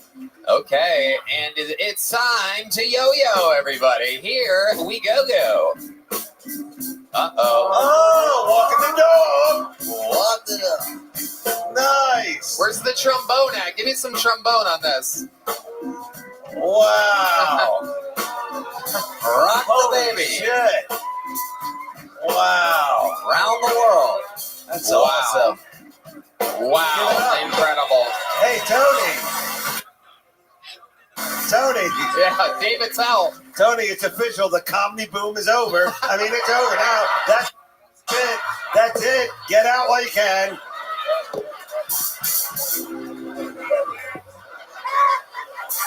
Yo-yo tricks. I heard you also do bird calls. Can you do bird calls, man? Actually, I can spin plates on sticks as well.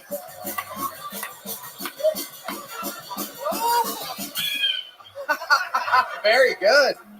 This guy is the complete package. Funny, flexible, and with that yo-yo thing, available. I mean, really.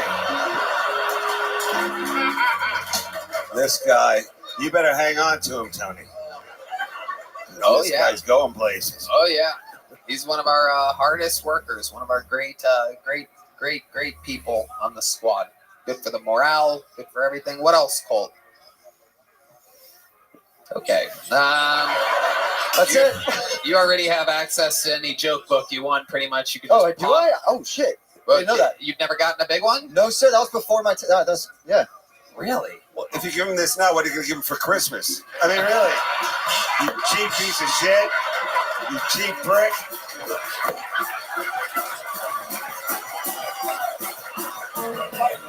Yeah, hopefully a raise.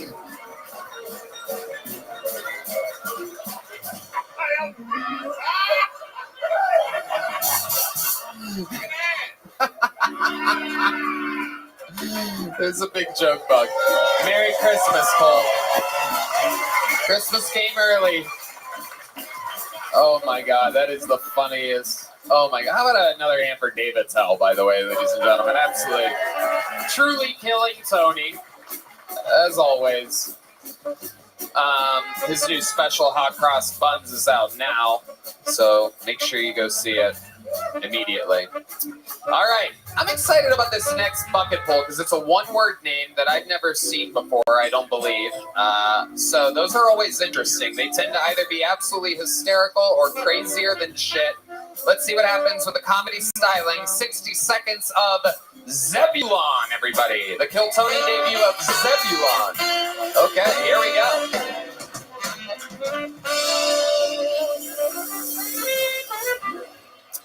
So I got a theme going on, which is heavy set. It both describes my body type and the material I'm going to do. So let's start off in a good place, though. I'm celebrating 20 years of marriage. Some noise. I appreciate it. It's actually not that great. She's a really annoying bitch that's always on my back.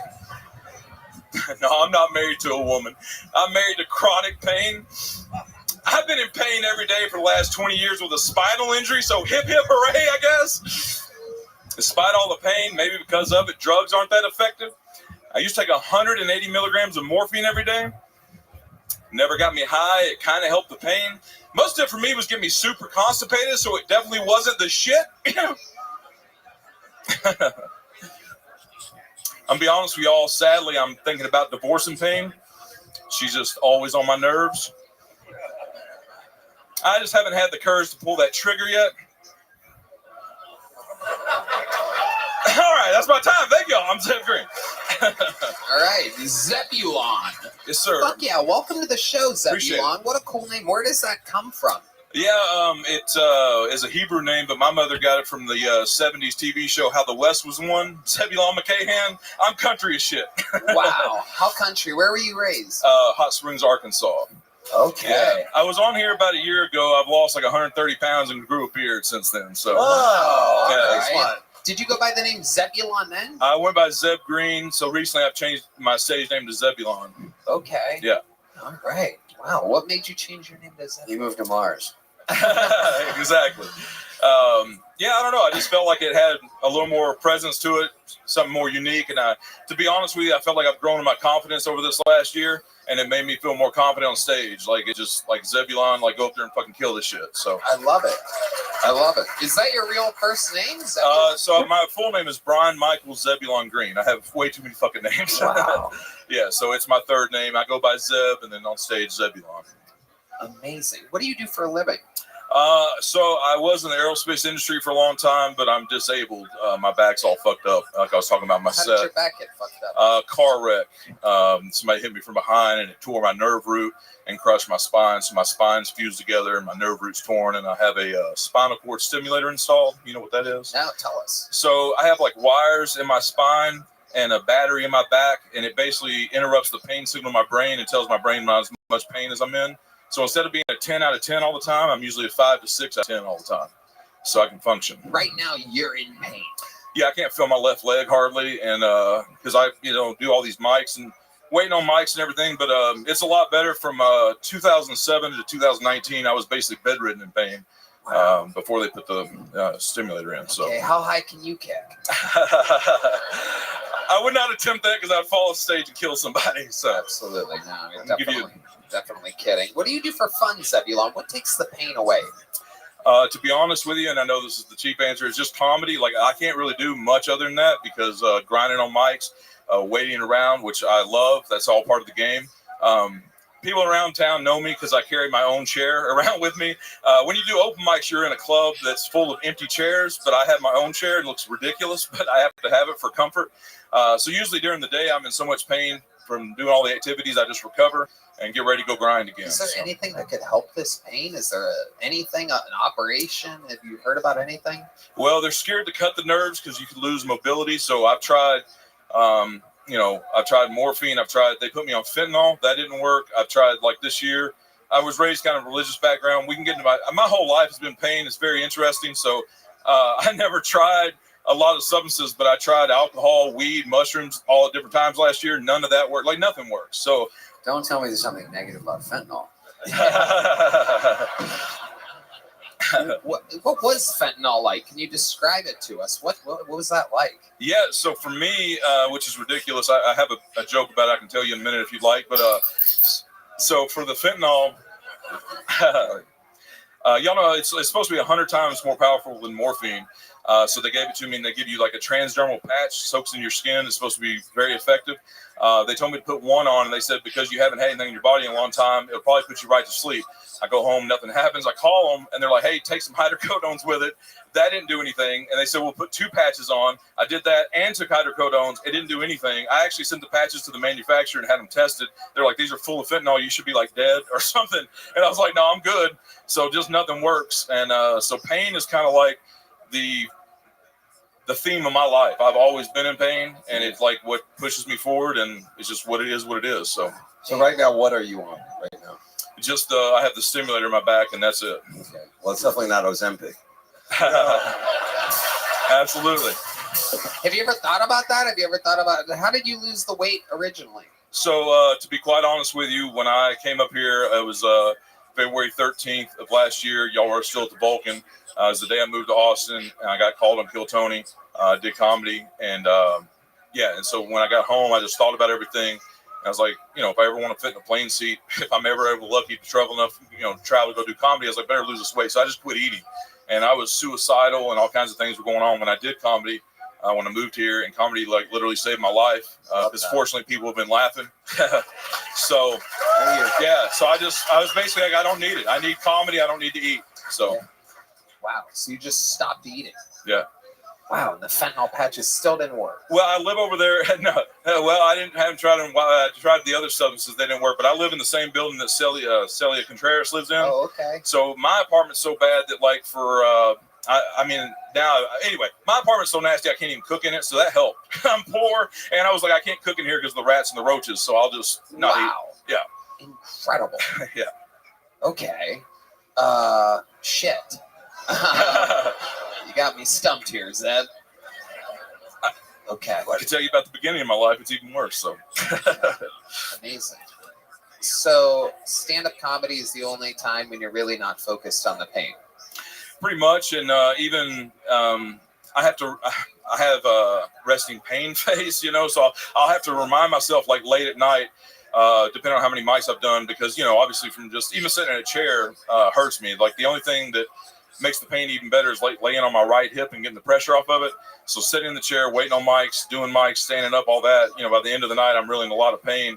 And so when I get on stage, I can get it out of my mind because I know how to compartmentalize. But I'll realize sometimes my countenance won't be good, you know, because I'm in pain. I'm like, oh, I need to fake this, because people will listen to me. They're like, well, this guy's not having fun. Why are we, you know? And so I've learned how to, you know, I'm having fun, but it's just the pain. You know what I mean? So I've just learned how to dictate that on my face. So I think I know how to cheer him up.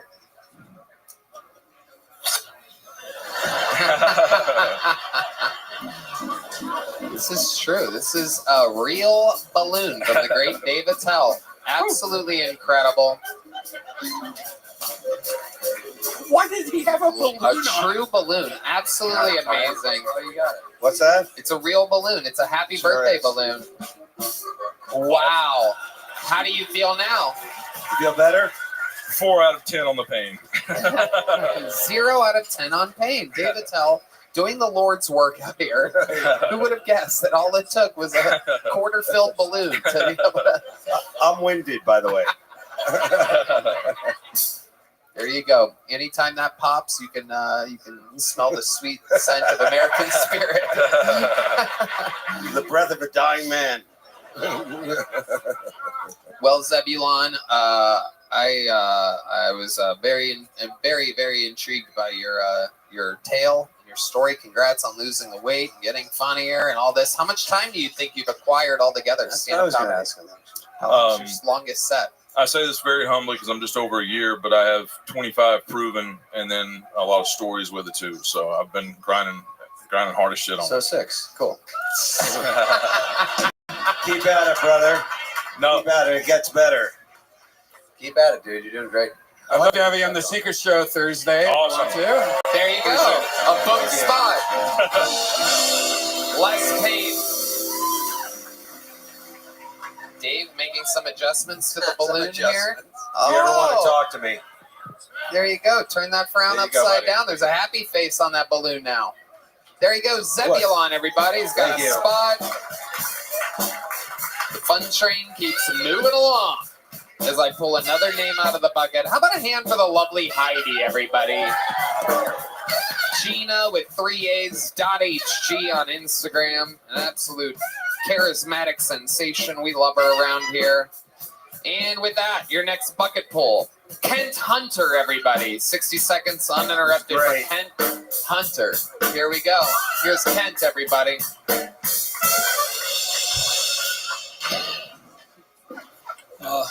Last time I got on the show, Tony had arranged a date for me, which was really cool because I got to live out my lifelong dream of appropriating Indian culture.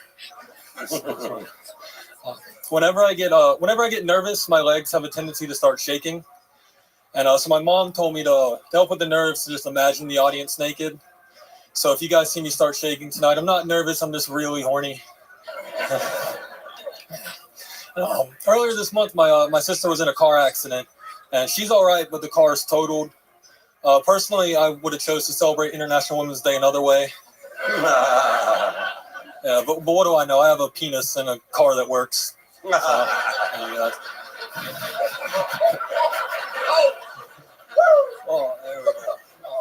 I was thinking the other day, I was like, if someone with Parkinson's has an orgasm, do they stop shaking? Whoa.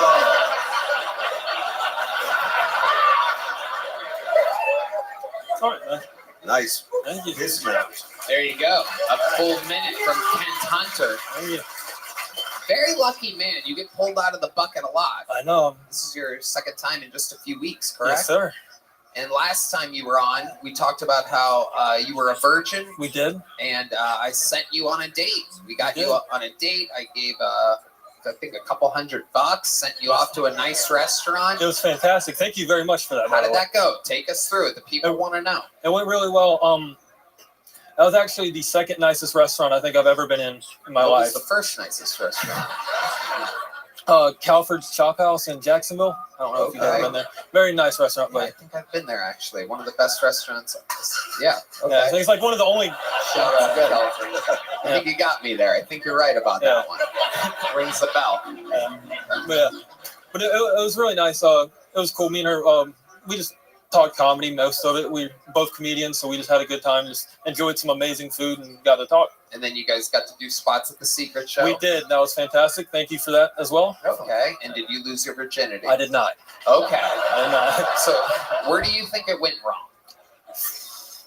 I don't know. I personally wasn't that attracted to her. Whoa. So and I know. Wow. Look at the little picky virgin over here. Jesus Christ. That's like giving an Ethiopian a Big Mac and then being like, I'm good. I'm all right. I'm not that hungry. Tony, I actually heard from her after he left immediately after his spot, and she told me some things about what happened at the beginning of the day. Uh-oh. Okay. Here's the gossip machine, Brian Redband. Here we go. Did you tell her certain things that that needed to happen at this date? Like you weren't. This was just. Why don't you just say what you heard and? Well, I didn't message her because I appreciate what you were doing for me, but I was a little uncomfortable with the whole situation, so I let her know before. Like I don't know. First, I just wanted to do it on my own, just figure out. How old are you again? 20. Oh, you're 20. Yes. Okay. Well, I mean, no rush. All right. How's it doing? Man, I knew I shouldn't have given away that balloon.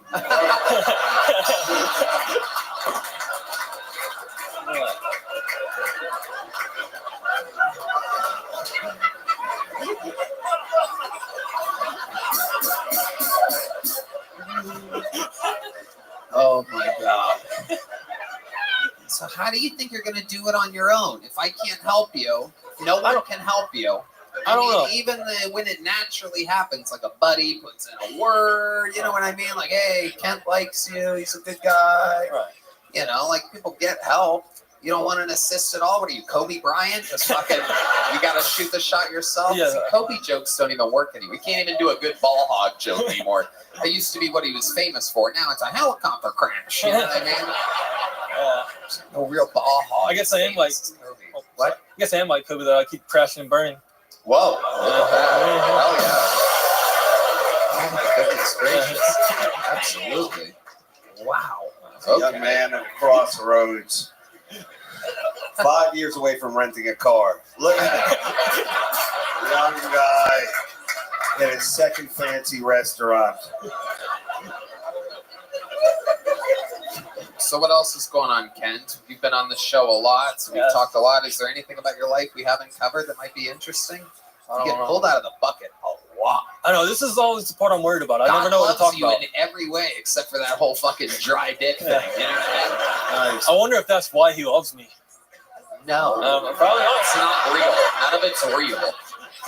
Maybe you could team up with the threesome guy and get some tips. Yeah. Yeah. Have you ever thought about watching another man fuck two chicks at once? Go, Bill.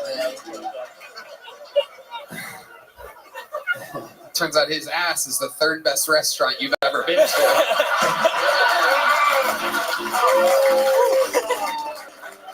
Wow.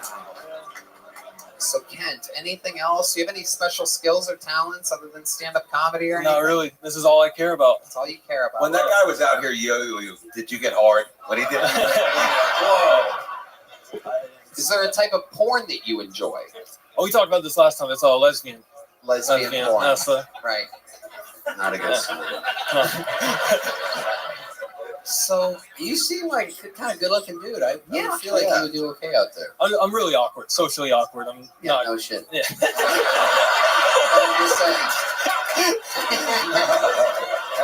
Thanks for leaking all the secrets. Got a peek in the diary. How tall are you? How tall? Yeah. 6'3". Wow, what do you think of that, ladies? Huh? That's all that matters. Tall man. Yeah, it's all about. Anyone have a gutter that needs cleaning? He's dressed for it. So do you think it's like a? Do you think it's like a religious thing that's holding you back? Is it? Do you think the Lord's watching or something? No, I don't think it's that. I'm very, like I said, very awkward and have trouble talking to women. There's a lot of it. So. Okay. All right. Have you ever DM'd on Instagram? Or is Not- that too much? Not really. Too weird. Oh. Okay, I give up. Yeah, no, I'm sorry. You really don't care about it, do you? I know. I figure it'll happen when it happens. I'm just gonna focus on comedy for now, and it'll happen when it happens. All right. Well, how did you like the new Ghostbusters? I mean, the poor kid, you pops him in the corner here with all this sex stuff. Kent, you already have joke bugs. You've been on this show a lot. Another new minute. Congratulations, Thank you, Kent thank you. Hunter. There he goes. Kent Hunter. Not to be confused with a cunt hunter, because this guy's not looking for cunt at all. He's just doing the comedy thing, and when it happens, it'll happen. You know what I mean? All right. Love the band. How about a hand for the band tonight? Are they the fucking best or what? Oh my God. Unbelievable. All right, we're flying through them tonight. Make some noise for Nate Barnard, everybody. Nate Barnard is next on Kill Tony. Here we go. And put your hands together for Nate, everybody. These guys wait all night for this. Everybody gets a... Hello? I've been working on a dating app for school shooters. It's called Columbine.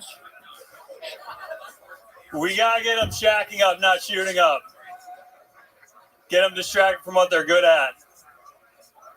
Other dating apps are like swipe left, swipe right. Our dating app is like duck left, duck right.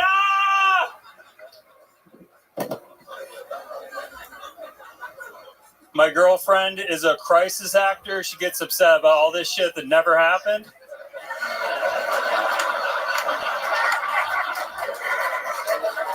I've been watching so many OnlyFans leaks. I can only get off to women who can't make it financially.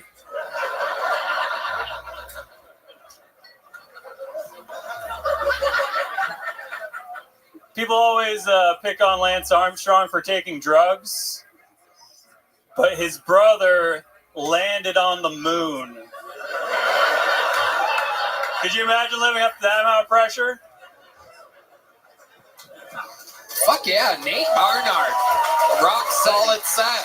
Big laughs from the crowd. No one says goodnight or at any ending. It's just a I love it. Nate, welcome. This is your first time on the show, Yeah, correct? first time. I would remember a face like yours. How long you been doing stand-up? About 6 years. 6 years. How old are you? 32.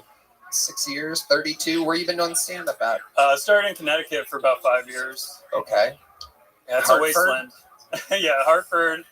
All the shitty open mics, like Irish bars with like drunk people. Yeah. Connecticut, famously one of the worst places in America. Oh, yeah. Famously. It was a dark time in my life. Yeah. Is that where you were born and raised? Grew up in Massachusetts, but yeah, moved to Connecticut. What made you move to Connecticut? My mom's church was in Connecticut, and she was like driving hours. And I was like, you should just move. You know, like. Okay. Yeah. Yeah. You suggested the move?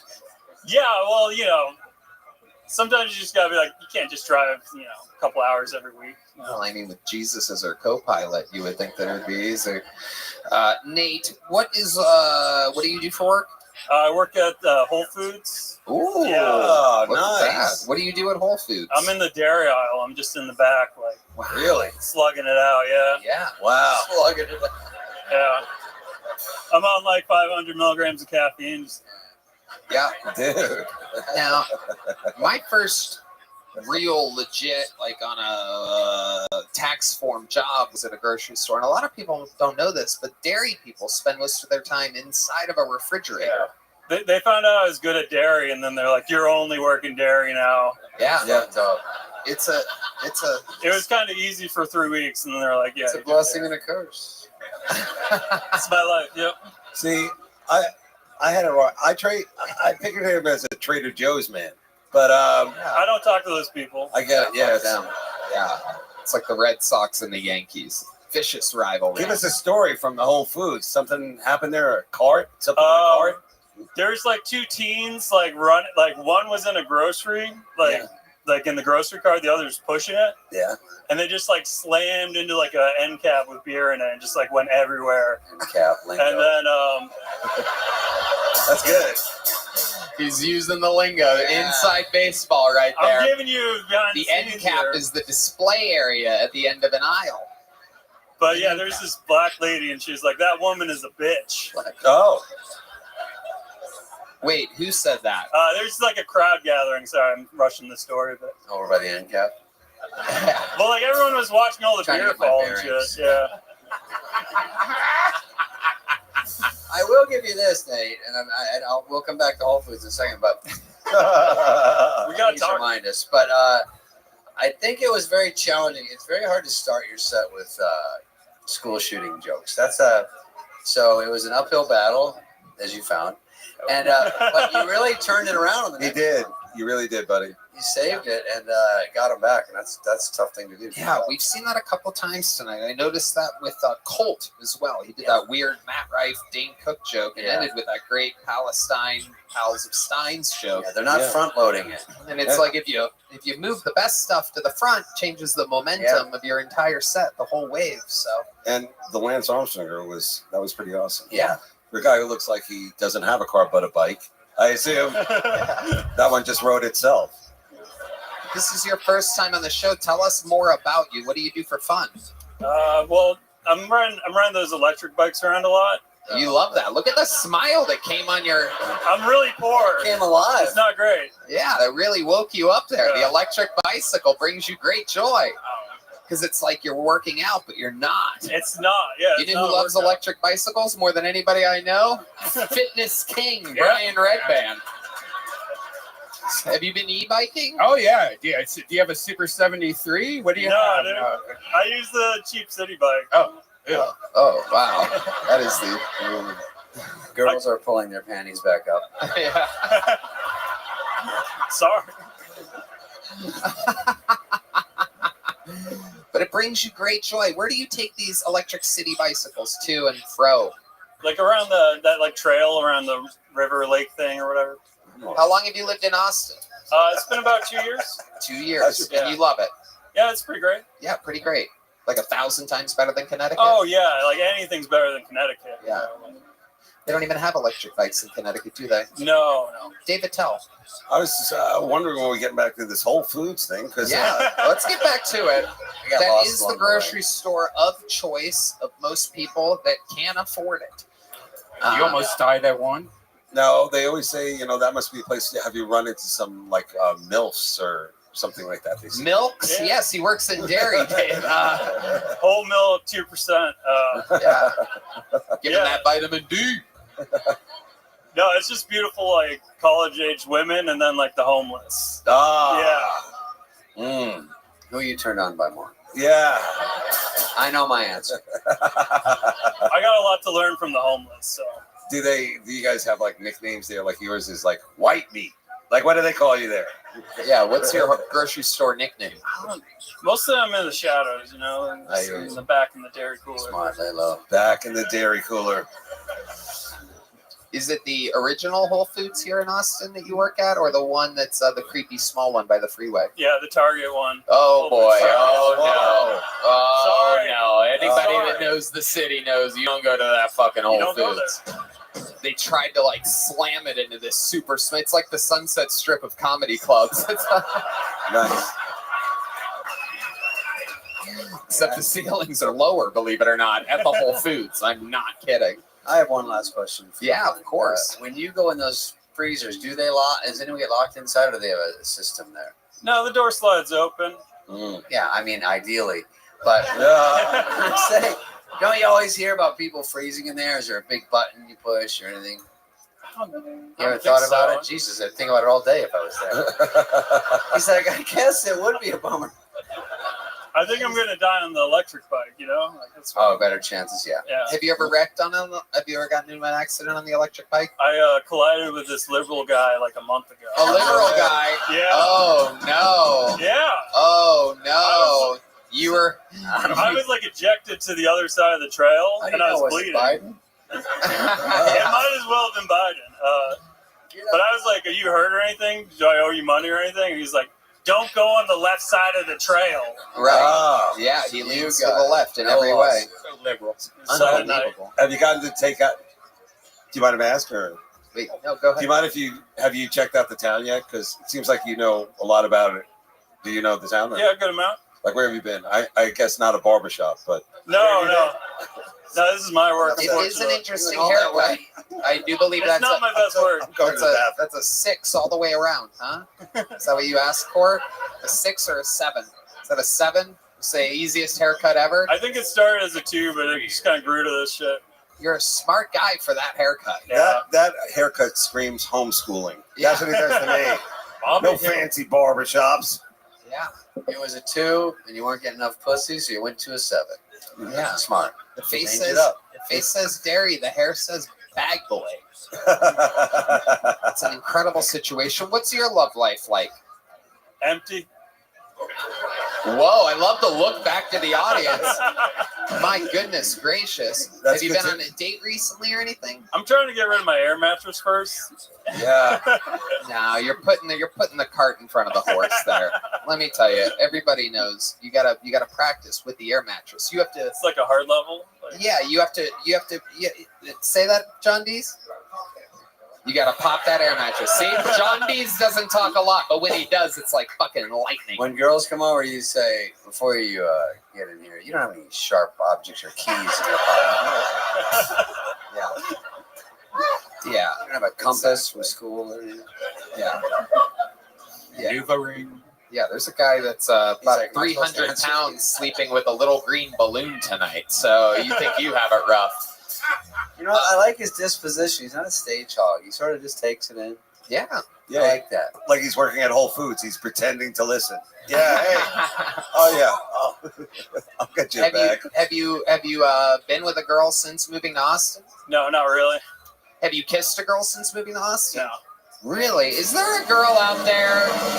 You know, we do this thing every once in a while on the show where there's a hero from the audience, a young lady that comes up and gives a guy his first Austin, Texas kiss. Is there a woman out there that wants to be a hero tonight? We have a segment on the show called Kiss Me. It's been a long time. We got one? All right, come on up. Kiss Cam. Kiss Don't Cam. raise your hand if you don't mean it. We don't even play hard to get over here. Oh shit, this is a little smoke show. Look out, dude. Someone's about to fucking have milky underwear. Oh my goodness gracious. Wow. This is unbelievable. This might be the greatest mismatch of looks in the history of this segment. Oh. Okay. All right. Oh my God. Here he is with his first Austin kiss. Whoa. Wow! Yeah! Amazing. Look at the confidence change on Nate Bernard. His color in his face, everything just changed. Big smile like he's on an unlimited e-bike on somebody else's account. Yep. He almost beat the shit out of me for shaking her hand. Yeah, he's getting protective of his girl. What's your name, sweetheart? What's your name? Oh. Wow. Look at this. I love it. Unbelievable. There's a very proud husband out there. I do believe that's Andrew Tate in the audience tonight. You never know who's going to be here at Kill Tony. My name is Sarah. What is it? Sarah. Hi, Sarah. What do you do for work? Corporate America, work for a motor. What is that accent? I'm Persian. Oh, shit. Yeah. You know what? Since you're Persian, this sounds crazy, but Boneseye, the guy that makes the joke books, Every week, for some reason lately, he's been putting one up here, a big joke book, that is just completely made of hair. There's hair, animal hair on both sides, and who better to get a big hairy joke book than a Persian girl, Sarah, everybody, an American hero, maybe not American. And you, Nate, of course, you're leaving here with the big one. Yeah. And your first kiss. Sarah, thank you so much. Nate, how do you feel? Thank you so much. Amazing, dude. Yeah. Tell us more. What was that like? Well, What was that like kissing another man's wife? Ideal. You missed Persian Sarah in a makeout session. Yeah. Man, what happened? Second you leave. I kissed some guy's wife. You would? Yeah, I kissed some guy's wife. All right, well, don't yell Beetlejuice. Sorry. Make it happen again. How do you feel? Really good. It's been like a year and a half of signups. Wow, you've been signing up for a year and a half straight. Yeah, straight. Goes to show you, the bucket's crazy. It's got a mind of its own. It'll bring shaky leg, what's his name, Kent Hunter up here once every three weeks. And you waited a year and a half. You were patient. And you got your first Austin kiss. You had a good set, and we got through it. There he goes. Great job. Rick, Actually, I would love to have you at the Whole Foods of Comedy Clubs Thursday for the Secret Show. Whoa! Hell yeah. You just got booked on a real show Thursday night, 8 p.m. Sunset Strip Comedy Club. We realized through 8 bucket pulls that we did not get a female up here. I pulled until we got a female comedian. So your final bucket pull of the night, ladies and gentlemen, representing the women, make some noise for Yvette Palafox. Yvette Palafox. Hell yeah. Make some noise for Yvette, everybody. True story. After a Christmas party, everybody was passed at the house. Nothing was stirring except for that dick when I took off my blouse. So down on my knees to suck it like a skis. When all of a sudden, Santa? If any of y'all think it's Santa, like, I think y'all forgot we're at Kill Tony right now. You know, and so just cover your ears because, just cover your ears. And for the rest of y'all, where was I? Oh, yeah, I was sucking some head. So I was giving a blowjob, like, da-da-da-da. Santa? Belly? I have a belly like Santa. And so does my dad. Yeah, that's it. It was my dad. So what does one say when they have a dick in their mouth? Merry Christmas. I don't know. Okay, 58 seconds from Yvette Palafox. Is that last line Merry Christmas? I think so. Yeah. I give that a high C for seasonal. I love it. Yeah. Nice Thank work. you. Last week you could have done that joke. Yeah. Mhm. Jizz the season. Just to see, thank you.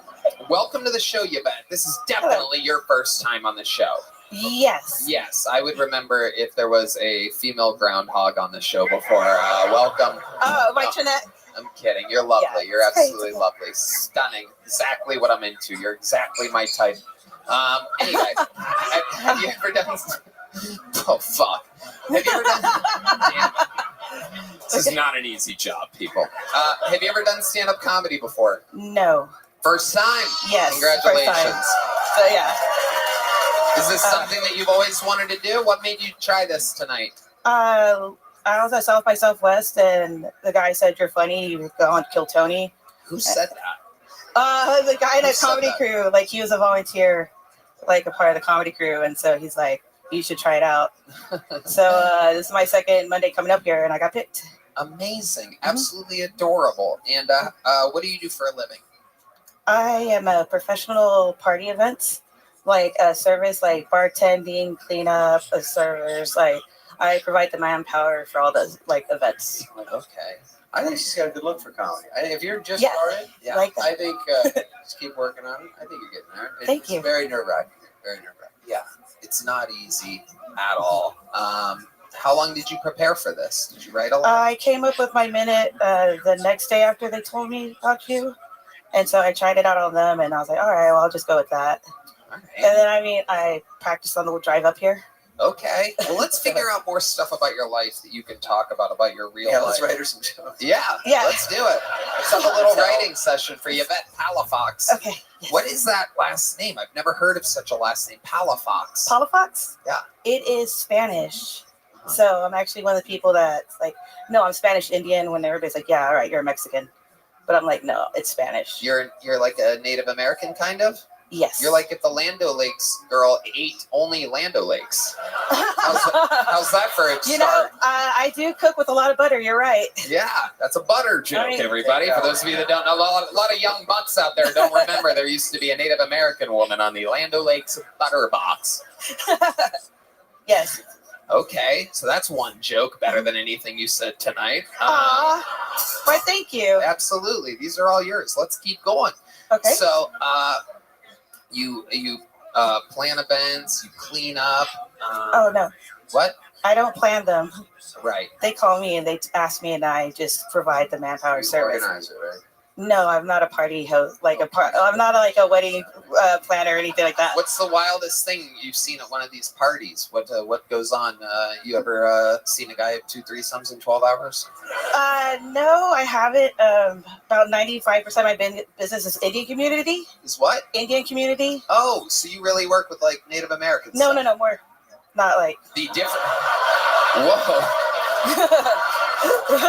You just wrote a better joke than the Lando Lakes thing right then. I don't know if you know that. Yeah, I was the gonna say. nicest thing I've ever seen. Yeah.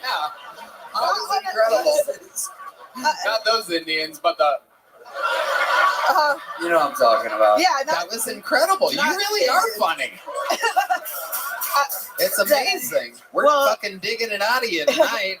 Well, Sanjay, who's my original OG Indian, like when I was him Talk one a night. little bit slower. Oh yeah. So Sanjay, my OG Indian. Sanjay, your OG Indian? Yeah, that got me into the community. Wow. We went out one night. It was a St. Patrick's Day, and I just woke up in jail, but I was like, I didn't know if I was funny or not, and I thought I was, but I saw him literally the next weekend, and he was like, we all discussed it. We were trying to debate if you're racist or funny, and we decided with funny. So I was like, okay, if they said it, then okay. That's always the answer. If you're wondering if somebody's racist or funny, it's funny. So yeah. What exactly is her background? What is it? Says what? You are Spanish and Native American. Apache. Apache. Okay, Yes. well, whatever happens tonight, don't sign any paperwork Tony gives you. Okay, really? You know how that goes. That's right. Oh, yeah. 90% of all of your earnings from here on out are going to go to If not more. Yeah. So. Single? Yes or no? Yes. What kind of guy you looking for? Not my ex. Oh. He was from the Bronx. I met him on the subway in Manhattan. Oh, you've traveled. How could that? Oh, yeah. So, I mean, I thought he was from Manhattan, and he was from the Bronx. Really? Is that him? He said I wasn't funny. he didn't think I was going to get picked, and he didn't think I was funny, so. Haha. He didn't think you were going to get picked tonight? You still talk to your ex? I have his dog. Wow. Yeah. Is it Well, a it's my dog. kidnapping? Is it a hostage situation? It was more of a situation. He couldn't have it in his apartment, and He lives here in Austin as well? no, he lives in New York. You live in New York. No, I live in San Antonio. You took the dog to I San haven't followed Antonio. one story yet. No, I was in New York. I met him on the subway, and Subway? You seem more like a Jimmy John's kind of girl. No. All right. Shut up. Yeah. Shut up. I'm an Indian. Like that, so like that. But when his dog needed a place to stay, and I was like, gonna be a good girlfriend. I was like, well, if I was up there, babe, I would watch the dog for you. And that somehow ended up in me flying out there on a road trip back with the dog because I said I was gonna watch him. Do you ever miss New York? He called my bluff. Oh yes, I do. But I have How to about now.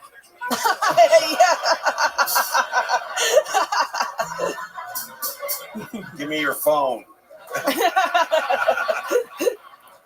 Amazing stuff. So, Yvette Palafox, I want to find out more about you. I think we should keep this writing session going a little bit longer here.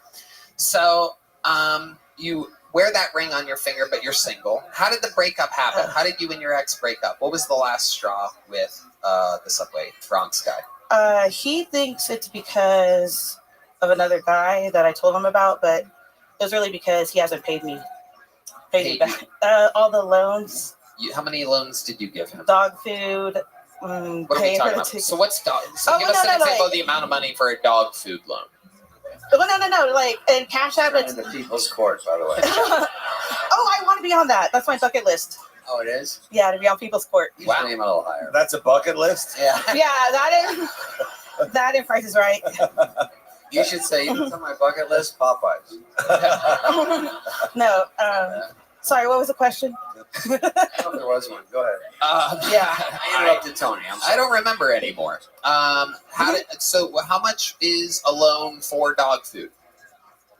Just a ballpark will do here. It's not. There's not like a grand prize or anything. Right now, dog food he owes about $80, and then for $80. Yeah, but then we have the shots. And then we have shots. Give us a ballpark on that. That was around 150 or so. 150. So we're up to 230. Keep going. For the tolls, when renting the car on the way back, he was supposed to pay for. Tolls. What do we got in tolls? If you had to guess. The tolls in Austin alone was like 30. 30. We're up to 260. Yeah. I would break up with anybody that owed me $260. Oh my God.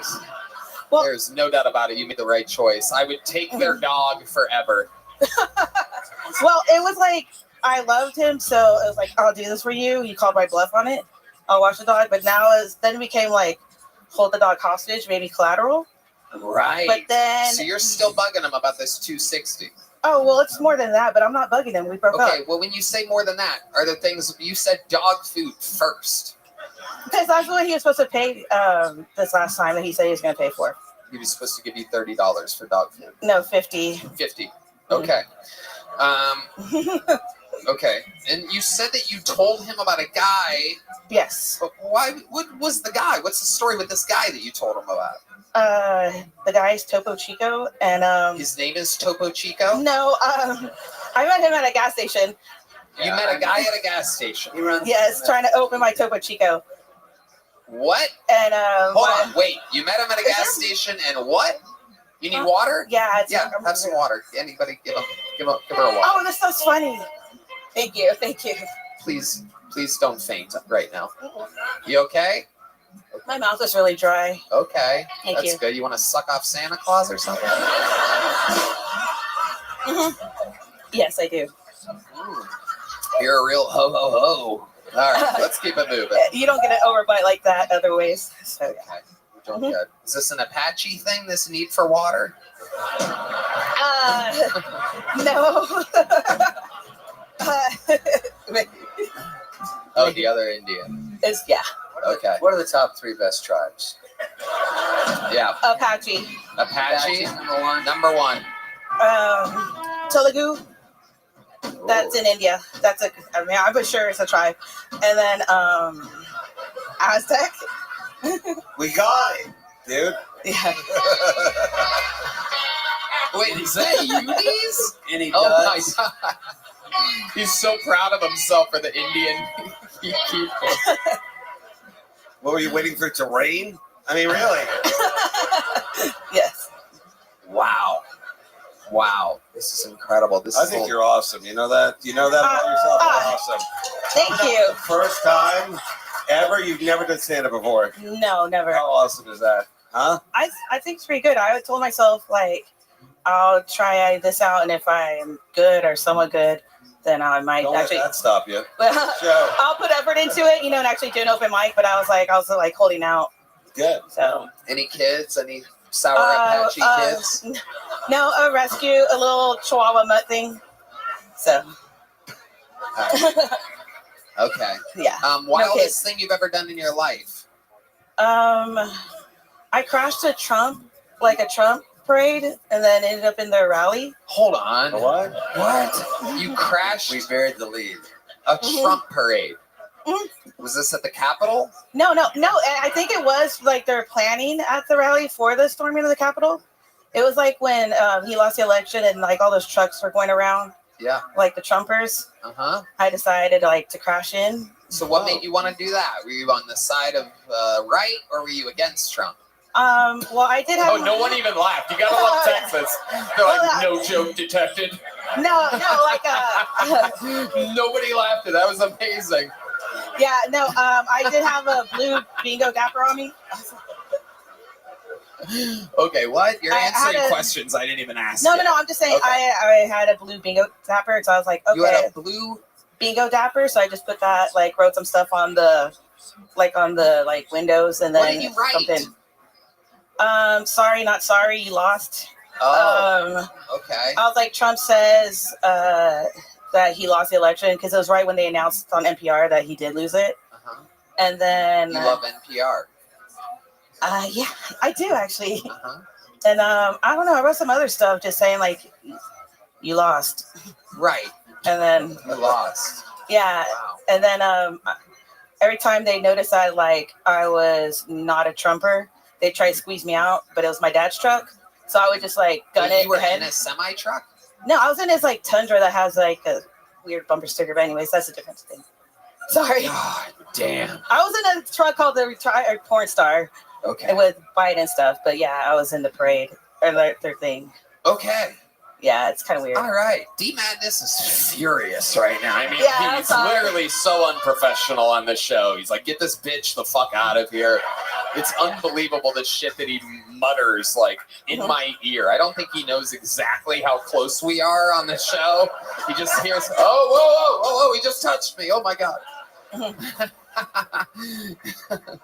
Sometimes there's a rumor going around, and Red Band mentioned this earlier, that D Madness really isn't blind.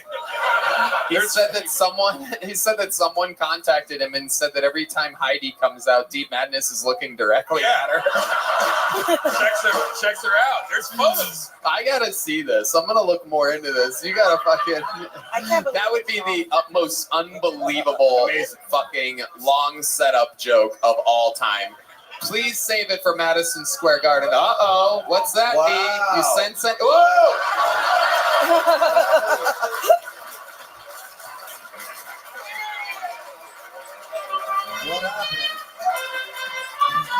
What happened? Unbelievable. I normally don't do this for first-time comedians, especially when their set was, you tried your hardest. But I don't know. There's something about you that I really, really like. I think you're really likable, and I think that if you continue to, take some of the notes that you got here tonight and, enunciate nice, take your time. You're a little bit of a fast talker. You kind of combine your words all together and do one thing. But if you do that and people understand what you're saying, I think that this could be something really fun for you. You are funny. I don't think you know how funny you are, but it's in there. That whole head thing with the Indian was unbelievable. Can you catch a joke book? Yes, I can. There you go. Oh! There you go. Make some noise for Yvette Palafox, ladies and gentlemen. And that was your final bucket pull of the night, which could only possibly mean one thing in the world. There goes the Yvette, everybody. Yvette Palafox, there she goes, everyone. There she fucking goes, everybody. Wow, one more time for the lovely Heidi as we come to this. The final horizon of the show. You know what it is. Kill Tony Hall of Famer, the record holder for all-time appearances, minutes, and interviews on the show. I present to you, here with a brand new minute, the legend, the Big Red Machine, the Memphis Strangler, the Vancouver Vandal, the one, the only, the Vanilla Gorilla. Lights out, William Montgomery, everybody.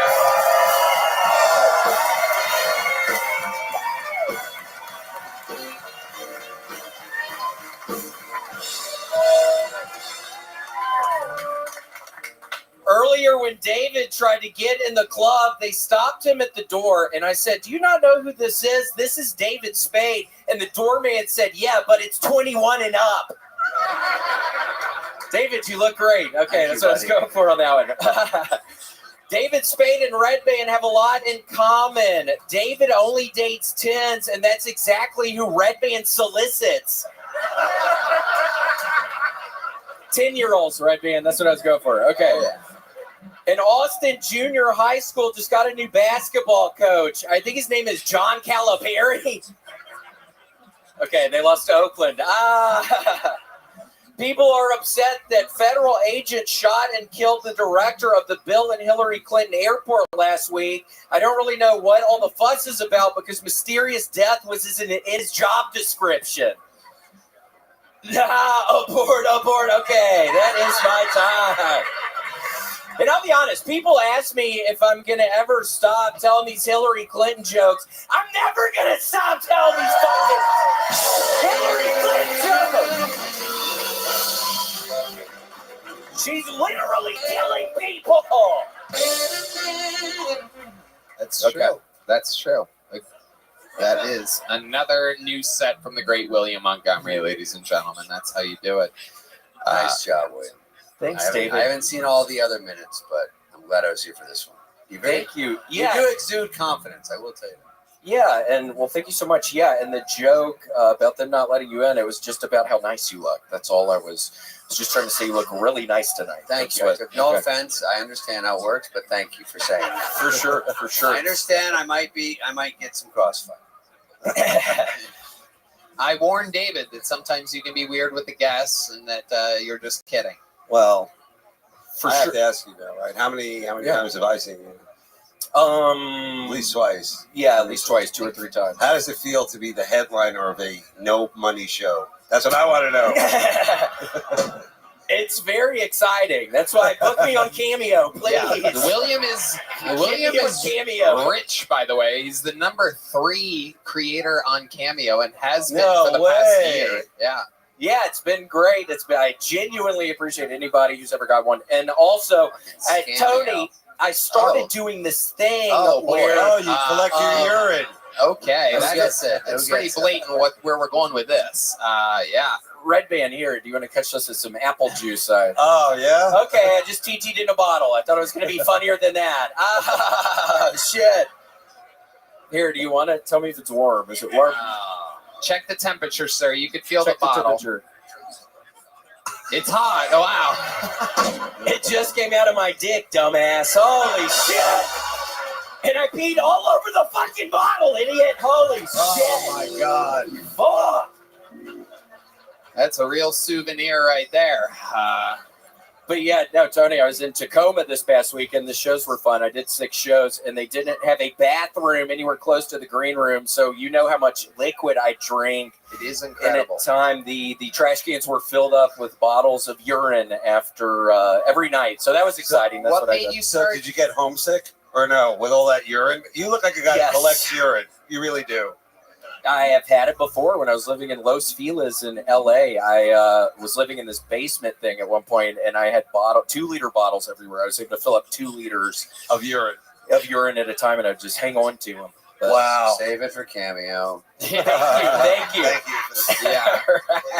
It is incredible. You've been adding shows to every weekend that you do on the road, and every single thing that I hear about you on the road is ridiculously 100% positive. I mean, people's minds are completely blown. The people absolutely love you. They go in with high expectations and they leave wanting more and getting a full show. You're taking Casey Rocket with you. A lot of these weekends, I can't even get Casey Rocket because he's pre-booked with William Montgomery. Casey has been coming on a good amount of them. Yeah, Casey does great. What a dynamic duo. Yeah. It's been a lot of fun, and I have you to thank for that. Sweet Tony, You're thank welcome. you so much. Not you so much, Red Band. Yeah, I thought I was going to get you to catch the bottle of urine, dumbass, but not tonight, I guess. I mean, I don't ever like to get too serious or deep with you, William, but it is absolutely incredible the length of sets that you're doing and the reviews that I've been getting from these sets from fans that have seen you and stuff. We watched you go from not being able to do, what was the length of time that you would be able to do without looking at a notebook or note cards when I first met you? minutes? Yeah, Impossible. 7 or 8 minutes impossible. And now you're doing 50 plus minutes and glancing at the notebook only at Yes. the very, very end of these sets. Yes, only glancing, Tony, at the very end. And when we first moved to Texas, and you gained sobriety, me and Joe Rogan were viciously on you about not looking at the notebook and using it less and connecting with the audience more. And you have flourished in that situation, correct? I am trying. Yeah, damn right I have. Yeah, you really have. It's Fuck absolutely yeah, I have. incredible. And it's not usual. We very rarely get a chance to get serious. And I especially hate doing it in front of Dave Attell, who's about to kill me right now. No, I was going to ask him. He's on the road now. What's his favorite town? What do you like? Yeah. Spokane was wonderful. Honestly, Tacoma, I think Chicago and Tacoma have been the best received. They all go well, but Really? Tacoma and Chicago were wonderful. I didn't know AirTran went there. William, what else is going on in life? What's going on? I don't know. I've literally, Tony, this is the busiest, and it's a good thing, but it's the busiest I've ever been. I'm doing Your the fucking schedule is cameo. filled. It's totally filled, yeah, which is great, but just so busy now. Yeah, Which I is absolutely great. love it. So be careful what you wish for, the dumbasses signing up for this shit, because it's way too much. I'm way too busy right now. It is. Be careful what you wish for. It is kind of funny. I've been thinking that lately because I finally have life exactly how I've always wanted it, and now I have to go on the road, and that sucks. Yeah. I remember when I was on an air mattress and I was in the back seat of my car and I was on couches a long time ago. Like, man, I would just love to be on the road, and the hotels were so nice and stuff like that. It gets tricky out there. Now, we have vast sums of money, and now I have to go to places. And I was wondering, I heard earlier, I didn't even get a fucking big notebook for Christmas, Tony. Yeah. Holy shit, I need What's a big that about? notebook. What is that about? Well, it's right around the corner. Okay, Christmas is right around the corner. Oh, there is a Kill Tony keychain. Would you like a Kill Tony Whoa. keychain? Yeah, keys? sure. Once you get a house, Look you at can that suit. Do you see how he caught that? I mean, it's unbelievable. You see these guys that get pulled out of the bucket. They have to fucking focus. They take it dead on. They get behind it like an infielder. That is such an insult. Yeah. Give him a keychain when he has no house or car. That really is a... He has his own condo, and he has so much money that he put an escalator inside of it. He bought an escalator. You want to tell Dave about your escalator? Yeah, Dave, I don't know. You have an escalator in your apartment? Yes. You live in a mall? It was $300,000. What do you think about that, David Spook? That's 5 cameos, according to my calculation. Yes. Yeah. Upcharge. I mean, the people love you. I did a meet and greet in Boston. Here's what dumbass is fucking laughing at that, you fucking dumbass. Holy shit, that's funny to you, you fucking idiot. Wow. I've been dedicating my life to this shit, man! What the fuck have you been doing, you dumbass? I've been pissing in bottles, stupid! Very passionate man. He's a very passionate man. Dustin Poirier posted on Instagram, William Montgomery never gonna stop meme this week, and quoted you in his victory in the Octagon 2 weeks ago. You watch UFC, right? Oh yeah, you do. I've seen you in a lot of those. He said his one of his famous lines is "I'm never gonna stop," and Dustin Poirier literally quoted him twice. After winning a UFC, it was so unbelievable that when he said it, I'm like, there's no way that has anything to do with Kill Tony. Dustin actually met up with me in Tacoma, Tony. I don't know how. Serious? Yeah, I don't know how I didn't tell you this. There's a place called the University of Puget Sound. And we got on campus and we both started beating the shit out of a couple of co-eds at University of Puget Sound. Literally, and this dude is mean as a motherfucker. He was so viciously mean, but also really sweet. But it was fun hanging out with Dustin in Tacoma this past weekend. William, you're an absolute fucking phenom. I mean, is there anything else we need to know about or talk about? Anything you want to plug or anything like that?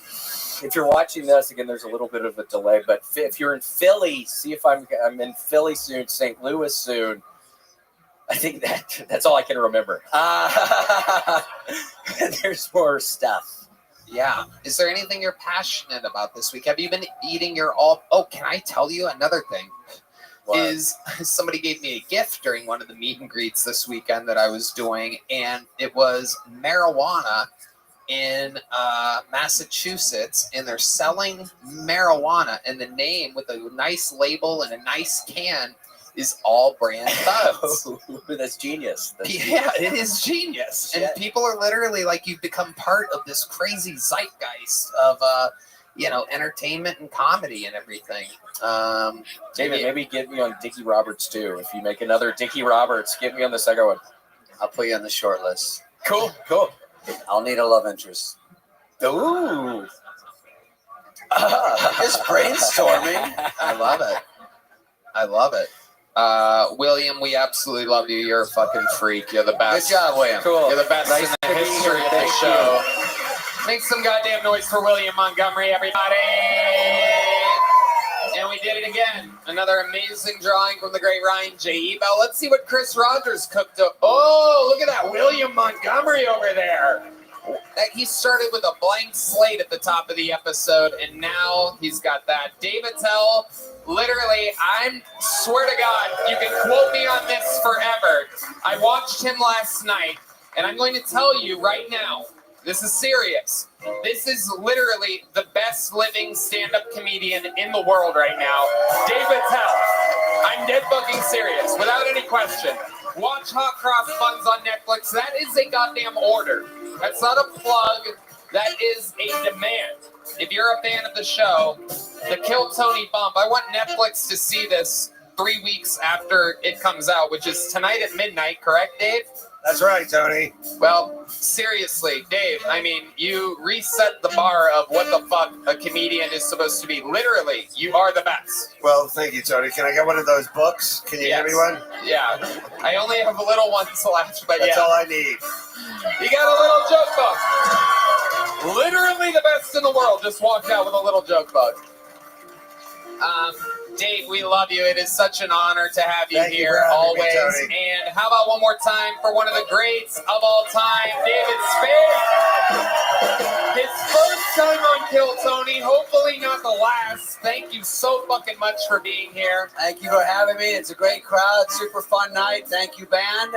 Thanks to all these unbelievable time getting to have two people that I've always loved on this show. It's unreal. Thank you to Talkspace, Squarespace, Freeze Pipe. How about one more time for the best damn band in the land, the Kill Tony Band? Carlos Sosa, Raul Vallejo, Fernando Castillo, Michael Gonzalez, Matt Mullen, John Dees, and D Madness. Red Band, anything else? Check out the Sunset Strip, ATX.com. Love you guys. We love you guys. We'll see you at Madison Square Garden and the Forum in LA. We're coming. It's a revolution. Thank you guys. We love you. Good night, everybody. Thank you. Thank you.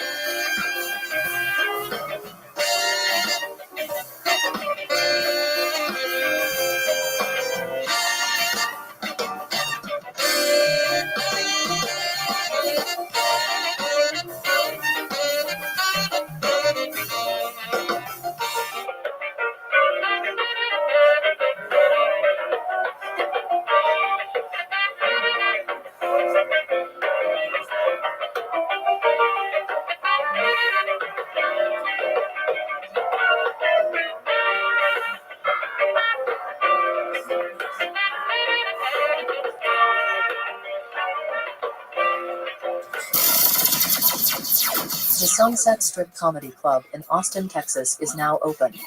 Check out Red Band's secret show every Thursday. Go to sunsetstripatx.com for tickets.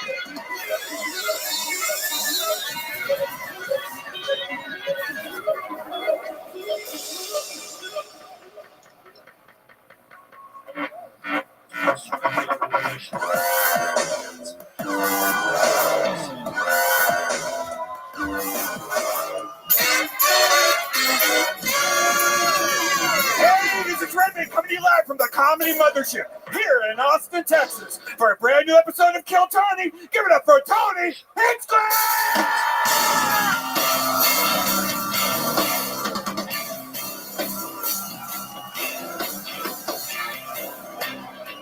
Who's ready for the best fucking night of their lives, huh?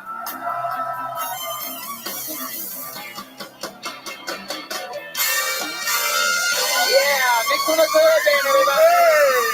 We're here. You made it. Mama, we made it. Here at the #1 live podcast in the world, Kill Tony. Brought to you by some amazing sponsors, Yoni. I didn't get that. I didn't get the 3 that I had to write down. How about one more time for the best damn band in the land, huh? On the horns, Carlos Sosa, Raul Vallejo, and Fernando Castillo. Michael Gonzalez on the drums. Nick Lewis joining us on the bass, or as I call him, Seat Madness, because he can see. Matt Muelling on the electric guitar, and our dear band leader, the great and powerful John Dees on the keys, who wrangles these people, finds the best musicians in the city for us to play with. So much fun. Hey, truly, I always say this, but I fucking mean it. An action-packed show. Loaded up and ready to go tonight. Some very special appearances by very special people. It's all going to go down all at once. Before we get started, here's a little bit more from the amazing sponsors that made it all possible.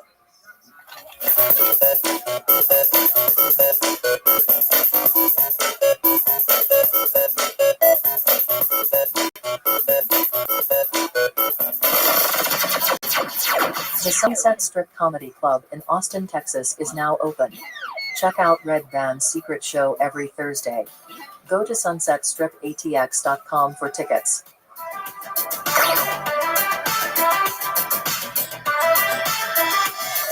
Are you guys ready to start tonight's episode? Well. This is one of those nights that will, I believe, live in Kill Tony history. 2 unbelievable comedians.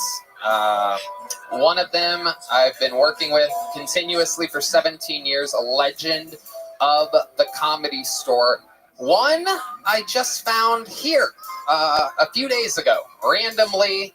She was performing in The Little Boy, and I saw her set, and I fell in love. We ended up drinking together all night, and she is one of my new favorite comedians in the world. This is her first time on panel at Kill Tony. I do believe her first time ever on a podcast. So here are our guests. Make some noise for 2 of the greats, Elaine and Ian Edwards, everybody. Elaine and Ian Edwards. There's Elaine. Make some noise for Elaine, her first time on the show. Oh, a nail just fell off. A nail. You lost a nail, Elaine. There you go. Who wants it? Come on. There you go. This little Mexican boy wants it. There you go. How about one more time for Ian Edwards, ladies and gentlemen, one of the greats. This episode brought to you by Skylight Frame and Game Time, by the way. For those of you wondering who our amazing sponsors are, Ian Edwards. Welcome back, fam? My friend. How's it going? It's good to be here, man. Absolutely. This is a fun show to be at, sitting next to Elaine. I can smell how old she is. That's My Pussy, which is the name of my documentary out on Hulu. That's My Pussy is the name of your documentary? Wow. Should it have been something else, Tony? I mean, gefilte fish? I will look into changing it. Okay. Red Band, nice to see you with your clothes on. I used to work at a massage parlor. Red Band would come in with his dick already out. And let's just say he thinks the butthole is the G-spot. Hit me. All right, let's get it going.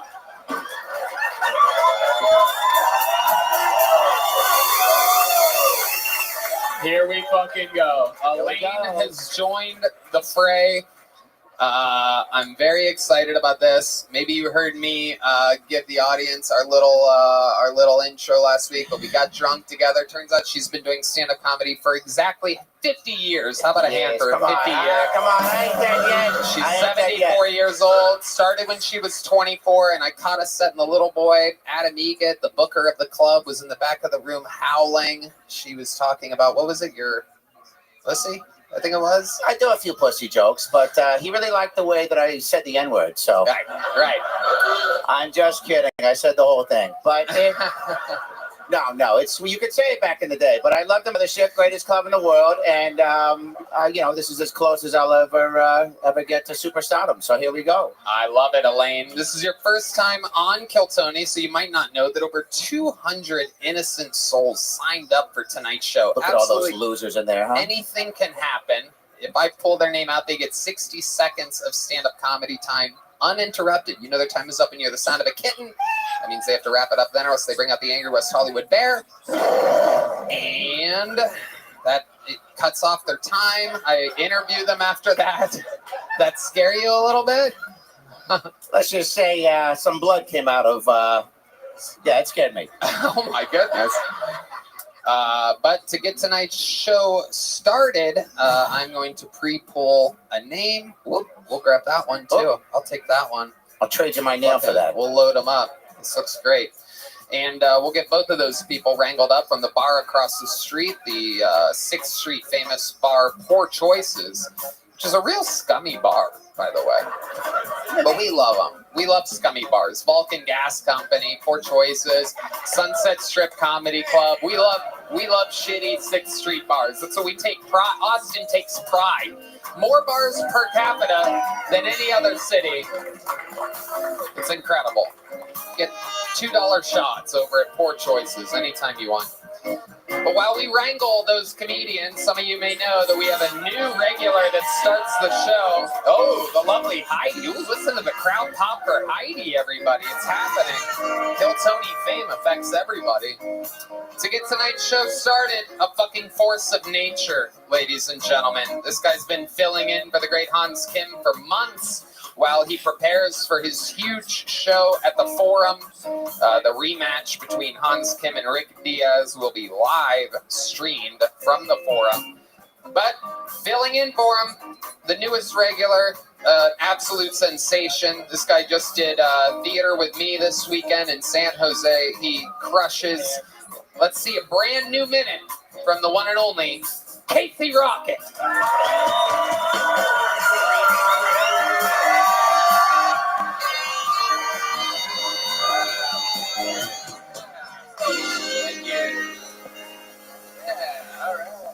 Okay.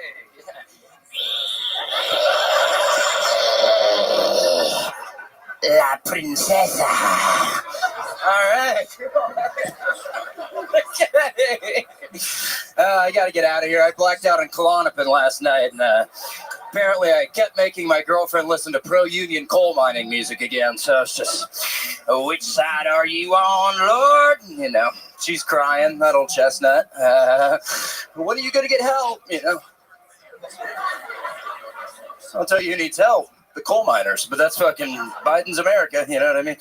I just pop it 1 second. All right, cool. I wish all drugs gave you flashbacks. You know, people always say that about LSD, that it gets stored in your bones or whatever, which is such a scary thing to tell someone on LSD, right? You're like, yeah, what bones? And whose bones? And I wish you could just be walking through the mall with your friends and just pop your hip, just get a ketamine flashback from Bonnaroo 2012. You know, you're just, oh, so they're called minions. Huh?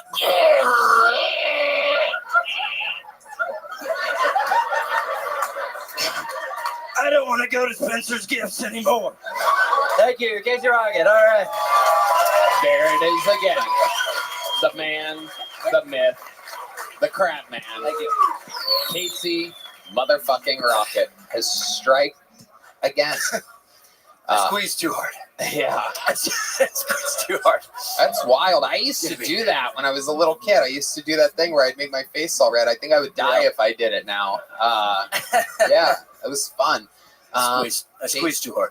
Try to do it right now. I know. Another amazing performance, Casey. I love the eyeballs. Very scary. Was anyone scared? Let's get a show of hands. Oh, there's a lot of hands up in the air, shockingly. At a comedy show, you genuinely had people scared. Terrified. Cool. Yeah. Terrified. Thank you. She's gorgeous. Are you tired? Yes. You move around so quick. I know. It was just 1 minute, and I tensed too hard. One time, I I used to do the Dutchman's key. My favorite bit ever. Which is where I put a lead key in my mouth and that's it. And well, that's about it. And one time I had the lead key, so I'm kind of dipping the key and it's leaking lead in my blood, and I tensed real hard and I had to sit down on stage for like 5 minutes, something about the lead. He puts a key in his mouth and proceeds on with minutes and minutes and minutes of his act before coughing up the key. It's something you really got to see live, I guess, for it to translate how hilarious it is. But when he's in full action and moving around, you realize that he's had a key in his mouth for a lot of the performance. The payoff is huge. Again, you remind me of one of my grandson's friends. His name's Craig, and he also was missing some teeth. Oh, good. And he also titty fucked me upon meeting me. So play your cards right, Casey, and take this rocket ship to titty fuck Galaxy or wherever you want to go. You go to an Applebee's. Why am I blushing? It doesn't make any sense. Sounds like a personal problem. When did this titty fucking take place? Well, back in, everything's, well, it was about an hour ago, but it was, no, it was, I don't know, 1975. People have been titty fucking for years. Right, Ian? Yeah, that's what we do. Thanks, Ian. Ian, have you seen Casey Rocket before? Shit, I still didn't see him. He was moving so fast. Very fast. Very fast. He is a squiggler. Are you take any substances? Totally clean. Really? Yeah, I'm sober. Been sober for many years. Yeah. I feel like you're on an Adderall right now. No. Just me. This motherfucker's the human form of Adderall. Yeah. That's what everybody thinks. Surprisingly, he's one of the only sober people in this venue right now. Now, is there a drug that you could be coerced into participating in? Like if Joe Rogan came through here and was like, let's do bumps of coke off Elaine's tits, what would you do? Good question. Sorry, that's a bad Joe Rogan impression, but what would you say, Casey? What would I say? And it happens like tonight, like it's like Monday night. Let's say I call him right now, and he I don't have his. Let's say Tony calls him, and he goes, "Yeah, what's up? What's going on? Is there a bow and arrow down there?" And he comes down, and I go, "Yeah, there's a bow and arrow, but the only way to get it is by doing coke off my tits with the newest Muppet." I guess what I'm saying is, would you do coke with somebody if they asked you? Could you be peer pressured, Casey? We're all human beings. We can be peer pressured. Yeah, if you guys wanted it really bad, I guess, yeah, I could. Does anybody have any cocaine? I didn't think you would actually say yes to that. Well, good for you. Straight edge is cool. Yeah, it's punk rock and roll stuff. I got a lot. Casey is scared to death right now. I've never seen that look in your eyes exactly. An unbelievable weekend on the road. We had so much goddamn fun. Casey is absolutely hilarious at the green rooms, at the restaurants, at the coffee shops, at the airport. You're a bundle of positive energy. I love you. Way to get tonight's show started. That's it. Thank you, guys. Appreciate it. Casey Rocket, the newest regular. All right. And so it shall begin. I pre-pulled 2 names. We're going to see. Hopefully they come out in the right order here. Make some noise for your first comedian. Ladies and gentlemen, let's do 60 seconds uninterrupted from Lino Rodriguez. Lino Rodriguez, everybody. Here we go. Straight out of the bucket. Anything can happen. Hello, my name is Lino Rodriguez. I'm a door guy on 6th Street. And right now my main diet is pizza and cigarettes, I really got to stop eating cigarettes. I'm actually Puerto Rican. I'm a Puerto Rican that can't speak Spanish, though. If I had to compare that to anything, I think it'd be like being a Catholic priest that doesn't fuck kids. Everyone expects me to, but I'm just one of the good ones. I wasn't raised that way. The other day I was hanging out watching my new favorite movie, Tyler Perry's Medea Goes to Palestine, and oh my god, just get to learn.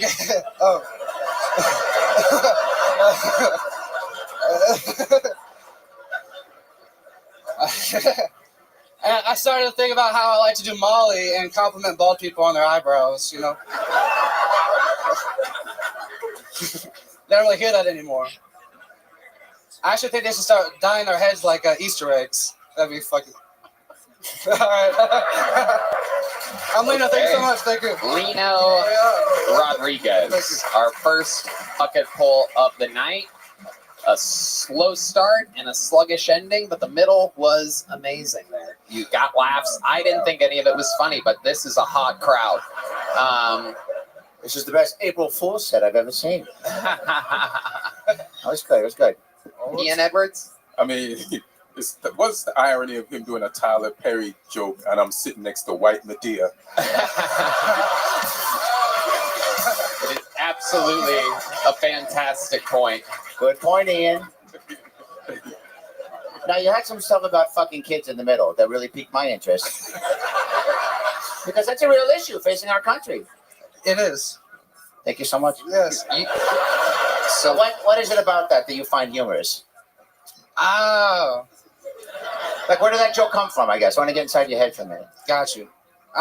It came just, everybody expects it to happen, you know, when you're brown or if you're a Catholic priest, either way. We got it, Lino. Okay, over here, Lino. How long have you been doing stand-up? About 2-3 years now. Okay, where do you live here in Austin for how long? A year.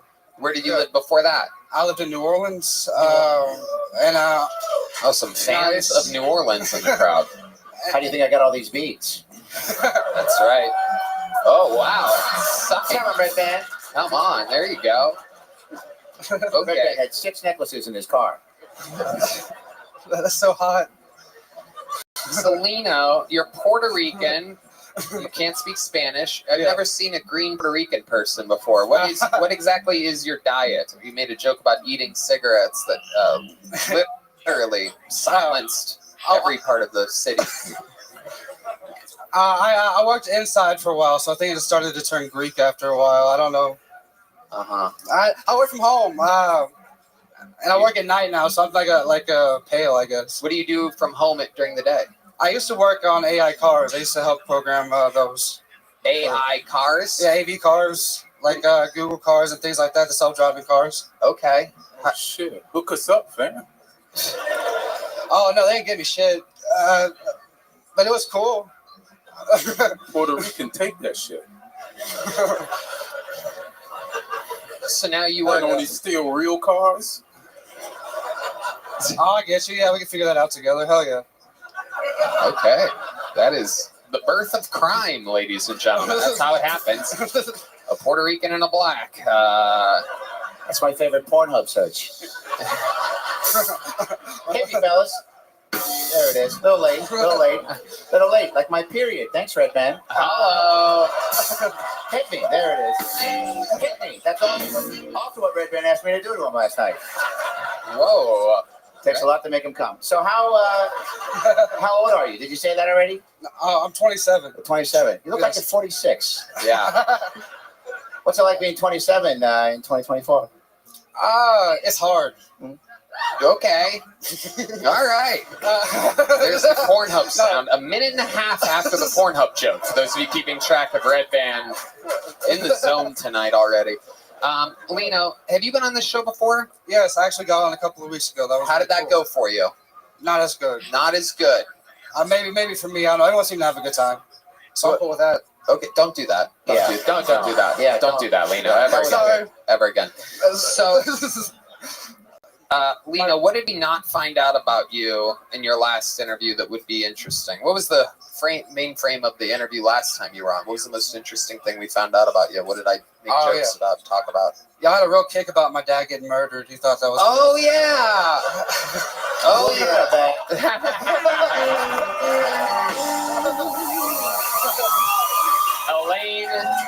Elaine is on fire. Now's a good time for me to promote. Elaine, for some reason, decided to plug Adam Ray Comedy on YouTube. A brand new crowdwork special from Adam Ray. I don't know what you and Adam have going on, Elaine, but fucking... Well, the way that Red Bands is into Latinas, I'm into Jews. I love it. Now, do you mind me asking what happened? Is this? I don't want to pour salt on a Band-Aid, but what happened to your father? He got murked with a baseball bat. He got beat up by a couple of guys, but one of them had a bat. Right. And what did he hit him upside the head? Yeah, a couple of times. God damn it! Do you have the video? This is the actual. We have audio from the. There you go. There was a referee there. Why was there a referee there, Red Dan? It was also in a bowling alley. So, not a lot of people know that. Did you know that? Did you know that your father was murdered in a bowling alley? Not it's news to me. Okay. So, what did you probably went home that night thinking, wow, I probably should have brought up something else or talked about something else about my entire life. What do we not know about you, Lino? Oh, shit, man. What don't you know about me? Maybe you didn't think about it at all. No, I didn't. Actually, I've been in a car chase once. That was crazy. Okay. With the police? No, with a hillbilly. Okay. Yeah, what happened? Take us through it. What did you do? Well, my friends and I were out having a good time, and they decided, hey, I don't know, the statute of limitation, how long is that? You're good. All right, cool. This guy insists on the interview being boring. I want to break the law now. And they decided to jump out the car and start hitting mailboxes. And then halfway through that, How old were you during this? I was like 16. Okay. And Dad's still alive? No. Right. He's been gone. There's no one to fucking, no one to spank you. No. Just doing whatever you want in a fatherless fucking society. Typical Puerto Rican childhood. You want to feel my tits, Lino? Of course. I feel bad for you. Do you want to feel his? Yeah, we feel it. I feel bad for you. I just said, it's. I'd love to. All right, let's do it. Well, let's finish up your story. Yeah. Let's hear about the car chase. And then halfway through, I heard this voice say, "You done sucked up now," coming from like really far away from me. Oh shit! And then all of a sudden, a truck was on our ass, and I was in a Bronco, like an old 2002 Bronco, so I started whipping that bitch, and I got the fuck out. I drove as fast as I could through backwoods of Mississippi, and my friend said, hit a right. So I did. And then when I did, I sort of slid into it. Then I heard, and then they crashed into the woods, and I got the fuck out of there. Dukes of Hazzard style. I know it's really... Wow. I hope you understood what I said. I didn't realize Mississippi had Asian drivers. Okay. I'm going to go ahead and take back the tit offer. Is that okay? That's fine. That story I understand completely.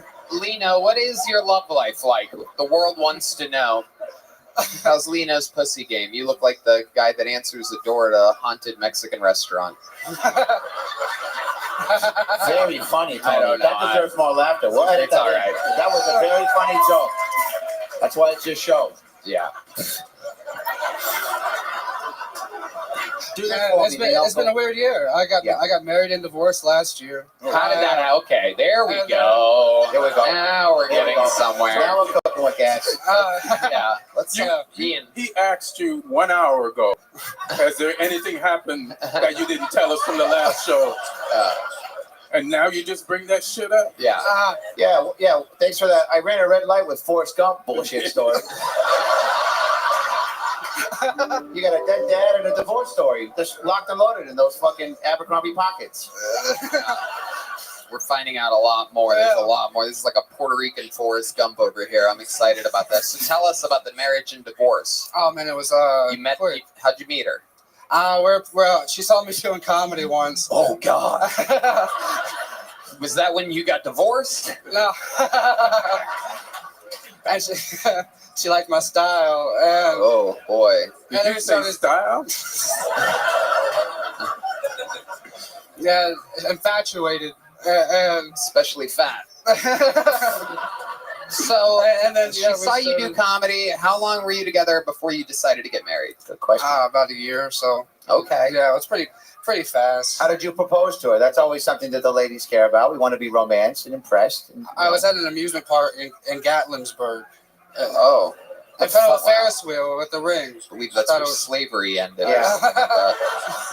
I got. What happened at Del Taco? Now, what did she say? You said what? You said, I love you. It's only been a year, but let's do this. What'd you say? Basically, I don't know. We've been talking about it. She brought it up. I was into it, but it was all me, dude. I liked her. And, what made you want to get married, though? I don't know. That's a great question. Like when you're in that shit, it just sort of happens. Okay. Yeah. Did she let you titty fuck her? Yeah. Okay. Okay. Hell yeah. What the fuck was that?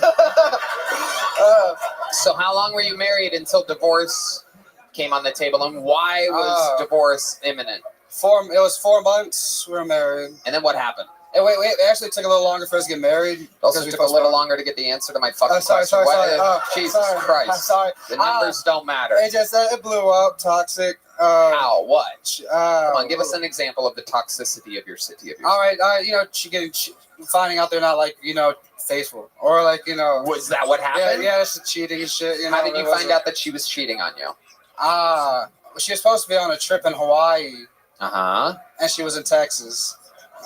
Okay. How did you find this out? Oh, dude. Did you have one of your cars follow her? No. Funny, Ian. I might have to plead the fifth on this one. Why would you plead it, didn't you? I had to plead the fifth. Why would you plead the fifth on this? Because you're on a podcast right now where interviews happen and anything can happen. You're right. Because here we go. Okay. Jesus Christ. All right. He's not going to save you here.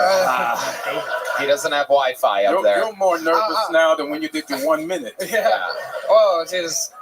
Well, I was cleaning the house, getting ready for her to come back for the trip. And I checked her location because she said she was going to go visit her family in Hawaii. No, she was just with friends. Mississippi is where I'm from. And when I found her location, it said she's 3 minutes down the road in Texas. Oh boy. Yeah. Shit. So I went there. Ooh. And she was there with someone I knew. Oh no. Who was this someone that you knew? A friend I don't know of if I yours? should do all that. You don't need to name a name, you fucking idiot. Don't name a name. A friend of mine. I thought so. A friend of yours. Yeah. Right. Yeah. Should we call that friend right now? No.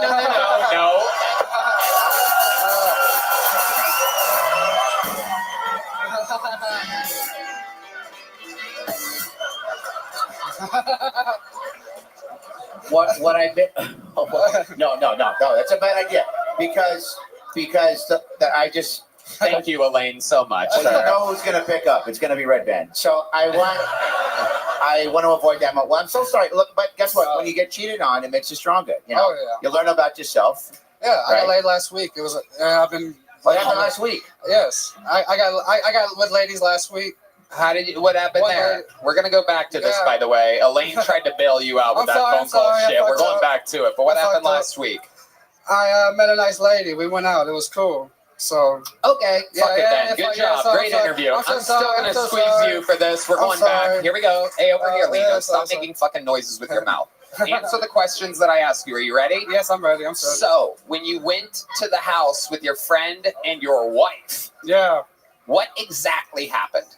Oh man, this part's easy. You just tell us what happened instead of all the prefacing shit and everything. I know. I walked up to the door and I looked in the window and they were on the couch together. What were they doing on the couch? They were hanging out on some blankets and shit. Under some blankets or on some blankets? Under. Well, how did you know it was them under the blankets? How did you not know that it was? I could see them. Like it was. You could see their heads. Yeah. And they were watching a movie. What were they watching, Lino? Elaine, I don't know if you noticed, he's not good at answering questions. We gotta kind of keep him one track at a time here. So then what happened? Did you knock on the door? Yeah. And then what happened? They said, they said no. They said get out of here. They told you to get out of here? Yeah, get out of here. What are you doing here? Oh, you're trying to make jokes again. Wait, let's act this out. Keep the music on, Red Band. You be the guy. I'll be this girl. Okay. Ready? Give me a knock. Oh shit! Fuck! Get out of here! Get out of here! What are you doing here? Lino, what are you doing here? I thought you were supposed to be in Hawaii. Oh wait, no, I thought I was supposed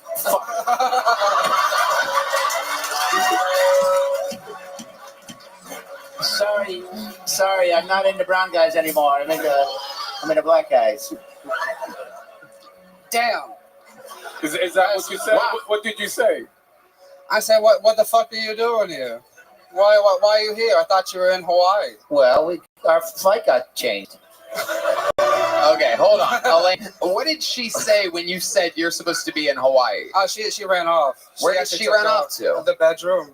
Oh, back there where she was safe. Yeah. Did you chase her? No. No, that was it. No, but it erupted some. Yeah, it was bad. Did you and your buddy almost fight? Oh, not really. I was gonna fight him, but I was more concerned with the other bullshit that was going on. I didn't care about him. He's a fucking piece of shit, you know. Right. Yeah, so I was more worried about like what's happening, you know. Right. Never got an answer. But the divorce was quick and easy because you caught her cheating. Yeah. You didn't have to pay any of your door guy money or anything like that, right? No. That's that's ongoing bullshit, you know. But no, I'm still balling. Okay. All right. You got a little joke book last time? Yeah, I got a little joke book. Such interesting things about you, yet it's such a terrible interview. It's absolutely incredible. Red Man, will you hit me with some music real quick? Uh-oh. Elaine. Uh-oh.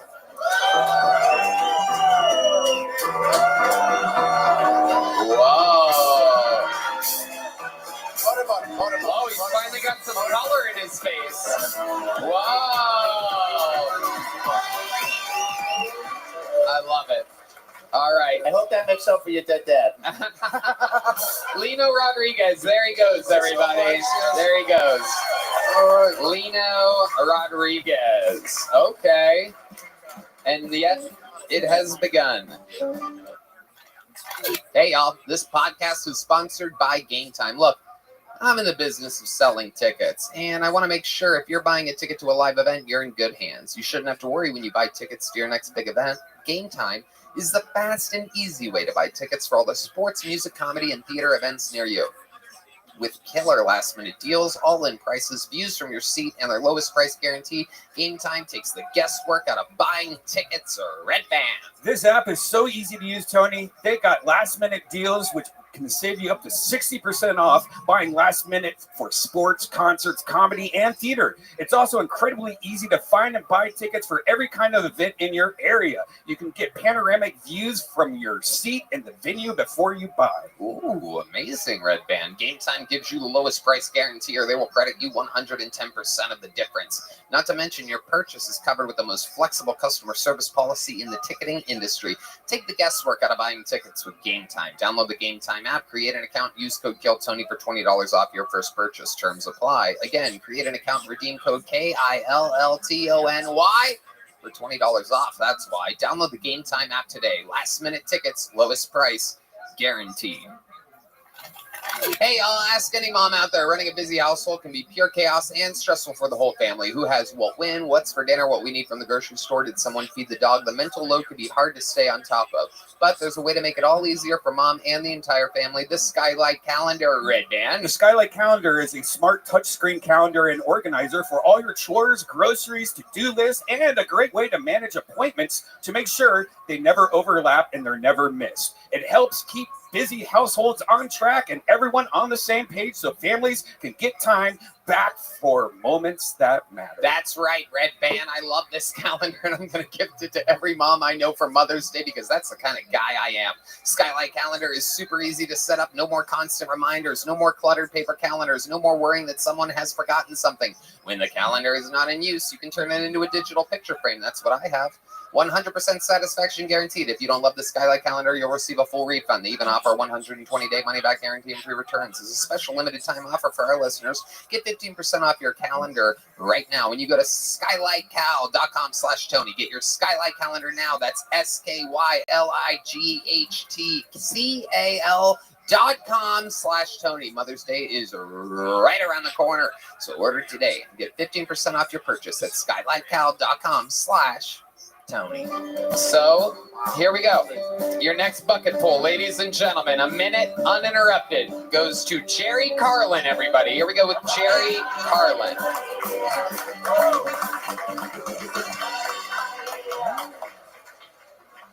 I had a mustache for a while, but I think it looked silly on me, so I started clean shaving my pubes.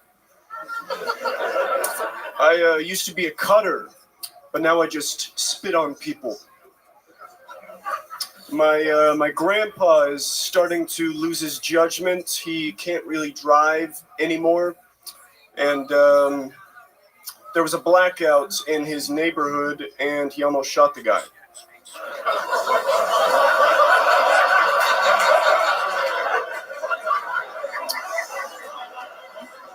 Sometimes I would like to be black, but makeup is expensive. If Kanye West has taught us anything, it's that the Jews ain't worth the squeeze.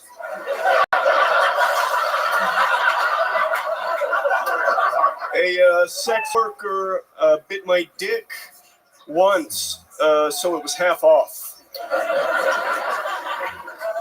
Stop it there. Okay, Jerry Carlin, very good. Little, some good old-fashioned, I love it, smart one-liners. Thank you. Delivered straight down the barrel. Welcome to the show, Jerry. This is your first time on, correct? Yes. I would recognize you. I do believe I saw you in that new Nickelodeon documentary. Jerry, welcome to the show. How long have you been doing stand-up? This is my second time. Second time ever? Wow. Thank you. How long have you been writing and preparing for this? These jokes, maybe a month or so. And how old are you? I'm 21. 21 years old. Look at this. A fantastic start to your career. You going to college? What's your story? No, just high school. I don't really want college. You're still in high school. Okay. All right. You are the world's youngest pedophile, I do believe. 21 out there chasing high schoolers around. You gotta love it. Ian Edwards? I mean, he's so young, he looks like he has a skin routine. And I'm getting strong school shooter vibes at the same time. Yeah, you look like the molester and the molestee at the same time. It's true. It's true. But that's a compliment because that's a tough gig to get. You're very funny. Your jokes are great. The structure's good. There's a lot of misdirection. What's your writing process like? Sometime tonight. I don't know. I just lie in bed. They come to me, I guess. I don't really write. I'm noticing that your writing started right when Texas made Pornhub illegal. Is there any truth to you replacing your porn addiction with a love for stand-up comedy? I actually don't watch porn. Wow. Prove it. Hold on. What's your process there then? Imagination? What are you, fucking Willy Wonka? What's going on over here? Very vivid imagination. Okay. What do you picture when you are pleasing yourself? Good question, Tom. Now I'm the pedophile somehow. I don't know how the switch happened. I'm just trying to host a show, but I made it creepy. I'm a big fan of prostitutes. Some of those jokes were true. Oh my goodness gracious. Look at you. Yeah. He didn't even smile after he said that. That is amazing. A 21-year-old into the imaginary thoughts of a prostitute. Just the thought of a woman charging money is enough to get him off. Ian Edwards? Now, when you say prostitutes, you mean killing them or fucking them? Good question, Ian. Or both? Both, of course. Yeah. Both. Absolutely amazing, Jerry Carlin. Is there now? I've done a little bit of walking the streets late at night to make some extra cash, right? A woman of the night. Oh yeah, it's a tough gig, but there's you have to make sure your price points are fair. So what I guess what would be if I were to if I showed you my menu of sexual favors, what's too much, right? Like for anal, how much would you pay? How much would I pay for anal? Yes. I think that's what I just fucking asked. Yeah. Yes. Some really tough interviews so far tonight. It is. I would say under 50. What? Whoa, you dirty little boy. Holy shit. She's freaking out about that. She was so offended by that price. And she's right. That is. And she's right. Our buttholes are precious, right? Now, did you mean 50 cents or $50? Cents. Okay. Stick with me here, Jerry. How much for a blowjob on this menu of... that's easy. $5. $5 blowjob. This is incredible. You sweet... Are you a virgin? No. Prove it. That is the craziest yes I've ever heard in my life. Yeah, I think you are. I need to. Okay, so let's say you and I are in the bedroom. What sort of noises do you make? Ready? Oh, I'm silent. Welcome to another episode of We All Knew That Already. Okay, Jerry, you're 21. How you making money out there on these wild streets? DoorDash, Uber Eats. Okay, just driving around. I love it. What kind of car do you have? Hyundai Elantra. What's your license plate? Okay. I love it. What's your living situation? You still with your parents? Yeah, it's still my parents. Are they live here in Austin? Yeah. Okay. So born and raised in Austin. When did you decide or think that you wanted to maybe perhaps try stand-up comedy? When did this all start? I didn't even discover comedy until after 18, but just watching it. Did your parents keep you kind of away from things on No, television? I just never stumbled across it, I guess. What were you doing, playing video games or something? No, I hate video games. Okay, what were you doing? I'm a huge TV fan. I don't talk to people. Ooh, this guy might be a true comedian we're finding here. It's incredible. You do, but for somebody who doesn't talk to you, you have a nice, like, you have an air to the way you're like, I don't talk to people. Like, you sound like you're on a boat. You know what I'm saying? Like, you're a very confident guy for not having a lot of social interaction. Where does that come? I'm having a panic attack. Oh, right now? That was the funniest thing I've heard tonight. Much more honest and giving than Lino Rodriguez's interview. He's actually being present, talking about how he feels in the moment. This is incredible. I love it. There's a fucking real comedian back here, Jerry Carlin. What do your parents think about? Did they know that you're out here doing stand-up comedy? They're pretty supportive of me. Sure. Yeah. We've never really brought it up and talked about it. Right. Interesting. You don't talk to your parents either. Don't talk to anybody. Ian Edwards. You can't talk to parents you murdered.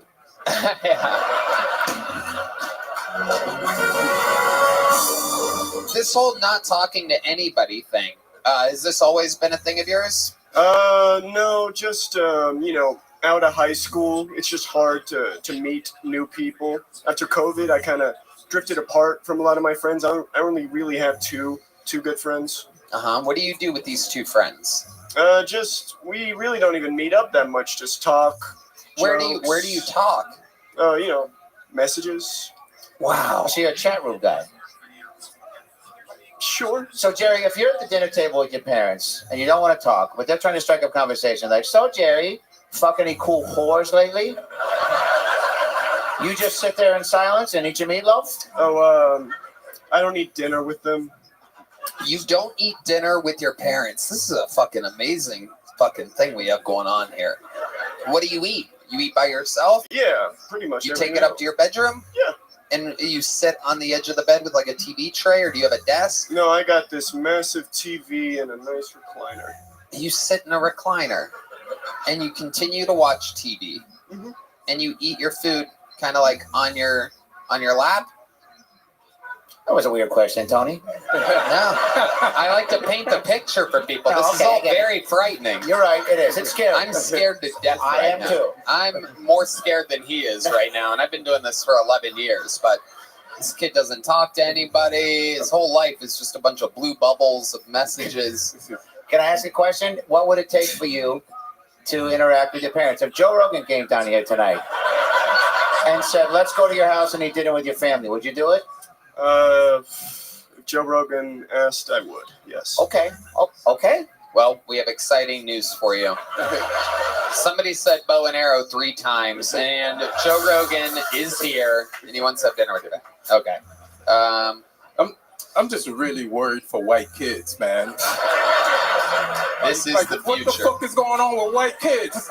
You're right. It's a perfectly good-looking white young male, and you're staying home, not talking to anybody. I used to be very ugly. What happened? Well, get over it. It's a drug called Accutane. I had terrible acne. Oh my goodness. It's worse. You got fucking perfect skin now. Yeah. Go talk to women. I should, yes. Yeah, you should, man. Wow. Well, welcome to the universe, Jerry Carlin. Not only are you out in public, but you're thriving. You're out here. You Great job. Keep at it. finally found some people you can talk to. Thank you.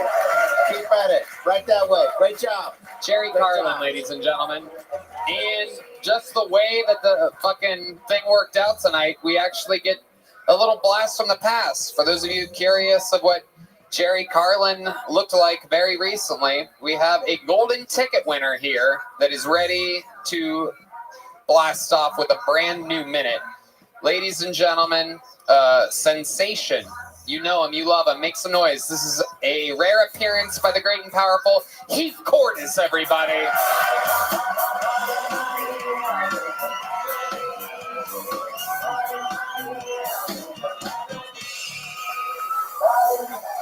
Jerry needs to start doing hard drugs.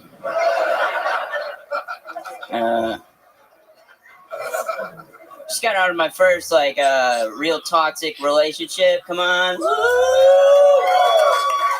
Yeah, it was great at first, but then it just got really needy, and I needed space, so I couldn't see her anymore. And that's why I said I hate to do this, but if you leave me, I'll kill your family.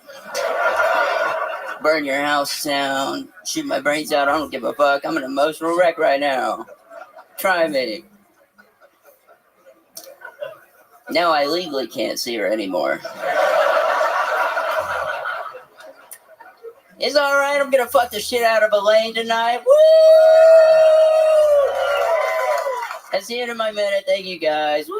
50 seconds from Heath Cordes. I love it. 50 seconds. You'll only need 22 with me, sweetheart. Yeah, Save right. that 30 for a rainy day. You know it. Wait, wait. This wink, show, fuck, fuck. so far, this show is a pedophile's delight. This is incredible. We had a 21-year-old that said, I just recently got good looking just a moment ago. And here you are. Another 21-year-old back to back. Mm-hmm. And but not really 21. That's just what I had to say to get this going. Wait, what do you mean? Yeah, you fucked up. You didn't do enough background. I checked your ID that night that we met. It's a good ID. Oh my God, you little son of a bitch. So how old are you really? I'll never tell. Oh, hell yeah. Why am I hard? Okay. Heath, let's get into it. You're a golden ticket winner here on Kill Tony. How's life been going? How's your life changed? What's going on with you? Pretty good. I'm very happy. I got a door guy job at the mothership, so that's... Congratulations. Yeah. That's a big deal. Yeah, that's how I've been spending my time, just trying to get better. It's good to know security's real tight around here. Yeah. I laugh every time I see them pat someone down because I'm just like, what? Right. Okay. It's ironic you're the golden ticket winner, Heath. You look like Charlie Bucket with autism. Mm-hmm, yeah. And this show is Willy Wonka with autism, so you gotta stop smoking, the kid. Do you smoke? What kind of drugs do you do, Heath? All of them. Because you told Heath is a wild boy. Yeah. I will tell you that he is one of the lightest people yet heaviest drinkers here at the mothership. He actually you got shit faced last Thursday. Yeah, you missed your flight. You fucked up. I fucked up. Who's fucking up now, huh? Me, I fucked up. You did. Yeah. And I was going to take him to do sold out theaters in Boston and Baltimore, and he slept through his flights. Yeah. To the point to where a little fun fact is, we were on the plane and it's about to close up here in Austin, Texas, and they came over the loudspeaker and said, if there's a Heath Cordes, please ring your ringer. And so, of course, I messaged the whole fucking crew. I go, is Heath? And has anyone seen Heath? No. I message you, right? Mm-hmm. And I did not get a response until after we landed in Boston. So, Tony, I'm so sorry. Please, I'm so sorry. That's what I said. That's right. Via text message. Via text message. So it didn't really translate. No. But that's how I felt. Of course. Yeah. I do believe that. But just to take you guys there, I was about 85% sure when we landed in Boston, heard nothing back. That is when we went to the next level of who are his roommates? Can we reach out to them? Because we thought he was dead, everybody. We literally thought that your condition, fucking whatever's wrong with you, went into overdrive and fucking. It was like So who still woke, got at least 3 more months. so Heath, who woke you up out of your race car bed? Who told you that? Who told you it was time to perform? Worst way to wake up. No one woke me up out of the race car bed, and I was still late. You just woke up. That's the plot of Home Alone, pretty much, Yeah. right? So did you go Bonanza City? Did you have pizza and ice cream and watch old Oh yeah, movies? you gotta. Yeah. really, it is the ultimate lesson in life. You've dealt with it very, very well. You're still alive. I had to go super, super easy to make sure I did not induce a suicide. Really close. I did real good with it, right? Yeah, you did great. It was very, very, very nice. Tony's not making anyone kill themselves. Thank you. Thank you so much. Thank you. This is People the episode where we clear the air about me inducing suicides, which is out there in the zeitgeist somewhere if you look hard enough for it. But if anybody would have killed themselves, it's the sweet little boy with many conditions. Scoliosis, Benjamin Buttons, whatever the fuck you have. You got it all. What if he's like that movie Jack with Robin Williams and he's 65? How old? So you said you're really not 21, Heath? I'll never tell. Okay. Now, what if Joe Rogan came down here and asked you what you Yeah, he knows. Okay. He knows. Okay, Yeah. fair enough. You said 65, which made me think of something. Have you ever 69 with anyone, Heath? Have you ever gotten your dick sucked while? It's impossible. All right. Well, with They that, have to like hunch down like this, just like make it work logistically. Every time I look at Heath, I feel like some ventriloquist is like, where did my puppet go? It is incredible, Heath. Has your size ever helped you with anything? Is there ever a time where you use it to your advantage? A lot of leg space on the flights that you've been missing. Yeah, what's crazy is I'm still getting really claustrophobic on planes. You do? Yeah, even though I have the best situation. Yeah. For planes, I still hate them. Yeah. Did you get to board first? The what? No. You don't? I should. I should get the board first. It's not fair. They don't go paging all passengers with Asperger's. It's your turn. Yeah. I don't know if it's Asperger's. I think he has ass sliders. It's a little bit smaller than a burger. That's funny. Stupid. That's funny. Thank you. That's a food joke. Thank you, Elaine. That's a food joke. Thank you. This motherfucker doesn't board at all. Yeah. Stays It at is home. incredible. I got to stop hiring openers that sleep in cribs and can't get out in the morning. Very rare. You are the first person I do believe I've ever worked with that slept in on flights. But you know what? At the end of the day, you doing it, kind of adorable. That's good. Had it been Cam Patterson, there may have been some racial slurs said or something like that. With you, it's just like, I hope he doesn't hurt himself. That's what I go for. So what did you end up doing that weekend? Anything fun? Not really. Just being sad. Right. Yeah, Token, that guy, he reached out to me and he said he wanted to hang out. So I was it was the rapper who went to the show. Yeah, we put that together. His name's Token. I don't know what you're talking about. Well, he was there. He met you. In Boston, that's in right. Boston, Yeah, we met a rapper in Boston. I found out afterwards that he was a rapper. I just thought he was some fucking quiet kid hanging out. Yeah, I was listening since like high school, so like that just rubbed the salt. Okay, in the wound wow, and I 3 or fucking 4 missed it. years. Wow. Yeah. Yeah, I just did that. Yep. Okay. Well, Heath, are you a big gangster rap guy? I try to be. Uh-oh. Why are you asking that question? I don't know. I just felt like it might be time for a rap battle. Yeah. No. Elaine, what are you doing? You're going to have him rap? Newsflash, this ain't Gatorade. I just feel like if you're a fan of rap at some point, if you have time off and you missed a flight, you I'm probably such a fan of rap that I'm not gonna rap on stage right now. Okay, well, yeah, you could have just. Good move. Good move. Thank you. Great move. Okay, if it's coming from the black guy, it probably isn't. Yeah, exactly. Great move. Well, Heath, another fun 50 seconds. You know, writing is not easy, and you wait. You use your golden ticket wisely and only come in when you're ready for it, and I love it. And you're a very promising young buck. Congratulations, 21-year-old Heath Cordes, ladies and gentlemen. I'll see you tonight, Heath. No condoms necessary. Way to fuck up, dude. See ya! Oh my goodness, thank you so much. I need that. All right, pulled another name out of the bucket. Here we go, 60 seconds uninterrupted from Andrew Ginsburg. Here comes Andrew Ginsburg, everybody. Here he is. Come on, make some noise for Andrew, everyone. Yeah, I got called for jury duty last week. I haven't had to do that in a while. I was a little nervous. I haven't had to do it in a bit. Don't know anything about the justice system. I've seen 895 episodes of Judge Judy, but that's it, so I didn't know what to expect. You know what I mean? But my friends told me, don't worry, there's a really long orientation before they start, so they'll teach you everything you need to know about sending somebody to jail. But they didn't tell us anything about that for 30 minutes. The lady behind the counter, all she told us about was how to fill out the address section of the juror form the whole time I was there. The whole time she was just like, if you live in a house, you're not going to put an apartment number on the form. You live in a house.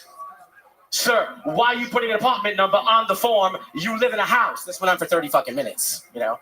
And I'm saying to myself, why are they telling us about this instead of anything about the justice system? Why are they telling us about this address form? And it dawned on me. The other people in my group, they couldn't fill out the address form. They were struggling with it. It just got me thinking, like, these are your peers. This is the jury. If you commit a crime, these fucking people are going to sentence you to prison. They can't even fill out the fucking address form. There's a lady in my group eating a Klondike bar at 9:30 in the morning. You fucking kidding me? If you eat ice cream before lunch, you're not qualified to send somebody to prison. I'm sorry. That's how I feel about that, you know? Started taking my anger out on the judge. I was like, dude, you studied law for what, 20 years? Need help from 30 random fucking weirdos to help you make a decision? Get it together. Use your brain.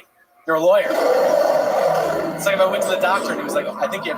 Good Lord almighty, Andrew. Jesus Christ. Holy shit. Well, here's someone who's not going to get a titty fuck. Oh my God. What the fuck was that? Hi, Andrew. Hey, how you doing? How long have you been doing stand-up for? 6 years. Oh boy. Sorry. What was that? Well, I'll tell you the truth. Yeah, please do. I have a tight set, but my friends are saying if you got on the show to do something that you're excited about, that's new, and it just didn't translate. Oh, wow, your friends fucked you. Yeah. Your friends hate you, Andrew Ginsburg. Yeah, they sure do. Why don't you give us an example? 6 years in the game, why don't you do your best joke? Okay. Yep. I just turned 35 recently. Thank you. Yeah. Yep. Now I'm hanging out with all 25-year-olds now. I realized, all my real friends got married and moved to the suburbs and had kids, so I had to regroup. I'm hanging out with 25-year-olds, you know? Oh, shit. No. I'm not done. Oh, shit. Maybe I will give you that titty fuck. Oh, shit. I'm just nervous. You live in New York? Yeah. You know how I know? Yeah. You do that. New Yorkers do that, and they do this. Something to keep an eye on. They can't fucking help them. Another thing is, it's fucking terrible. You make up for a lack of everything with all this fucking...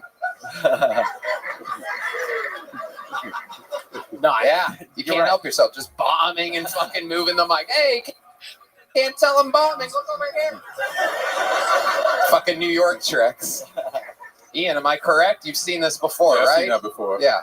Listen, man, the only way you can save the rest of your time up here Yeah. is if your dad got killed by a bunch of baseball bats. He's not wrong. And if you caught your girlfriend cheating, you better have some tragedy. Yeah, Ginsburg, we got to get into it. You got to save this with an interview, dude. Look, he's doing the double hand thing, doesn't even know it. Ha, ha. I could go on and on, people. I study this art form. I've known it. By the way, Shane and Attell do the double hand thing, but they can get away with it. It's their thing. That's why the rest of them are doing it. Anyway, just got to get that disclaimer out there before everybody fucking loses their minds. You suck. Let's get into it. 6 years, your new minute sucks, your best joke sucks. Well, I tripped on that. I'm sorry. Okay. I'm so nervous. Okay. Apologies don't work here, but it's okay. So tell us what's like good stuff that's happening from you doing stand-up comedy. Why do you continue to do this to yourself? Well, normally I get laughs. I know that seems unbelievable right now in this particular moment. Let me tell you something, because I mentioned this earlier. It's a hot crowd. Yeah. I can't believe the stuff that I've heard them laugh at tonight.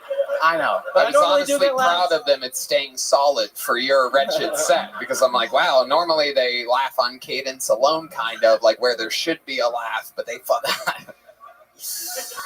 They kept it real on this one. They realized, like, oh, shit. We're gonna watch an actual bombing here today. Yeah. I would have rather you queefed into the microphone. Me than too. told any actual jokes. Me too. If you could do that, that would be amazing. If you could do that, but nerves is a part of it, right? I'm nervous. I don't feel that great, to be honest with you. Okay. Why don't you hold on? I'm sorry to interrupt, Elaine. Why don't you feel great?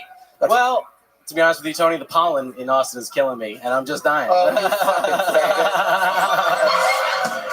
I don't feel that great. Hear it. I don't want to hear it. Oh my God. It's just the truth. Take some Claritin, you fucking Jew.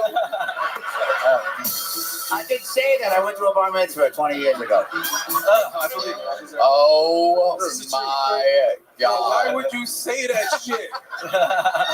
It's the truth. Are you from New York? What the fuck is wrong with you? I'm from Jersey. Oh, what do you mean you're from Jersey? But you live in New York. I live in New York. Right. So you're originally from, you're trying to like claim Jersey all of a sudden? No, just say that's where I'm from. Okay. Yeah. Like, All right. I actually kind of get like the type of comedy he was trying to do. Sure. It didn't hit. So I understand, like I can see where that would work. Sure. But if I ever hear you tell some niggas about your pollen allergies. Understood. Ever again, like everybody that booed you were on fucking point. Yeah. It is something else. The pollen has gotten the best of you. When did you arrive here to Austin, Texas, a place that naturally is pushing you away?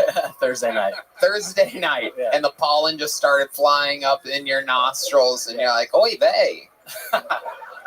Pretty much. I mean, that's Wow. Yeah. Well, you have to rise above it. You know, there's going to be other hardships that come your way, right? I'll take that as a note. Joe Rogan fights through pollen. I'm sure he That's does. true.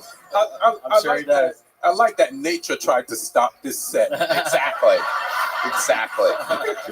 Texas has a way of keeping a certain type of people up in New York. You know what I mean? Like,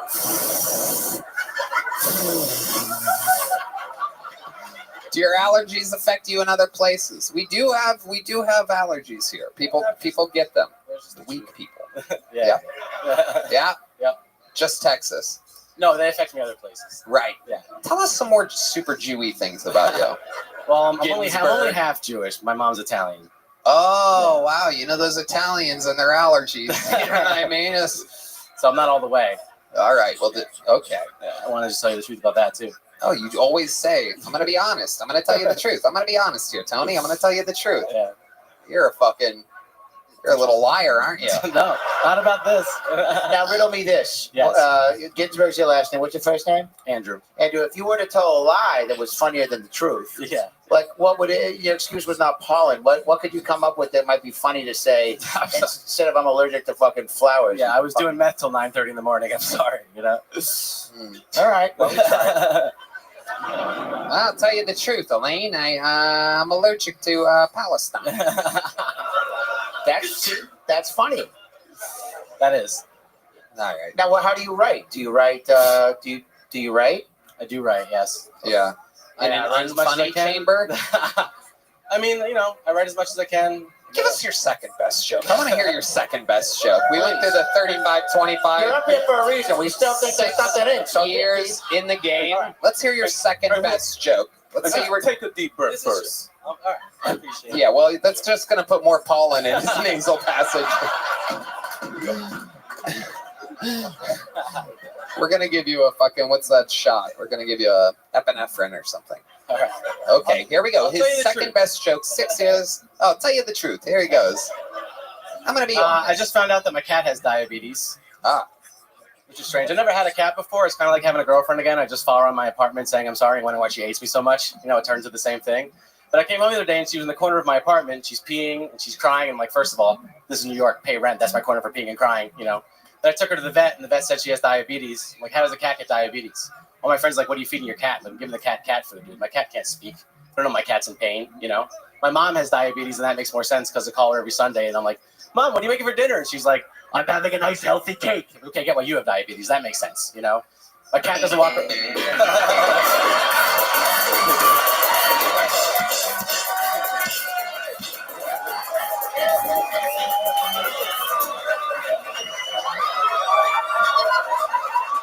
that Seinfeld? That was Kramer. What the fuck was that? Oh my god. This is an anomaly. I love the commitment though. Yeah. I can't got diabetes. I promise My I'm mom not got crazy. Diabetes. Everybody got diabetes. Do you say I promise I'm not crazy? Yeah. Well, that's why you should open the whole set.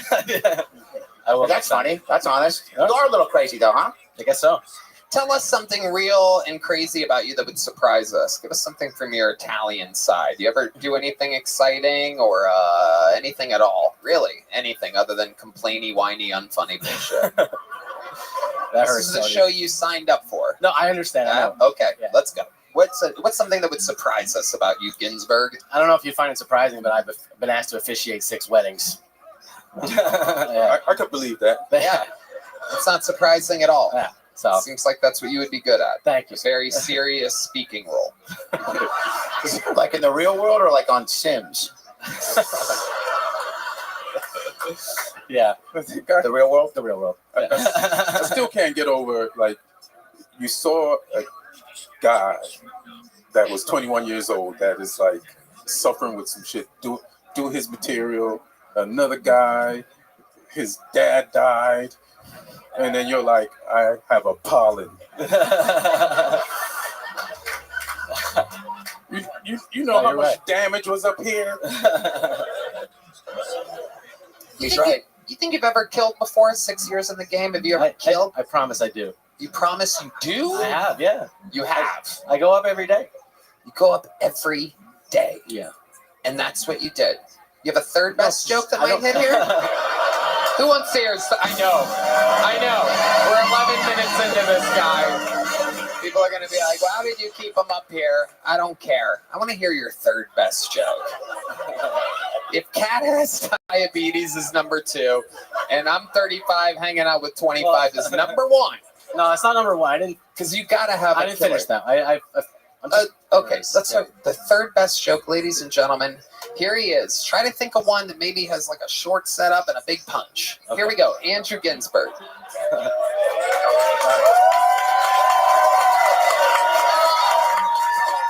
6 years of New York comedy. Supposedly the comedy capital of the world. And here is Andrew Ginsburg. 6 years into being a New York comedian. New Jersey. No, he's been doing it in New York, originally from New Jersey. But here he is, New York comedian, everybody. Andrew Ginsburg. Yeah, we already did this. Go ahead into it. Well, I'll be honest. Okay, go ahead. I was saying to my friends, I feel like I'm like a raging alcoholic. You know what I mean? They're like, oh, it makes you say that, Ginsburg. You're not partying that hard. I'm like, I don't know. If you wake up here every single big night, you're Googling, am I an alcoholic? You're definitely an alcoholic, right? I feel like most people don't do that. They're not like, should you have shit in the blender last night? Do people do that? What's the third result say on this Google search, you know? But I'm trying to roll. That's not fair.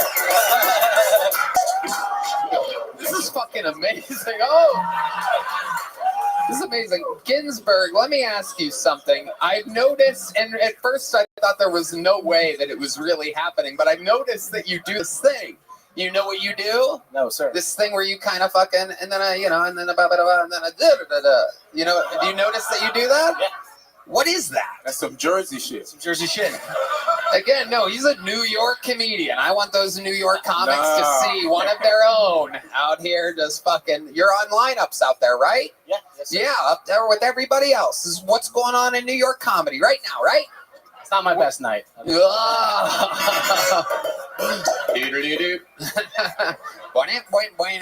It's not my best night. That is one of the funniest things you've said in 13 and a half minutes. Holy shit. We got to get you out of here, dude. All right. You tried your best though, right? You feel good? No, I don't. I'm sorry. There you go. There's a little bit of honesty in the moment. A little joke book. There he goes. Andrew Ginsburg, ladies and gentlemen. Thank you. There he goes. Wow. Wow. That is what this show is all about right there. Sometimes you're watching the future, and sometimes you're watching the past in real time. Anything can happen. What's up, horseheads? The Kentucky Derby is returning to Churchill Downs for an unforgettable day at the races. That's right, in celebration of the 150th race, your boys have teamed up with DraftKings to bring you the ultimate Derby experience. Right now, they are offering new customers who sign up through our special tiny litty-bitty link and use promo code KT Derby, a 100% deposit bonus up to $250 when you deposit a minimum of $25. Red Dan. That's absolutely right, Tony. DraftKings is matching your deposit dollar for dollar up to $250 when you deposit $25 or more. That's incredible, Red Band. I can't wait to bet my hard-earned cash on the ponies. Already a DraftKings player where you can use your same login to start betting on the races now. There's no need to waste time making an account, so get ready to saddle up this race season. Download the #1 ranked horse betting app in America using the link down below, and make sure to sign up with our promo code KT Derby. The winner's circle awaits. Hey y'all, this podcast is sponsored by Liquid Death. There are two things I love in this world, liquid and death. You know what kind of liquid I like? Water. You've seen the cans before. To the naked eye, it may look like a beer or some crazy energy drink, but of course it's not. It is delicious water. Maybe you've noticed a coworker cracking a tall boy in your 9 a.m. meeting and you thought they were a dirty alcoholic. Well, you were wrong because they were drinking Liquid Death. Liquid Death is actually a healthy beverage brand that makes mountain spring water, low sugar sodas, and low sugar iced teas too. I bet you're wondering why a health beverage would be called Liquid Death. Who knows better than that than Red Band? Well, Tony, that's because Liquid Death will brutally murder your thirst, and their infinitely recyclable cans are helping to bring death to single-use plastic bottles. Liquid Death also donates a portion of profits from every can sold to help kill plastic pollution. Well put, Red Band. My favorite flavor is Convicted Melon, and I drink it every time I need a cold, refreshing beverage. It's also super fun to drink in public because people think it's a beer, and beer makes you look cool, and I like looking cool. But you know what else is cool? Staying hydrated. Get free shipping of Liquid Death's Mountain Waters, flavored sparkling and iced tea 8-packs with Amazon Prime, or grab a can or a case at your local 7-Eleven, Target, Walmart, or Whole Foods. God, it's a lot of options to get things. Go to liquiddeath.com/Tony to check out all their healthy, infinitely recyclable beverages and find your closest retailer. That's liquiddeath.com/Tony. Liquiddeath.com/Tony. Put your hands together. Another bucket pull. 60 seconds uninterrupted for Matt Sturm, everybody. Here we go. Matt Sturm.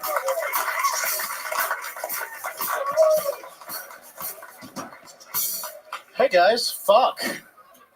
How's it going? I'm getting a little fat. You're not fat. Why are you laughing, man? You're a little fat. You are, you piece of... No, you're a good guy. I'm getting a little fat, guys. I was with a girl recently. She tried to titty fuck me. Yeah, you ever have that happen? Yeah, she was starting to milk me like a fucking ravaging beast. She was fucking pulling my tits and shit. I'm Matt, by the way. I'm German and Jewish, so I want to kill myself. You know? Yeah, that's not a joke. What else, guys? Fuck, man. Passion of the Christ 2 came out quick. I can do this fast. Passion of the Christ 2 came out quickly. Mel Gibson announced it. It's a good time for him to hate Jews, right? Fuck.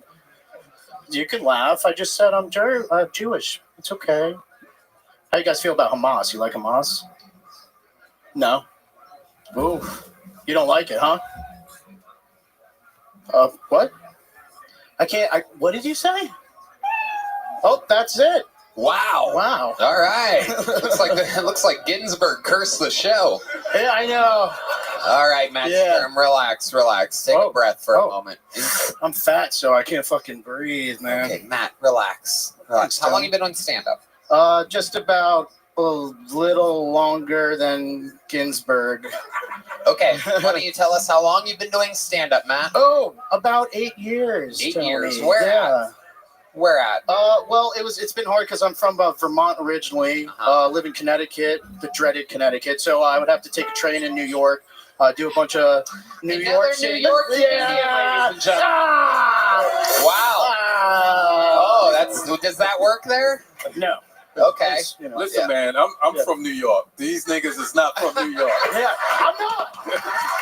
I'm from New England. You look hot. No, you're a comedy store guy, Ian. Did you start in New York? Yeah, I started in New York. Yeah. Yeah, and I did like the Boston, the Cellar. Yeah. And then I moved to LA and I'm a store guy. So I'm a both. You're a true store guy, though. I mean, I've known you there every week for 17 years, Yeah, right? Yeah, you're one of the greats, and I've never seen you ask a random crowd member when you're bombing, hey, you into Hamas? Yeah. This guy got thrown off by everything, by the way. in New York would do that shit. It's a good question. That's not a bad question. Now, I don't know if the answer, but... Well, you look like you drive Uber. Do you drive Uber? I've been in an Uber. Okay, it's a start. I What would do you like do to. for work? I'm looking for work. I don't have a job. What was your last job? I worked at a restaurant. I was a waiter. Okay. How long did you do that for? Oh, fucking 10 years. How recently did you lose that job? About 6 months, man. Okay, so how do you have enough money to survive 6 months? I was in my mom's basement. I wasn't doing shit, man. So I came down here. How long have you been here? I've been here about, a little more than a month. How's it going? I love it. I'm having a fucking blast. What man. are you doing for fun here that you're having such a blast?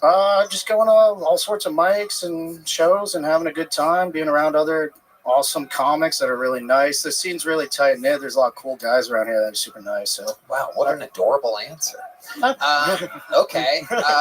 What's your what do you do for fun? Anything other than stand-up comedy? Oh, Tony, sometimes I just take a long fucking look at the river and I think about the that ladybird that you've been murdering there? Yeah, well, the ladybird lake killer still is at rise. We don't know who it is, but there's some rumors. Don't make me do it again, Red Man. Is Ginsburg staying with you while he's out here? No. I met him tonight, but you sure? Well, I recognized him from New York. Half Jewish. Yes. From the East Coast. Well, only a few of us survived that thing that happened. Topical. So let's talk about it here, Matt. You do recognize Ginsburg from New York's comedy scene. I've seen his face for sure. Let's do a fun thing. Since we had him try this, why don't we hear your best joke? You didn't do it tonight. You were saying what else in 35 seconds. So let's do a little fun thing. Oh, yeah. A little New York edition of your best joke. 8 years as a stand-up comedian, grinding and grueling, taking a train, am I correct, from Connecticut to New York City? Yep, grinding and grueling, slinging my fucking good-ass jokes. Okay, here you are. Your best joke, ladies and gentlemen, Matt Sturm, and go. I'm gay! Oh, crickets. No. Oh, okay. My best joke? I am bad at one-liners, Tony. Do a good one. Okay, hell yeah, man. Fuck. On the spot, just do... No, not the right one. Matt, don't make more noises into the microphone. It's not helping you. Sorry. Just listen. Wait, so when you were working at the restaurant, if they were like, hey, how's the Caesar salad? Will you just go, I'm gay, and pull your shirt up? Yes. That's how I got my tips. Okay, so stick with me here. Yeah. In 8 years of stand-up, I'm not asking you to write a joke now. I'm asking you to do the best joke I've ever written. There you go. What's the best joke I've ever written? There he goes, Matt Stern. Yeah, everybody. fuck. There you go. I don't know what the best joke is. Bye-bye, Matt. There he goes. Very good. Blacklisted. Do not touch these people anymore. No more handshakes or high fives or anything, by the way. That's not a thing. Two New York comedians back to back, and now, sorry, Ian. By the way, I don't know why you're claiming New York. This is like said he's from Connecticut. Where they do stand up is what I'm counting here. He goes to New York, but obviously it's not. I don't care where they sleep. It's where they perform. These guys are on lineups in New York City. Anyway, your next comedian is a regular on this show. You're going to see 60 seconds uninterrupted from an Austin comedian that works here full time. Let's see what happens. This is a brand new minute. This guy has to do this every single week. He's not reaching for a minute of the best stand-up that he's done in 8 years. This is a brand new minute from the one and only Cam Patterson, everybody.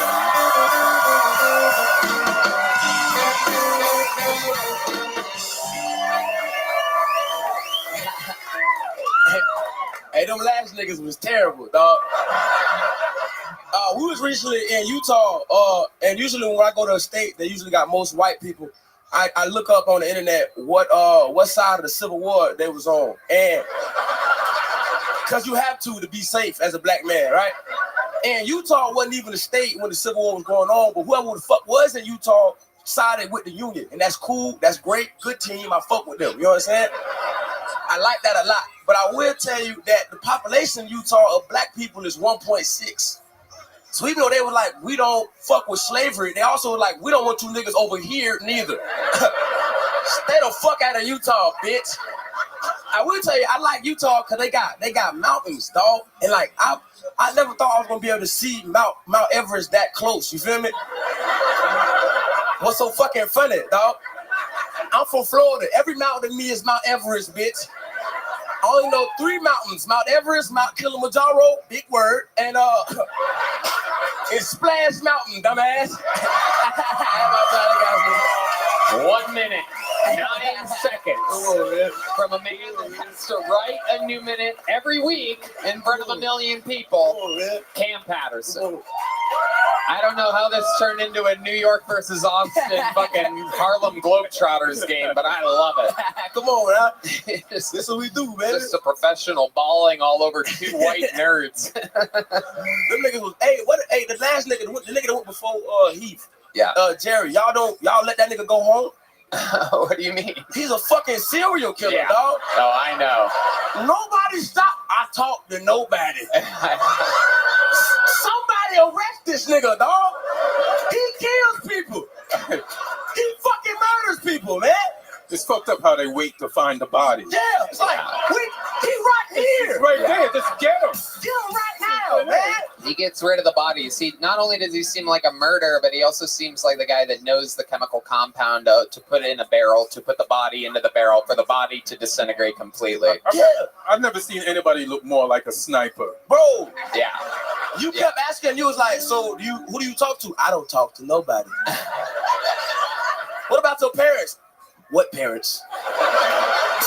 But that nigga terrified the fuck out of me, dog. I was in the bed like, nobody sees this nigga. Nobody sees Jeffrey Dahmer reincarnated, nigga. That shit pissed me off, man.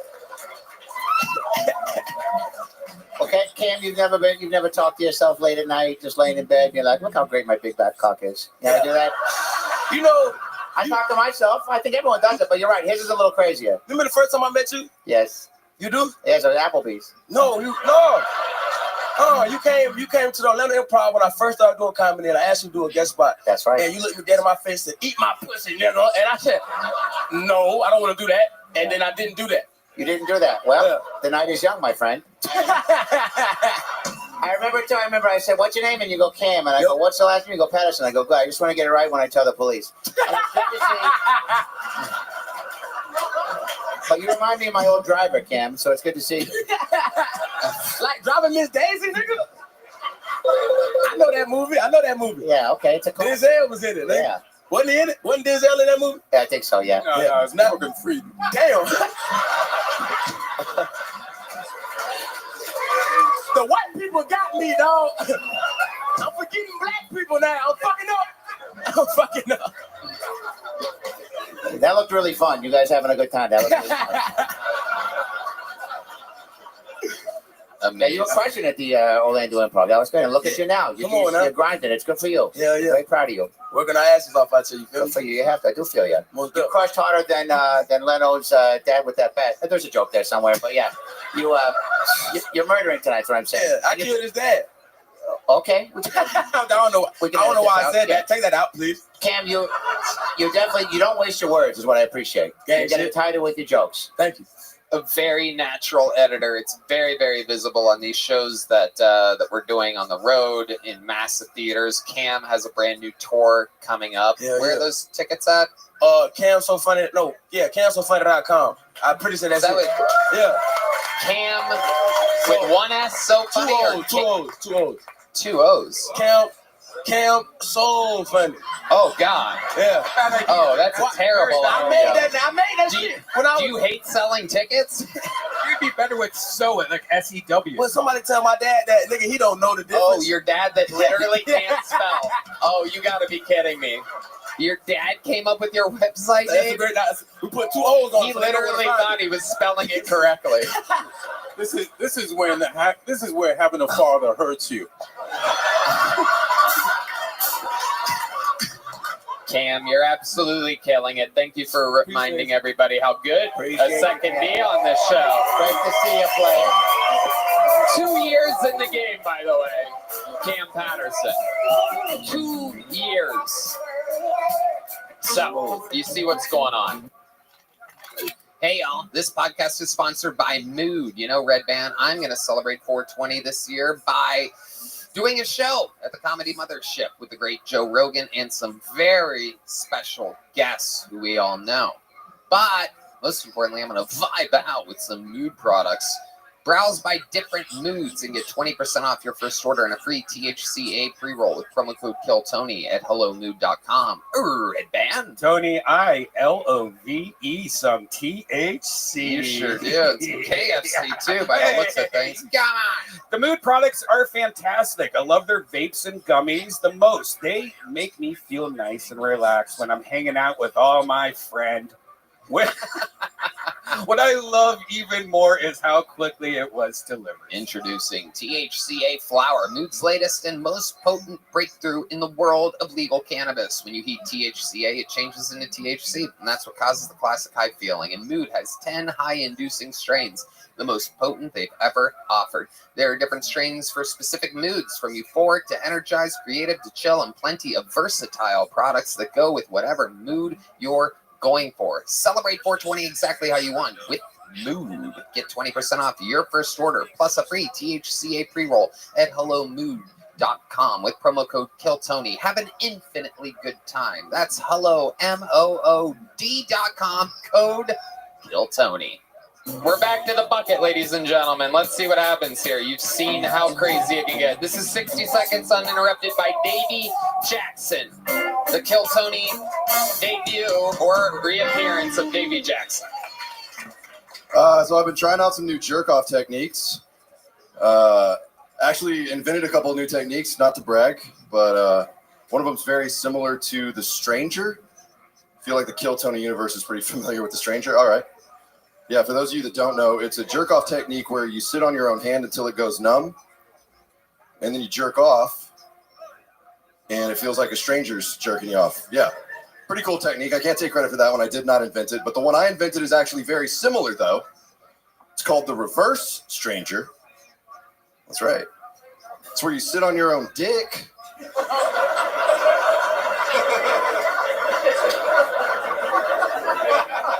Until it goes numb. Then you jerk off, and it feels like you're jerking off a stranger. Pretty fucking cool, guys. That's a good one. Not a bad technique. Yeah. That's a good one. This final technique is the one I'm most excited about. Been trying it out a lot. It's where you sit on someone else's dick until it goes numb. And that is actually just gay. It's very, very gay. Been going through a lot. Pretty confused. I'm Davey Jackson. Thank you. There you go, Davey Jackson. Welcome back. You've been on this show before? Yes, sir. I remember you well. So welcome back. Thank you. How's life going for you? It's good, man. I got too confident and put my hair in a ponytail tonight, which I felt good about. But then one of my friends told me I look like a founding father. I was pretty upset about that. Hell yeah. Hell yeah. Forefathers? I'm trying to fuck a girl with no fathers. You know what I'm saying? Wow. Look at this. He was ready for an interview on Kill Tony. This is incredible. Almost someone that seemed like they wanted to be on a comedy show. How's the pollen affecting you today? Bro, I don't know what that's in reference to, but I've been snorting a lot of coke, so I don't know if it's the pollen or... Very good. Where's the craziest place you've done cocaine at?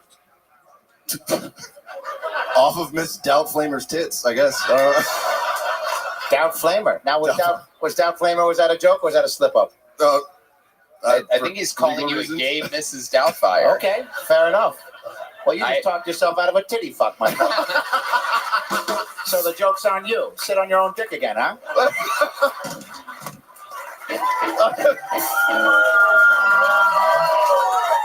Oh, boy. Oh my God. Sipping on the syrup over here. The great Elaine. Okay, so Davey Jackson, I remember you used to sell what, pain pills or OxyContin or something like that. What was it? Any pills. Right, Yeah, you were pills. selling pills. What are you up to nowadays? I just got a hernia. Yeah. Okay, how'd you do that? Congratulations. Literally blowing my nose too hard. My guts popped out. Wow. How old are you? What's that? How old are you? 40. Fuck. God, that's scary. Oh my God. Yeah, just wait till you get my age. Your clit starts growing pubic hairs.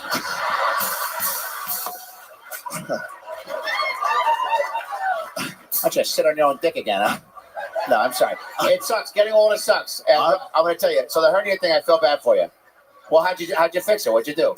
I haven't gotten it fixed yet. It's still fucking there. I have to go for surgery, so guess who's re-upping on pain pills? Let's fucking go. Let's go. Ooh, okay. Business is a booming. What's your love life like right now? You're a good-looking guy. Ponytail energies. I appreciate that.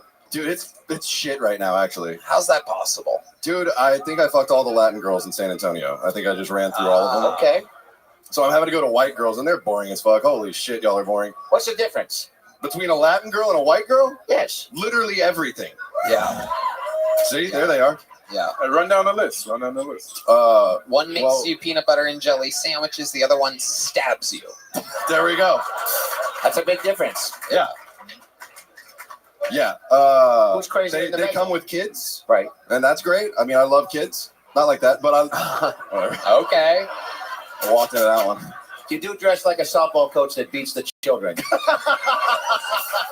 Which is a tough gig to get. I wore the vest tonight. I thought Tony would be wearing one too.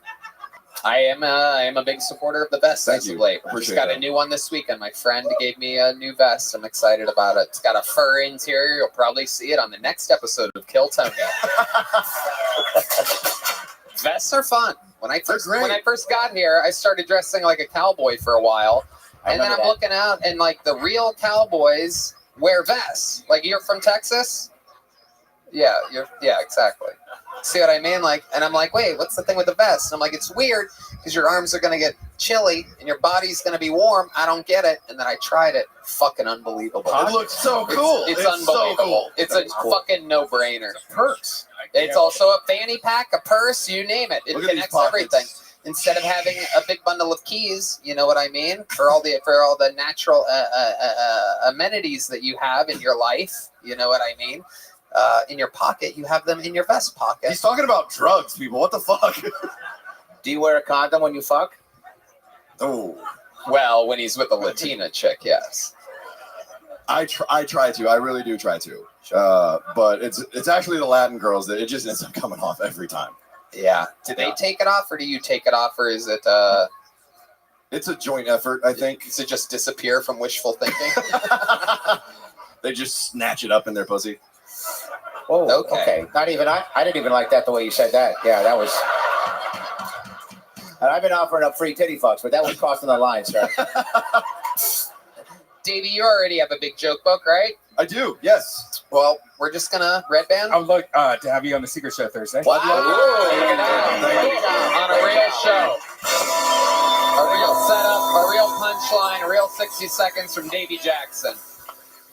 This handwriting is pretty bad, but I'm going to try this anyway. It's Jose.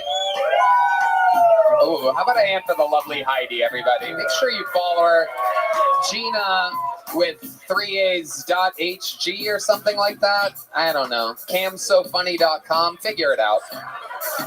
All right, this last name is a tough one. His is out of the bucket. Make some noise for Jose Veneas or Venelas or Oineas.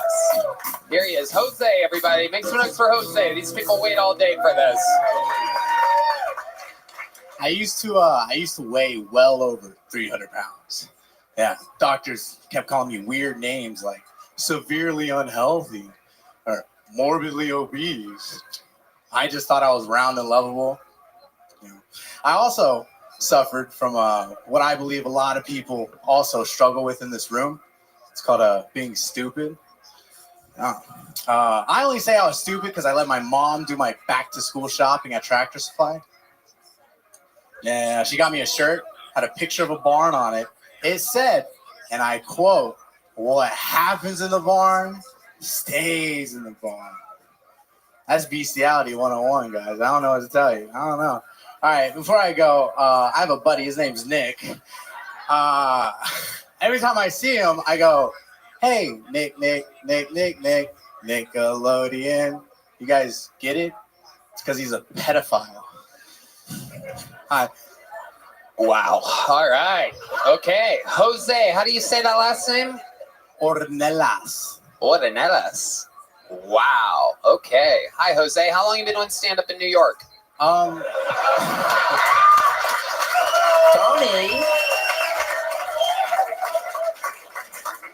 A little over a year. You were in New York? No, sir. Oh, Jesus. Where at? Almost had me. San Marcos. Where?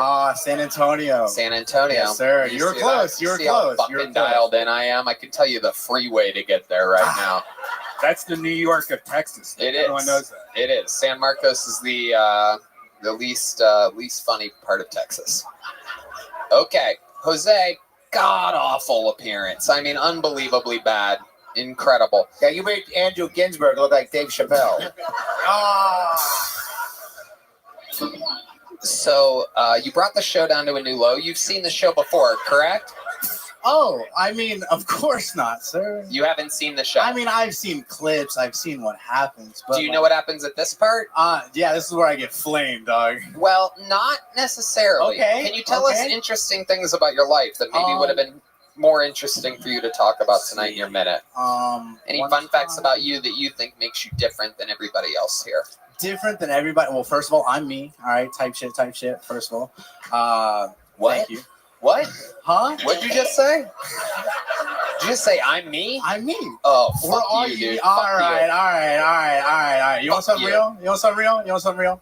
Elementary school, right? I was feeling not too good. I went to use the restroom. I had to take a number 2, and then I threw up in my underwear. You know what? I still had to walk to class to tell my teacher, hey, I got to go to the nurse. So did you or did you not shit your pants? Oh, I shit in the toilet, but I threw up in my pants. Have you ever done that? No. What Exactly. the fuck are you talking about? Fucking new lows, dude. New lows? No. Elaine, stop. You're gonna make it funny. Sorry. Jose, I'm gonna save you. I'm gonna get you out of here right now. No, don't do that. Yeah. No, I'm gonna do it. You gotta go, buddy. No joke book. No little joke book, no big joke book. Prepare next time. Do a minute of stand-up comedy. It's okay. There he goes, Jose, ladies and gentlemen. There goes Jose. But you know what? I want to do something really special right now. Because, you know, we've seen some bombs tonight. We've hit some lows. And you saw Cam Patterson bring it back. You saw Casey Rocket come out with energy and silliness and fun punchlines. Let's do something really, really fun. When you hear that noise, you know some shit's about to go down. One of our regulars, has taken a long hiatus to prepare for his rematch at the Forum. It has been months since this man has done a minute on the show. If you know the words, sing it. Ladies and gentlemen, this is Hans Kim.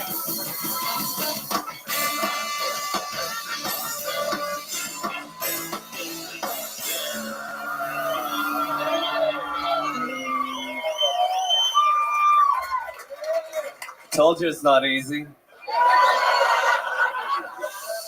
I love it here in Texas because I can say retard here. Just can't jerk off to them anymore. Just gotta picture it in your head like the good old days. Yeah, love the ladies. You know, a lot of ladies get mad at me because they send me nudes and I don't send nudes in return. I'm like, why would I return a gift with a felony? I was recently in San Francisco. It's the mecca of Asians. I love San Francisco. It's the only place Asian women have asses. I was like, holy shit, is that an Asian girl with an ass or a 12-year-old Latino boy?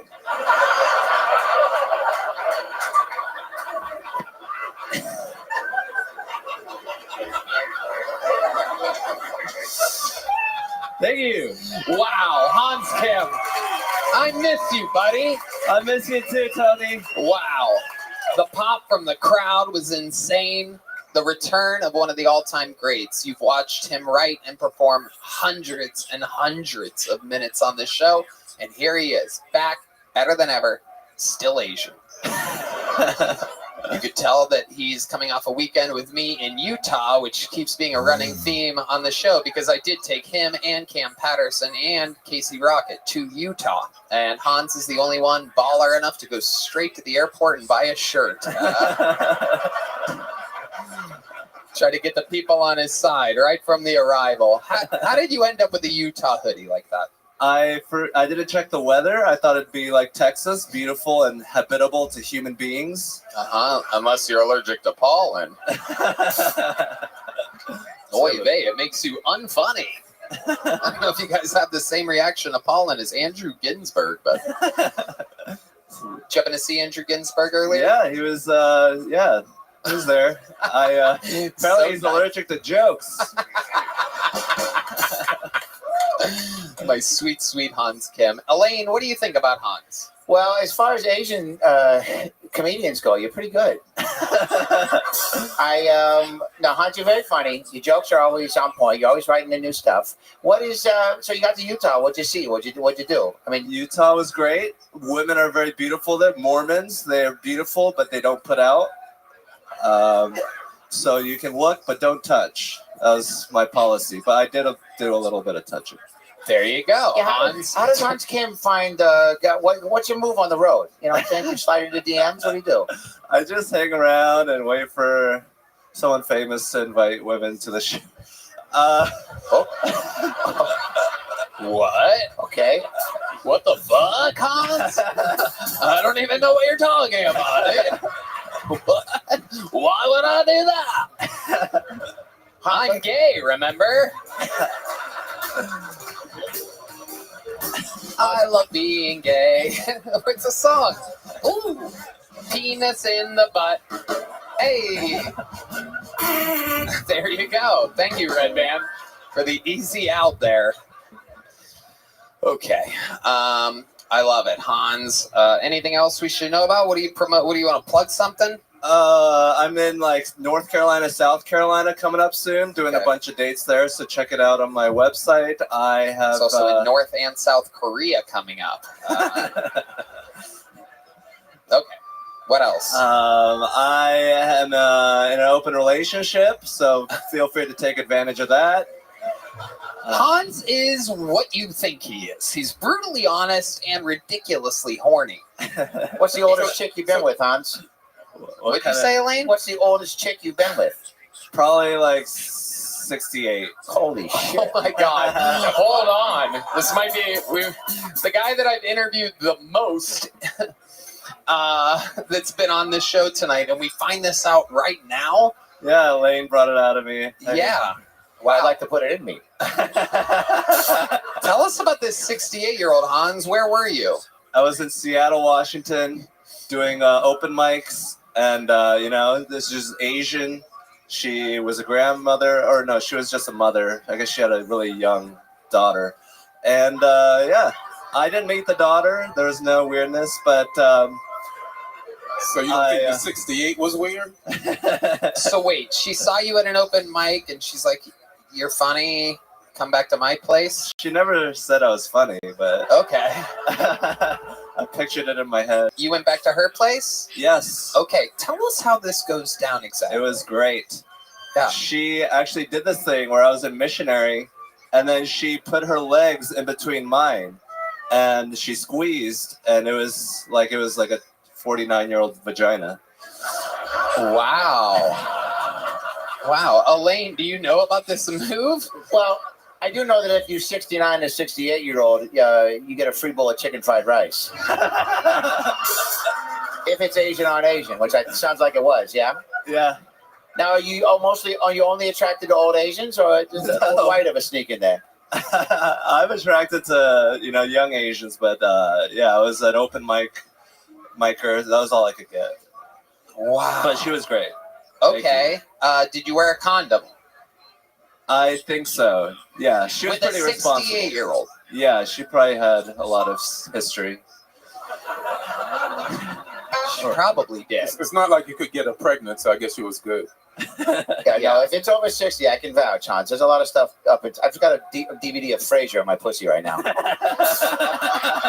So I can confirm. I see the corner of it hanging out. There really is a DVD of Frasier in Elaine's pussy right now, right, man? What was she wearing? Like, was she like sweatpants? She had 2 bags. Like she had a samurai sword on her, or something like that. Some type of. What does she have, Hans? Was she wearing a Asian takeout box? She looked a lot like Elaine's outfit tonight. No, she looked like a young, you know, everything looked great until, you know, the face was a little old. But sure. Other than that, it looked like it wasn't what I was doing. Wow. I don't know if that last sentence added up for us, Hans. Now, what's your move with the 68-year-old? That's my last question. What's your move? How do you grease the wheels? I'm just like, hey, you got any cookies for me? Or, you know, I'll sit on your lap. You know, I'm down. And she's like, you ever heard of Andrew Ginsberg? Yeah, he's got allergies, I think. Yeah. Is that him? Yeah. He's a great guy. Okay.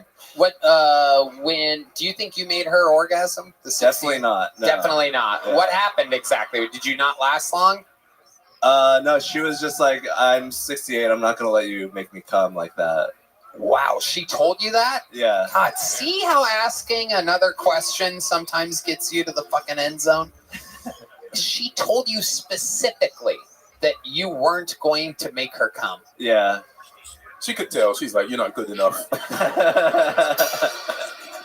Did you a massage therapist or something? Like, what was she? Like, you know what? Yeah, she did do you for know a what living? she did for work? No, she was just normal Asian. So yes.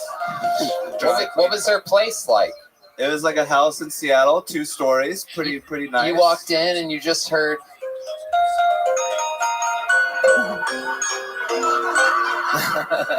I actually know that song. Did you just play that? Yeah, that was me. John, stop. Let me shine for a second. Oh. I'm backwards. That's pretty good. I'm trying my best. Shut up, Muling! You ate a hamburger during sound check, you fucking faggot!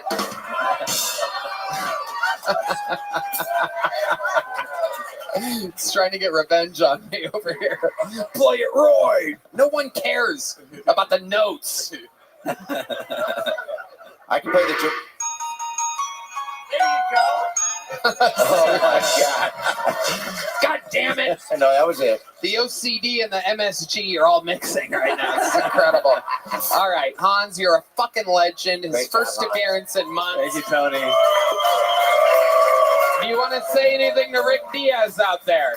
I'm sure he's watching. You're a bad person, and everyone's going to know it soon. Wow, he's looking for his second victory in a row. Hans Kim, live from the Forum in Los Angeles. Kill Tony makes its return to LA at the Kia Forum. What a special treat, huh? All right, the show's going long, but let's get one more bucket pull out here. Make some noise for your next comedian. 60 seconds for Maddie G, everybody. Maddie G.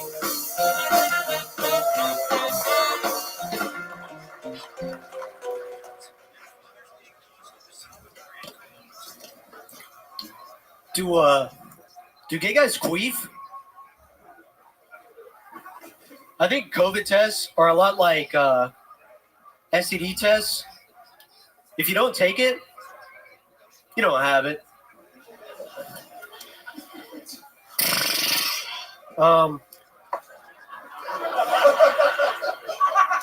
I've been taking biotin to grow out all my facial hair. I didn't know that biotin was a hair supplement for all your hair. I got a bush down there. So, yeah, now every time I want to take a dick pic, I got to hire a team of Mexicans just to come over. I've basically been taking Scott's Turf Builder for my balls. Yeah, it's a real jungle down there. Jose does good work, though. He makes my little bonsai tree look like a giant sequoia. Thank you. Let me tell you something. Let me tell you, I'm going to surprise everybody right now because you're like, oh shit, Tony's going to go ballistic. But you know what? You know what I liked about that? You bombed eloquently. It was beautiful. And with no tricks, no shaky mic, no, and I'll be honest, no selling. You didn't try to trick us. You tried your material that you thought would work. You delivered it like it worked. And then you kept going. You did the next thing. Ian Edwards. I agree with you, and he's not from New York. Well, I don't know. I think there's a chance. You visited there recently. Am I correct? No, sir. Oh, okay. Perfect. Thank God. How long have you been doing stand-up? This is probably my 10th mic. Oh, adorable. You're doing just fine. 8 years, 6 years. You did better than those guys. Fuck those guys. Okay. So, how old are you? I am 26. What do you do for a living? I'm a mechanical designer. What does that mean exactly? I make desks for schools and everything like that. Okay. Lab equipment too. Okay. Very cool. What do you do for fun? You ride I- a motorcycle? No. Okay. I go fishing and stuff like that. Yeah, fishing. What else? Stuff like that. I Fishing? used to sell guns actually. Okay. Yep. Illegally? Legally and legally. Okay. There you go. You ever steal a bicycle from a retard? No, I can't say Or that. as they call it, a tricycle. That doesn't make any sense. All right. Now I'm bombing. It's contagious up here. It's gone airborne. It's, guys, don't worry. It's appalling. All right. So, Matty G, most interesting thing about you? You have any special skills or talents? Probably that I did sell guns during COVID. That was kind of crazy. People would come in with like their face mask still on, and I would sell them a gun. Is that the end of the story? Yeah, that's pretty much it. Yeah, they'd come in, they say, "Hey, I want that gun." And I'm like, "Yes, sir, right away." Should open with that. Thanks. Yeah. What is happening right now? It's okay. We're going to get there. Matty G, you've seen the show before. What's something interesting in this interview portion that you think you might want to bring up at this part? Makes you different than everybody else. COVID was actually really good to me. Yeah? Tell me more. Yeah, so like I said, I sold guns, so I would be the first one to like see all the ammo, and for some reason everybody would want ammo during COVID. I don't know. They wanted to shoot COVID, I guess. I don't know. And I would take it, and I would like buy it at a discount. Where and was then this sell at? What city is this? Austin, Texas. Okay. COVID also lined up with the BLM movement, didn't it? Yeah, it did. Yeah, so everybody's going crazy. You think it was COVID? Do you think it had anything to do with the fact that there were riots in the streets in the many major cities? You're blaming it on a... No, I didn't want to say it. Ian, you're getting defensive like I'm a New York comedian. I am defensive. but I live in California, right? So the first day of COVID, I was in Burbank, and everybody was... He's so stupid. He thinks you guys will recognize the Tonight Show theme because it's filmed in Burbank. Yeah. You literally just cut off Ian for that and reference. Everybody was buying guns. Everybody. It was, Okay. I didn't even know they had gun shops in Burbank. Yeah. Until that. They have that day. one across from like the Costco or something. It's a big one. But there's like more than you could, like, I'll Yeah. just drive down the street and I see line there, line there. I don't know what people thought was going to happen during COVID, but when he says he works in a gun shop, he sold a lot of guns, I get it. Mm-hmm.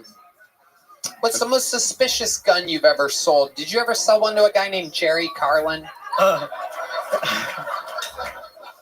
No, but I did have this one situation where this couple came in, white dude from like East Texas, and he was like looking at the gun, and then all of a sudden when it came time to do the paperwork for the gun, he was like, "Nah, he's gonna get it. He's gonna buy it." And it was just like this black dude.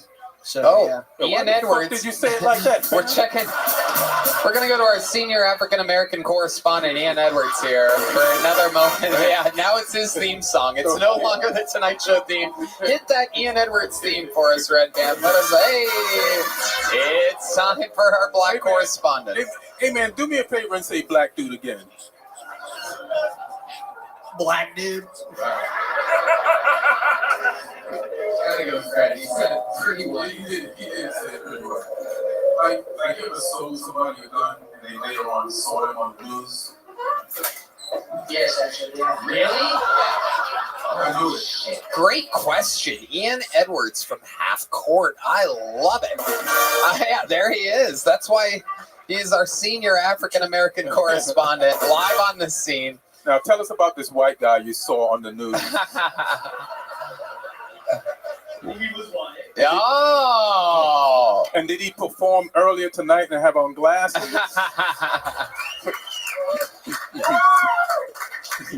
He killed himself.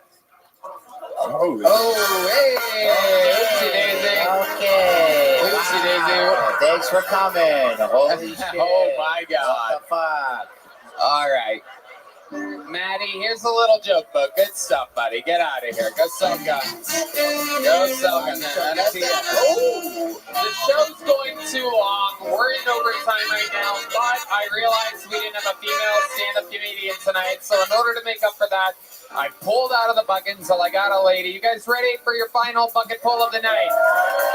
60 seconds uninterrupted for Kelly Quinn, everybody. Kelly Quinn.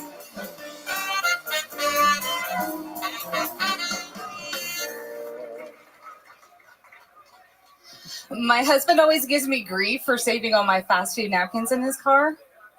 I tend to value worthless things, like our children.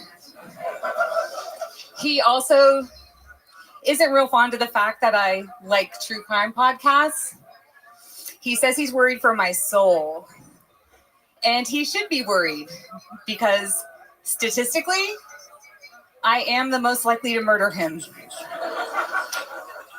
He's a history buff and he's fine with war.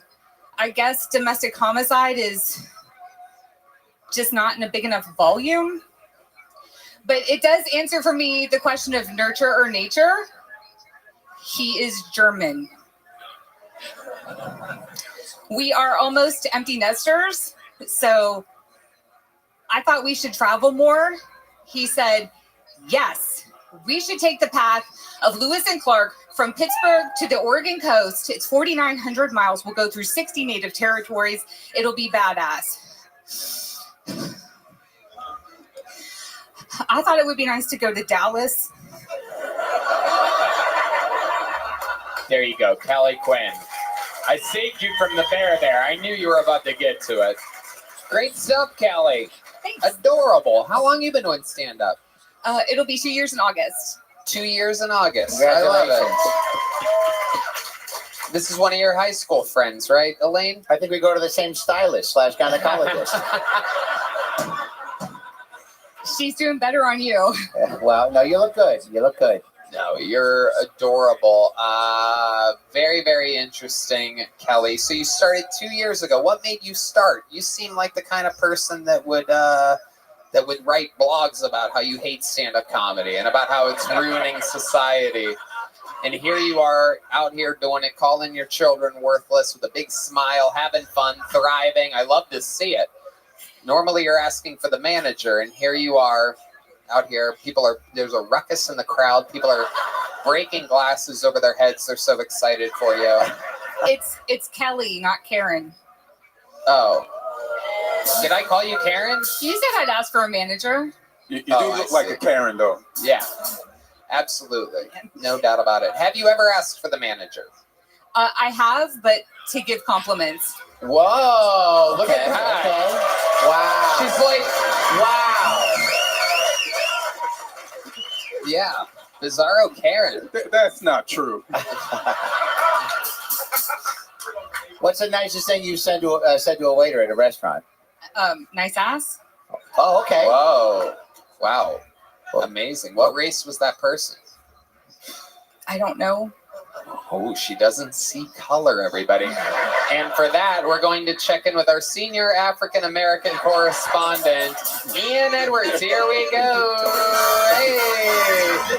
She doesn't see color, Ian. To be honest, I checked out when she said my husband. No, but pretty good shit. Like 2 years, there's been some dudes up here who have claim that allegedly they've been doing comedy for 7 and 8 years, and that they're from fucking New York. Yeah. So you've done considerably better than them. Where do you live, Kelly? Wichita Falls, Texas. Wichita Falls. Ooh, a big pop from the crowd. Where is that? It's like 5 hours some which way. I don't know. North? Ish. It's Yep. like almost Oklahoma. Okay, yeah, that would be north. Yep. They've got a Dairy Queen there, right? Several. Several Dairy Queens. Yeah. Are you a fan of Dairy Queen? I am. I like Brahms better though. Okay, yeah, that's another ice cream place. Yeah, Brahms is it's good. I love your smile. Your jokes are tight. Your smile. You're effervescent. You're affable. You look like me after a red band titty fuck. You really. That is true. Oh, no sound effect. You got shy. There you go. A chainsaw is what he came up with on that one, everybody. A chainsaw. Okay, so Kelly, did you used to have a job? You have a job? I have a job. I'm not that old. What do you do? I'm a classic rock DJ. Are you serious? Wow. On like an FM radio station? Yes, real terrestrial radio. Wow. Do you have a special DJ name? Kelly Quinn. Kelly Quinn in the afternoons, mornings? 9 to 2, so midday. So you're playing a lot of Bare Naked Ladies and Sugar Ray. No. No, it's classic rock. It's not shit radio. Okay. Right. Goddamn right.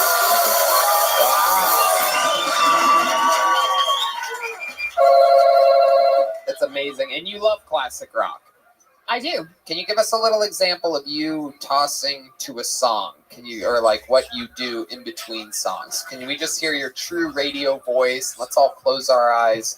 The stylings of Kelly Quinn. Here we go. 1047 The Bear, Kelly Quinn. That was Pink Floyd. We're going to head into something sweet and sexy, like a little Metallica 1 on 1047 The Bear. Ooh, I love it. I love it. And now we're going to do something special. We're going to have, a lot of people might not know this because I didn't tell you guys, but Elaine also is an afternoon DJ. The Afternoon Drive with Elaine, 95.5 KLOS. Yeah. And here is an example of Elaine DJing. It's 6:23 p.m. right now. We're playing The Phrase That Pays. John Mayer, we got free John Mayer tickets to see him at the Palladium tonight. Call The Phrase That Pays, 102.5. Be careful outside. It's getting dicey. If you're going to try stand-up comedy, put on a mask because there's pollen outside. You don't want to fuck up your one chance on Kill Tony. Call in right now, 421-1015. Get 2 free John Mayer. Oh, we're going to take that call right now. Hello? Yeah, hi, it's me, Red Band. I'm looking for a titty box.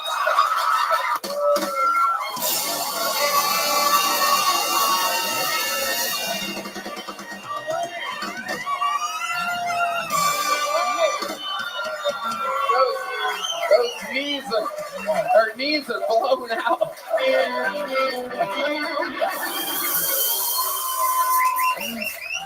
She's gonna need to hit up Dr. Phil, take care of those knees after that. Oh my goodness. That was good, though. That was good. Callie, you seem like such a sweet, real lady. How your kids are almost out of the house? Yes. How much longer you got? Graduation's May 25th for my youngest. Okay. Are you still with your husband? When you have a piece of tape around your finger? What is that? It's a register receipt from the burger joint because I walked out without my wedding ring. Who hit you? You walked out of the burger joint without your No, wedding ring? I walked out of my house without my wedding ring, and so I did what I did. I'm a woman. I improvised. Just to let That's really Hans sweet. Kim know you're off limits, you wrapped a receipt around your finger. That is adorable. Andrew Ginsberg's the only other comedian that keeps all of his receipts on him that we've had up tonight. Incredible stuff. One last question before I let you go. What is something that would surprise us about you or shock us about you? You just seem sweet and real. Do you have any guilty pleasures or something like that? Is there something naughty that Kelly Quinn does every once in a while? Perhaps it could be in the bedroom or somewhere you go or something you do. I'm a big fan of rock concerts and crowd surfing. And you crowd surf? I did until I broke my neck a year ago. There you go. I had a feeling that was coming. You have real broken neck energies, Kelly. How did you break your neck? Well, I was a college gymnast and I had a real bad fall onto my head. And apparently, after like 25 years, you can grow a bone spur into your spinal column, and then you can just wake up one morning paralyzed. There you go. Absolutely. You thought all the good Spurs were in San Antonio. Turns out they're in Wichita Falls, Texas as well. Anything else for Kelly, everybody? Are you free Thursday? Absolutely. I'd love to have you on the Secret Show. Whoa. Kelly, getting a real comedy set. 2 years into her career. She's going to have to make the drive back from Wichita Falls. And I'll tell you what, I'm going to give you one of these big joke books because I know you're actually going to use it. There she goes. Kelly Quinn, everybody.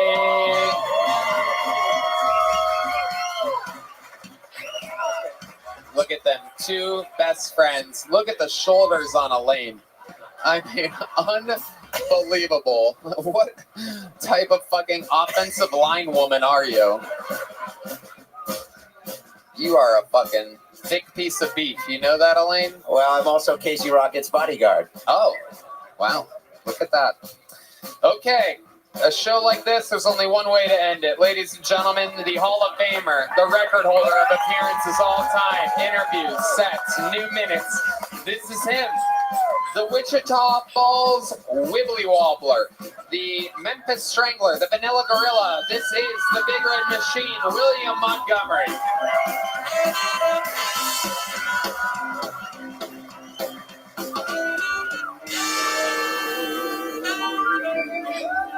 First off, Tony, I'm very excited to announce that Punky Johnson and I are officially dating, and she's actually pregnant. April Fools. Okay.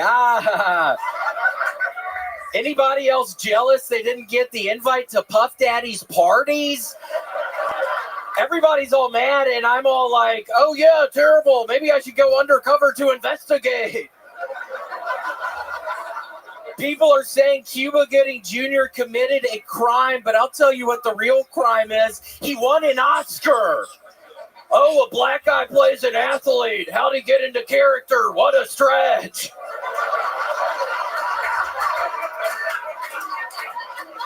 As a defense attorney, I must advise that admitting to shooting the sheriff, but then claiming you didn't shoot the deputy is a bad legal defense. Okay, that's my time. Thank you, Tony. A brilliant joke there at the end. Shooting the sheriff, but not the deputy. Wow.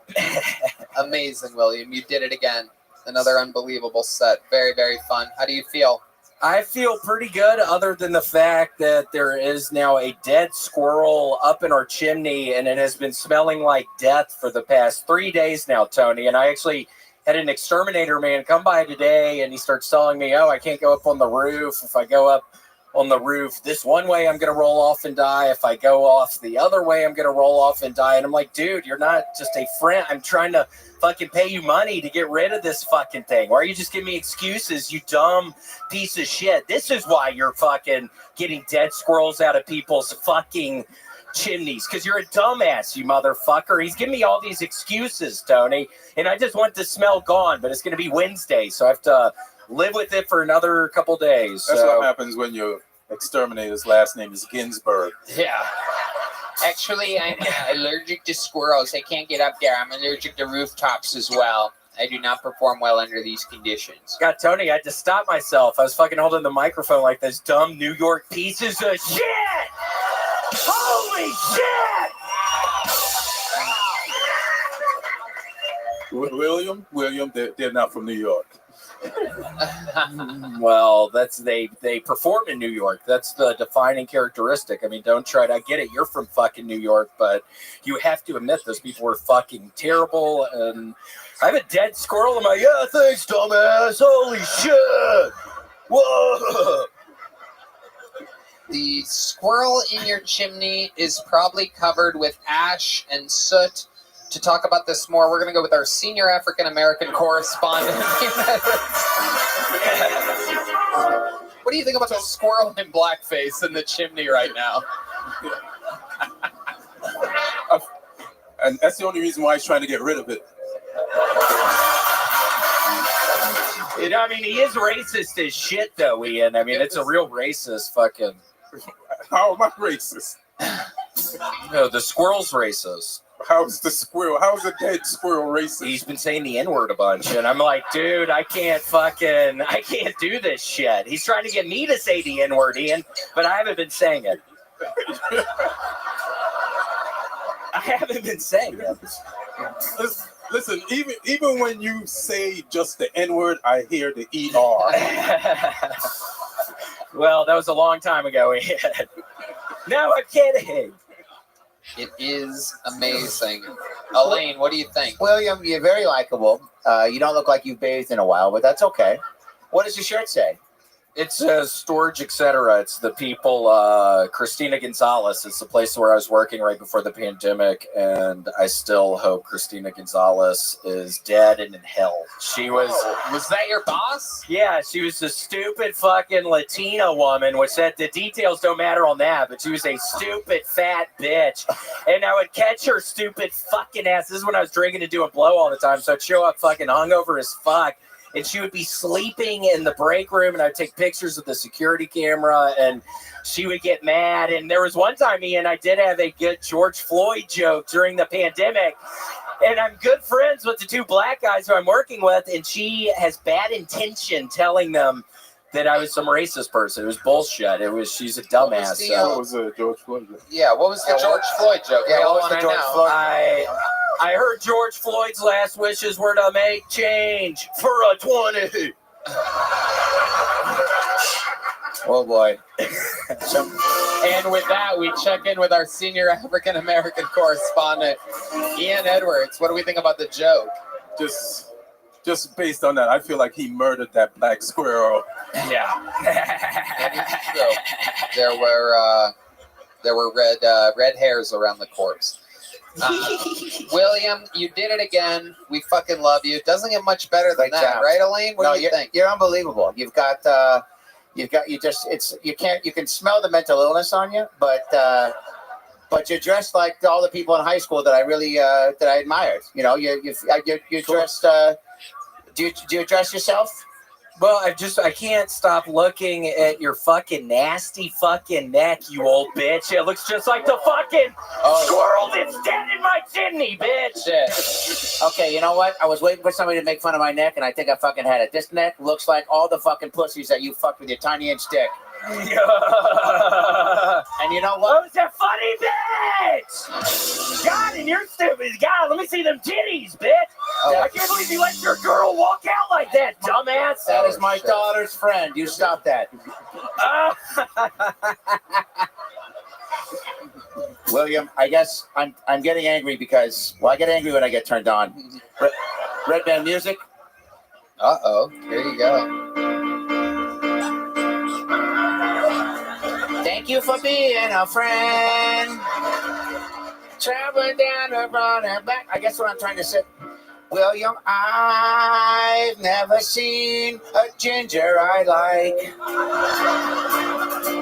I've traveled the world.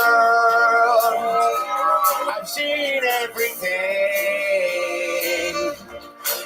And tonight has been the greatest night of my life. Come here. We've seen good jokes and bad jokes and Jews and blacks. And in fact, I almost had a heart attack tonight. But that's what you get when you sign up for Kill Tony. You try your best.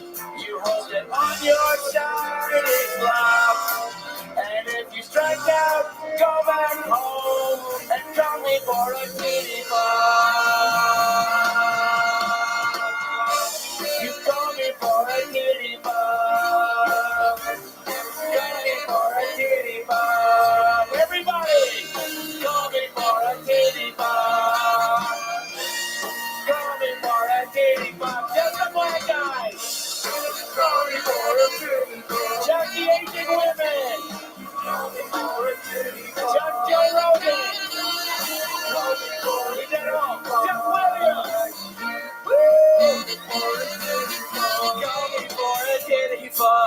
There you go. Powerful. Powerful. Wow. Ladies and gentlemen, Skyline Frame, game time. If they're still sponsors, we'd like to thank them. How about one more time for the great William Montgomery? I don't think there's a comedian in the world that could possibly do better than that. Wait, I wrote a couple jokes down. Keep the music on. Wait a second. Wait a second. Ladies and gentlemen, for a TV fun. Oh, yeah, that's it. Just keep the music on. Keep the music on. for Elaine, everybody. So I met Tony a couple weeks ago, and he said, "You come by the Mothership and try." And this is a real honor. This is my favorite show in the entire world. So thank you so much for letting me be a part of the Mothership. I wrote a couple jokes real quick. Hans doesn't believe in God, but he believes in Godzilla. Shit. If Cam Patterson's here, who's punching women in the streets of New York? I don't know.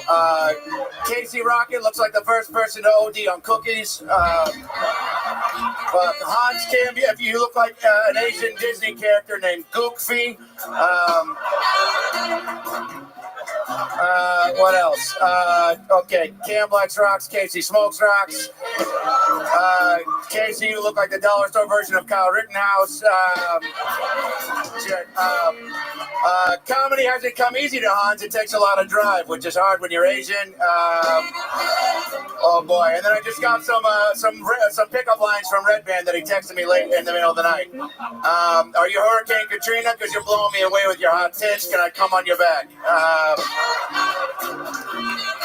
What else? Cam looks like his first special was released on a Ring doorbell camera. Call me for a titty bar. Call me for a titty bar. Ian Edwards. Follow him on Instagram at Ian Edwards Comic.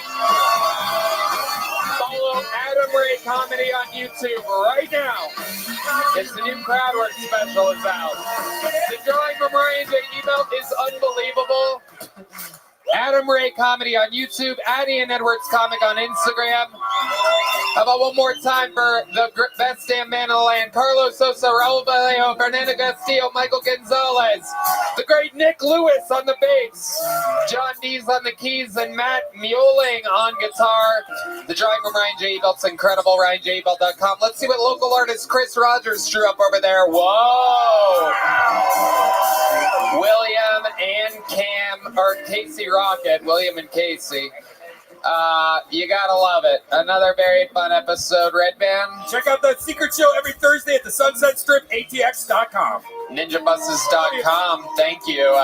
There are transport this weekend in Dallas and Houston. Very fun stuff. Thank you to everybody, including the audience. God bless you guys. Good night, everyone. The Forum, Madison Square Garden.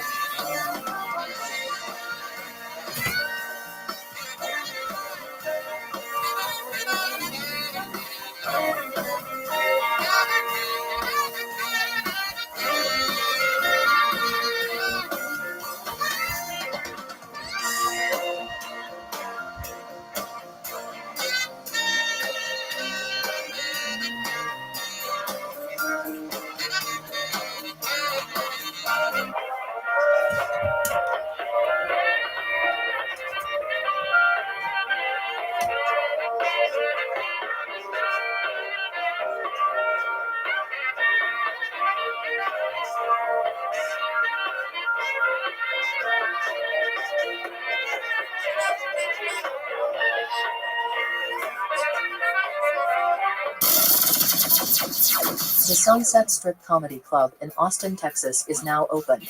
Check out Red Band's secret show every Thursday. Go to sunsetstripatx.com for tickets.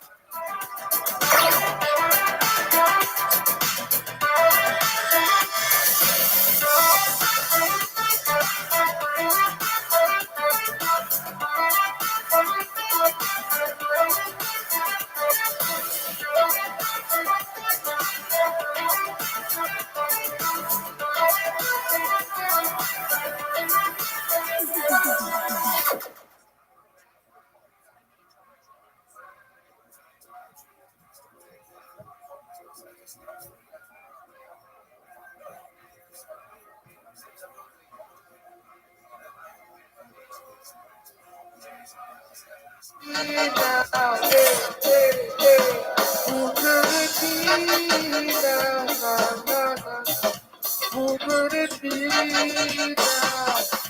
Knocking on the restaurant, knocking on the restaurant, knocking on the restaurant, knocking on the restaurant door.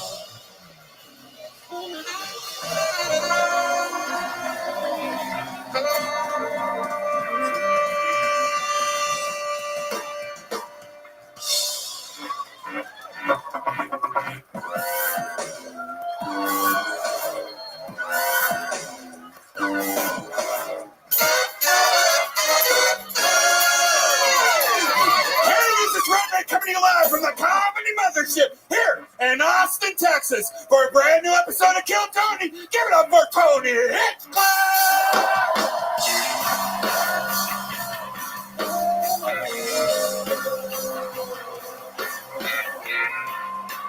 Who's ready for the best fucking night of their lives, huh?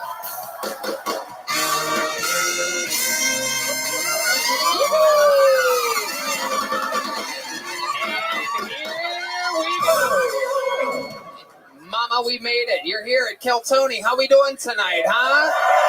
Brought to you by ZipRecruiter and Shopify. Make some noise for the great Brian Red Band, everybody. Hey!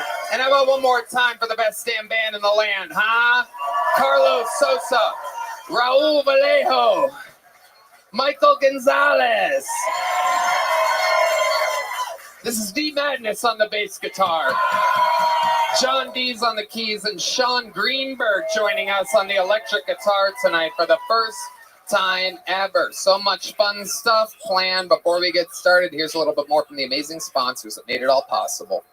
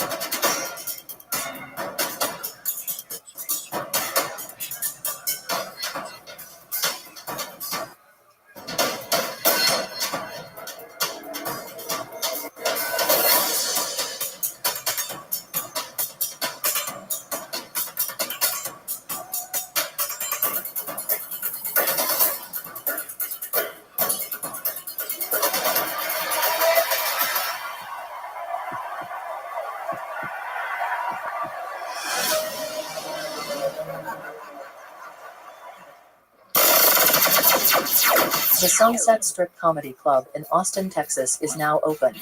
Check out Red Band's secret show every Thursday. Go to sunsetstripatx.com for tickets.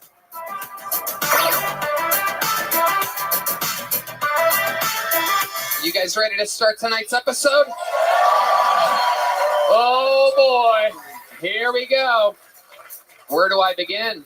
Ladies and gentlemen, this is the return of the man who people are saying is the 2024 guest of the year. The return of one of the great comedians from New York with a brand new special coming out. And the greatest skateboarder of all time. I present to you Harlan Williams, Tony Hawk, and Ian Finance. Let's go, Harlan Williams, Ian Finance, Tony Hawk. Oh my God.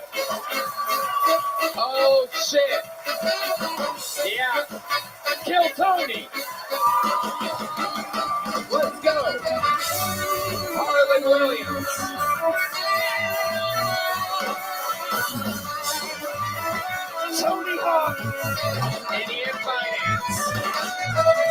Ian Finance's special Wild, Happy, and Free out April 21st at YouTube/B and Ian Pod. Welcome back, Ian. How are you? Hey, all right. I'm happy to be here, Tony. Thanks for having me. Fuck yeah. The great and powerful Tony Hawk's first appearance on the show. Thank you. Thanks for the invite. Well, I thought this show was about me this whole time. It could be tonight. Anything can happen. And the return of who many are saying is the undeniable greatest guest in the history of the show. This is Harlan Williams, ladies and gentlemen. Oh, he's going to throw up. Oh, no. Oh, no. Hey, oh God. I just want to say it's an emotional night for me to be here. I'm very happy to be here. My sister, as many of you know, is in the hospital tonight, and she finally got the brace off her eyes, and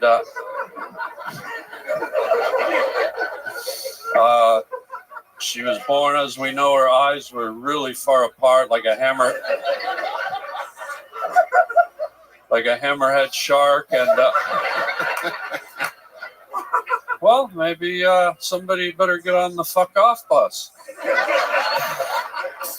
Nobody laughs at old fucking hammerhead. Well, laughter is the best medicine. Hopefully your sister's watching tonight. She is watching from 2 different rooms. And here we go. You guys know how it works. Tony Hawk's first time, so I'll tell you, Tony, a bunch of people signed up for the chance to get pulled out of this bucket. If I pull their name out, they get 60 seconds uninterrupted. You know their time is up and you hear the sound of a kitten. That means they have to wrap it up then, or else they bring out the angry West Hollywood bear. I have pre-pulled a name. Our runner goes and grabs them from the bar across the street. Poor choices here on the world-famous 6th Street. Dirty 6th, absolute chaos out here on these streets on a Monday in Austin. So they go chase that guy down and they wrangle him while our first performer, who does a brand new 60 seconds every single week, performs. One of the greatest regulars in the history of the show. Silly, wild, a goddamn firestorm of energy. It's real. He exists. I present to you a brand new minute from one of our greatest regulars, the great and powerful Casey Rocket.